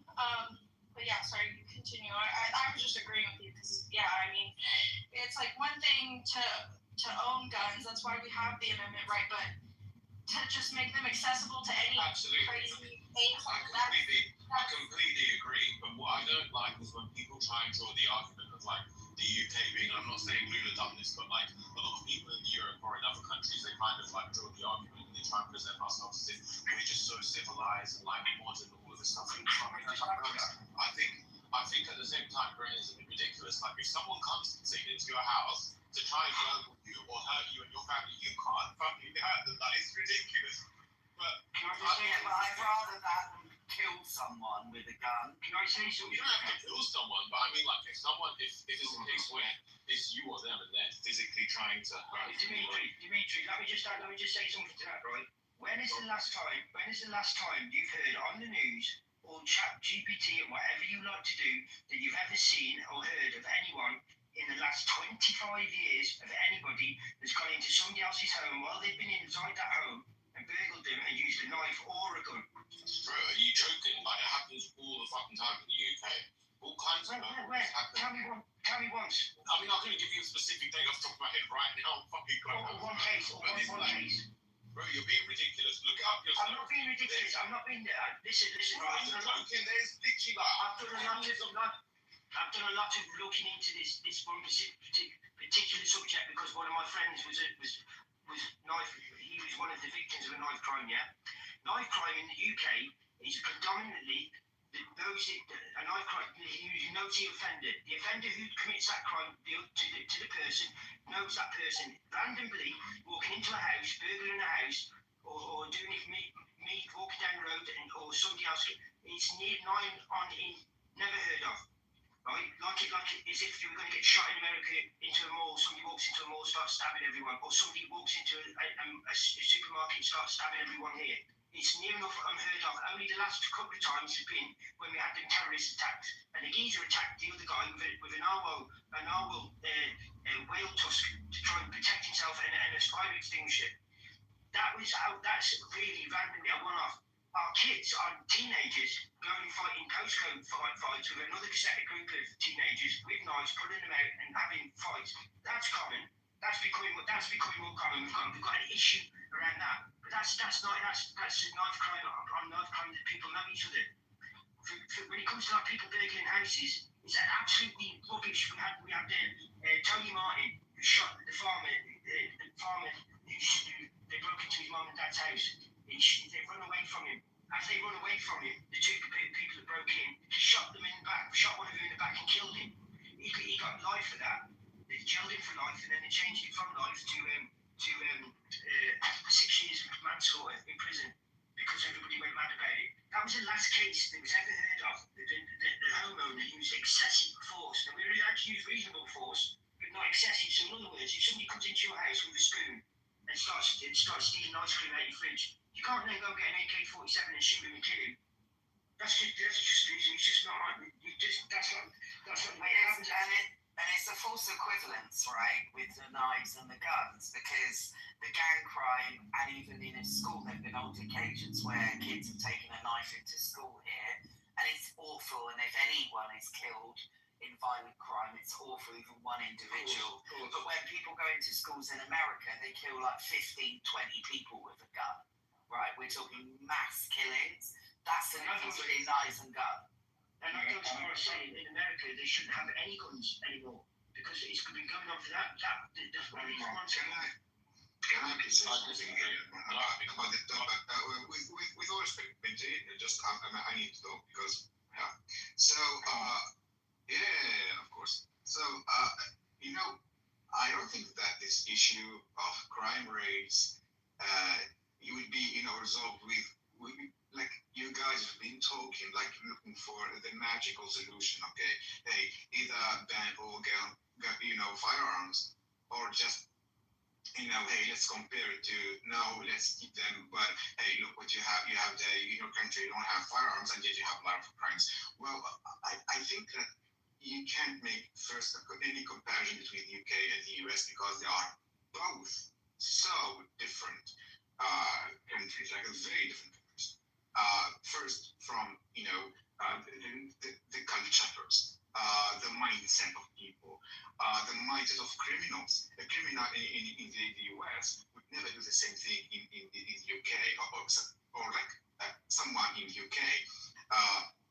If you compare, the kind of crimes in both countries are so different, so different. And to be honest, the UK.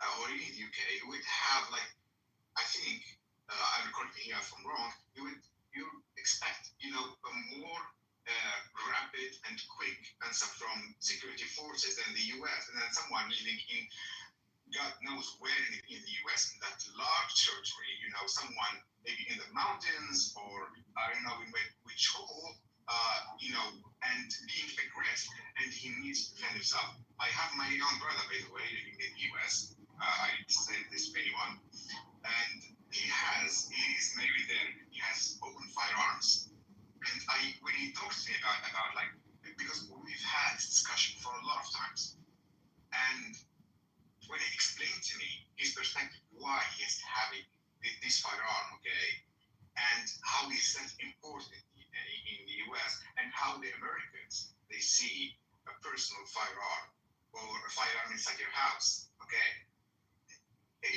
you cannot disagree with him. You cannot, you see. And if you're gonna say, hey, those firearms are causing, occasional shooting. Yes, they are so horrible. They are so terrifying. And personally, I would never, see myself living there. I hear about school shooting, and they say, hey, who knows that maybe, God forbid, my kid would have been, they would be there, okay, victim of those school shootings. So I say, you know what? That kind of wisdom for me, okay? There are people who can adapt with that. Good luck. But at the same time, just a moment. Just a moment. So, but at the same time, I cannot, say that everything is okay in the UK because firearms are banned. You ban firearms, you know what you would have? You would have clandestine firearms. But that's not what we've had. We had. Can I just reference something really quickly? Right, so we had. We want you to respond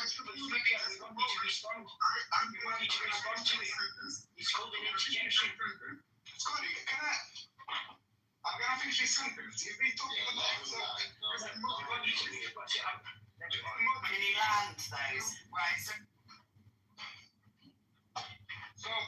you would have, like, if you ban them, you have other means of crimes, acid attacks, knives attacks, smuggling firearms, and maybe, and if it's not really hard, explosive. And you never heard probably about the 3D printed firearms. You can have them. Those you cannot even trace them. You cannot even detect them. You cannot even know who shot that person with God knows which firearms printed in some house with a 3D printer.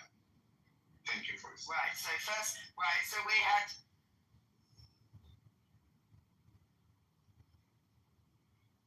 Okay, that's. Well, I think his point was can I speak without being well, yeah, I haven't actually finished, Dimitri, if you could stop. You were cutting off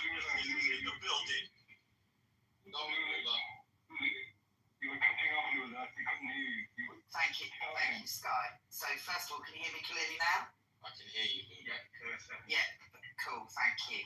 So first of all, it doesn't seem like you know a lot about the UK because we don't have loads of guns being printed out and loads of clandestine knife crime.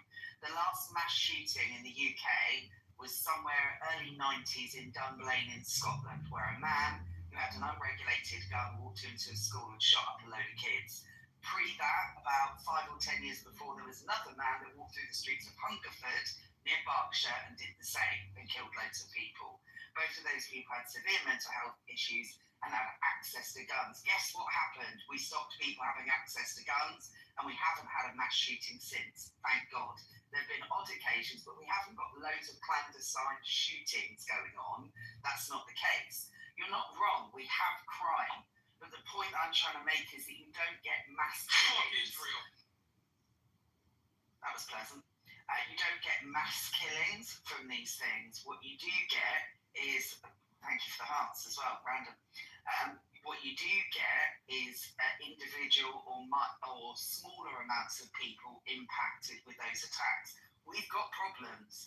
I'm not suggesting at all that the UK doesn't have problems, but I would never want guns here, and I'm so glad that after two, not even mass shooting, Dunblane was a mass shooting, and straight after that, the law changed, and we haven't had any mass shootings since. And please God, may that. Yeah, you guys took away the guns and substituted with knives, so now you guys just. Yeah, that's what right, and I've just said, there's not mass killings from knife attacks. Like, yes, there is. There isn't resistance. There isn't. Yeah, can I speak? Hang on. Let Dimitri go.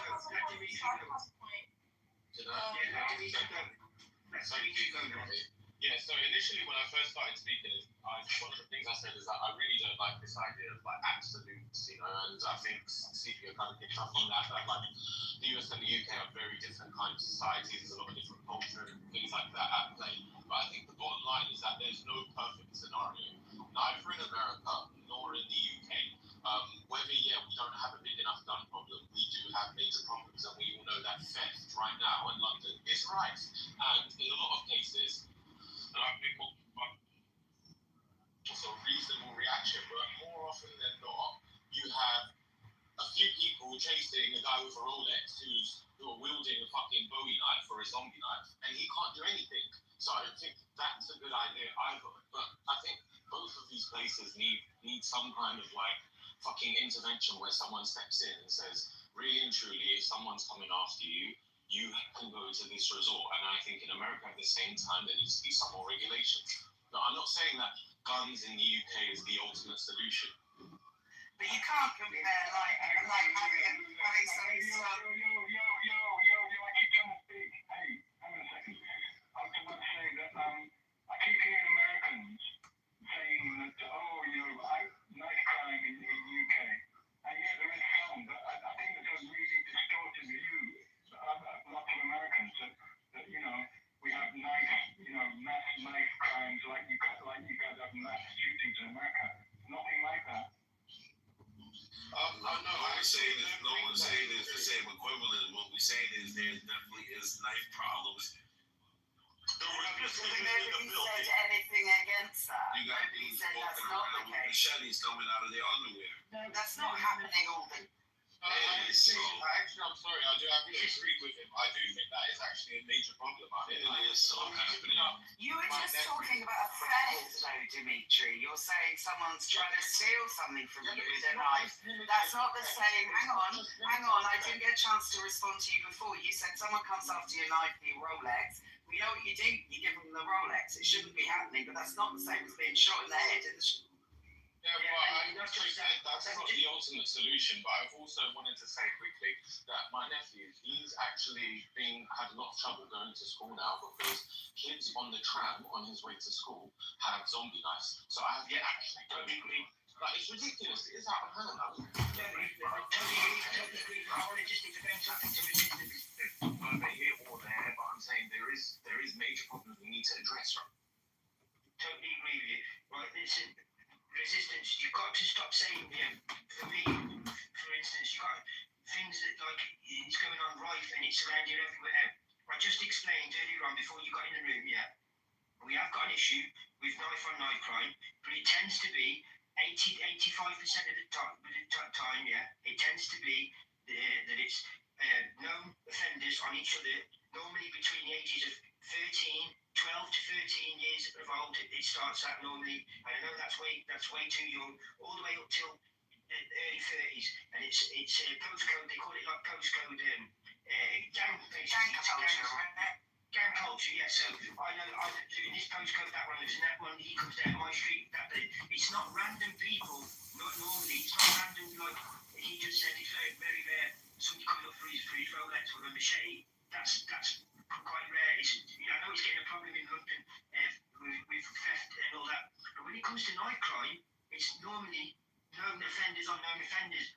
As in just really walking down the street and getting hit by somebody I don't know and randomly that's very far between. I'm telling you that now. I've lived here. I've walked these streets. I've been down these streets. I've been in Glasgow. I've brought up and bred in Glasgow, the biggest city in Scotland.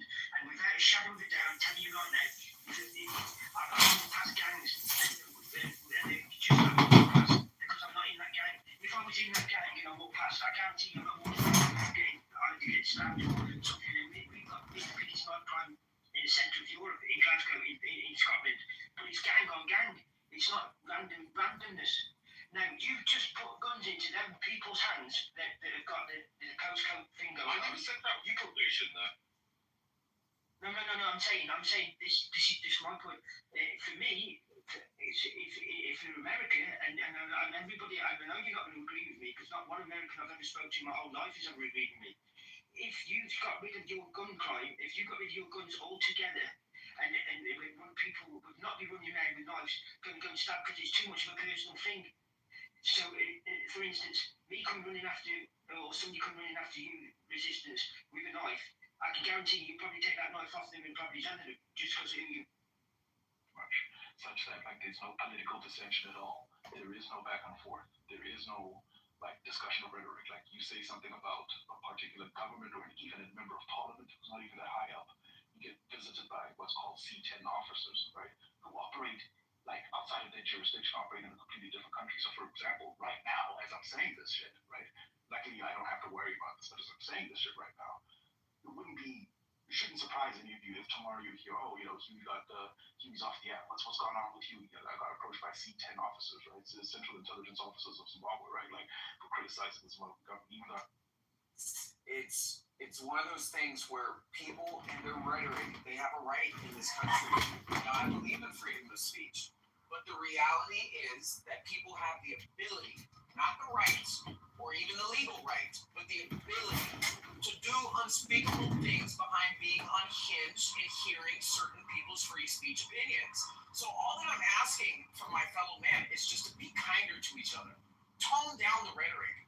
Try to have the conversations without the gotcha moment, the aspersions, and the overall chaos that's gotten us to this point.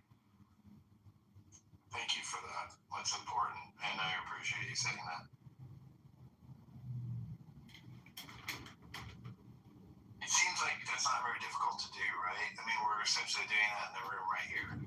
You have to pull out people. You have to have a group of people together that authentically care about other human beings and who are intellectually curious enough to want to actually know what other people think. I mean, those are the two things it requires, and that's what we're failing at. It shouldn't be that difficult. Mikey. The Mike Brown Show! You've been around me for almost those 5 years, right? What is the last thing I always say before I close your room? Does anybody recall? Anybody? It's becoming to one another. I know you said that. Yeah, it's free to be nice. It costs you nothing. Just be nice to each other. We don't have to agree, but let's respect each other. I don't know why that's so hard. Because you're a Republican and I'm a Democrat or you're a Libertarian. Who gives a fuck? I just don't understand. And that's a message that needs to be said more than ever on 9/11 after yesterday. There's a lot of stuff going on right now.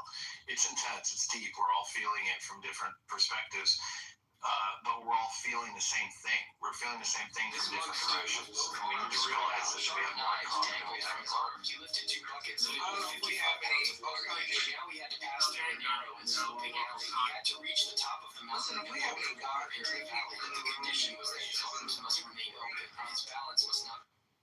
I'm here. Right on, sister. Shout out to Sandra. I don't know how y'all have been feeling the past couple weeks, but after, oh Lord, let's see, the Ukrainian woman that was stabbed, the political violence that I've been following in Nepal, which is craziness. I'm surprised more people aren't talking about it on the Clubhouse. I just don't think a lot of people know what's going on. The Charlie Kirk situation, and so many other little, school shootings. Today I was going on my daily walk, and there's this church by me. Now, mind you, I haven't gone to church in years. But today I'm like, you know what? I'm going to start going back to church to pray for humanity. I don't know how many people have been feeling that way in light of recent events. How many people feel like they just want to get closer to God or pray more or just surround themselves with, like-minded spiritual people? Because there's power in prayer, power in that collective energy of prayer. So I don't know if anybody is feeling that. This is kind of a rhetorical question. I'm just putting it out there that I was just called to come back to church today and pray for healing, for humanity, because I'm really scared of the direction that we're going. For the first time in I think probably in my life, well, in a long time, I was afraid to go out of the house today. I was afraid to walk 2 blocks to the store. I had to pray before I left the house. Please, Lord, don't let me get shot in the neck or just let me get shot. Now, I live in a violent neighborhood, but you just don't know, right? So I don't know. We just need to collectively pray. I don't know. There's more of a statement than a question, ladies and gentlemen. I just want. Thank you for saying that. And I have to say, I want to shout out Yorl's comment in the chat, which was, yeah, let's all pray to Grok, because that's a whole other issue. I thought that was. How you doing, Sandra?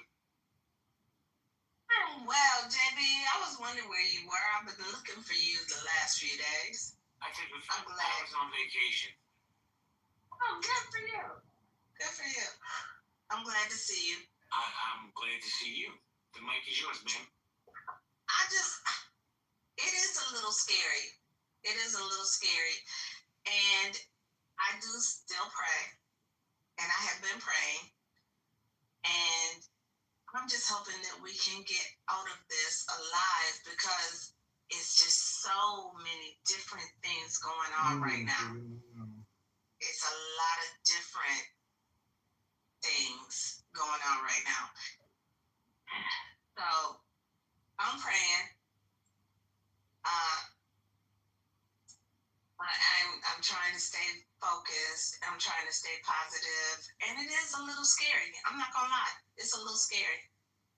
Do you know, Sandra, I'm listening to you, I'm listening to Nye, both women who I have the most respect for. And I'm going to date myself here. Myself and probably Mike Moon and maybe Jordan and maybe a couple other people in the room. But I remember growing up under Ronald Reagan, right? No matter what you do, are you Republican, Democrat, there was this feeling amongst the country that America was on the upswing. And I grew up in Brooklyn, right? It wasn't the safest area. But there was hope. There was something there that we all gravitated to. Now fast forward to 40 years, 45 years later, and it's not there anymore. How do we become so divided? How did this cultural war start? You know, I mean, look, Nye is my ride or die on this app, right? We open rooms, she's always by my side. We have two very different political views in the world, but we still respect each other, we still like each other. I don't say, you know what, the digital, I agree with you. Social media, with no guardrails, has really fucked up this world, excuse my language. You know what, there's so much shit going on in this world. We haven't even spoken about the school shooting yesterday in Colorado, where the young man who was the shooter is dead, and two young kids were shot. Doesn't even make the news anymore. School shootings are failing to make the news now. Jay, yesterday there was a 13. Hold on. Let me just say this real quick. This young shooter, this young man, I think he was 16, he was radicalized online. He started following some Islamic websites, and that was it. Next thing you know, he's taking a gun to school. Get Adams. Well, can y'all hear me? Yes. Yeah. Yes. Okay. So there was a 13-year-old boy shot in a drive-by shooting in Santa Ana, California yesterday, and nobody talked about it. Shot and killed. You know, it's crazy Let's to talk me about the fucking 1,000 murders that happen every day in this country. But then they want to latch on to the divisive arguments about all the bullshit that's going on in the culture wars. Like it's delusional. It's delusional. It's absolutely delusional. Well, let me ask this question real quick, Mike. Let me just ask this one question, and this is to anybody. Is there a violence problem in America? A people violence problem? Or is there a gun violence problem in America? Both. I think gun violence problem. I think the nation and a mental health problem. I think that the mental health problem is largely brought on by social media. I think that the country took a major escalation yesterday when nearly everybody saw a close-up video of a man being shot in the neck and pouring out a quart of blood in 2 seconds. I personally have visited sites where I saw beheadings. I've sought them out to look at them because I'm just morbid like that. I've seen, Mexican cartel killings, but I know most people don't do that. They don't want to see them.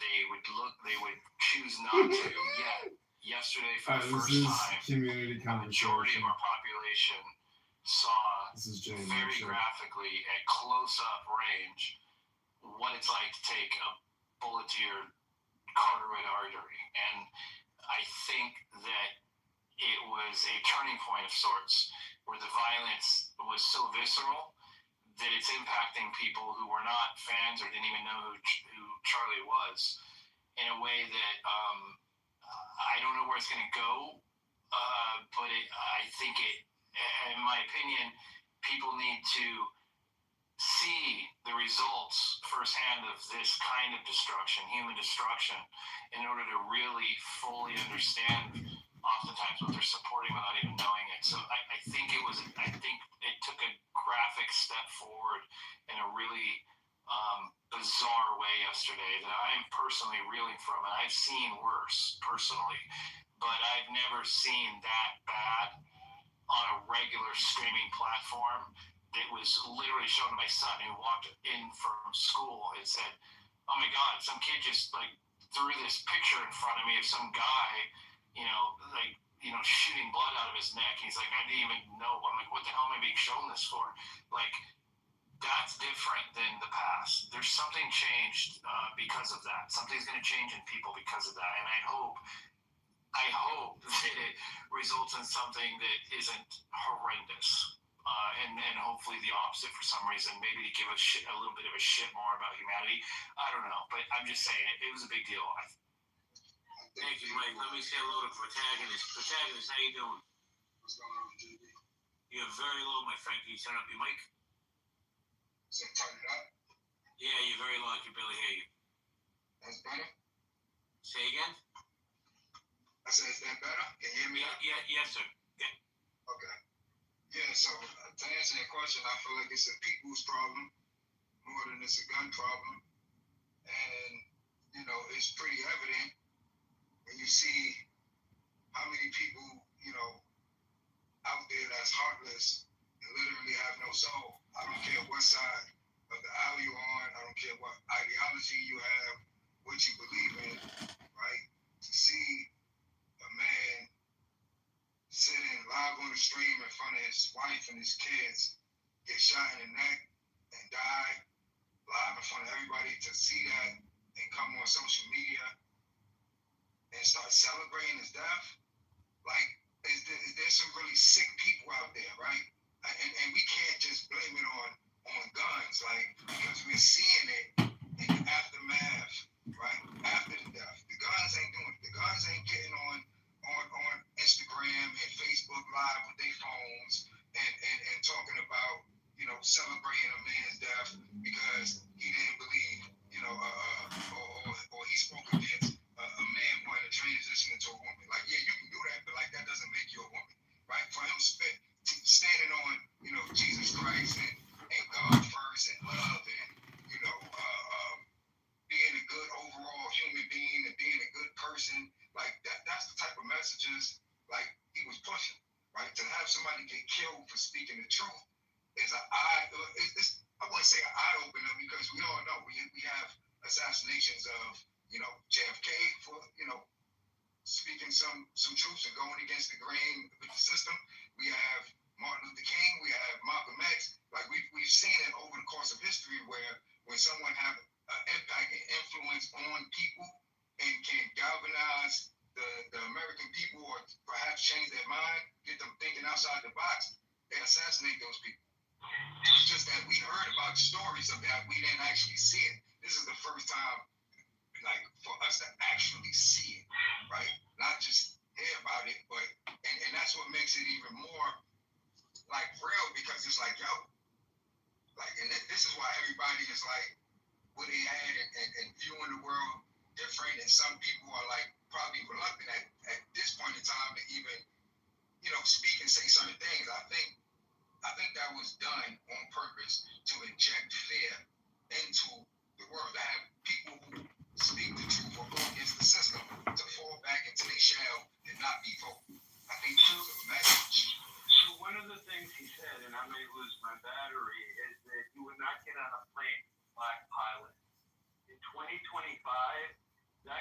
tolerance is probably going to provoke someone out there among the 330 million people in America. So it was intolerance that he was perpetuating.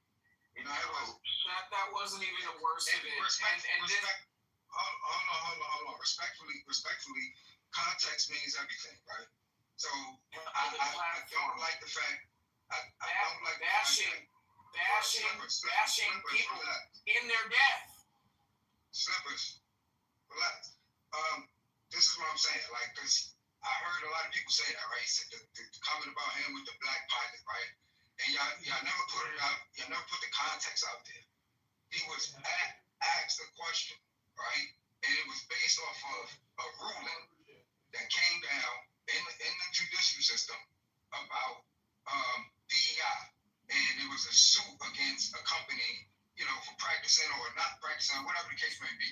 And he spoke about how the airline said that they was going to increase it was only 3 or 4% of the pilots were black, and they wanted to increase that to 50%. This was their goal, to have 50% of pilots black. And because they was trying to do that, they had put in there that they was going to lower the standards of certain things. Not just black, I'm sorry. They wanted 50% of black and women. That's what it was. It wasn't just black people. It was black people and women as pilots. They wanted to increase from 4% to 50%. That is a dramatic jump, which means that you would literally have to stop hiring white people or other ethnicities of people to specifically get this done. So now we dealing with racism now, because now you're saying in order for you to get 50%, you have to hire based off of race, and that's racism, right? I'm only gonna hire a bunch of black people and women until we reach the 50% quota, which means that if a white or Asian pilot come and they qualify for the job, but we gonna have to hire somebody over here. That's what it was. And that's what they was talking about, and that's when he said that, if I get on a plane with a black pilot doing this or enacting this policy, if I get on a plane and I see a black pilot, I may question myself for my safety, because they already said that they lowering the standards just so they can hire more of them. So that means they may be okay pilots. They may not be the best, the cream of the crop. Like, so, and people take that and then they try to racialize it, like, oh, he hated black people. No. Y'all take everything out of context. That wasn't the point. The point was they was talking about DEI. And in order to fulfill DEI numbers, you have to reach a quota. That's what it is. The same thing we complain about with police officers. The reason why police officers harass people in inner city communities is because when they at job and they go in and they have that meeting, the chief or whatever want to know, what was your quota? How many people you arrested? So now they out here pressured trying to fill quotas or they lose their job. And that's what happens when you implement quotas. Quotas aren't a good thing. So now you have, and I don't want to repeat myself, but that's basically what DEI would do. It implements a quota, and then now you have to ostracize a bunch of people from a specific race just so you can fill this quota. And that's not right. Thank you, protagonist. AC, you wanted to jump in, then I'll go to Sir Moose. Yeah, briefly, I think so. I was not a fan of Charlie Kirk as an organizer. I did see his potential with his ability to galvanize, particularly young white men and women under the age of 30. He definitely was on the trajectory of having some sort of a running for some sort of political office that he would have won outright, right? But I will say this, is Charlie Kirk, in my opinion, is just a more polished version of Nick Fuentes. And what he did is he normalized far-right ideology in the public. And so Charlie Kirk spread a bunch of lies about DEI.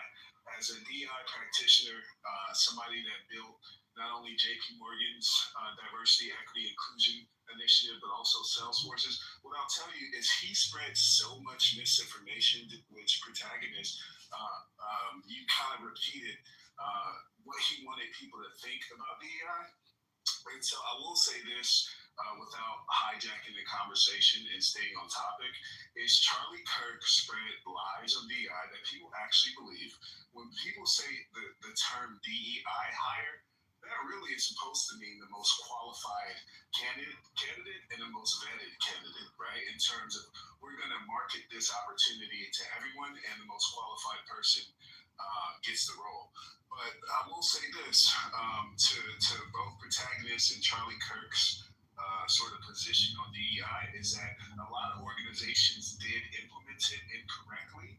And so some of the criticisms of DEI is valid, but that's based more so on poor execution than it is the actual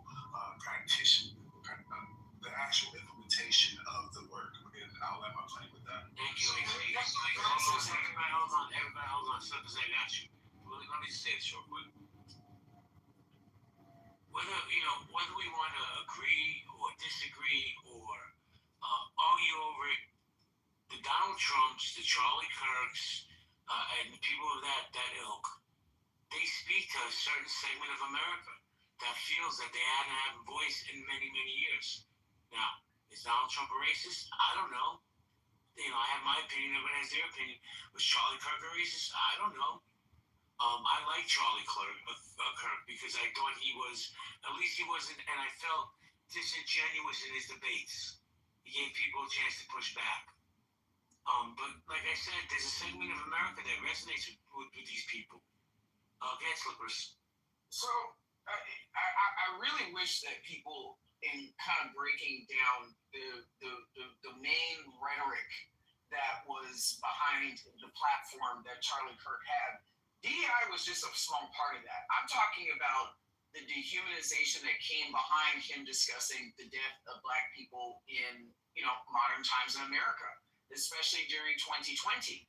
So I mean, to me, it's very strange to me, and I'm not trying to offend anybody in this room, but it's very strange to me that a lot of conservative white people on this app wanted to run up into Black spaces and browbeat Black people for not holding what they felt was a certain acceptable form of empathy. So I'm going to go back to where this man developed a platform and doing nothing more than complaining, to be very honest with you. Didn't run for public office, never held any type of professional credential or any sort of position outside of just complaining on the internet. Okay? Completely disrupted the grieving process of many Black families in America by attaching his demonizing statements and bashing people after their death. So again, I go back to the point that I initially made, that I do not believe that what happened to him was okay. But I'm explaining to you why there's a certain ilk of Black America that, quite frankly, isn't necessarily not empathetic, but more indifferent, given his vicious attacks against people and bashing them after their death. Thank you, Adams. Moose, you want to chime in on this? Moose, are you there? Jersey Moose? All right, let me go to Sir. Mr. Skilled Tradesman, how you doing? What's up, JB? What's up, everyone? You want to chime in? No, I'm just listening, bro. I'm just listening in. But what's up? I know that voice. It's my man, the librarian. You changed your name? Librarian, yeah. Why'd you change your name for? That was like your trademark, dude. Just invite a bunch of people. Say again, Bella? Did y'all just go ping crazy and invite a bunch of people? Did we go crazy? Just ping crazy, like go ping crazy, like ping, ping, ping, ping. I don't know most of you. Not to be rude though. Sorry, I apologize. Well, we made the room for you, Bella. We've been waiting for you to get here. You're kind of the focus of the whole thing, so thanks for showing up. Thank you, Michael. I appreciate it. You know, JB, I would say that this incident yesterday on the college campus with this murder, it goes to say that you should be mindful of what come out your mouth, because everything that he have said, he have openly lived, including his murder. I hate to say it that way. He believed in public executions. His execution was public. I apologize for being so cruel, but it's the reality in which we live in. Where do you say he believed in public execution? You said that. You need to do your research on them. No, I don't need to do research. This is what I hate. Y'all come up here, y'all make claims, and then you know it, and substantiate your claim. What did he say? Hold on. First of all, you didn't ask me what did he say. What I said was, if you want to know exactly what he said, word for word, go and you can research the man. You can type in his name, and you know it's gonna come up. I watch a lot of his videos. I've never heard. That's why I'm asking you. I'm not asking you that as if I don't know who he is or I never heard his material. I know the exact quote that you're talking about. That's why I said, where did he say that he was okay with public execution? He never stated that. Not one time. You sure? So I just came up here and lied. I'm positive. I'm 1,000% positive. If I play the clip, you'll shut up? Oh yeah. Play the clip. Play the clip. He explained that he believed in public execution for those who commit horrible crimes as a deterrent. So do I agree with it. But I'm not gonna openly say that, hey, yeah, we should just take every person that's convicted of a crime and put them out in it. Sir, wouldn't that only be ironic if he actually committed a horrible crime? Then he was publicly executed, but you're missing the other half of what he said. He didn't commit any horrible crimes. Hey, he asked for the execution. There's no irony there. Yeah. The irony will give you. What are you talking about? See, this is the evil people I was just telling y'all that exist in the world. He asked for the execution. Who the fuck asked to be executed live like that? Come on, bro. You're a grown-ass man. You have a good point, protagonist. People take the quote and then they paraphrase it in their own words. But when they do that, they skew it based on what they hear from it. And then they re-quote it in their own words as if that's what was said. And then if you say that's not what was said, they'll play the quote, but then they'll double down on their version of what he meant. It's like this game that people play. I can't tell how many times in the last day I've heard people talk about the time that Charlie Kirk said that the loss of some lives may be necessary in order to preserve the right for the Second Amendment for everybody else to have. And then they'll say, oh, yeah, they'll talk about the irony of it. Listen, it is ironic that he said that and it happened to him. I'll give you that.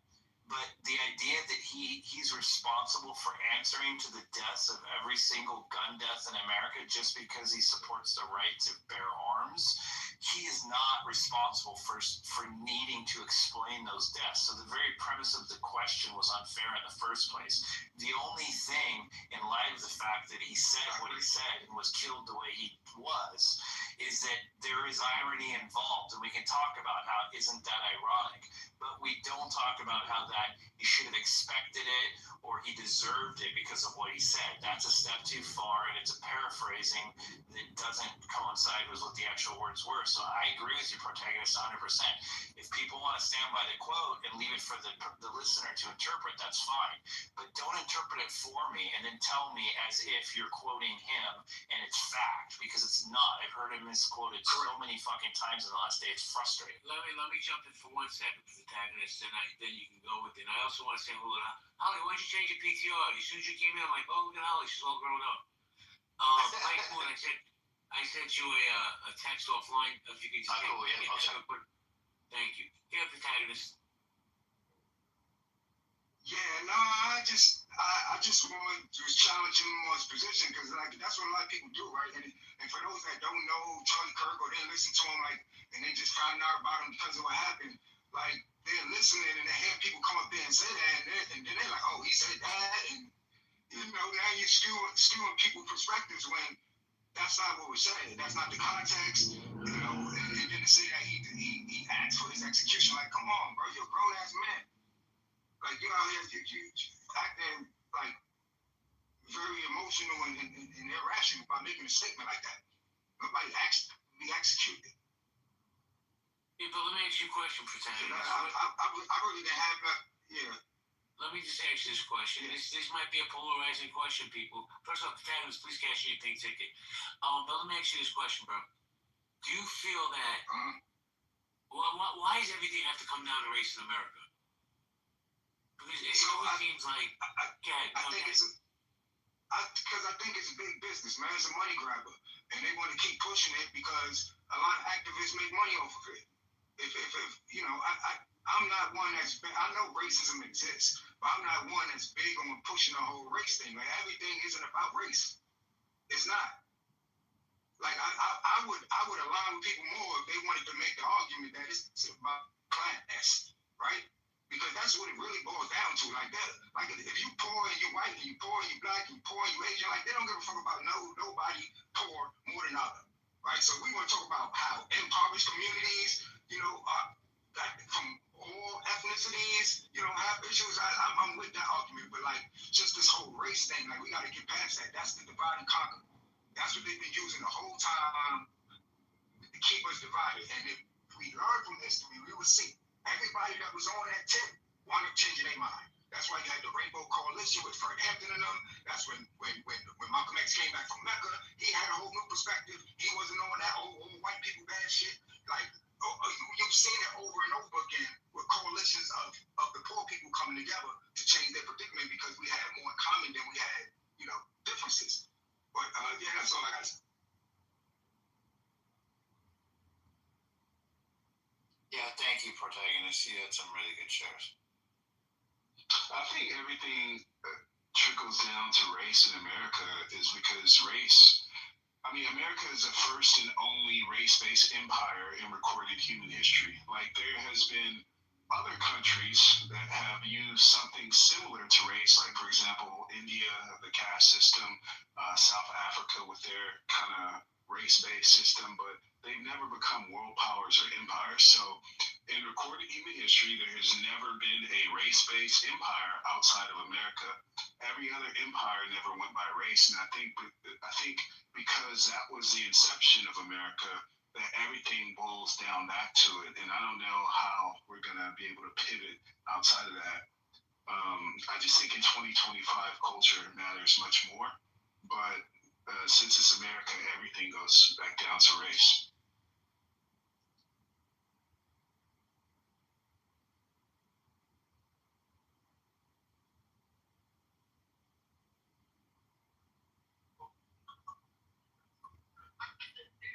Mikey, you're top left, baby.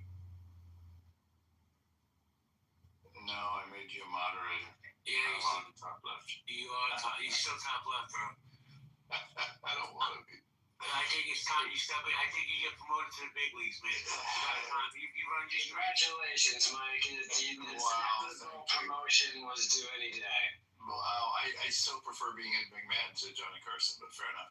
Holly and Marshall, welcome to the stage. We have, just a recap, we've been talking about the room topic. We started there. We've also talked a little bit about Kamala Harris and her comments about her mistake she made with Joe Biden. Although she didn't really admit that she made the mistakes. She said it was a mistake. She took no responsibility for it. We talked a little bit about that. And then, of course, Charlie Kirk's on everyone's mind, so we're allowing that conversation as well. So, Holly, welcome. Interesting. I might not have the best service at telling me if I'm chopping up. You're fine. I'm okay. Now you're not. I've been, No, you're good now, go ahead. You're good now. I'm still really hurting. My heart is still really hurting. I don't know. I'm just really struggling with all this, honestly. I'm still struggling. I don't know how to tell you. I don't know what else to say. I'm heartbroken still. I'm trying to move past the fear that I find myself in and the heaviness. I'm sorry to hear that. As your friend and recently even met you offline in real life, I can tell you that you're not alone. I know that a lot of people may think that it's unbelievable to feel personally really sad when it's a celebrity and somebody we don't know.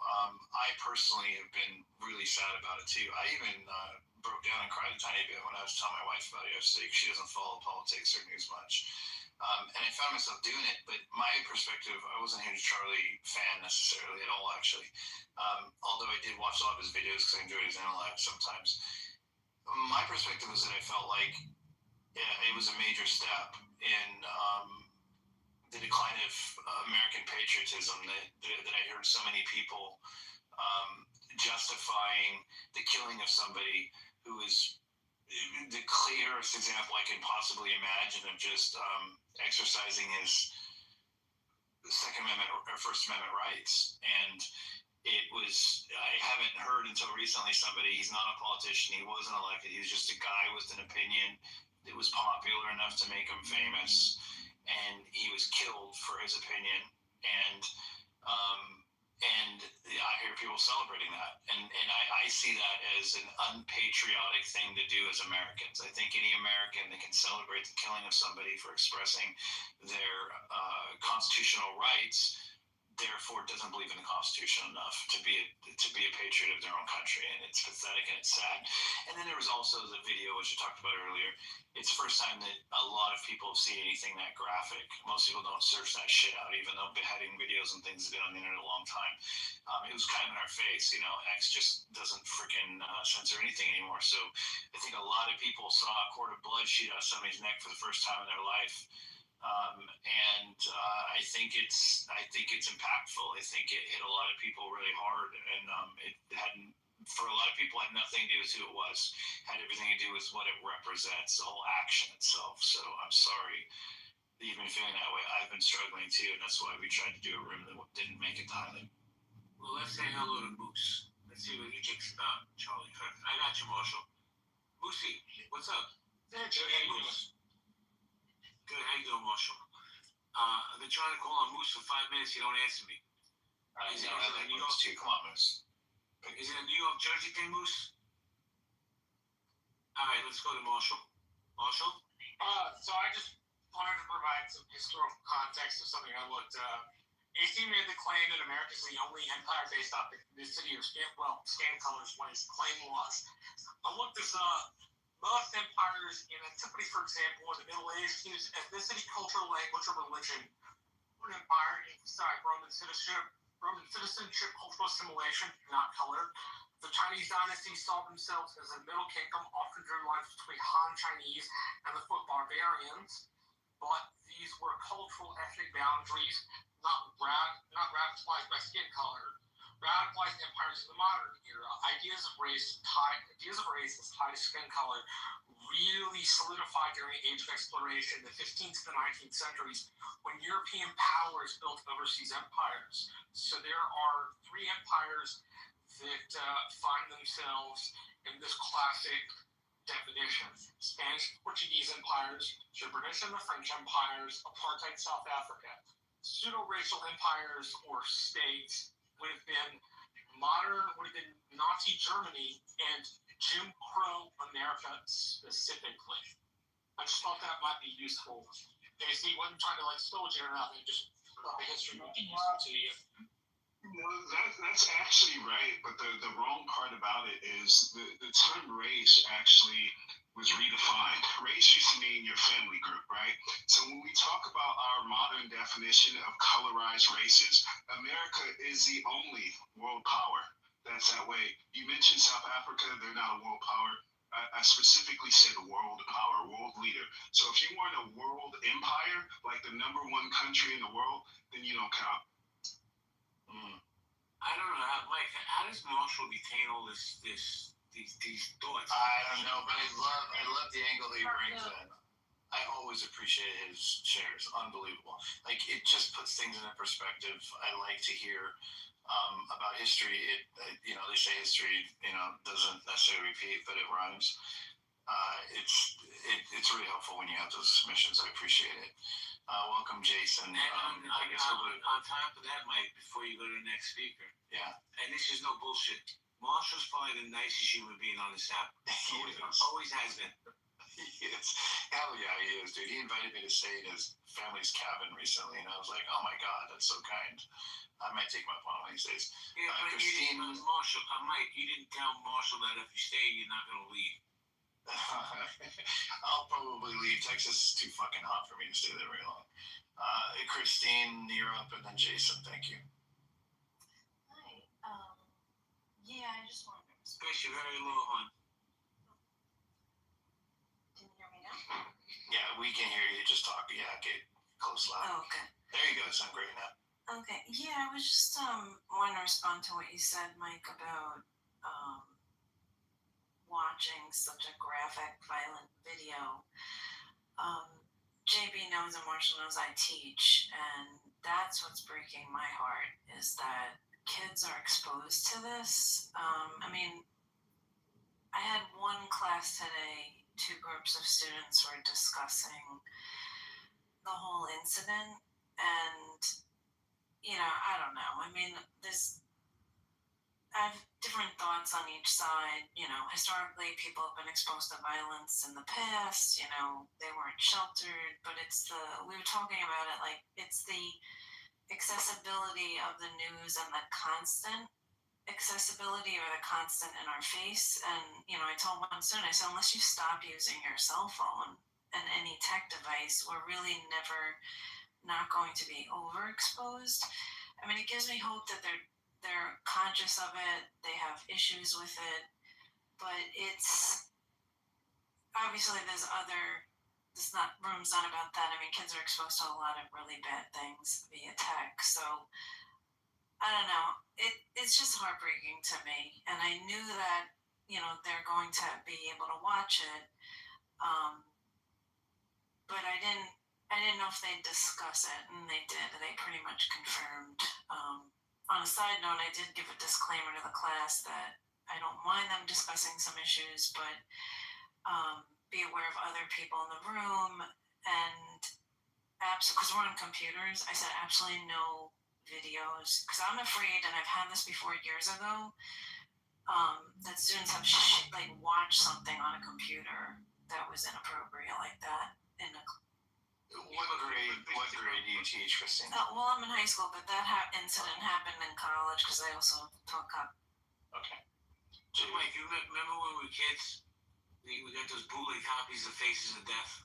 Yeah. It was a big deal. It was shocking. Yeah, it was. And it wasn't nearly as graphic as the shit that video shows. Even that. For one thing, some of it was fake. Some of it was real. Some of it was faked. It was hard to tell which was which. This is 100% real. This reminds me a little bit of a turning point that I remember specifically among children, at least, when Bill Clinton brought the conversation about what blowjobs are to the youth of America almost overnight. It was something that strangely was not really understood or talked about prior to him. And then after his trial, it was common conversation among kids. Everybody knew what a blowjob was. Everybody learned what it was, regardless of how old they were. It kind of reminds me of that. I remember that as a distinctive turning point. That okay, their innocence is forever lost in this one capacity. Of course, then porn became ubiquitous and available, accidentally via the computer that everybody had in their pocket. That was another step.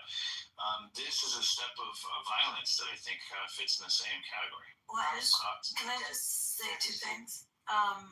As you were talking, I was thinking, and I looked at this site once years ago when the internet came out, rotten.com. Yeah. And I almost threw up, and I was like, I don't need to see this. I don't even know if it was real, but if it was real. It was real. Oh my God, it was like someone's head blown off. But on a side note, to what you said, absolutely. And I'm also a parent, even though the kids are much older now, but rainbow parties. And the rainbow thing was, I believe, post-Clinton, and if you don't know what that is, just look it up. There was skepticism in the middle school age that was real, or was it like some kind of manufactured fear thing for parents and kids? But yeah, it was post-Clinton. I think you have, and I don't want to know what the repercussions similar to this would be, but you have timelines, jumps in time where something gets into the consciousness of society, and then it morphs, I think, or influences or manifests, I guess is the right word, in other ways later. It creates a permanent desensitization, right? Jason, you're up, and then MOG. Thank you for that, Christine. Well, before Jason goes, let me just say this real quick. Then I'll hand it to Jason. Here's my opinion what's wrong with society. The 2 major problems. There's no guardrails at all on any social media, right? There's none. Kids look at the kid that shot 2 other kids in Colorado yesterday. He was radicalized online. That's one thing. And the second thing is the availability of porn. Porn is everywhere, and it's ruining these young kids, their minds, and I totally believe that. Jason, thank you for your patience, sir. The mic is yours. Well, yeah, I mean, I guess I don't have much to say that's not been already said. Cashing your pink ticket. Jason, you don't seem like a deeply emotional person, although I'm not saying you aren't. How did yesterday affect you, or did it much? Oh, yeah, I mean, I was chagrined. I was really, I guess surprised by that. It was kind of I don't know what to say, disappointed, saddened. Yeah. Were you disappointed in our country or people or what most? It's like the times, right? Like, how did we get here? I've not watched very much of Charlie Kirk's content, and a lot of the time I've been like, there's a better way to say what he's saying. If there's when I think there's something good that he's saying, I don't find myself agreeing with him very much or supporting him, but at least he's out there trying to talk to people, right? And then for him to get killed like this, I mean, that's just, it's kind of unbelievable. It's like, I don't know. It's like they picked low-hanging fruit. They're like, well, if we try to kill Trump, it doesn't work, okay? So I guess I can't, the lone wolf or whatever. Okay, he's not going to try to go for a political figure. He'll go for a minor celebrity. That guy's not going to have very much, security or anything. So he'll kill that guy. And it's like not even, at that point, it's kind of like, I don't know.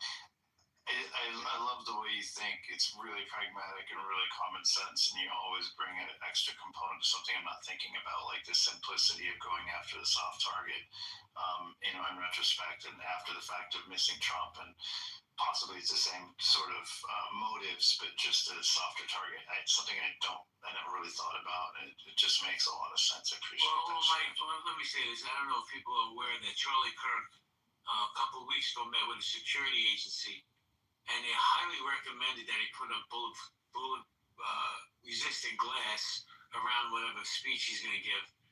And he said he would get back to him, and he never got back to him, and look what happened.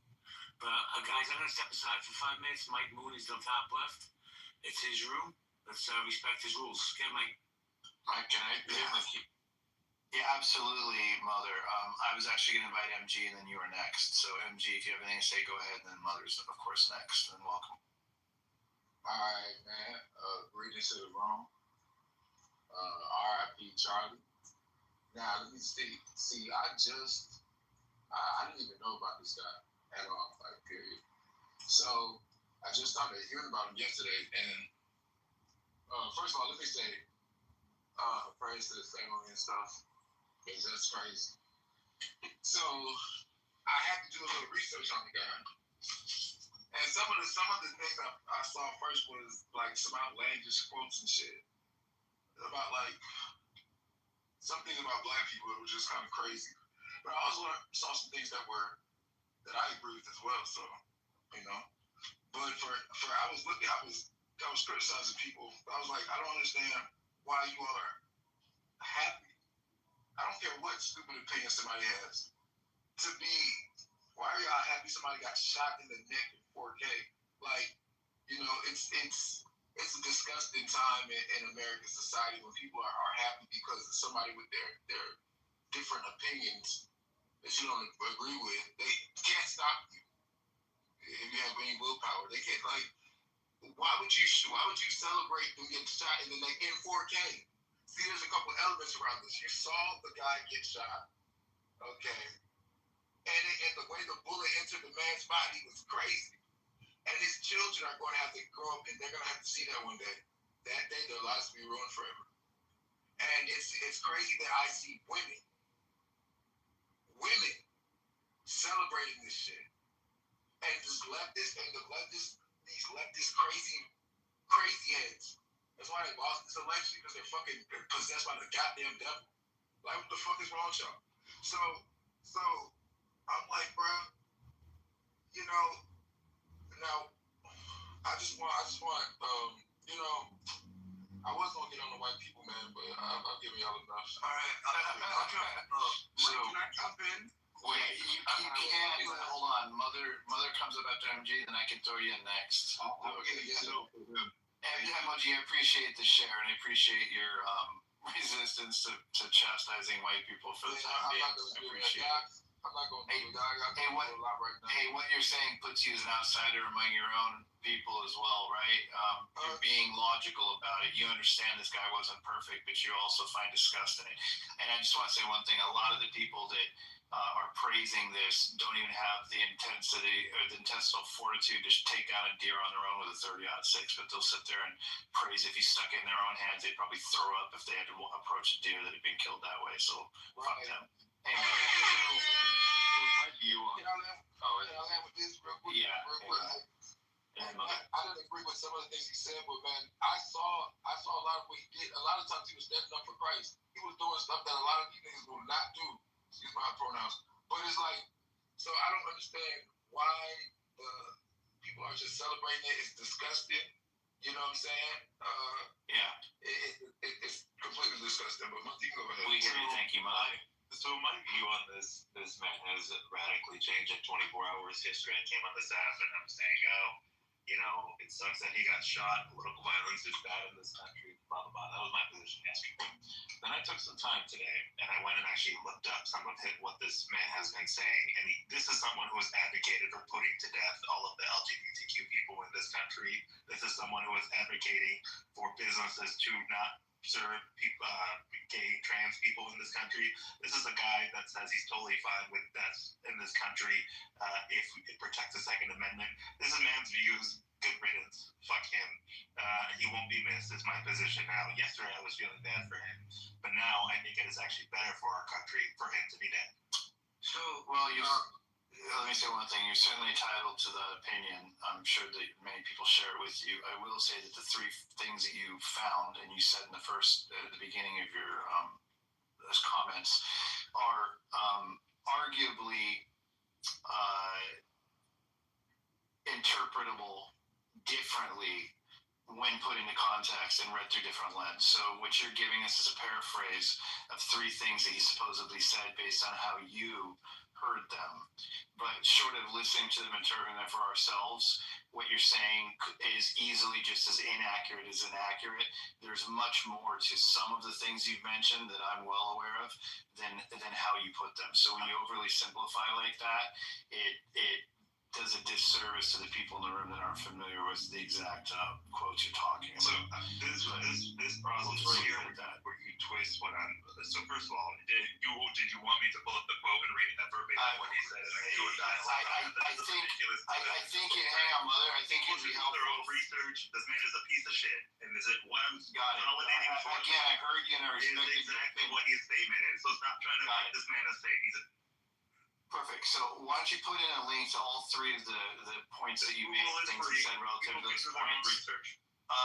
No, you asked me, hang on, you asked me if I wanted you to, and I said, yeah, I do. I'd like you to put the quotes in so people can interpret themselves. See, the problem with the people today is they like to hear the opinions of other people and then take them as fact without using their own intellect to determine what was really being said, their own listening comprehension. If you paraphrase what he said, take it out of context and give me the cliff notes through the eyes of your evaluation, it may not actually be what I believe he says if I hear the actual quote myself. So you said three things. I would urge the room to take it with a grain of salt until you actually listen to the three. And if you have any interest in actually educating the people about how awful he is, per the things you said, go ahead and put a link to each one of the three things he said that you're talking about and let them interpret themselves. They might not agree with you. This is exactly what I said. Doctor. Google and find it. Mike is being kissing his ass right now. He probably agrees with us. That's horrible. Nicholas, hold on. Yeah, I'm going to move him down for that comment. Let me do a quick reset, then we'll go to Jordan, then Moose and Mike. Community conversations and collaboration. Is there a cultural war in America? I put a new article on top. Charlie Kirk shot live updates, new images, video person of interest in assassination release. So if you want to see who they're looking for, there's a $100,000 reward. That's the guy right there on the Jumbotron. Let me say hello to Heidi. Y'all, how you doing, y'all? MG in the house, Liz. Serendipity. Lunch Snatched. What a great place. Space, guys. Follow Serendipity if you want a good conversation. William, how you doing? Samoa. We got Samoa coming up. Guys, you have a pink ticket. Please cash it in. Necro, I have no idea why you have a pink ticket. RB, cashing your ticket. Jessica, cashing your ticket. We have great conversations there almost every day. I'm going to hand it back to Mike, who is running the room. Mike? And Megan is who's cashing to get a lot of shares. Next because I told them I would, and they know the series. And then Moose if he ever shows up. Doctor, go ahead. I see the anonymous folks in the audience, so I'm a little reluctant to even speak, but I'll say this much. I don't think Charlie would be concealed in person, but similar to Mother, when I dug deeper into his dual perspectives on the Jewish community, I shared this with the Gentile room. I got a lot of pushback, and frankly, I think it's because they too were surprised that he said some of the things that he did. Certainly, it was tragic. He didn't deserve to be shot, die the way he did. Very unfortunate, but I think we have to remember that this is a public figure. Public figures have a lot of threats on their lives, particularly public servants. He's not a public servant, but I mean he's a political influencer, and he said some really questionable things about Nancy Pelosi's husband and the perpetrator of the crime when the guy assaulted Nancy's husband. So, I mean, he was I don't want to hate on this guy other than say that he was a very controversial figure, and when you're in the public eye and we're in such a polarized world that he contributed largely to for younger generations of Trump fans, I mean, like, I would never say anyone had anything like this coming, but what I would say that, it's dangerous out there. And it's like, it's not entirely, it's probably not as surprising as, we probably shouldn't be as surprised as people are. Yeah, Dr. Jordan, that's not the problem. The problem is when you need toleration of speech, when the government's not allowed to impede on free speech, you get things like neo-Nazis marching in Skokie, Illinois, in a town full of Holocaust survivors, which the Supreme Court held up. There's this great movie with Mike Douglas. It's called The American President. One of the lines in this movie is, you need to go stand center stage next to a man who is yelling, his words make your blood boil. Stand center stage next to him and advocate at the top of your lungs what you would spend a lifetime opposing at the top of yours. The point is, people need to be free to express their opinions, or else the metric for how we do this is one's feelings on the matter, not what is important to have an effective government, which is people not getting murdered and assassinated.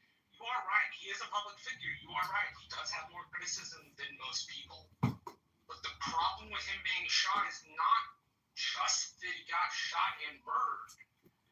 It's the very basis on which we have this idea of disagreement, and the ability to find a way through it is being challenged by that. Now, we don't know the political affiliation of the shooter. We don't know why they did it. The dude could have been a neo-Nazi who didn't like the fact that he liked Israel.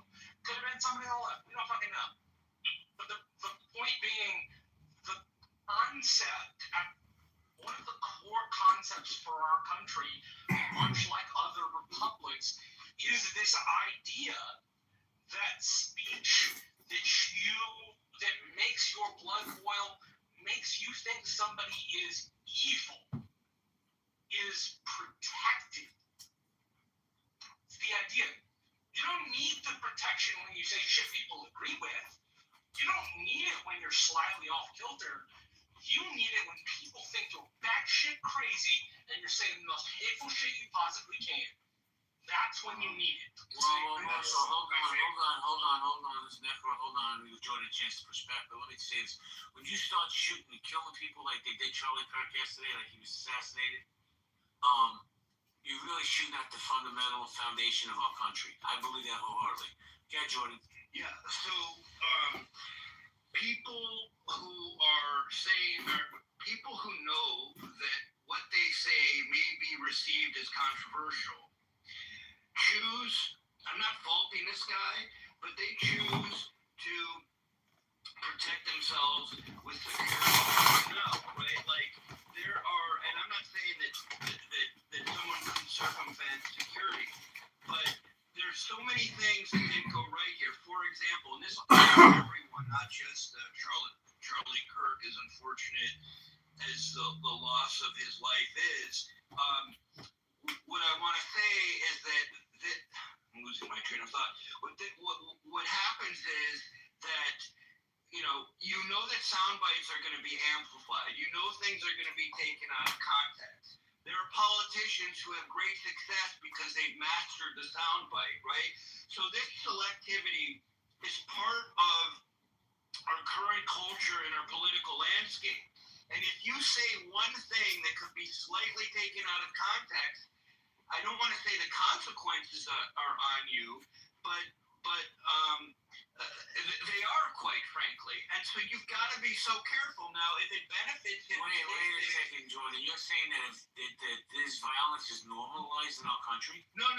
What I'm saying is that you have to make the assumption that what you say could be clipped and taken out of context. You're arguing for the rule of the mob, which is the exact reason the founders didn't give us a direct democracy. That's not ruled by law. That's not ruled by Constitution. That's ruled by whatever airy thing the entire public thinks. What Marshall's giving is hard love at this point, but he's dead fucking serious. I mean, it's factual as well. Black had a good saying. One person is smart. People are dumb, flighty, stupid animals. They react like that as a group. So if we are to let rights be defined by the mob, then our rights will flip with the flip of a coin. And in what universe do constitutional rights get changed with the flip of a coin? It doesn't work that way. Marshall, Jordan, hold on a second. Because Necro's been trying to jump in for like 15 minutes. Yeah, Necro, please. Thank you. I just wanted to know if my mic's working right now. Yeah, it's working. Great. Okay. So, I mean, just in general, it's like, I think, Jordan, you're right with the idea that all your words are accountable. But the point is, essentially, is that, freedom of speech is still something that's still protected to protect the minority opinion. That includes the opinions of hateful, racist people. And that is, it's like, a lot of bad ideas, get spread. It's like, how do you, protect, the good ideas that are also unpopular without also stopping the bad ideas? It's just not possible. And so, yes, you should be held accountable. There is accountability that you have as a person with a public figure, but still, I mean, your right to say what you say is still protected. But I'm not talking about public figure in a legal framework. I'm talking about public figure given the implications of what a public figure is today versus what it was when the Constitution was written. So, for example, this guy's success was very much due to the fact that he went to these colleges, amassed huge crowds, and then reinforced and built a huge social media empire and makes about $12 million a year. That's neither here nor there. But the point is, his success is very much contingent on the environment which he works in, which is kind of a novelty even for modern history, right? And so he's speaking, that's probably why he wasn't excited about being, sitting behind a cage or a glass, a protective barrier, because he wants to resonate with the masses, the young people at colleges. So he's in kind of a unique situation. And so if he's willing, it's almost like we're careful and cautious of how we sometimes ourselves on Clubhouse, many people use pseudonyms, right? Because you're aware of, outside of a legal framework, you're aware of the consequences given the landscape, the social audio landscape. He was a public figure who said some pretty controversial things, even among groups that, you know, were unified, and he was very divisive. And so he didn't deserve any of what came his way, but you can't entirely be surprised. Now, I'm talking outside of a constitutional and legal framework, just from, you know, and I don't have a whole lot of common sense, but the common sense that I do have, I'm applying to this situation where I would be very cautious saying some of those things, knowing that they can be selectively rebranded for the internet, and they could be amplified in spaces like the one that he unfortunately met his demise. Oh, hold on a second, guys. Guys, hold on a second. Mike, I have to step away. No, I have to step away for 5 minutes. You guys got it? Mike? Yeah, we got it. Thank you. Yeah, I'll be back. I just want to say one thing to that, Doctor, which is that, again, I mean, it's a little bit of what Marshall was getting at, but these are the cases that test the importance of our constitutional rights the most. And because of that, the risk that he takes, although you might think that it was a bad idea and that it's dangerous and that it doesn't make a lot of sense, one could argue that he's acting sort of like a patriot of the Constitution by pushing the limits of those rights. Regardless of that, he's not the only one that speaks out in a manner that is inflammatory, that has a lot of followers. It doesn't justify him being killed. It certainly doesn't. It doesn't really justify him expecting to be killed or shot at. What it does is it provides an example of how little many Americans feel about the importance of their constitutional rights. If they're willing to think that this man doesn't deserve his, then they're certainly willing to give up their own. And I really think that's what he represents. In some ways, whether or not you agree at all with what he says, even if you hate his political takes on things, he is a patriot. At this point, he died a patriot of the First Amendment. And he's not the only one who will. But I'm really tired of hearing he didn't deserve to die, but it's getting tiresome. I'd like to hear he didn't deserve to die and if your only take is he didn't deserve to die and it was dangerous what he was doing because it's inflammatory, then I would fully agree with you. Necro, do you have anything to add to that or follow? Yeah, can I ask you a question? Any second, Slippers. I want to give Necro. Yeah, right after Necro. Necro, do you have anything to say? No problem. And you're next, Slippers. Necro. Like I do understand like what Jordan I think is trying to get at, which is essentially that there's accountability for public, figures, people who have so much power, but it's still, I mean, it's like, they still have the same rights to, speak whatever's on their mind, basically. And so that needs to be recognized that, the Constitution protects people's rights to express whatever opinion they have, as John said. Right, and it's more important than ever, mind you. I've been spending time in rooms with people from London, and I've been hearing about what it's like over there. These people in London, I said earlier in this room, they are unwilling to say what they think about the horrible things that are occurring over there because they're afraid of getting arrested by talking about it in Clubhouse. 5 years ago, the only time I ever heard anybody express that fear was a young girl in Saudi Arabia who got on here and was talking about the lack of women's rights. We're getting it in London now among people that are native English people. So make no mistake, what Charlie Kirk defended is something that America, if we lose it, we would deeply regret it. England can only wish they had it. Right now, they would give anything to have that. It's too late. They can't have it. We were blessed to have it in the first place. Do not forget that sacrifice, regardless of who he was, what he said that you hated, that sacrifice puts him in a level where he is defending something that you're very lucky to have. We're all very lucky to have. I don't want that perspective to get lost. I can do that. You can. And it's Mike, because I went ran for America. Go ahead, Slippers. I completely agree with you 100%. But here is where I have a point of contention. You know, we are discussing, you know, I really wish that the outcry for people to hold a greater sense of empathy was consistent when comments were made about Trayvon Martin, comments were made about Michael Brown, comments were made about Breonna Taylor, comments were made about George Floyd, comments were made about countless other black people, okay, that for some reason, the reality of these said black people were more of content as opposed to a recognition to a lot of those families' grieving process and to the overall narrative of their underlying legacy. So I'm not saying that people are right for celebrating. I think that that is absolutely disgusting. But in defense of people who remain indifferent, I can understand where a lot of black people are not, you know, pushing people out the way and, you know, showing up to the Dollar Tree to buy a candle to go and attend a vigil.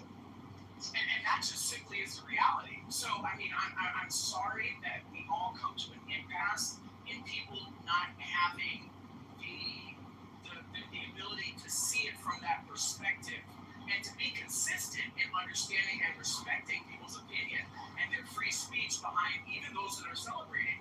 We're mourning a person because I am mourning this man as an American that was fallen, you know, over something that was senseless. Do I believe that it was antagonized? Absolutely, and that's where we disagree. But at the end of the day, I just don't feel like we're being consistent here. Okay, the man was fallen because of what people feel was attack against his free speech. Yet I'm seeing, you know, Scott Pressler and a lot of far-right conservative people that are doxing people on Twitter and other social media spaces because they feel that them as the arbiters of morality have not met a moment. So let's cancel them. This is the most ridiculous fraud and so disingenuous it's not even funny. I have a question for you. I have a question for you, and then I'll hand it back over to you. Sure. Do you feel that we as Americans are starting to get anger fatigue? That we're just tired of being angry? We're tired of all the fucking trash we see on our algorithms? Am I mistaken, or is it just me? Yeah, well, this week has done a doozy. I would say generally yes, and I would say this week absolutely yes. Nine, you can respond to that, but I have some to say. Well, no problem. Absolutely. This week was exhausting emotionally, and yesterday I was pretty riled up. First, before I answer, let me just say, when I came in your space yesterday, I was so riled up at this man's death. It's so sad that I said, you know, I'm radicalized. I hate the left. I didn't, you know, I was angry. I want to publicly state on this platform, I don't feel that way. I don't hate the left. I haven't been radicalized. I was really in my emotions yesterday when I said that, and I want to say today, in hindsight, after I've had a chance to calm down, I didn't mean any of that part. With that said, JB, I'm overall not angry because these politicians, while they're divisive, whether it's the right or the left, and they say things that will get us passionate because as individuals and as voters, you know, we feel a certain way about certain topics, but angry, I don't have anger fatigue because these people don't keep me angry 24/7. I'm just not angry. Because I understand what the play is. The play is to use religion, race, and gender to divide us and distract us. But once you understand the play and start paying attention to the play, you become more politically savvy and less angry. You know what the next move is and you prepare. And if you're prepared, mentally, physically, and spiritually, you're not angry. You just know how to respond and kind of defend and protect yourself, and you know how to stand on your moral code. So no, I'm not angry and I don't have anger fatigue. What I do have is fatigue over people being played. Americans still don't understand that we're being played and we fall for the okey doke. Guys, Jordan, hold on 1 second, because I definitely have to shout out. We we have two old school OGs from back in the day Clubhouse in the room right now. We got Jimmy White, Jay Blanco. Haven't seen this dude forever. Him and his brother Freddie. We got some of the coolest, funniest faces on this app. We got John the Bomb. Man, I haven't seen John the Bomb in forever. So I just want to say hello to those two. I love Jay Blanco. What's up, Jay Blanco? I haven't seen you in ages. Thanks for stopping by the room. The only thing I'll say to what you said is we can all be so lucky as for most people in America to have your emotional intelligence and your intellect in general to understand what you're feeling and to want better for yourself and to provide a good example. I'm gonna let MOG make his comment and then I got one thing to say, so let's go ahead, MOG. MOG, you there? I'm here. Okay. I'm here in Lava Boy. I'm gonna that's some gray areas. So I might go up. But my white people, I love y'all, but I gotta let y'all know something, man. I've seen a lot of things online. About we're white, we're mad, we're angry, we had enough, right? Okay, right. I got my white brother. Now, who are you upset with? Because I'm a little confused here. Now, a white person just killed another white person after the white person said something about gang violence. So it's a white on white crime. So I'm not sure who you're upset with. Do y'all are familiar with a child? When a child is like upset and they look around and they look at the other kids, and if a kid is laughing or looking at different, they kind of like project onto the other child like, "Oh, you could have been your white." That's kind of what I'm saying. So what I need y'all, my white brothers, y'all gotta take accountability for this, man. Y'all got an issue in y'all community, and I don't hate y'all when I say this. So we got issues in our community, and MOG, respectfully. Have they ID'd the shooter? Do we know that he's white? Man, you know what? We don't, but he got it. We just got it, man. Or he got it.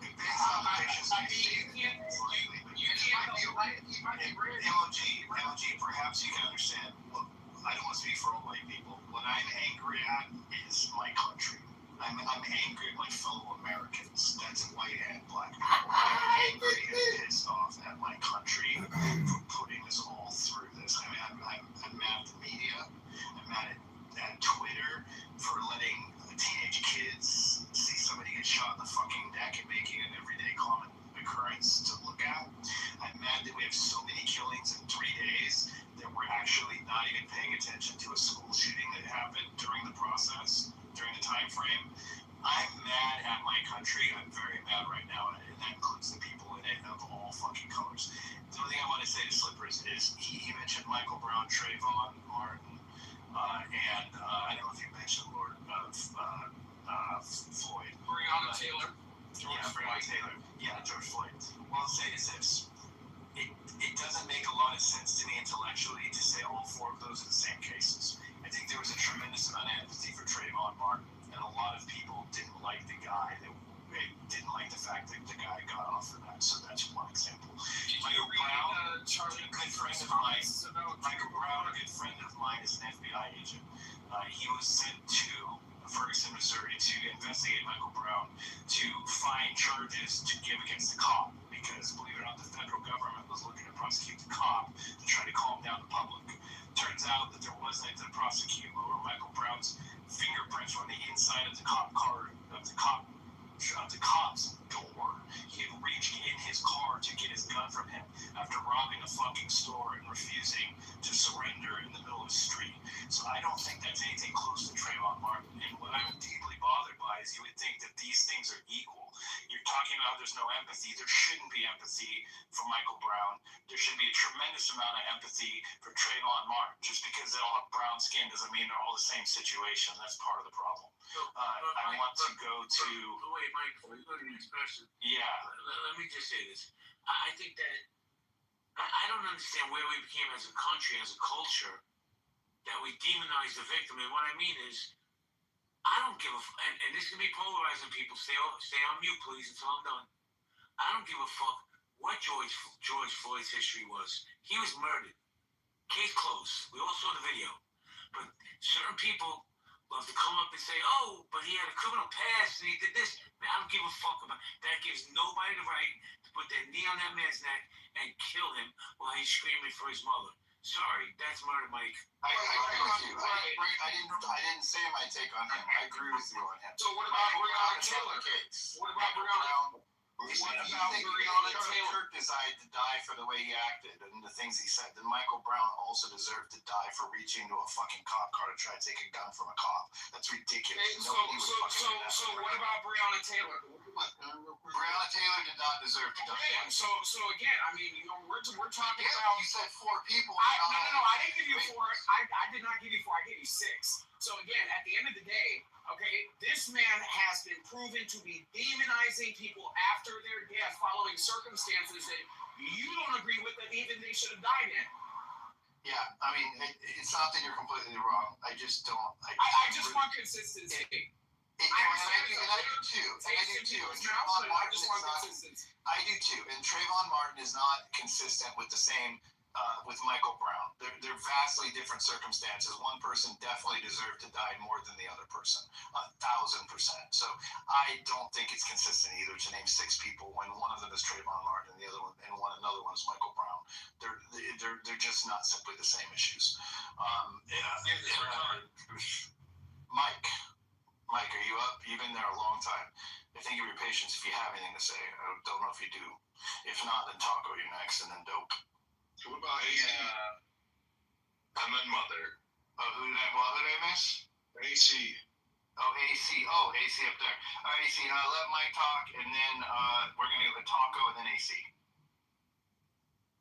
Yeah, thank you. What about Dope? What happened to Dope is next. Dope is after AC.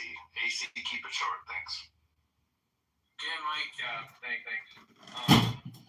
Sorry, I've been listening for a while. I had a few points to make, so bear with me. One, because I was listening from, I think it was Christine, that was talking to the teacher. She made some good points, and I've kind of like aligned with her and MOG in the way where Christine was talking about how, you know, the phones, social media, those kinds of things all play a role into what's happening today, I think, in forming, you know, the minds of the youth and just people. And then, you know, I like with MOG on, you know, I don't think it's up to any of us to judge for anyone to die. You know, and so I'm a Christian. I know that might be controversial in itself, you know, but for me, it's not up to me to judge anybody for anything they do. Like, so yesterday when this happened to Charlie Kirk, I'm seeing all the comments about like what you guys are talking about him, you know, and him praising other people's deaths. And so this is kind of wild, but I try to take it to the extreme of, okay, Adolf Hitler.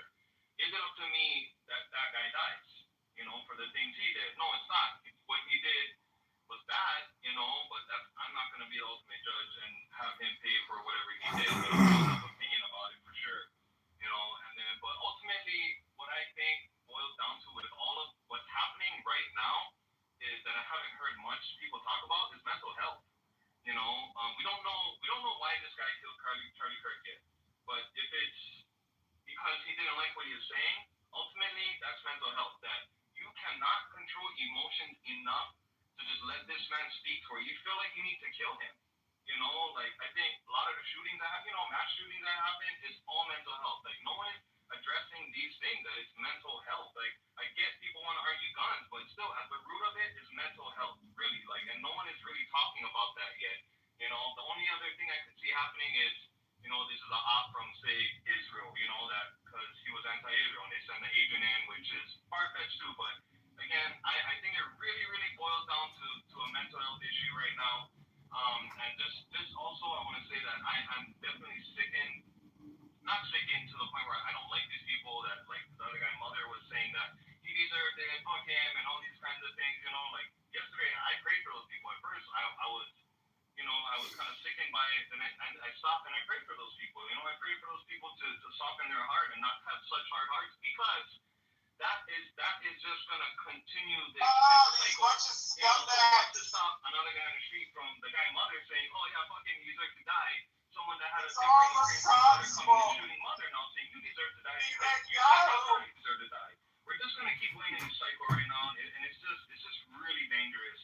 These comments that you were making, like I'm just hoping and praying that the world can step back and be like, yeah, this guy might say something I don't agree with, and they might do some bad things, but at the end of the day, he's gotta pay one way or another, and I'm not gonna be the one to do it. Like, it's gonna get Mike, one way or another. Hey, Mike, and thank you for your patience, and I'll let you continue. But let me say this: they say that some of the evidence they've already gathered on ammunition was pro-trans rhetoric. If it turns out that this guy is some kind of pro-trans lunatic, that's going to set this country on fire. There's going to be even more division. But please go ahead. Okay, yeah, and I've heard those things too, but again, that still boils down to what I said, right? Mental health, correct? Like, I'm not gonna bash any trans people or anything like that. Like, again. So at what point are you gonna start holding young, disgruntled white men accountable for blowing their classmates away in elementary schools? At what point are you gonna start doing that? Because again, that may be part of the frustration that a lot of people have with the narrative and the rhetoric.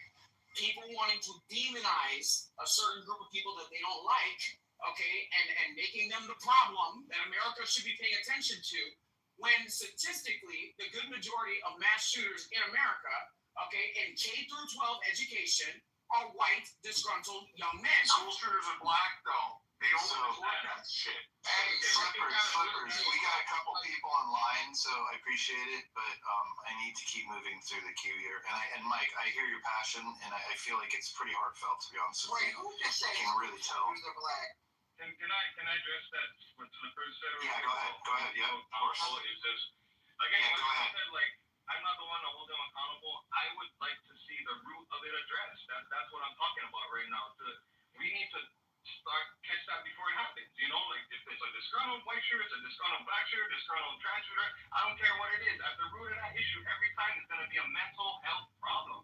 That's going to be a spiritual problem, but y'all really don't want to talk about that right there. I agree, MOG, but not everyone's going to go on. I saw in the chat, Necro was, that he's not a believer, and that's fine. I'm not going to press anybody to believe any type of religion, and it doesn't take that to know that this is a mental health issue, So yeah, and JB spoke to mental health as well, and social media's influence on hurting it. Right, Mike, and that's what I'm saying. When are they going to address the mental health crisis amongst young, disgruntled white men in America?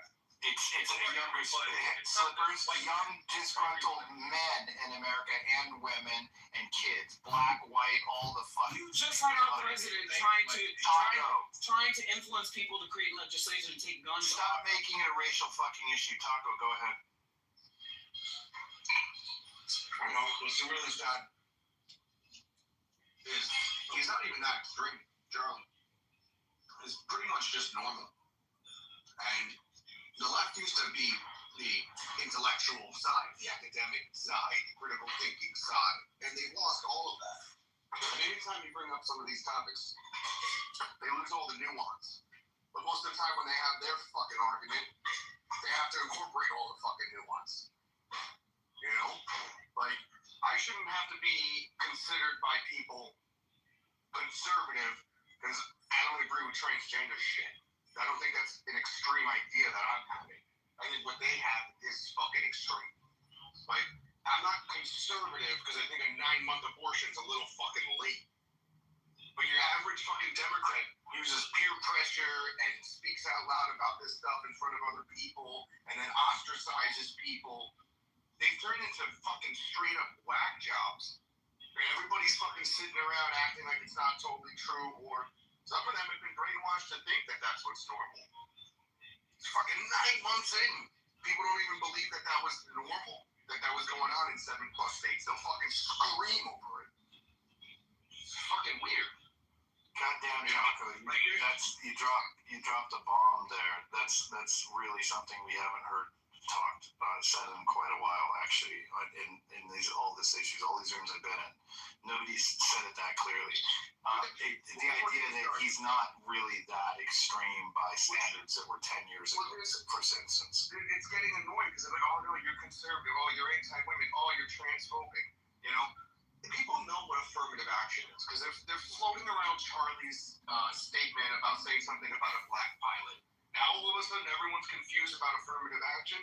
Now all of a sudden the scope of that statement is only limited to a racial statement. Now all of a sudden they forgot about fucking affirmative action. That's what most normal people think when they hear about that program and how it fucking works. Because that is a very quick logical conclusion to it.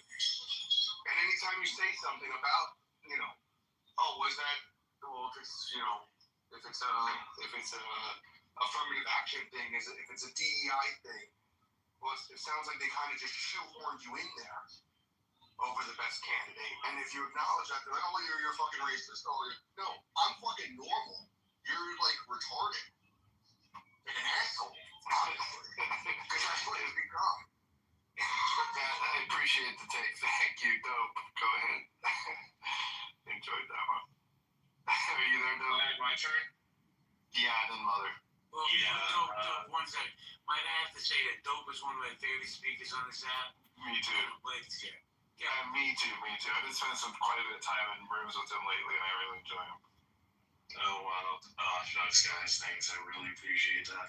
I'm surprised that we're in a room with some people I've seen in rooms before, and I'm hearing arguments from people I would assume are less smart.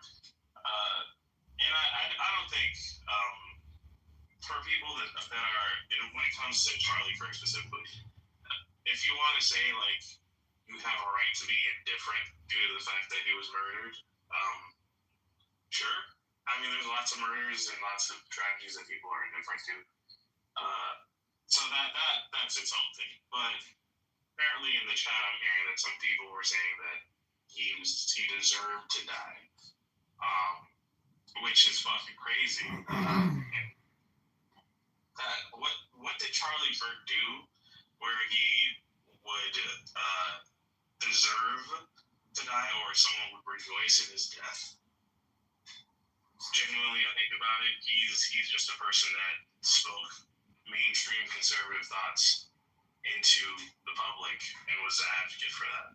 He wasn't like a far right by most standards of pretty much anyone would agree on the political spectrum. His furthest right opinion was that a girl should aim to get married outside of high school. Like that's the furthest right you can think of this fucker. He wasn't a fucking Nazi. He had controversial comments, but compared to literally dozens of people in the mainstream media, like fucking Mehdi Hasan, who are given platforms just as loud, he was not that extreme. So rejoicing in his murder just shows that some people will rejoice in the murder of anybody they see as opposite to them politically. And that's a bad sign for our society. If you think of it this way, like, we're on Clubhouse.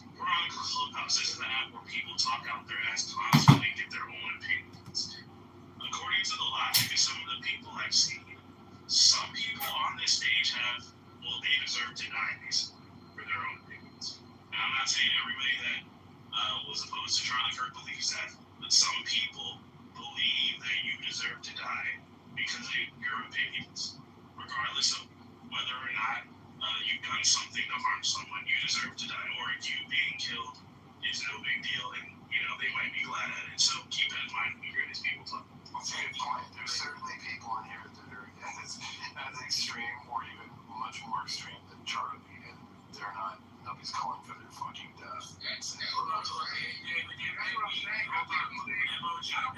hold on 1 second. I pinned a new article to the top. New video shows Charlie Kirk assassins dare to escape after killing a conservative activist. This dude jumped off the building, Mike. He jumped off the fucking building. Obviously crazy. I mean, come on, Mike, you were in the military. That was some paramilitary shit. Even the way that he was running and like his form of running.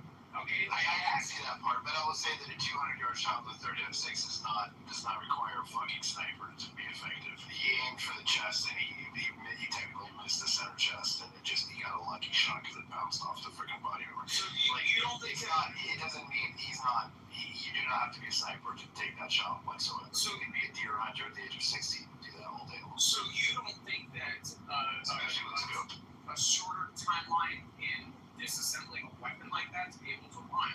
Did they mention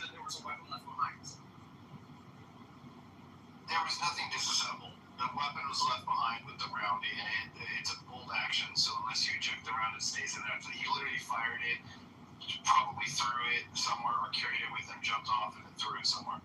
That's it. There's nothing paramilitary about it. You're gonna find out he's a fucking disgruntled college age. It's like I used to say something I haven't heard before. Yeah. The bullet hit off his armor? Yeah, so the bullet it ricocheted off the top edge of his armor and hit him in the neck. The reason the neck was hit the way it was is because he actually got his armor hit. And in the video you can see it because his chest jolts, like it bounces up before it goes to the next spot where he's actually hit. So, yeah, I mean, they said it early on, that's what happened, and in the video it's very clear that is what happened. It was a lucky shot, is what I'm saying. It was a center aim, center mass shot attempted. Not difficult at all from 200 yards with a 30-06 and a scope at all. And he got lucky. It wouldn't even have killed him if it would have actually been on target. It would have hit his body armor, but it was off the edge of the body armor. So a lucky shot. So let me ask you a question. And I want to hear your opinion on this as, a journalist. Looking at what Mike just said, the fact that this man was able to jump off a building, the whole entire campus was completely encompassed by people that were fleeing exits. Nobody saw anybody carrying anything that looked like it was a weapon. Like, I mean, that's through the bushes. They found it in the bushes on the escape route. So that was my question. Did they find a weapon? Yeah, they did. They found a weapon. It had a round in it, and the round had transgender something written on it about transgender issues on the actual casing. The casing they had because it was still in the bowl. So yeah, they found the rifle. The rifle was thrown in the bushes.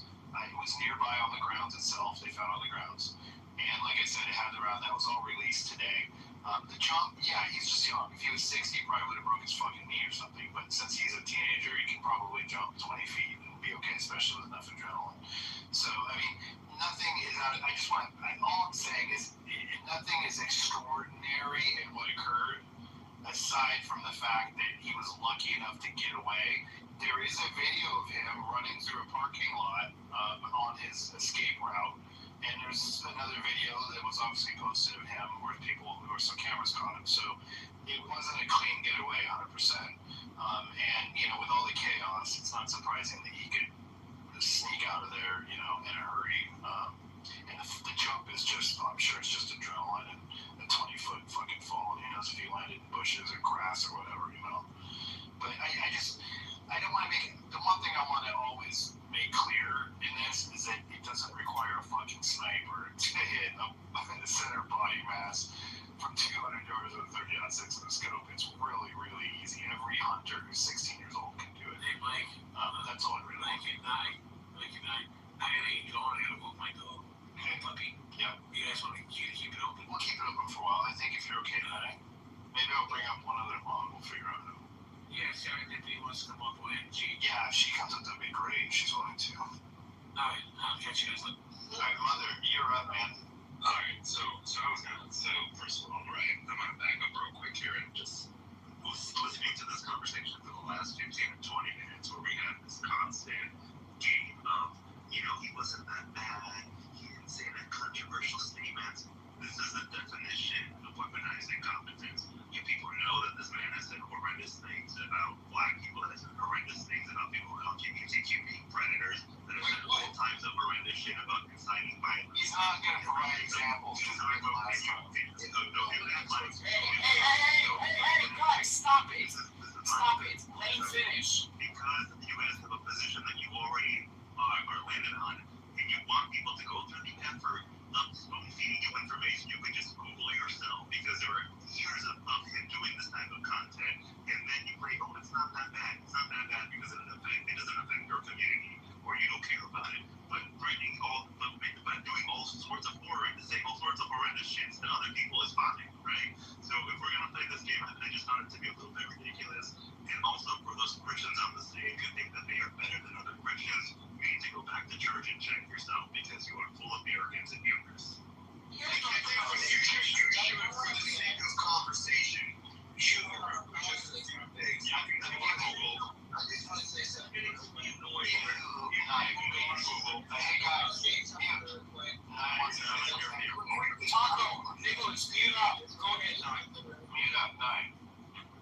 not directed towards anyone in the room or anyone on the stage. But with mother's submission just reminded me of something that I pointed out earlier in the room. I've heard other black people, possibly conservative blacks, mention this as well. So Charlie Kirk, everybody's been pointing out, especially black folks, that Charlie Kirk has said some disparaging things over the years about black folks, many of which I've heard. But you want to know what's interesting? On this very app, I've heard black people say worse things about black people. And you know what we never hear? We never hear anybody calling for their death and murder. We never hear anybody calling for them to be killed. I've heard black people, black men and women say horrendous things about black women, about their bodies, their hair, their skin complexion, and heaven forbid she be a single mom. She's not even worthy of love and respect. Hell, she's not even worthy of a coffee date. I've heard black women host a room on here saying, if you're pregnant with a black boy, abort him. If you're pregnant with a son, a black son, abort him before he grows up to become a criminal. And guess what? Never heard anybody say they deserve to be killed. And I hate to be the asshole that brings up black on black crime, but let's just talk about black on black crime. We never hear anybody say, let's go round up the blacks, the black men, the black criminals, and kill them and hang them. Because they're killing up all the good black men in the community. We don't get outraged about black people disparaging and saying demonic things about their own people on it. Hell, Charlie Kirk's death has given the Clubhouse algorithm a break from all the anti-black rooms that go on 24/7 on this app hosted by black folks. And we never hear anybody say, them niggas deserve to be killed because of what they said about black folks. Right. But all of a sudden, Charlie Kirk said something about DEI and black women this, and it's, oh well, he deserved it. Nine. So, Hold on. So, Puerto Rican. Nicholas. Like this one about is ridiculous. We're talking about China. Nicholas. That's what I'm talking about. That's what I'm talking about. I want to correct some misinformation, respectfully. There have been rooms, literally, since this room has been open, saying that African Americans in the title, are celebrating Charlie Kirk's death. There has literally been rooms on this app since the beginning of this one with people discussing that. So, I mean, it's crazy to me just how people feel like, I don't know, Nye. We can agree to disagree. We're at an impasse with this one. I can understand your point. I'm sorry to cut you off. I know black folks in these rooms. Tariq Nasheed, who I love. Hold on. Tariq Nasheed hosted a Twitter space last night, and I love Tariq Nasheed. Had a pleasure to interview. No, what I'm saying is that they're white last people. night saying, should black people have empathy for Charlie Kirk? And he had 6,000 people in that space, and every black person that he gave the microphone to said, no, we shouldn't have empathy because he said this, that, and the third about black folks. So I understand what you're saying. I guess I just don't understand. I think he meant it was white people hosting rooms. He said black people, but I think he meant white people. Yes, and what my frustration is from the standpoint I didn't. So what my opinion is from the standpoint of consistency is it's very frustrating that people look at this death in the terms of he was killed because people demonized him, but at the same time, the ilk that is indifferent or otherwise celebrating people are demonizing. So it's just very strange to me how this is happening the way that it is. I mean, don't you find that odd? Well, okay, Slippers, hold on. And I don't mean to act like a slow slut, but just break it down to me like I'm five. What part are you asking me do I find odd? Just tell me really quick. So, I mean, people on the conservative ilk, and I did mention Scott Pressler. Scott Pressler is doxing people right now on Twitter, and nobody's even talking about that. A person who, again, convinced Pennsylvania handed Donald Trump the presidency, is now doxing people on social media just for the simple fact that they are expressing their right to free speech to express their sentiments and what they're feeling as Americans following the death of Charlie Kirk. Now, do I agree with what these people are saying? No. I feel like what a lot of people are saying in the sense of glorifying his death is morally repugnant. Okay? However, I'm not going to ignore the fact that the same ilk asking for free speech is now calling for people to be canceled on one of the biggest social media platforms on the planet. No, I agree with you. I agree. Yes, I agree. 100%. Very strange, very hypocritical. But what's also strange is when we have non-black people come into these spaces across social media saying Charlie Kirk this because what he said about blacks. And any given day, they don't give a fuck about what people are saying about blacks. They certainly don't give a damn about what black people say about blacks. But because Charlie Kirk said something about blacks, now all of a sudden they're on their high horse. Oh, well, he said something about black people, so you colored folks should be upset. No, bitch. Where were you in the black rooms when they were putting down black people and disparaging black women and putting down black men across social media? And I'm saying this in general, not directed at anybody. It's the hypocrisy and the fake outrage. Right, and that's what people don't give a damn about black people on any other day, and now all of a sudden they do because Charlie Kirk said something. So again, wait, hold on, Taco. So again, people are falling for the bait. You just said yourself, you had a bunch of non-black people that ran up into a room full of black people and were browbeating black people for not needing some sense of a moment. You see what I'm saying? People, like, this shit is so fucking opportunistic, it's ridiculous. Like, this has probably been one of the biggest frauds that I've seen on social media since I've been on this damn app since 2020. Okay? Like, this is disgusting. I agree with you on that point. It's disgusting. Yeah, I want to get some of the voices in here. I want to let Lord and Joe say something. Taco, if you have something quick to say, go ahead. I know you can. Yeah, I think part of this topic seems to be part of this idea that it seems to be that there's a thing going on in the African American community where it appears that they hate other races and other people more than they're giving credit. And that's why they're letting in this country, these conferences, they're serious. They let the other black people slide with whatever they say. But if someone else is not black says it, they want to fucking hear me. And people are starting to notice this because they're seeing it all throughout social media. There's fucking studies out there that show the in-group preference and out-group bias of black people. It's for all races. It's not just them in that study. But it appears that black people are really racist. And people are starting to realize why are we racist? It's racist. Charlie Kirk spent the majority of his recent time bashing freaking Latinos. Okay? Why don't you do a consensus of what the Latino community feels following this tragedy? Why are black people always the fucking excuse? Exactly. Stop it.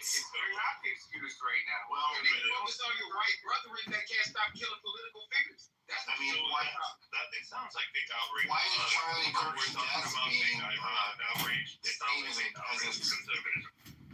Why is Charlie Kirk's death being seen as a black and white issue? It's not. Why is it's not a black and white issue? It's not. It's like one of the few things he talked about a lot of things. He talked a little bit about that and a lot of other stuff. It still ends up being a black and white issue because this is Clubhouse and it's how it works. Listen, I want to let Joe go now. They're making it a black and white issue to justify his death. That's why. I know. Of course they are. Fucking course they are. It's a given. That's a rhetorically correct. And that's why I brought up the Latinos because again, he spent more time talking about immigration and it's bullshit. Why are black people always the low-hanging fruit? And this is why I'm really pissed off at a lot of people in the Republican Party that I belong to. Okay, it really tone down the fucking rhetoric. Tone down the rhetoric. Why does it always have to come to this polarizing bullshit? You had a white man that literally blew the head off of a white conservative pundit. Okay, what the hell does that have to do with black people? Then you have a bunch of white people that come into a black space, one of the biggest spaces that have been on this app. And I know you got pissed off at my comments, okay? But at the end of the fucking day, I am tired of people sitting there on my side of the aisle antagonizing this shit to the point where it's like, well, I don't want to sit next to you or stand next to you without a bulletproof helmet because you're soaking division in a way that doesn't make any fucking sense. Slippers. You said it was a white-on-white violence. You're right. And guess who doesn't ever talk about black people in relative to this entire occurrence? It's white people. White people are not talking about black people when they talk about what happened to Charlie Kirk. Black people are talking about him, and they're also talking about how he deserved it. But white people are not talking about black people in this conversation. And when I'm in this conversation, what I'm trying to explain to you is, hold on, I don't need any help. What I'm trying to explain to you is, again, this conversation holds a completely different sentiment than the largest social media channel on the planet, okay? People are taking sound bites and opinions of people basically creating a sense of indifference, a sense of whatever it is that they feel in this moment, and are trying to demonize black people. Okay, I'm not asking you, I'm telling you. I was on Twitter today, right, flipping through of comments, right? Good comment, bad comment. Good comment, bad comment. Well, one person was supporter, one person hated him, said he deserved it. I didn't see a lot of black people in all of it. And this is just a random Twitter feed under death of Charlie Kirk. What I saw was a lot of freaking far left libs with colored hair and fucking facial piercings laughing and celebrating his death, mostly fat, ugly white chicks. That's right. So I did not see a lot of black people on the Twitter feeds. It was a lot of stupid fucking libtards celebrating him, and almost all of them were fat, ugly white chicks with facial piercings. Right. And John brought up a good point in the chat, Mike, really quickly. The bots. Okay, this is a coordinated agenda. Yes. When things like this happen, okay, there are media companies, okay, and billion-dollar investment groups that literally pour millions onto social media, change people's algorithm, okay, and insert this into a narrative to insert it, sit back, and watch the chaos, okay? And this is why I said what I said from the beginning of this, Mike. People need to tone down the fucking rhetoric. Because when the rhetoric is toned down, it creates a sense of complacentness, okay? A complacentness where we, as consumers of a lot of these social media channels, have authority and autonomy to be able to decide what type of content we want to ingest. If we don't take the bait, then we're not given the bag of garbage that they have in the return of bringing in the fishing. Very smart. Easier said than done, but fucking very smart. With all due respect, sorry, Mike. That's okay. Go ahead, Dope, and then I want Lord and Joe. Go ahead. Yeah, with all due respect, like, I get the point of toning down rhetoric, right? But, like, even rhetoric can be toned down in many ways. And if you're going to say we need to tone down rhetoric, which I agree with, acting flippant or dismissive of a politically motivated assassination, one of the most significant assassinations that have happened in the last 25 years, and basically saying, you know what, you get what you give, that's not toning down the rhetoric at all. Okay. So Joe, I have not been a Charlie fanboy for a very, very, very long time. Okay? A very long time. Not even, you cannot tell me one part of me on this app where I've ever supported anything that Charlie Kirk has done, anything that Turning Point USA has done. I have carefully given examples as to why I feel the way that I do in supporting Donald Trump, having nothing to do with that specific ilk. Like another person said, they embody some sentiments akin to Nick Fuentes. So for me, in my personal identity as an American, conservative, Republican or not, okay, it's not consistent with what represents me. So again, the same type of mourning that people are doing on the conservative side or the Republican side of this app is not the same type of reality of what I experienced and what I have supported up until you guys knowing me on this app. So I mean, what are we doing? But that, You're not toning down the rhetoric. That's my point. I have consistently said with another person that you guys continue to bash, Marshall, in saying that the rhetoric and the type of delivery. Nobody bashes Marshall. No, I'm not saying.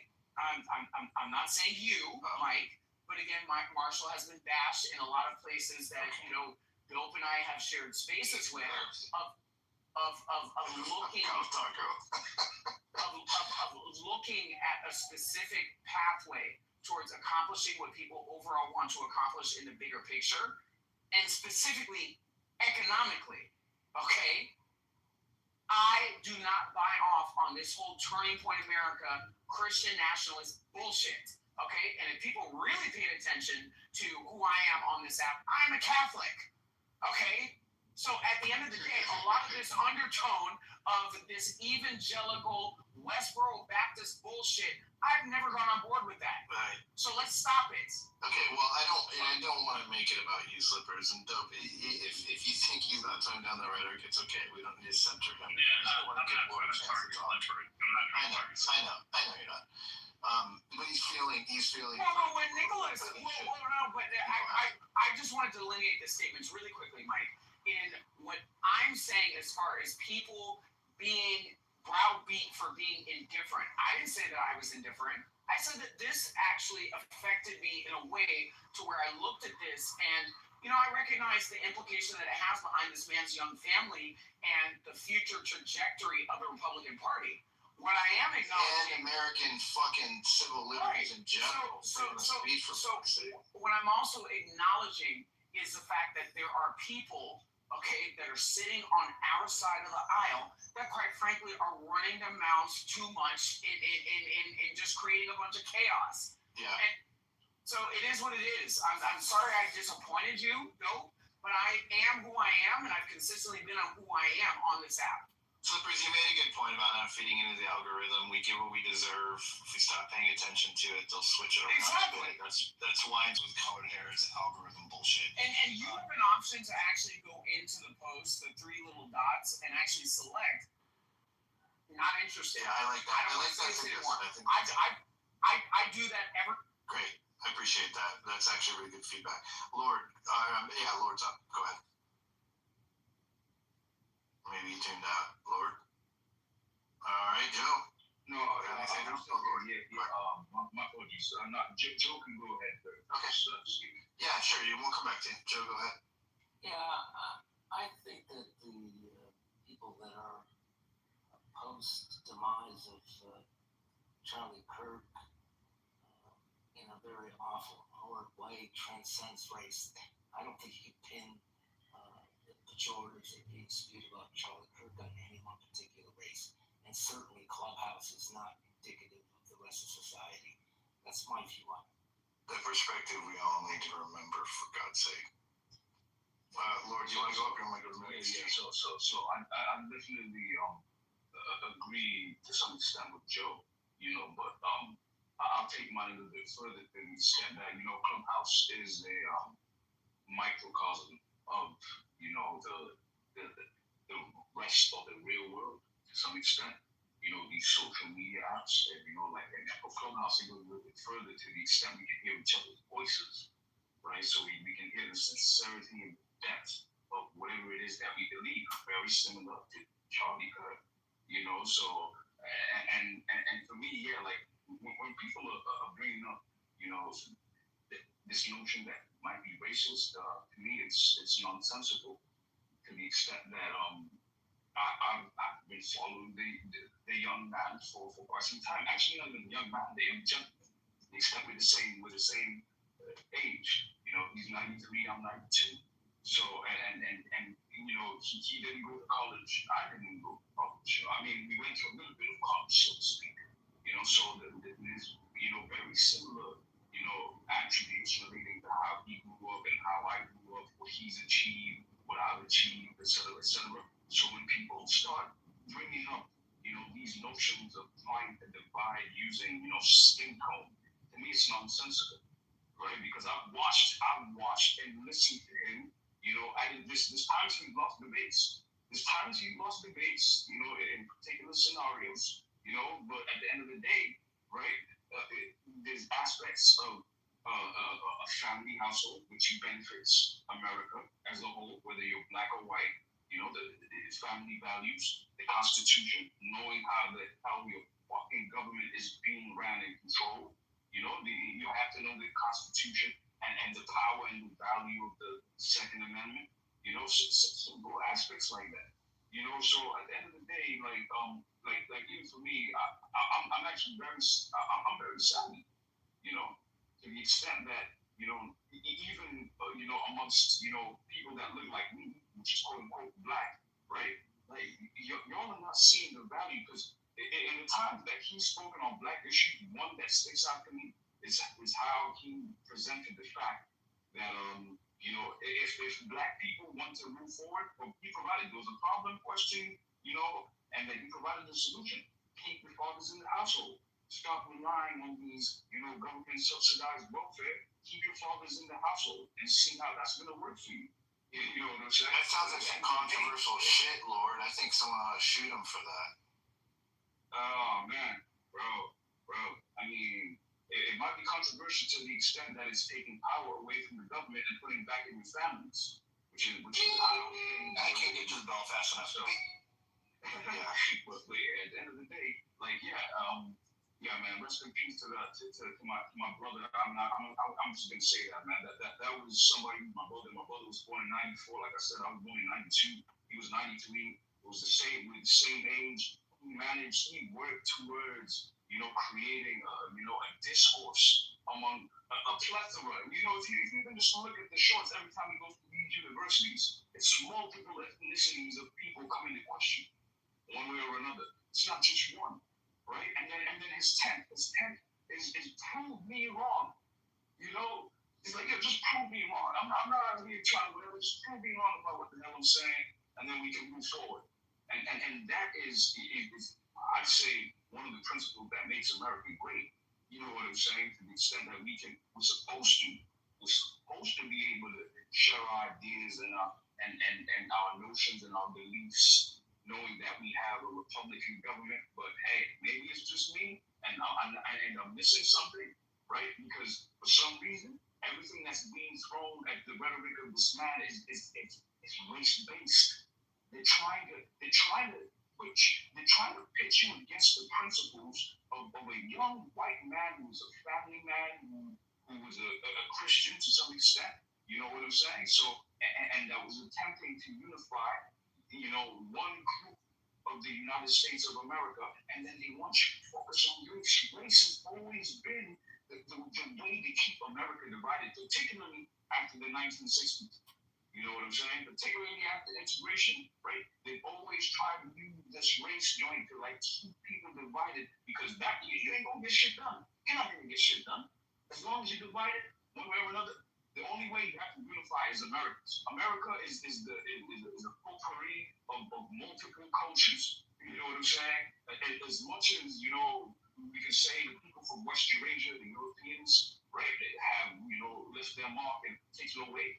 We live in a time and age today, right? Like Charlie Kirk is global. Everybody is seeing that shit right now, bro. Lord, I thank you for that share. It was, I enjoyed it, and it was worth the wait. I appreciate that. XG, go ahead, and then Michaela. Yeah, you passed it to her pretty fast. I mean, I'm not gonna say much because every time I do say something, I'm evil, heartless, horrible. Not you. We love you, man. Jane, I love you. We're big fan of you. Go for it. You don't want to add anything? Yeah, I'll keep it to myself for now. I don't want to start the fire. Fair enough. Michaela, I appreciate that you know the difference. Michaela, go ahead. I joined, so I'm not sure what. Sure. I'll give a recap for the room. We're talking about, we started with this cultural war in America. We talked a little bit about, for a while we were talking a little about Kamala Harris and recent comments about how it was a mistake to let Joe Biden make his own decision to run, and laughing about how she took absolutely no accountability for that decision. She acted like everybody else did it, and it was a bad mistake, and that she knew the difference. And then we got to talk about Charlie Kirk, but to be honest with you, Charlie Kirk is obviously on everybody's mind. We all saw a pint of blood flow out of his fucking neck, much to the chagrin of children everywhere. So it's hard to get out of our minds. So that's what we're coming back to.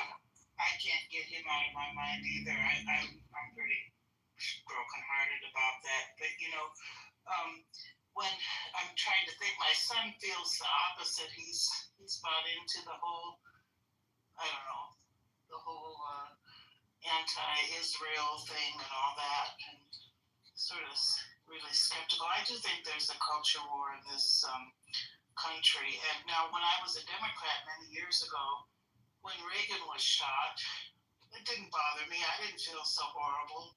I didn't feel sad.